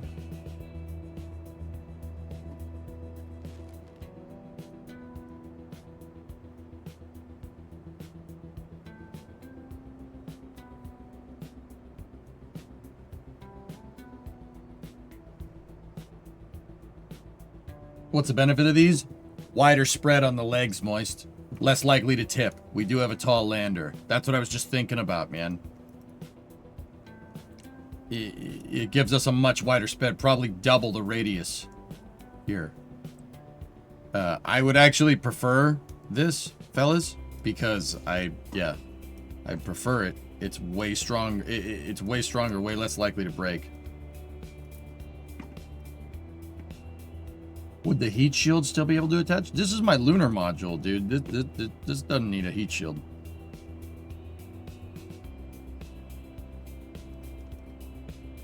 And the thing is I was just, I was sitting there thinking about it. I'm like, this thing looks wrong. The legs are too small.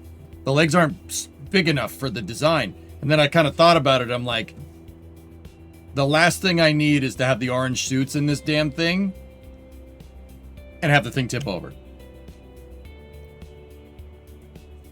Part count plus the launcher's part count.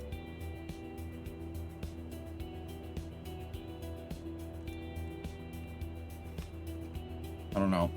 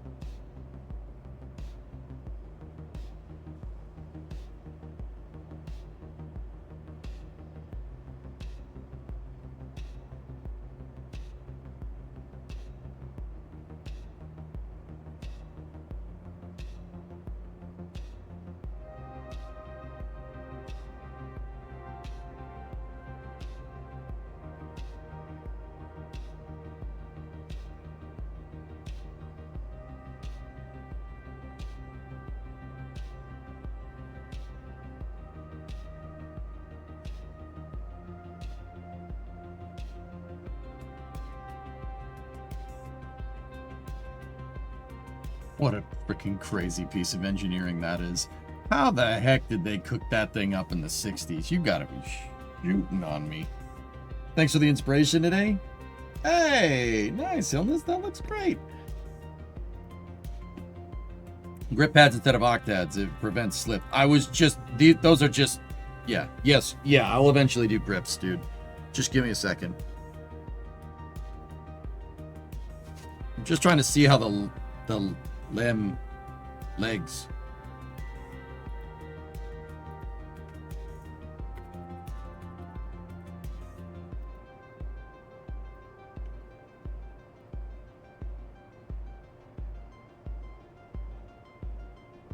Yeah.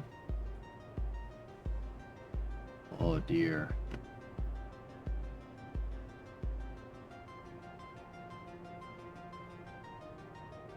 Wow. That is a lot more complicated. That's a lot more complicated of a landing leg design than I thought. Wow. I mean, I see what it's doing. It has an X brace, so it's triangulated, so when the landing leg folds out, it doesn't move left right. That's pretty smart, but I don't think we need to worry about that problem too much.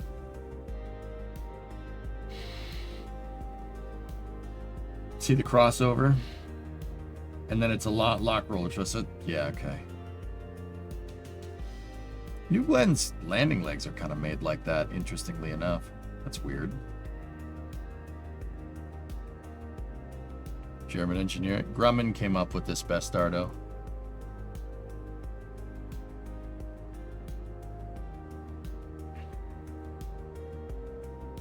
Actually, Joseph Shea was one of the guys that, here, I'll show you. Joseph Shea was one of the guy that basically kind of came up with, let's see. That's him right there.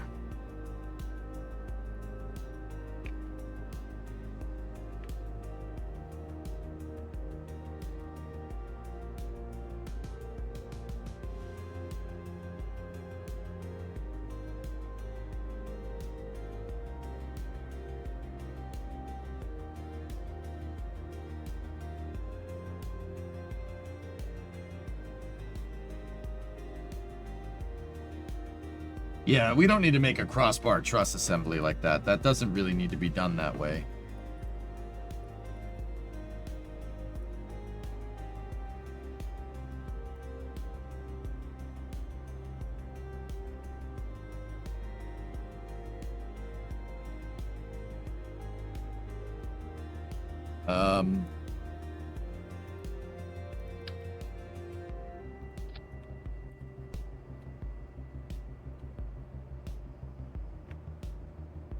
Hey, little Chris, thank you for the $1 super chat. Did you make Starship? I've made stuff like Starship before, Mert. Sure.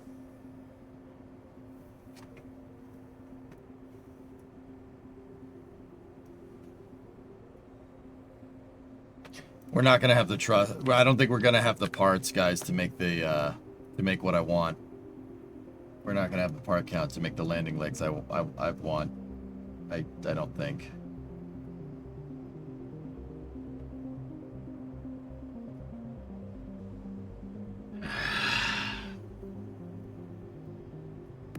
I mean,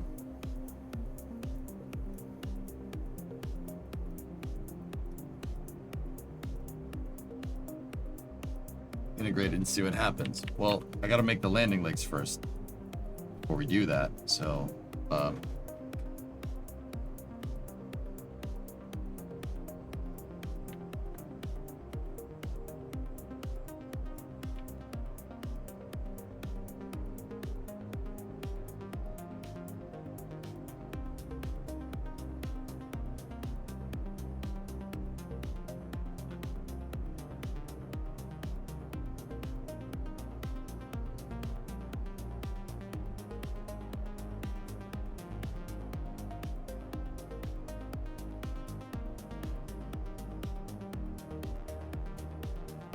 dude, this is so smart.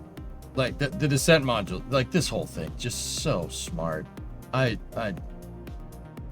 How in the balls did you come up with this? Dude, it's so good. Like, oh my goodness, I can't even, dude.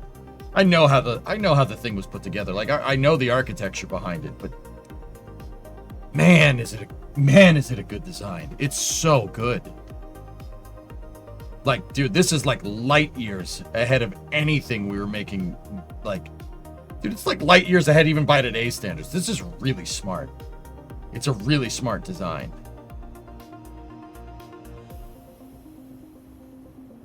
Short answer, throw an infinite budget at it. Don't get real on me, man.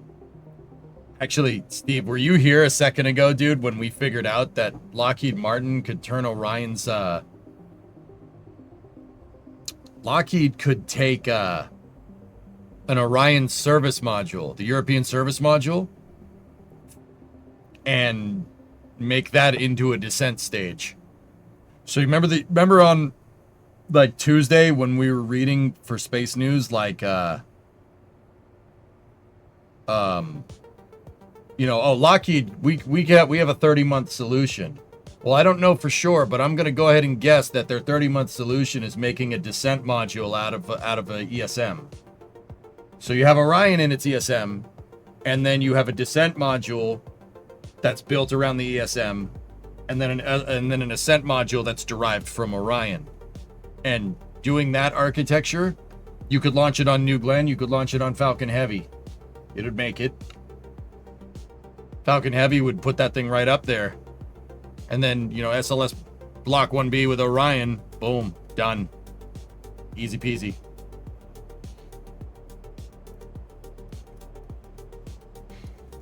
Man, what, like with an AJ-10? The LMDE, Steve, has, Lunar Module Descent Engine has 40 kilonewtons of thrust. An AJ-10 has 43. It is in line. Crazily enough, it's in line. You could do it. But how? Don't those things not have the Delta V?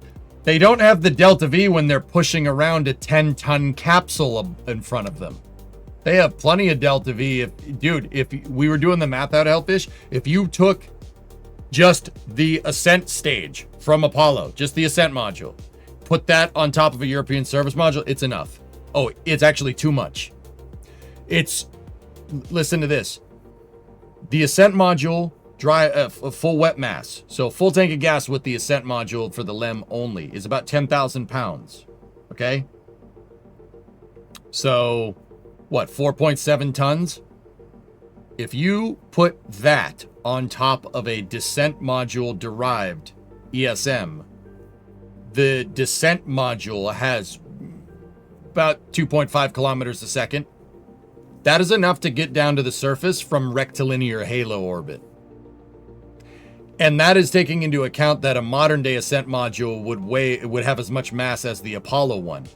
And I'm pretty sure it wouldn't. So we did some kind of nitpicking with it from there. The ascent module is 4.7 metric tons. If you made the ascent module out of like billet instead of riveted freaking sheet aluminum, right? Like that's what it was, sheet aluminum with stringers. If you made it out of billet nowadays, you could lower the mass big time.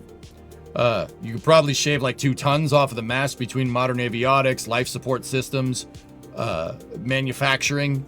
So we did the math out for if the ascent module was 3 tons instead of 5 tons. Yeah, easily enough to get down from Gateway. From Gateway. Think about that for a second.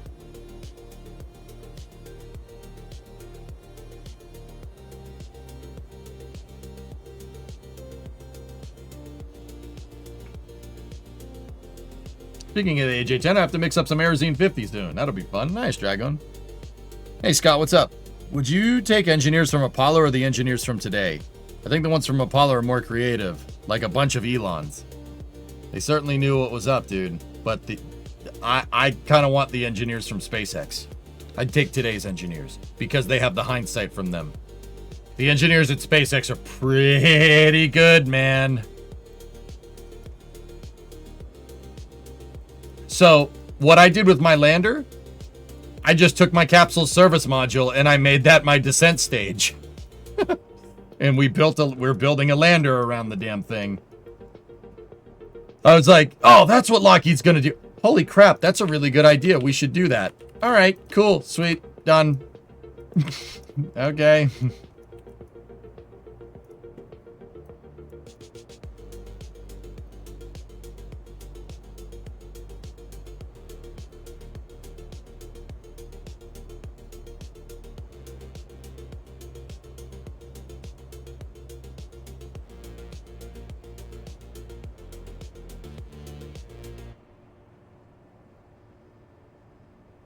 It worked. It's a good idea. Just saying.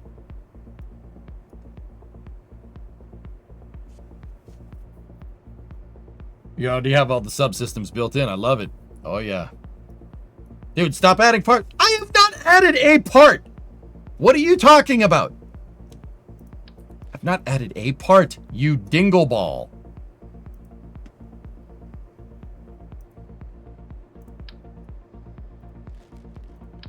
I don't have the small grip pads.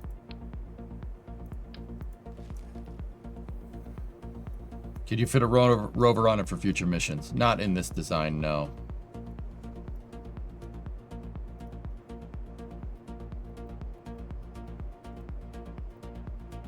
That's the one downside of doing this. Add more parts. I'm gonna add parts even harder now.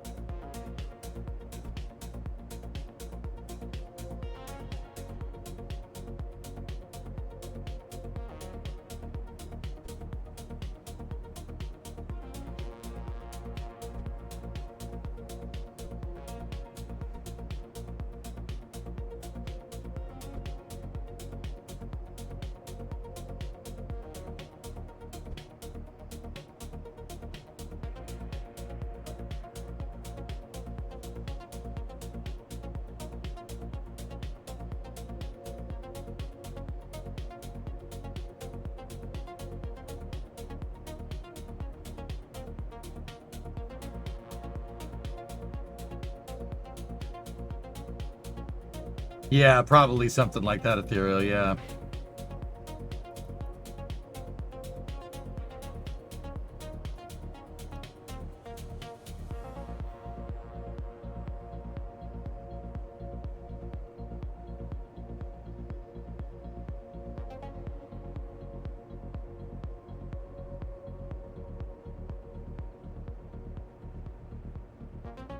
That thing doesn't need to be powered. This one does.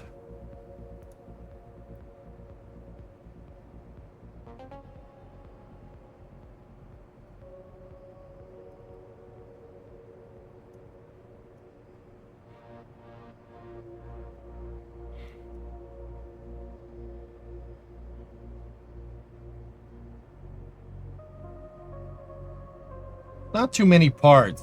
Stop it.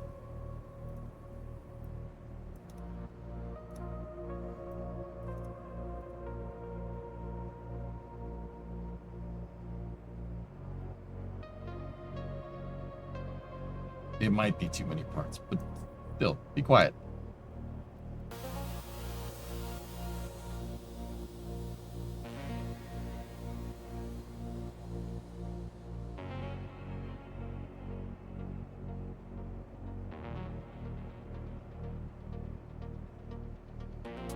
Parts is parts, chat. Exactly.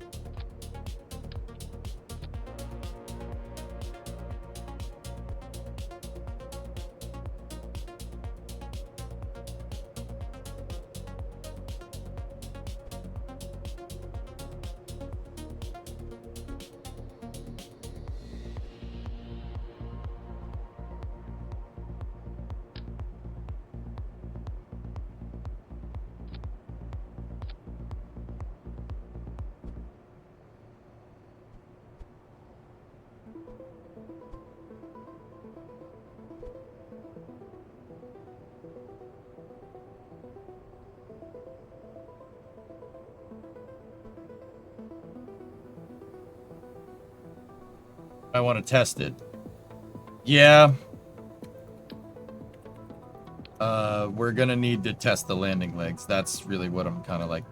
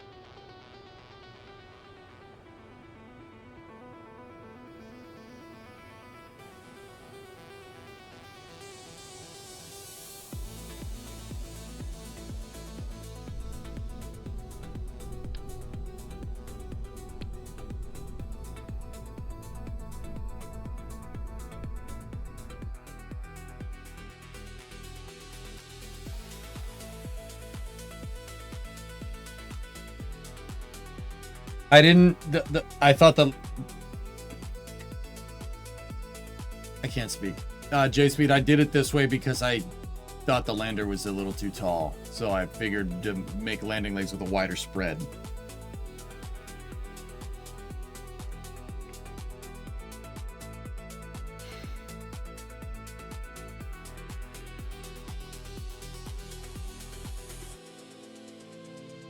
Discovery, Nick go and Cheeto. throttle up. What's up, MC? 69-month resub. Nice. Kerbal's using 17 gigs of memory by the way right now. And it still loads fast.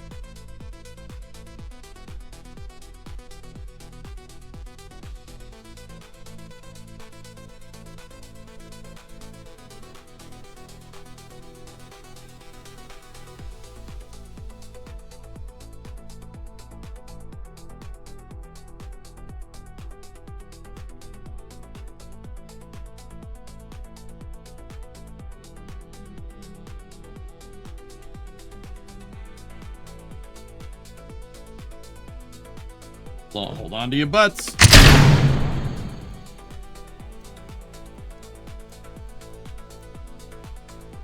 Now you see, that was pretty neat.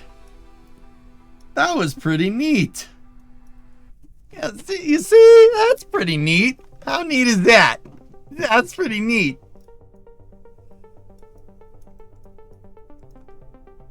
How neat is that? Yeah, that's pretty neat. How neat is that? Yep. Doing it this way gives you a really big margin for damping out for damping out. Yeah, that's not working down here.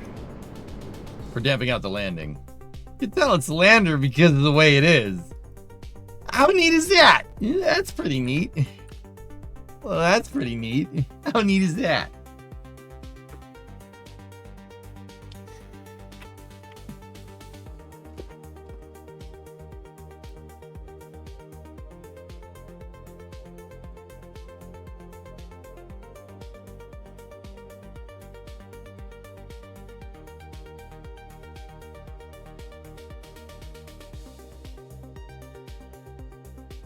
Well, that's pretty neat.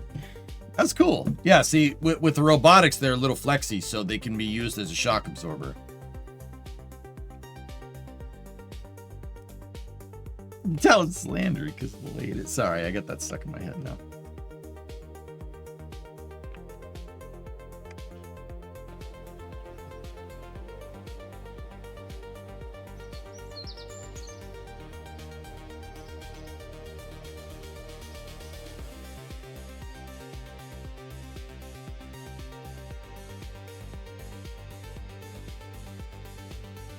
We should probably take a little bit more time to dial these landing legs in, dudes. Hey, EJ, I call Falcon's booster little brother. Then I call super heavy big brother. Okay. How did NASA test the lunar lander? They used something called the, it's actually super cool. It's this thing. The Lunar Landing Research Vehicle. If that... Now, I know what you're thinking. You're looking at that and saying, that looks like a jet engine jammed into a space frame with some pressure vessels and like a computer and the guidance computer on it with like basically an ejector seat and like a helicopter panel, right? I know what you're saying. That's what it looks like. Well, it's because that's what it is. Yeah, that's exactly what it is. And it's got little caster wheels on it. This thing almost killed Neil Armstrong, by the way. Yeah.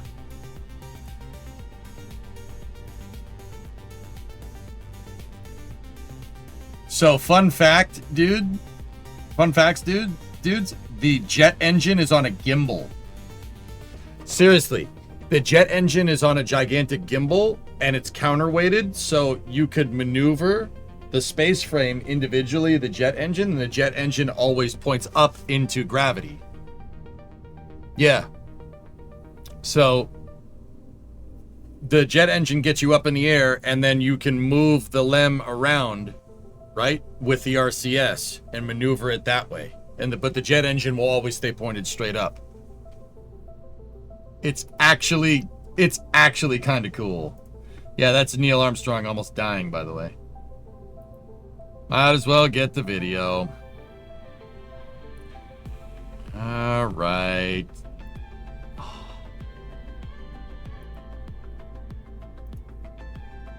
All right.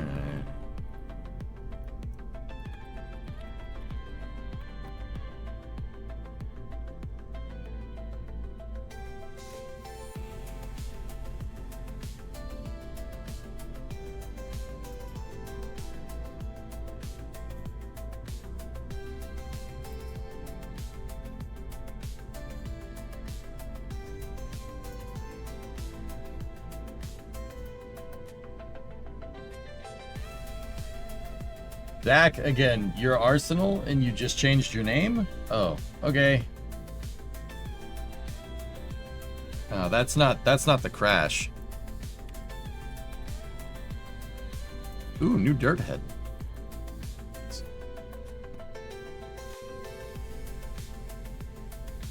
Yeah.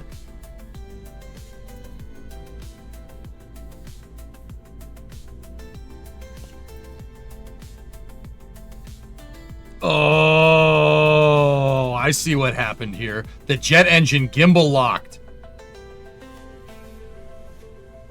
Okay. I see what it did. I never really kind of looked at this thing up close.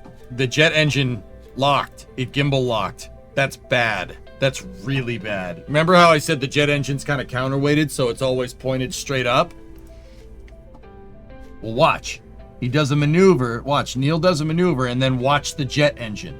So the jet engine is on a giant gimbal. It can move independently of the space frame. It's designed to stay plumb with gravity. Look. Did you see it? Right there. It gimbal locked. That. See, the jet engine is pointed this way on the gimbal. Right there. Death. Well, not death. We didn't lose Neil. That is the exact point of failure. Right there is when I would have been like, nope. So watch. It gimbal locks. You try to correct, and when you correct, it moves out of gimbal lock and it turns straight up. But you're already going that way because you had to use the jets to correct it, and it sprang back. And watch, see, gimbal locked again. Oh, dude, how did you survive that? Oh my goodness. Yep, that's when I would have been like, nah, I'm good. Nah, I'm good. Bro.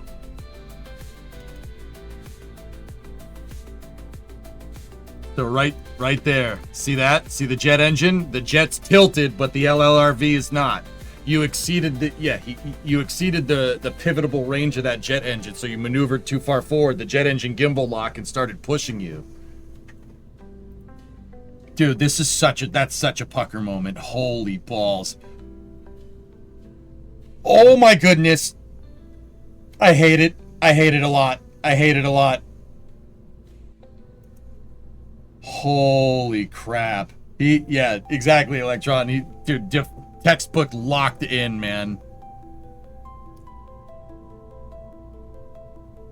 So it couldn't move far enough. Well, yeah. Okay, so here, I'll use my phone. All right, look. So say the phone is the research vehicle, and my finger's the jet engine. All right? The jet engine can only move so much in either direction. It's designed to stay plumb with gravity, right? So if you move the space frame, the jet engine is designed to do this, right? It's designed to stay pointed straight up. All right? Makes sense? Say that jet engine can only gimbal 10 degrees in either direction. If your angle of attack on your vehicle goes past 10 degrees, you're turning the jet engine with you. You gimbal lock the jet engine. And then, because the jet engine isn't plumb with gravity, you're going to start going that way. It'll start moving with you. And if you try to snap it back, well, you're already going this way with the jet engine. And the only way that you would be able to overcorrect this is if you turned it back in the other direction, but the jet engine would spring back the other way, which is exactly what happened here. SpaceX is live. All right. All right, guys. We will dial in the lunar landing legs tomorrow. I'm happy with this. We'll work on them a little bit more, but the lander's mint. I'm happy. How much Delta V do we have? 1646 on the Delta V map.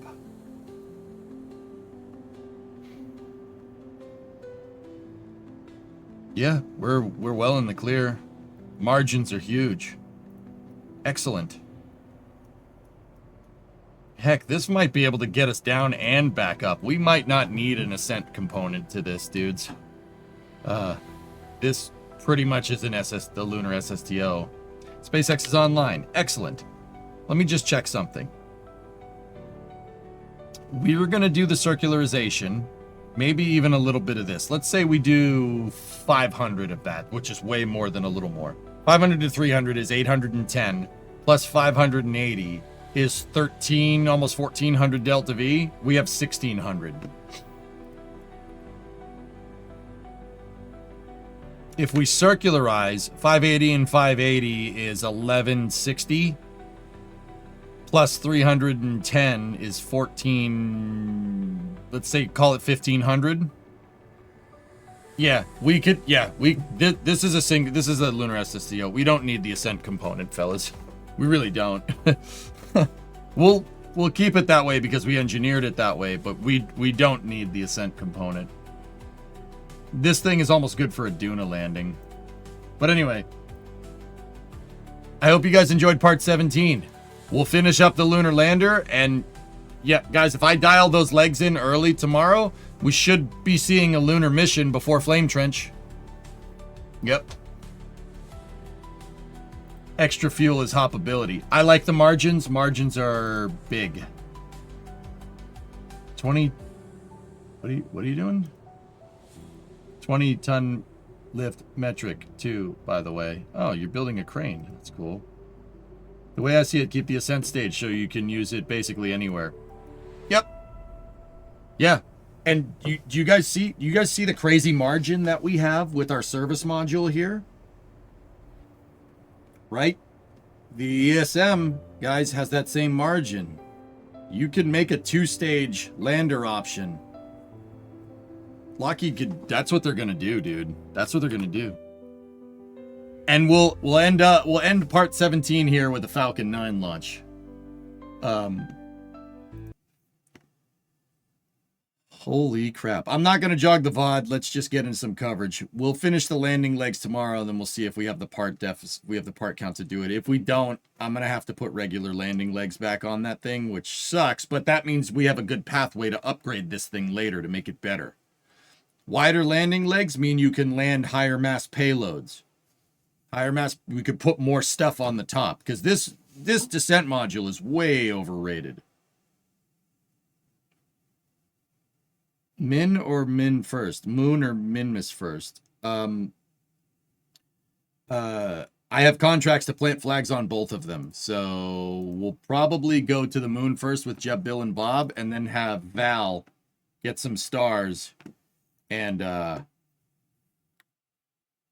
go from there. GovSatcom. All right. From the United States and South America to the Middle East. We've done playing Kerbal Space Program today, but I'm going to keep us under the Kerbal directory. First of the satellites, we're going to see some human space NG-1 program was now. launched on a Falcon 9 in January of this year and placed into geostationary position at 29 degrees east. So this is the SpainSat NG-2 mission.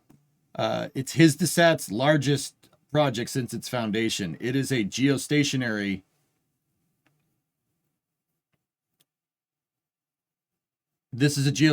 transfer orbit, and booster 1076 on its 22nd flight is flying today, and it's being expended. Oh no. Eastern time. The vehicle is currently healthy. The range is ready to support.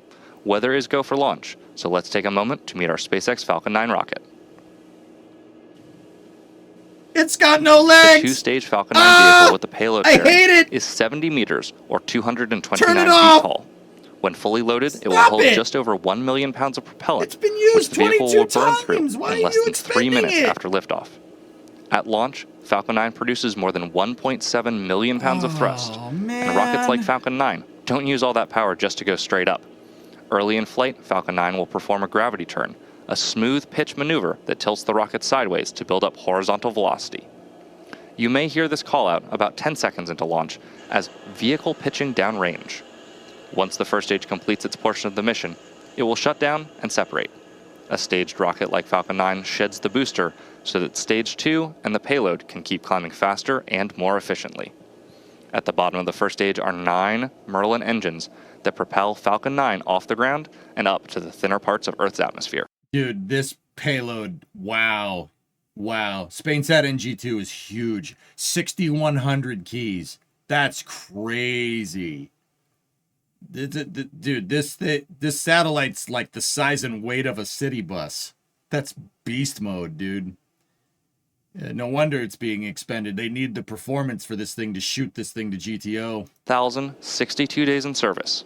Over the course of its career, it has launched 3 times from Space Launch Complex 39A at Kennedy Space Center, and today will be its 19th launch from Space Launch Complex 40 at Cape Canaveral Space Force Station. It has returned from orbit to Earth 21 times, landing on a drone ship in the ocean 18 times, and on land 3 times. Bro! So today, we will say farewell to a booster that has served us and our customers well. having launched NASA's CRS-26 cargo resupply mission, OneWeb Launch 16, Intelsat IS-40E, SES-03B mPower-C, Ovzon 3, Eutelsat 26D, Turksat 6A, Maxar 2, SXM 9, and 12 Starlink missions. Our payload today, SpainSat NG2, is safely enclosed inside of the 17-foot diameter payload fairing, which is the structure at the very top of the rocket. Made of In the year of our Jeb 2025, who the hell expends rockets? What are you doing? No, I know what they're doing. It's fine. It's a big satellite. But also, no! After which they will parachute back to Earth. If recovery goes to plan, the fairings will be pulled from the ocean and prepped to fly again. Well, they're reusing the fairings. That's good. The fairing halves supporting today's mission are flight proven, with one half flying for its 28th time and the other flying for its 16th time. Below the fairing, we have the second stage, which is the part of the rocket that will take the payload to space today.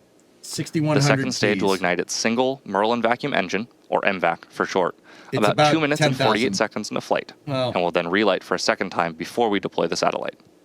With its extended nozzle and optimized design, the MVAC drives maximum performance in the vacuum of space.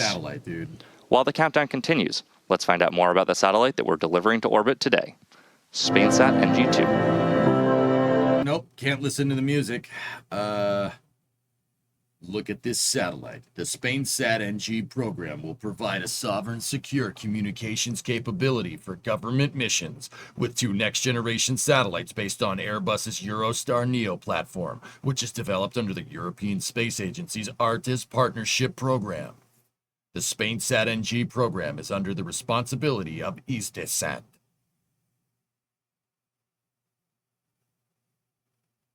Hisdesat is a great satellite for the X and military Ka band for government and military applications. Our role in the program, SpainSat NG, is to be the customer of the full program, including the space and ground segment, the launch and operation and exploitation of the satellite during its 15 years lifetime. What's unique about the SpainSat NG program is the PASSIS 3 funding partnership model. PASSIS 3 is a financial scheme to develop the most innovative elements of the SpainSat NG payload. With the support from the Center for Technological and Industrial Development, CDTI, in a framework of a public-private partnership between the European Space Agency and Hisdesat as an operator of the satellite. The most innovative element of the payload is the X-band active antenna system, comprising both receive and transmit antennas, something as complex as the DRA antennas in X-band, and an active antenna that can move the beams electronically and can configure the beam electronically without any movement. What makes the satellite the most advanced one is in Europe today. I don't think they got the subtitles right, either that or I can't read. These active antennas are new cutting-edge technology with beam hopping and geolocation capabilities, enabling aircraft intelligence, big data, and the Internet of Things around the world. The antennas are being developed by Airbus and a lot of Spanish companies.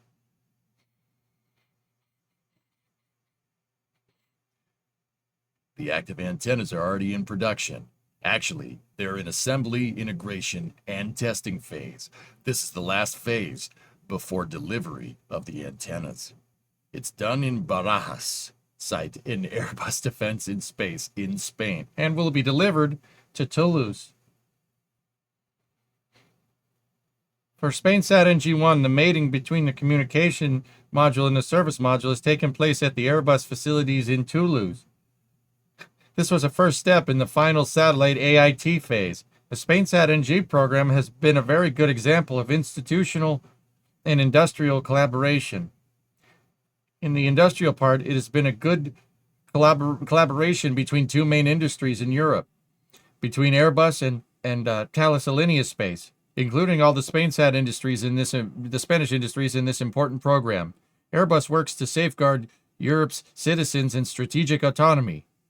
Through SpainSat NG, it will provide secure, resilient, and flexible communications for those who keep us safe. Airbus. Sorry, we can't listen to the audio, dude, so I got to do something. TE will begin to retract away from Falcon 9. That is the large truss structure you see standing next to the rocket. It is hinged at the base and connected to the launch mount beneath the first stage. I don't know, I couldn't think of a voice for the dude. That's the voice that just came out. Why are you looking at me like that? Strong back retract. And that's a good indication that we are on track for an on-time liftoff as the transporter erector prepares to retract. Like I said, first we'll see the clamp arms open around the second stage, and then the TE will begin to pivot back, slowly swinging away from the rocket. It'll reach full recline by T-minus 3 minutes and 40 seconds. They're not you may lightning also rod hear towers, the TE they're called the lightning strongback. arrestor The system. same structure, Strongback retract has started. different name. Okay. And as you heard there, Now watch right here. The hydraulic clamp arms will open and the strongback will move to 87 degrees. That indicates that all tanks on Falcon 9 are pressurized and ready to fly. After that, you'll get a ground gas closeout on the transporter erector, where they evac all the propellants from the plumbing that's needed to fill up the second stage. And then, after ground gas closeout, at T-minus 1 minute, Falcon 9 will go into startup. to prevent movement in high winds. Once they're open, the rocket will be fully free at the top. I just said that. And there you can see on your screen, those clamp arms have fully opened. I don't sound like that. Do you sound like that? Holy crap, Lois, I'm on a Falcon 9. The launch tower's strongback is now beginning to move away from Falcon 9, allowing it to stand freely before liftoff.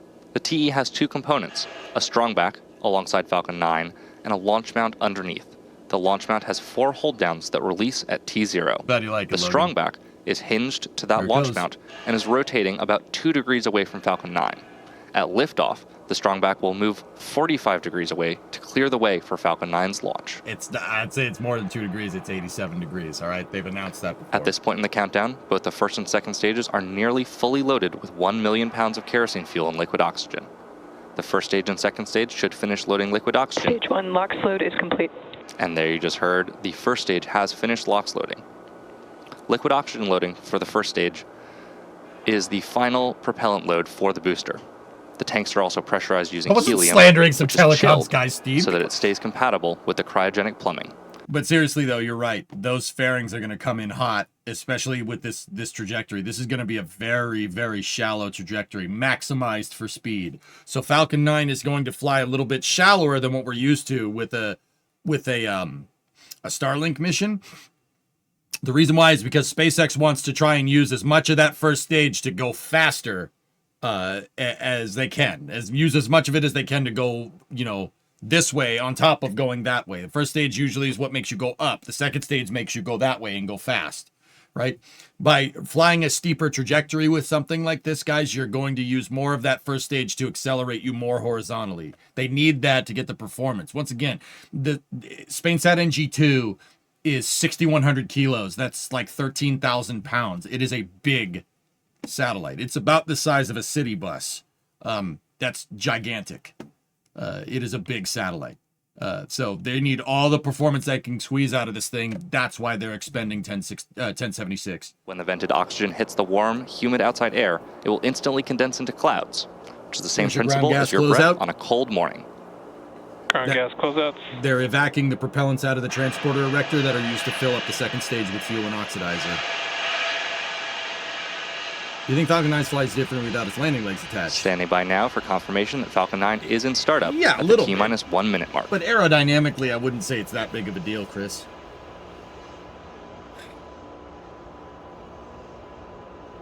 Yeah, I mean, obviously it's going to fly different because it has stuff attached that's outside, basically prone to oncoming laminar flow down the Falcon side 9 of is the in vehicle. startup. As you just heard, the autonomous flight computers have taken over the launch countdown, and There's stages startup? 1 and 2 are pressurizing for launch. I don't know, Tess. No landing, what's going to happen to the booster? Go for launch. It's going to burn up. We just heard the launch give the final go. With that, let's listen into the countdown.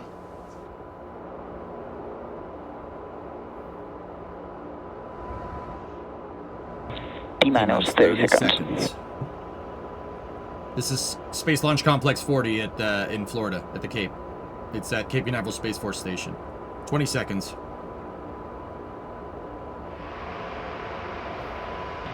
T-minus 15 seconds. Me gusta.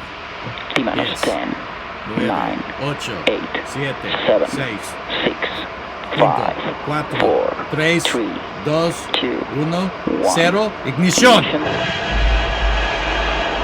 And lift off. Go Falcon, go SpainSat NG2. Alright. 1076 takes to the skies one last time for the SpainSat NG2 mission. 20 seconds in, everything looks good. M1D chamber pressure is nominal. Good call on stage 1 propulsion. Another 20 seconds, you should hear a call for power and telemetry on the first stage. As you can see, Falcon 9 has lifted off from Space Launch Complex 40 at Cape Canaveral nice Space Force Station shot. in Florida. The Falcon flight computer will now begin throttling down engines in preparation for max Q, or maximum aerodynamic pressure. Power and telemetry nominal. Good call out there for a nominal state of the Those flames vehicle. are okay, that happens. There's low pressure between the rim of the nozzle and the back of Falcon 9. Vehicle is supersonic. So some of the gas generator exhaust gets stuck up in there and catches on fire.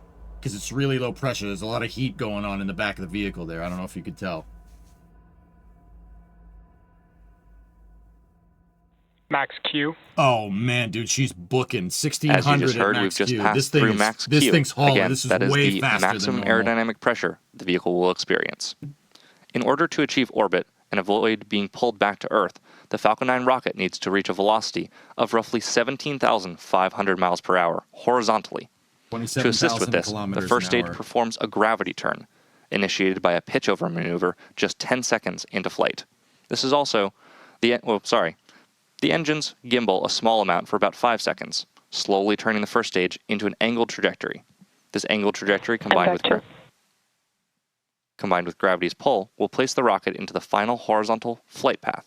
Look at You the can track Excel. our progress to Dude, that thing orbit is hauling. by That's keeping an really eye on the fast. first and second stage telemetry. That's in the that bottom shallow corners of your trajectory display. that I'm telling you about. Look at the acceleration's nuts, dude. Now we're going to have several events coming up It's in almost quick ludicrous succession, speed. starting with main engine cutoff, or MECO, when we shut down the 9 Merlin 1D engines on the first stage. Following that, the first and second stages will separate. Following that, we'll have the first ignition of the MVAC engine, also known as SES-1. Dude, she's booking. SES-1 will shortly be That's followed nuts. by fairing separation. There's the throttle down on the engines right there. They were approaching 4G. That's fast, man. That's a lot of first stage performance. So, fellas, check it out. 27,000 kilometers an hour is what you need to do. That stage is going to get them almost a third of the way there. That's nuts, dude. Staging 9917 kph. Stage separation confirmed. Main engine cutoff.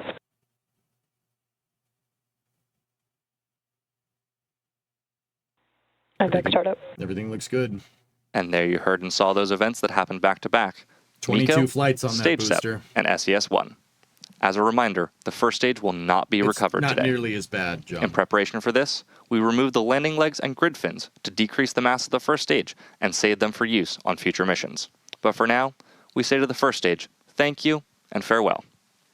Fairing separation is Not okay. next in just a few seconds. Not okay. We it's will wrong. be Why attempting do to I feel retrieve bad for a both piece of fairing halves metal? once they fall back to Earth using our recovery vessel, Doug.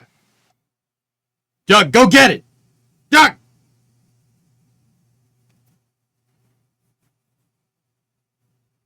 I just walked outside and watched until MECO. It was a weird trajectory. Fairing separation coming up here.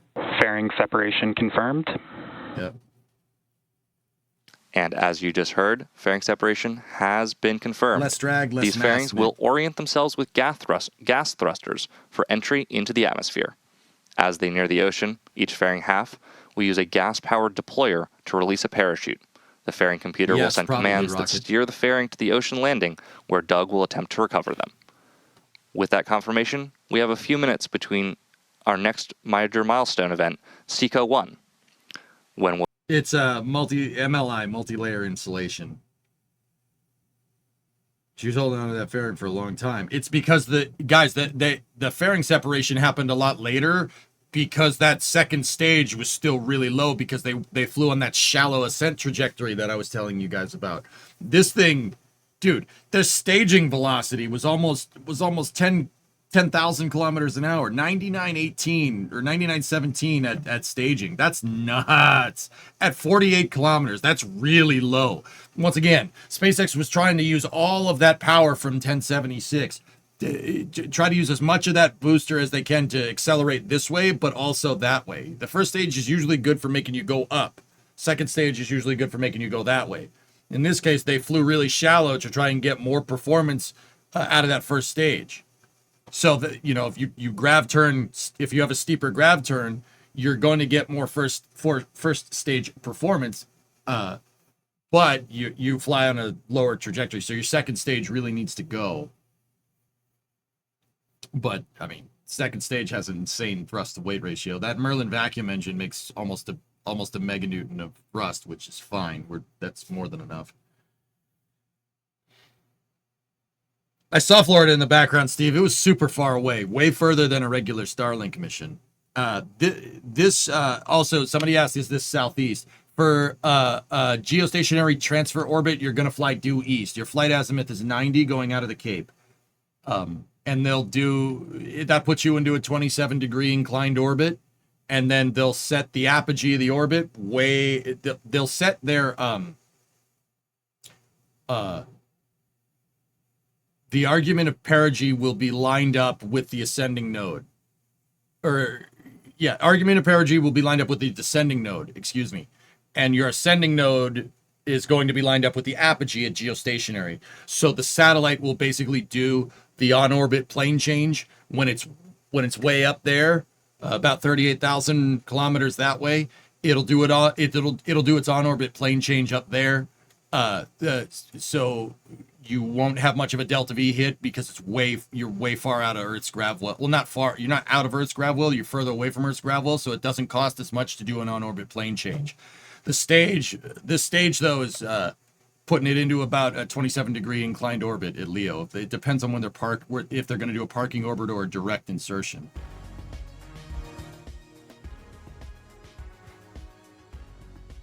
Can you talk about why they needed that steep trajectory for GEO? This satellite is a freaking tank. That's why. NG2 mission. Liftoff occurred at 9:30 p.m. Eastern Time from Space Launch Complex.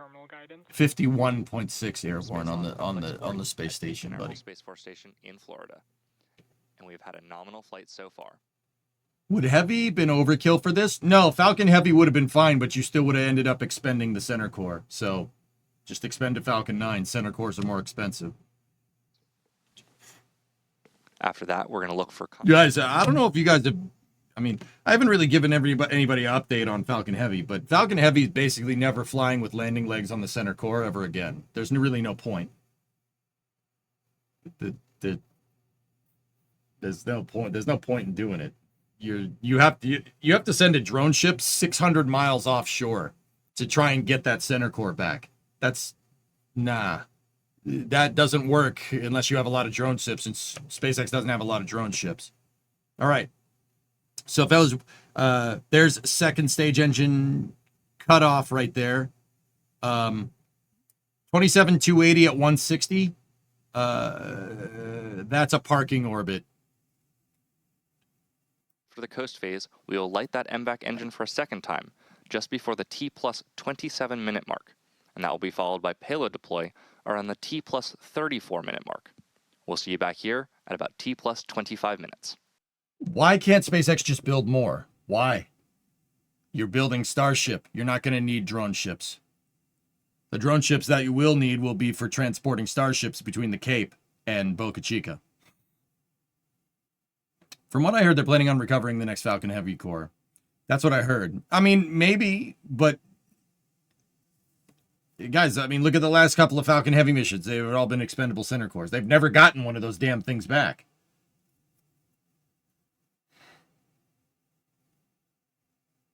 Hell of a lot cheaper to dispose of one Falcon 9 versus using Falcon Heavy. And Fluffy, that right there demonstrates, you know how, I don't know if you were here a little bit earlier where we rolled out the Block 4 version of my new rocket, the Octo rocket in KSP. I overclocked the engines. I put them to 120% of rated performance with the Cal controller. That is not unfounded. That happens all the time. Well, not happens all the time. Falcon 9 has the original Falcon 9 1.0 would not be able to do this mission. Heck, Falcon Heavy 1.0 would have a problem with this mission. But we've gone from missions that really should have been on Falcon Heavies to expendable Falcon 9s, which is crazy to me. Sorry, man. Work was nuts today. It's all good. It's all good. I was basically telling people about how, like, SpaceX with this high flight rate, they can just keep iterating on Falcon 9 and keep upgrading things and keep stretching the design. It's really not a big deal. There's so much flight data behind this thing. This is geostationary transfer. You'd need Falcon Heavy, Shaw, to do geo insertion. This is a GTO. They're in a parking orbit right now. And he said in about 17 minutes, they're going to do the burn. So they're doing the burn to set the apogee in the right geostationary slot, which means the slot is probably, I'm guessing it's probably 5 east longitude or something, if I had to guess. Because Spain sat, it's going to be over Spain. So actually, it might be 5 degrees west.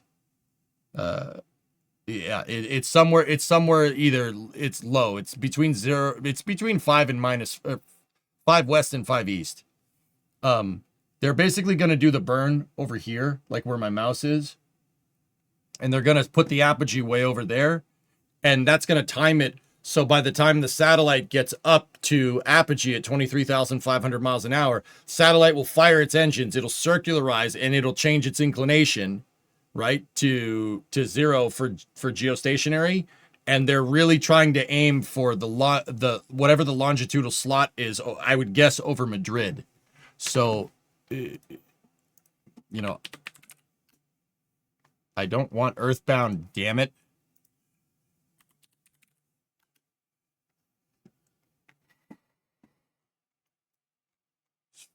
So let me think. So Madrid would be, what's the latitude over there? 3. So it would be 3 west. So the satellite is aiming for an orbit geostationary that looks somewhat like that.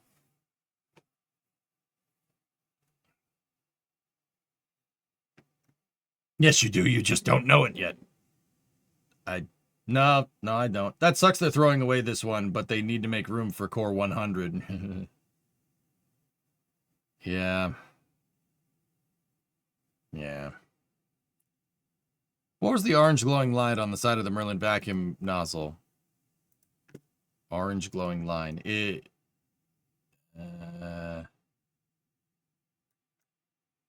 This thing. I am not 100% sure what that is. It's something that's tapping off the gas generator, so it gets very warm. And the gas generator is... No. The gas generator is right here. So it's some type of pneumatic line that comes off of it. I don't know what it does. Yeah, at engine shutdown, it's glowing hot. I know. See it right there? Whatever it is, it gets really toasty because it's tapping off the gas generator. Gas generator exhaust is superbly hot. It's not as hot as the rocket engine exhaust, but it's pretty damn hot. Oh, that's hot. That's hot. Oh. Yeah. I've been doing rewind. If I want rewind, I would get fork knife and mark ass. That's hot.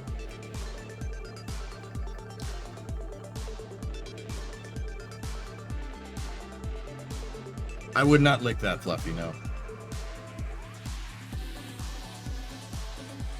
Français? No. No parle français. Parle anglais, s'il vous plaît. Yeah, Mark Ass Brownlee. That's right. Yep. And fork knife. Because I'm hungry.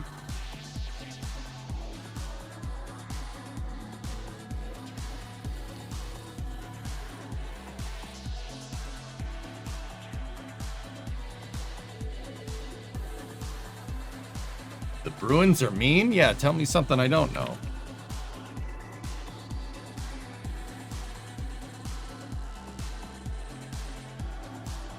The Bruins are playing the Ducks right now, and it's 6-5 Anaheim.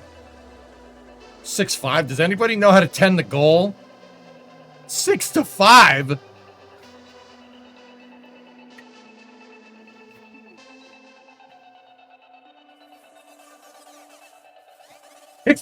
Does anybody know how to tend the goal? What the hell? On either team? Both teams pulled the goalie in the both teams did something, dude. Don't check the Wings game. Oh no. Not the Red Wings. Oh, ooh. Ooh. The Red Wings lost to the Islanders 7-2. Bad. That's not great. That's not great. That's not great. Had to dig it up. This one will be operating 29 degrees east. Huh. 29 east. It's over the Mediterranean. It's over all of the Mediterranean. Okay. I get it. I see what they're doing. It supports NATO, so that might be the reason. They're keeping eyes on. They're the electric eye over the Mediterranean. You guys ever heard that song, Electric Eye? I am perpetual. I keep the country clean. I'm electric. Fantastic. I like the Wings. All my professional teams suck. Yeah,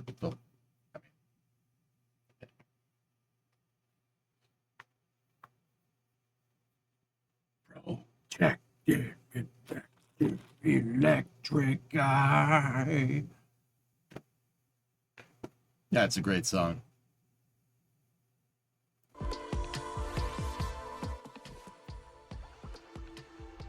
Habs Wings at the top of the Atlantic is crazy.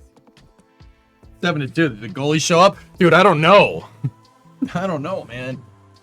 No one can compare to the suckage of the Jets. It's synonymous. I don't even give Jets fans crap anymore. I don't think it's funny anymore, dude. Like it's not funny. I don't even make jokes about the Jets. Now the Dolphins, we can make jokes about them. That's fine. But no, I'm good. I'm good, bro. I'm good. You in your college years.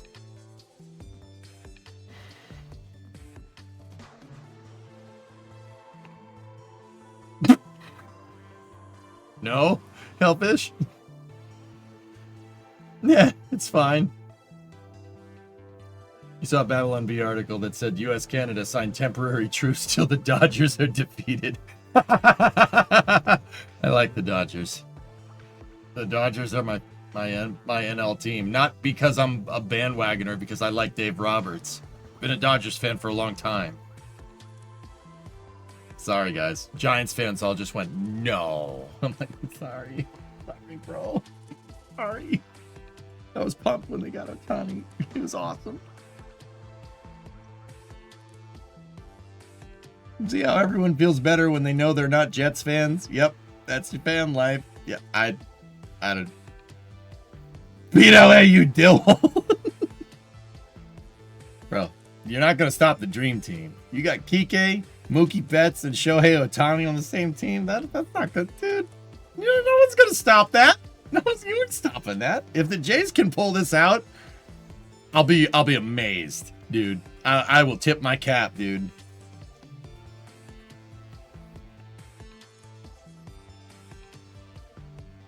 Nice gold.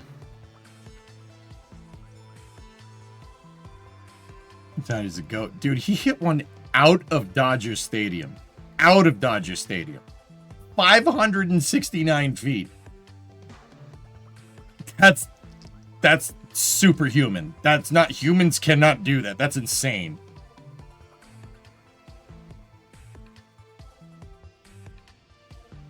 No, RJ. Yeah, Steve, it's bananas. Yeah, he's just actually crazy. I'm excited for hockey too, Dan. Too bad the Bruins are the Bruins. And he throws 100 plus. It's pretty dang good. You can't hit stuff like that in Chavez Ravine, dude, for real. Hit one out of Dodger Stadium. It landed in the parking lot. You've got to be kidding me.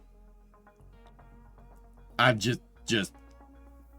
All right, dude, calm down. Holy crap.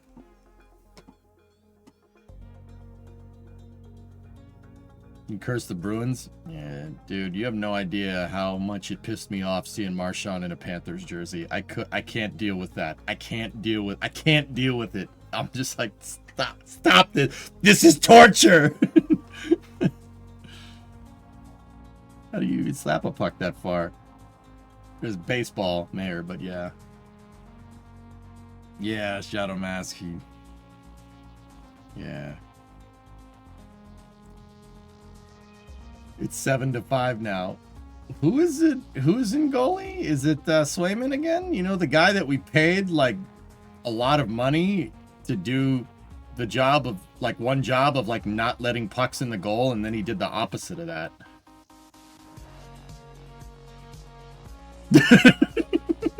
It's so true. It's so true, Cyborg. That's funny.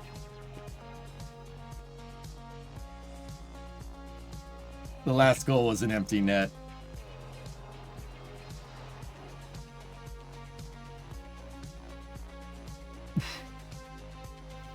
This is fine. How many points do the Bruins have?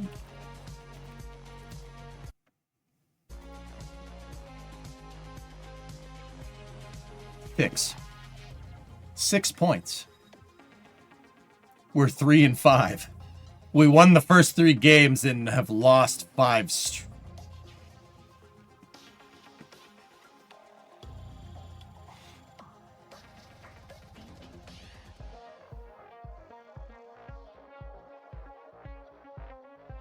Bruins have lost 5 straight. All right.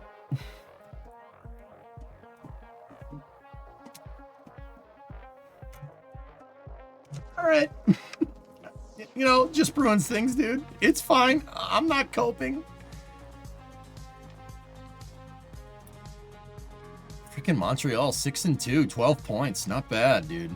I mean, they are steaming pile of mud.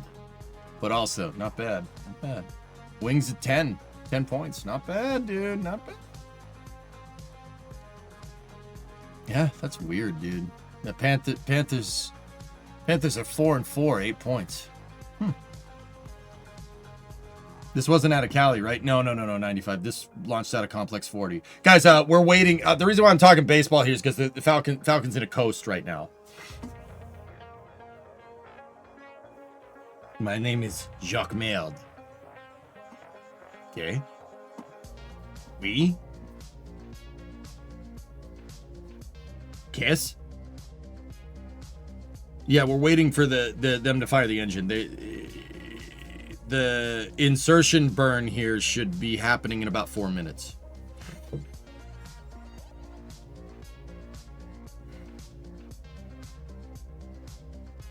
I'm an idiot. Did you and Brimo date way back when the Wings were still playing at Joe? Brimo and I started dating in 2017. And we were long distance for about a year before she moved here.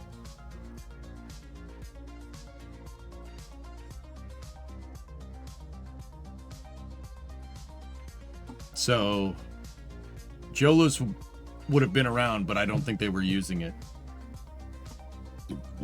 Yeah, never been there. Dead at 27. The meme lives on. Should have made some bets with you for the game tonight. Why? Yep. Okay, so check this out. We got a reacquisition of signal here. SpaceX got the onboard views. They're chilling down the turbine machinery right now in preparation for firing the engine for the insertion burn. That's what this vent is. They're moving propellants into the motor to get it primed and ready to go for ignition. You never want to try to start up the rocket engine without plumbing in the lines. You could get air pockets in your fluid impellers, and that causes explosions. That makes the fluid impeller very angry. Generally, with engineering, with rocket science, you know, if something is designed to move liquid and it starts moving air, physics gets very angry at you. SpaceX is looking to avoid that. They're looking to avoid doing that by venting the engine down. So you can see these are oxygen vents for venting, for priming and thermally conditioning the turbine machinery. These vents are venting out gaseous oxygen. What's happening here is they're using some of the liquid oxygen because the liquid oxygen's cold. It's already primed with kerosene or RP1. These oxygen vents are venting out gaseous oxygen because when you have the line at pressure, right, and you immediately go from a high pressure line to the vacuum, there's a momentary point of temperature drop and you do get solidification. That's what all this ice buildup here is. It's not actually ice, it's solid oxygen. This was the 28th flight for one fairing half and the 16th flight for the other. Wow. We also heard the call out for second engine cutoff, or SECO-1, and confirmed nominal orbital insertion. We are now moments away from lighting the MVAC engine for a second time to propel the stack into geostationary transfer orbit. Now let's wait for those call-outs. Now watch, when the engine ignites here, SpaceX will also do tank settling, but when the engine ignites, you'll see all the ice shoot off the back, which is pretty cool. What mission is this? SpainSat, Cyborg. We'll be expecting this call out coming in just about 30 seconds. SpainSat is a 6,100 kilo geostationary satellite. A Falcon 9, a single stick Falcon 9 put this thing into a parking orbit. They expended 1076 on its for its 22nd flight. But dude, the staging velocity, Cyborg, was 9,900 kph. That's fast. 1076 username. Dude. MVAC startup. There we go. Oh, there goes the ice. Bye-bye. And as you just heard, our Merlin engineering team has confirmed that we have power on the second stage engine. This burn will last approximately 67 seconds, typical for a geostationary transfer mission. If you watch the speed gauge on your screen, you'll see us adding over 2,500 meters per second to the velocity of the second stage and the SpainSat NG-2 payload. Maximum acceleration during this burn will reach 4.8 Gs as the remaining propellant is burned off. Would venting throw off their trajectory? Well, Alex, there's vents Stay on both tuned sides. For second engine cutoff, or SECO-2. These are two cameras that are 180 degrees clocked from each other on either side, so SpaceX can... These cameras are actually engineering cameras. They're there to watch the nozzle to make sure the nozzle has uniform heating. Yeah. We should be getting second stage engine cutoff here in a moment. Dude, she's booking. That's really, really fast. Starlinks are usually about 7,700. Wild difference. Yeah, that's what I mean. Almost 10. They squeezed 10,000 kph out of the first stage. And with that second engine cutoff, or SECO-2, we're just a few minutes away from payload deploy. There it is. 35. We're going to take one more short break until that event, and we'll see you back here in just about 2 minutes. Okay, so check this out, dude. It's a little bit on orbital mechanics. We know that this is an eccentric orbit. It's a very eccentric orbit. Why? Why is it an eccentric orbit? I can tell from these numbers right here. Obviously, other than them saying that it's an eccentric orbit insertion because it's geostationary. Look. Oh, of course, the signal dropped for a second. But how do we know that that's an eccentric orbit? So this orbit is very elliptical. One side of the orbit is at 23,500 miles, and the other side of the orbit near Earth is at like maybe 150 miles, right? How do we know? Check it out. Your velocity is going down. You are trading kinetic energy with potential energy because Earth's trying to pull you back, right? Earth's grav well is trying to pull this stage and satellite back down, but it's going fast enough to keep going in the opposite direction. Now, Earth will eventually pull this thing back in if you don't do anything. When you get to the highest point, that's when your speed will start going up and your altitude will start going down. But we're not here, they're not there yet. If you look, altitude is going up rapidly and speed is going down rapidly, indicating a highly eccentric orbit. Meaning that this is on the uphill ride to an orbit that's very, very egg-shaped.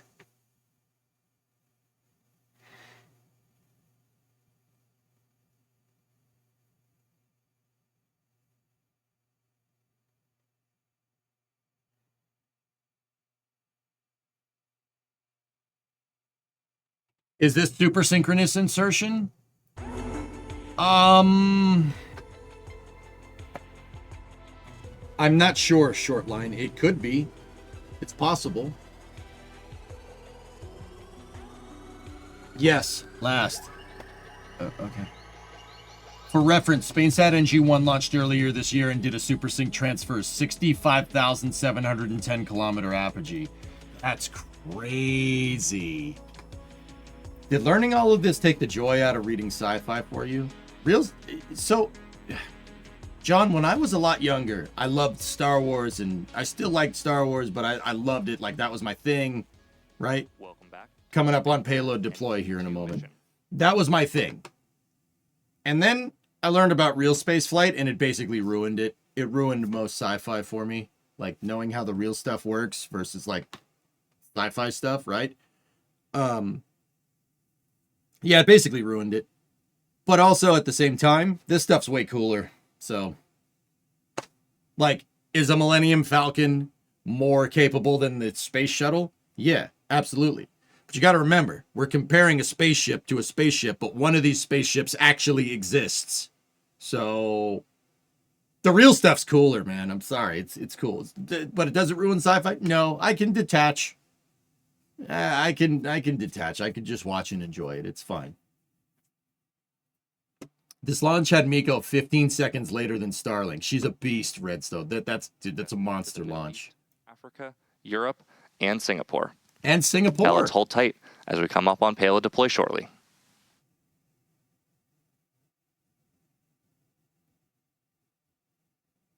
Oh, this is space. I'm in space. 8-Finger Fred! Gifted 5 subs. Thanks, man. So basically, altitude is inversely proportional to speed. In orbital mechanics, yeah, Shadow Mask. Right now, Falcon 9 is trading kinetic energy for potential energy. Potential energy is maximized at highest point in orbit, or apogee if you're around Earth. Perigee, the lowest point in your orbit, is the opposite of that. That's when you're going the fastest, right? You have no potential energy, and you are maximizing your kinetic energy. You can use that to your advantage if you're trying to get to a certain orbit. If you're just joining us Fred, now, thanks for those subs, we are though, currently man. awaiting the Appreciate payload you. deploy of the SpainSat NG-2 satellite into geostationary transfer orbit.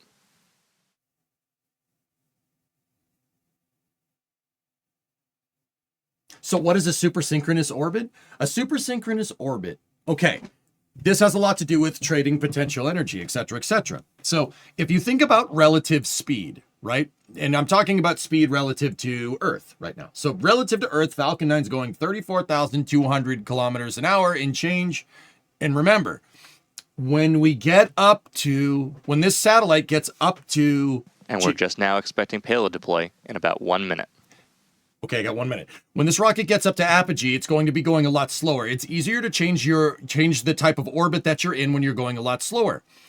The reason why, so where would you go slower? You would go slower further out of Earth's gravwell. The further you are away from the planet, the less gravitational influence you have on the planet. So the satellite needs to circularize because it needs to be in geostationary, right?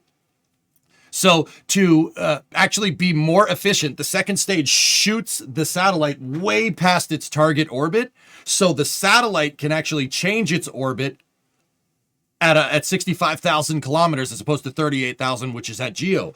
Because it's way further out of the gravwell, potential energy is maximized, actual relative speed is slower. So it's easier to change your orbital characteristics like inclination, eccentricity, right angle of ascending node, and argument of perigee. Those are the ones that would be easier to change. You can do that easier when you're further away out of the gravwell, especially doing on-orbit plane change. So we're talking about coplanar normal and coplanar anti-normal burns. And with that being said, there's your deploy of SpainSat 2.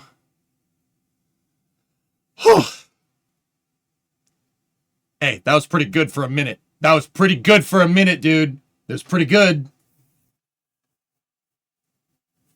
What's the watermark on the upper right say? Is this sat? Payload deploy confirmed. Bye. You can see, look. And there you just heard the call out. Because of what I'm talking about, because the satellite operates so far out of Earth's gravwell, it just needs a tiny little thruster on the end. You see, there's just a little guy. That rocket engine's about this big.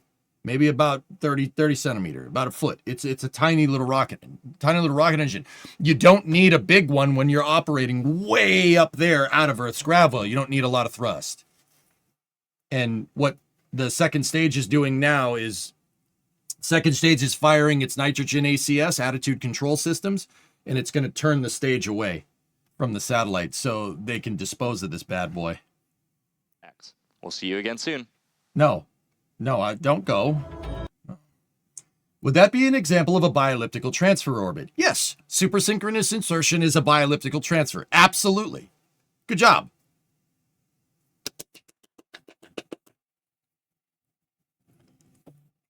Will SpaceX do another burn to bring down the second stage? So, Scott, maybe. It depends. SpaceX used to, they used to make it so, they used to have nerd time, more nerd time. When they did their geostationary transfer burn with the second stage, they would add a radial in velocity component to the maneuver. What that means is you're going to shift your orbit a little bit and your perigee is going to go down, right?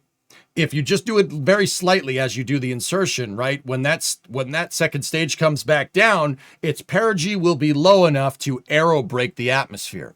And over time, it'll aerobrake and aerobrake and aerobrake and aerobrake and aerobrake. And then eventually Earth will pull it in because it keeps skirting the top of the atmosphere every time it goes by. So aerodynamic perturbations will slow the stage down eventually and it'll burn up. They'll dispose of it that way. It's just going to take a couple months. Now, nowadays, I hear they are doing deorbit burns with the stage, at apogee. They're doing a deorbit burn because the stage can coast out that long. It only takes about 6 hours to get out to geo with this type of orbit. So they should still have operability from the stage.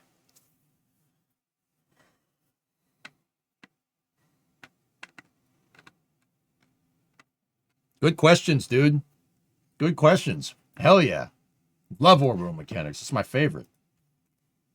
I eat that stuff for breakfast. Give me some of this orbital perigee. Line of apsides. It's delicious. You're delicious. Ciao, boy. Anyway.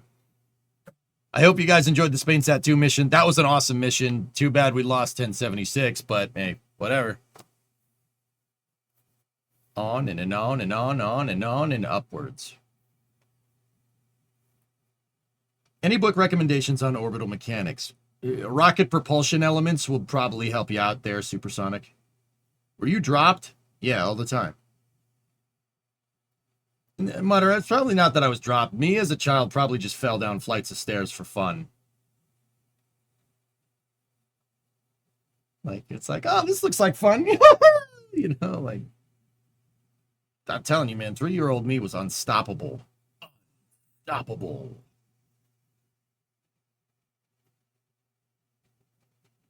Is it normal?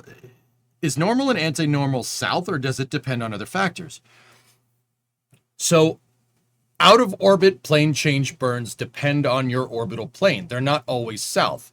So, Dan, if you were in an orbit with 0 degrees eccentricity, right? So you were basically following the equator of the celestial body you're going around, an anti-normal burn would be south and normal would be north, right? But coplanar normal and anti-normal really depend on what's your inclination and your argument of perigee. Those are two very important ones to understand.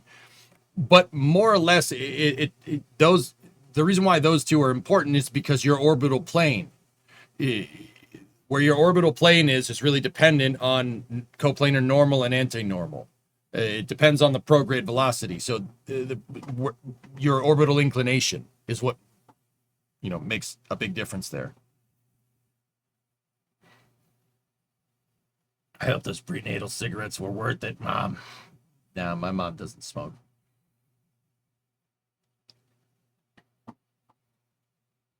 What? The mic cut out. That was weird. Supersonic, also look at what Phil linked. Yeah, Space flight dynamics, aerospace series. There you go, dude. Orbital mechanics is cool. Playing KSP and hanging out with other KSP players gives you a better instinctive grasp of orbital mechanics than any book could give you. If you want to memorize all the formulas and be able to calculate with precision, go book learning. There you go. A retrograde orbit would make normal south. Yep. That's right. It depends on your prograde velocity, and that prograde velocity depends on orbital inclination. What direction are you going? It is always 90 relative to your prograde, relative to your orbital plane. Yes, correct.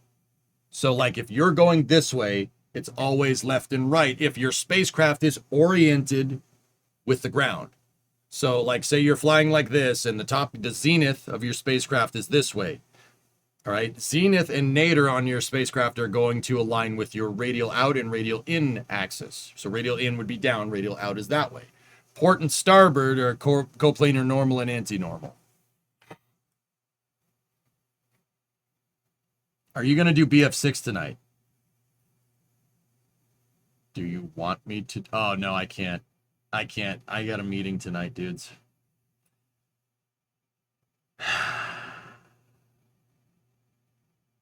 Until we have pole flip.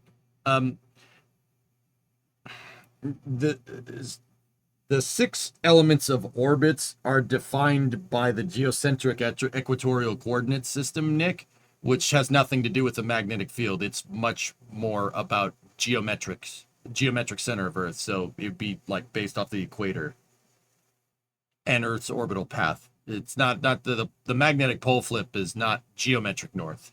You know what I mean? Tell NSF you're having your meeting in BF6. The meeting is not with NSF. Come back for BF6 after your meeting.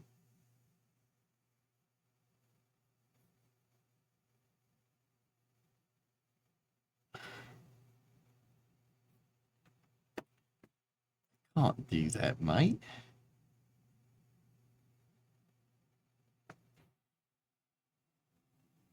Tell Dean you'll be in BF6.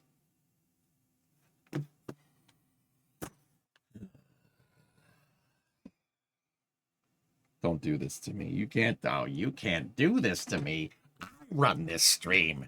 You know how much I've sacrificed?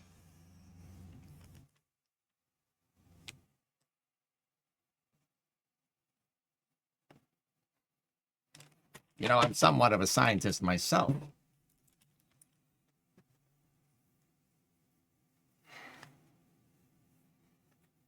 I might be meeting with people you've never heard about. I don't know, man. We'll leave it down to Jeb. Jeb might tell us.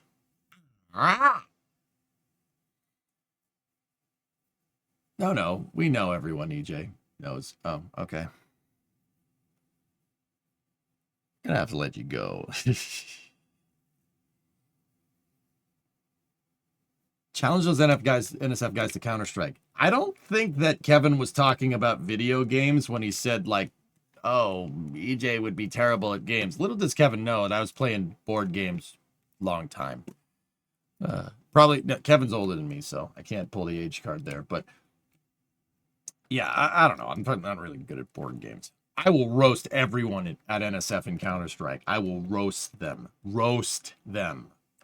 Like, boom, headshot. Boom, boom, boom, boom, headshot, you know?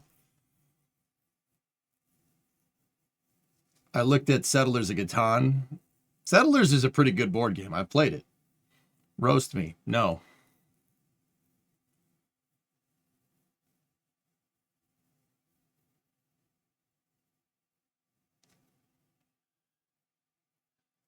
Maybe we'll see an NSF BF6 stream. Yeah. It's a dated reference now. I know. Light roast or dark? I don't care. Just give me coffee. I don't care. I just want coffee. Truck you, Baltimore. Yeah.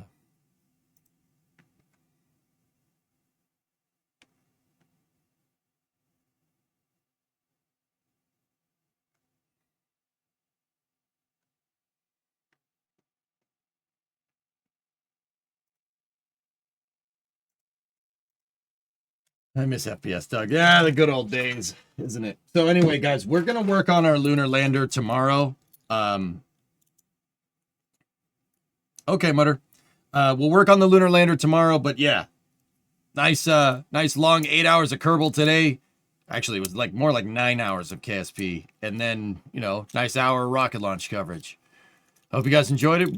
Belted out about 10 hours stream today. Good. I'll see you guys tomorrow at noontime. We'll finish up the lunar lander legs. And then we will do Flame Trench. And then, you know, we might have some racing teed up. I don't know. We'll see. Actually, probably going to do Flame Trench, then BF6, then racing. Because I like to stream for long periods of time. You can't avoid our guilt. Oh, the hell I can't. I'll see you later. Bye. No, seriously, thanks for watching. I'll see you guys tomorrow.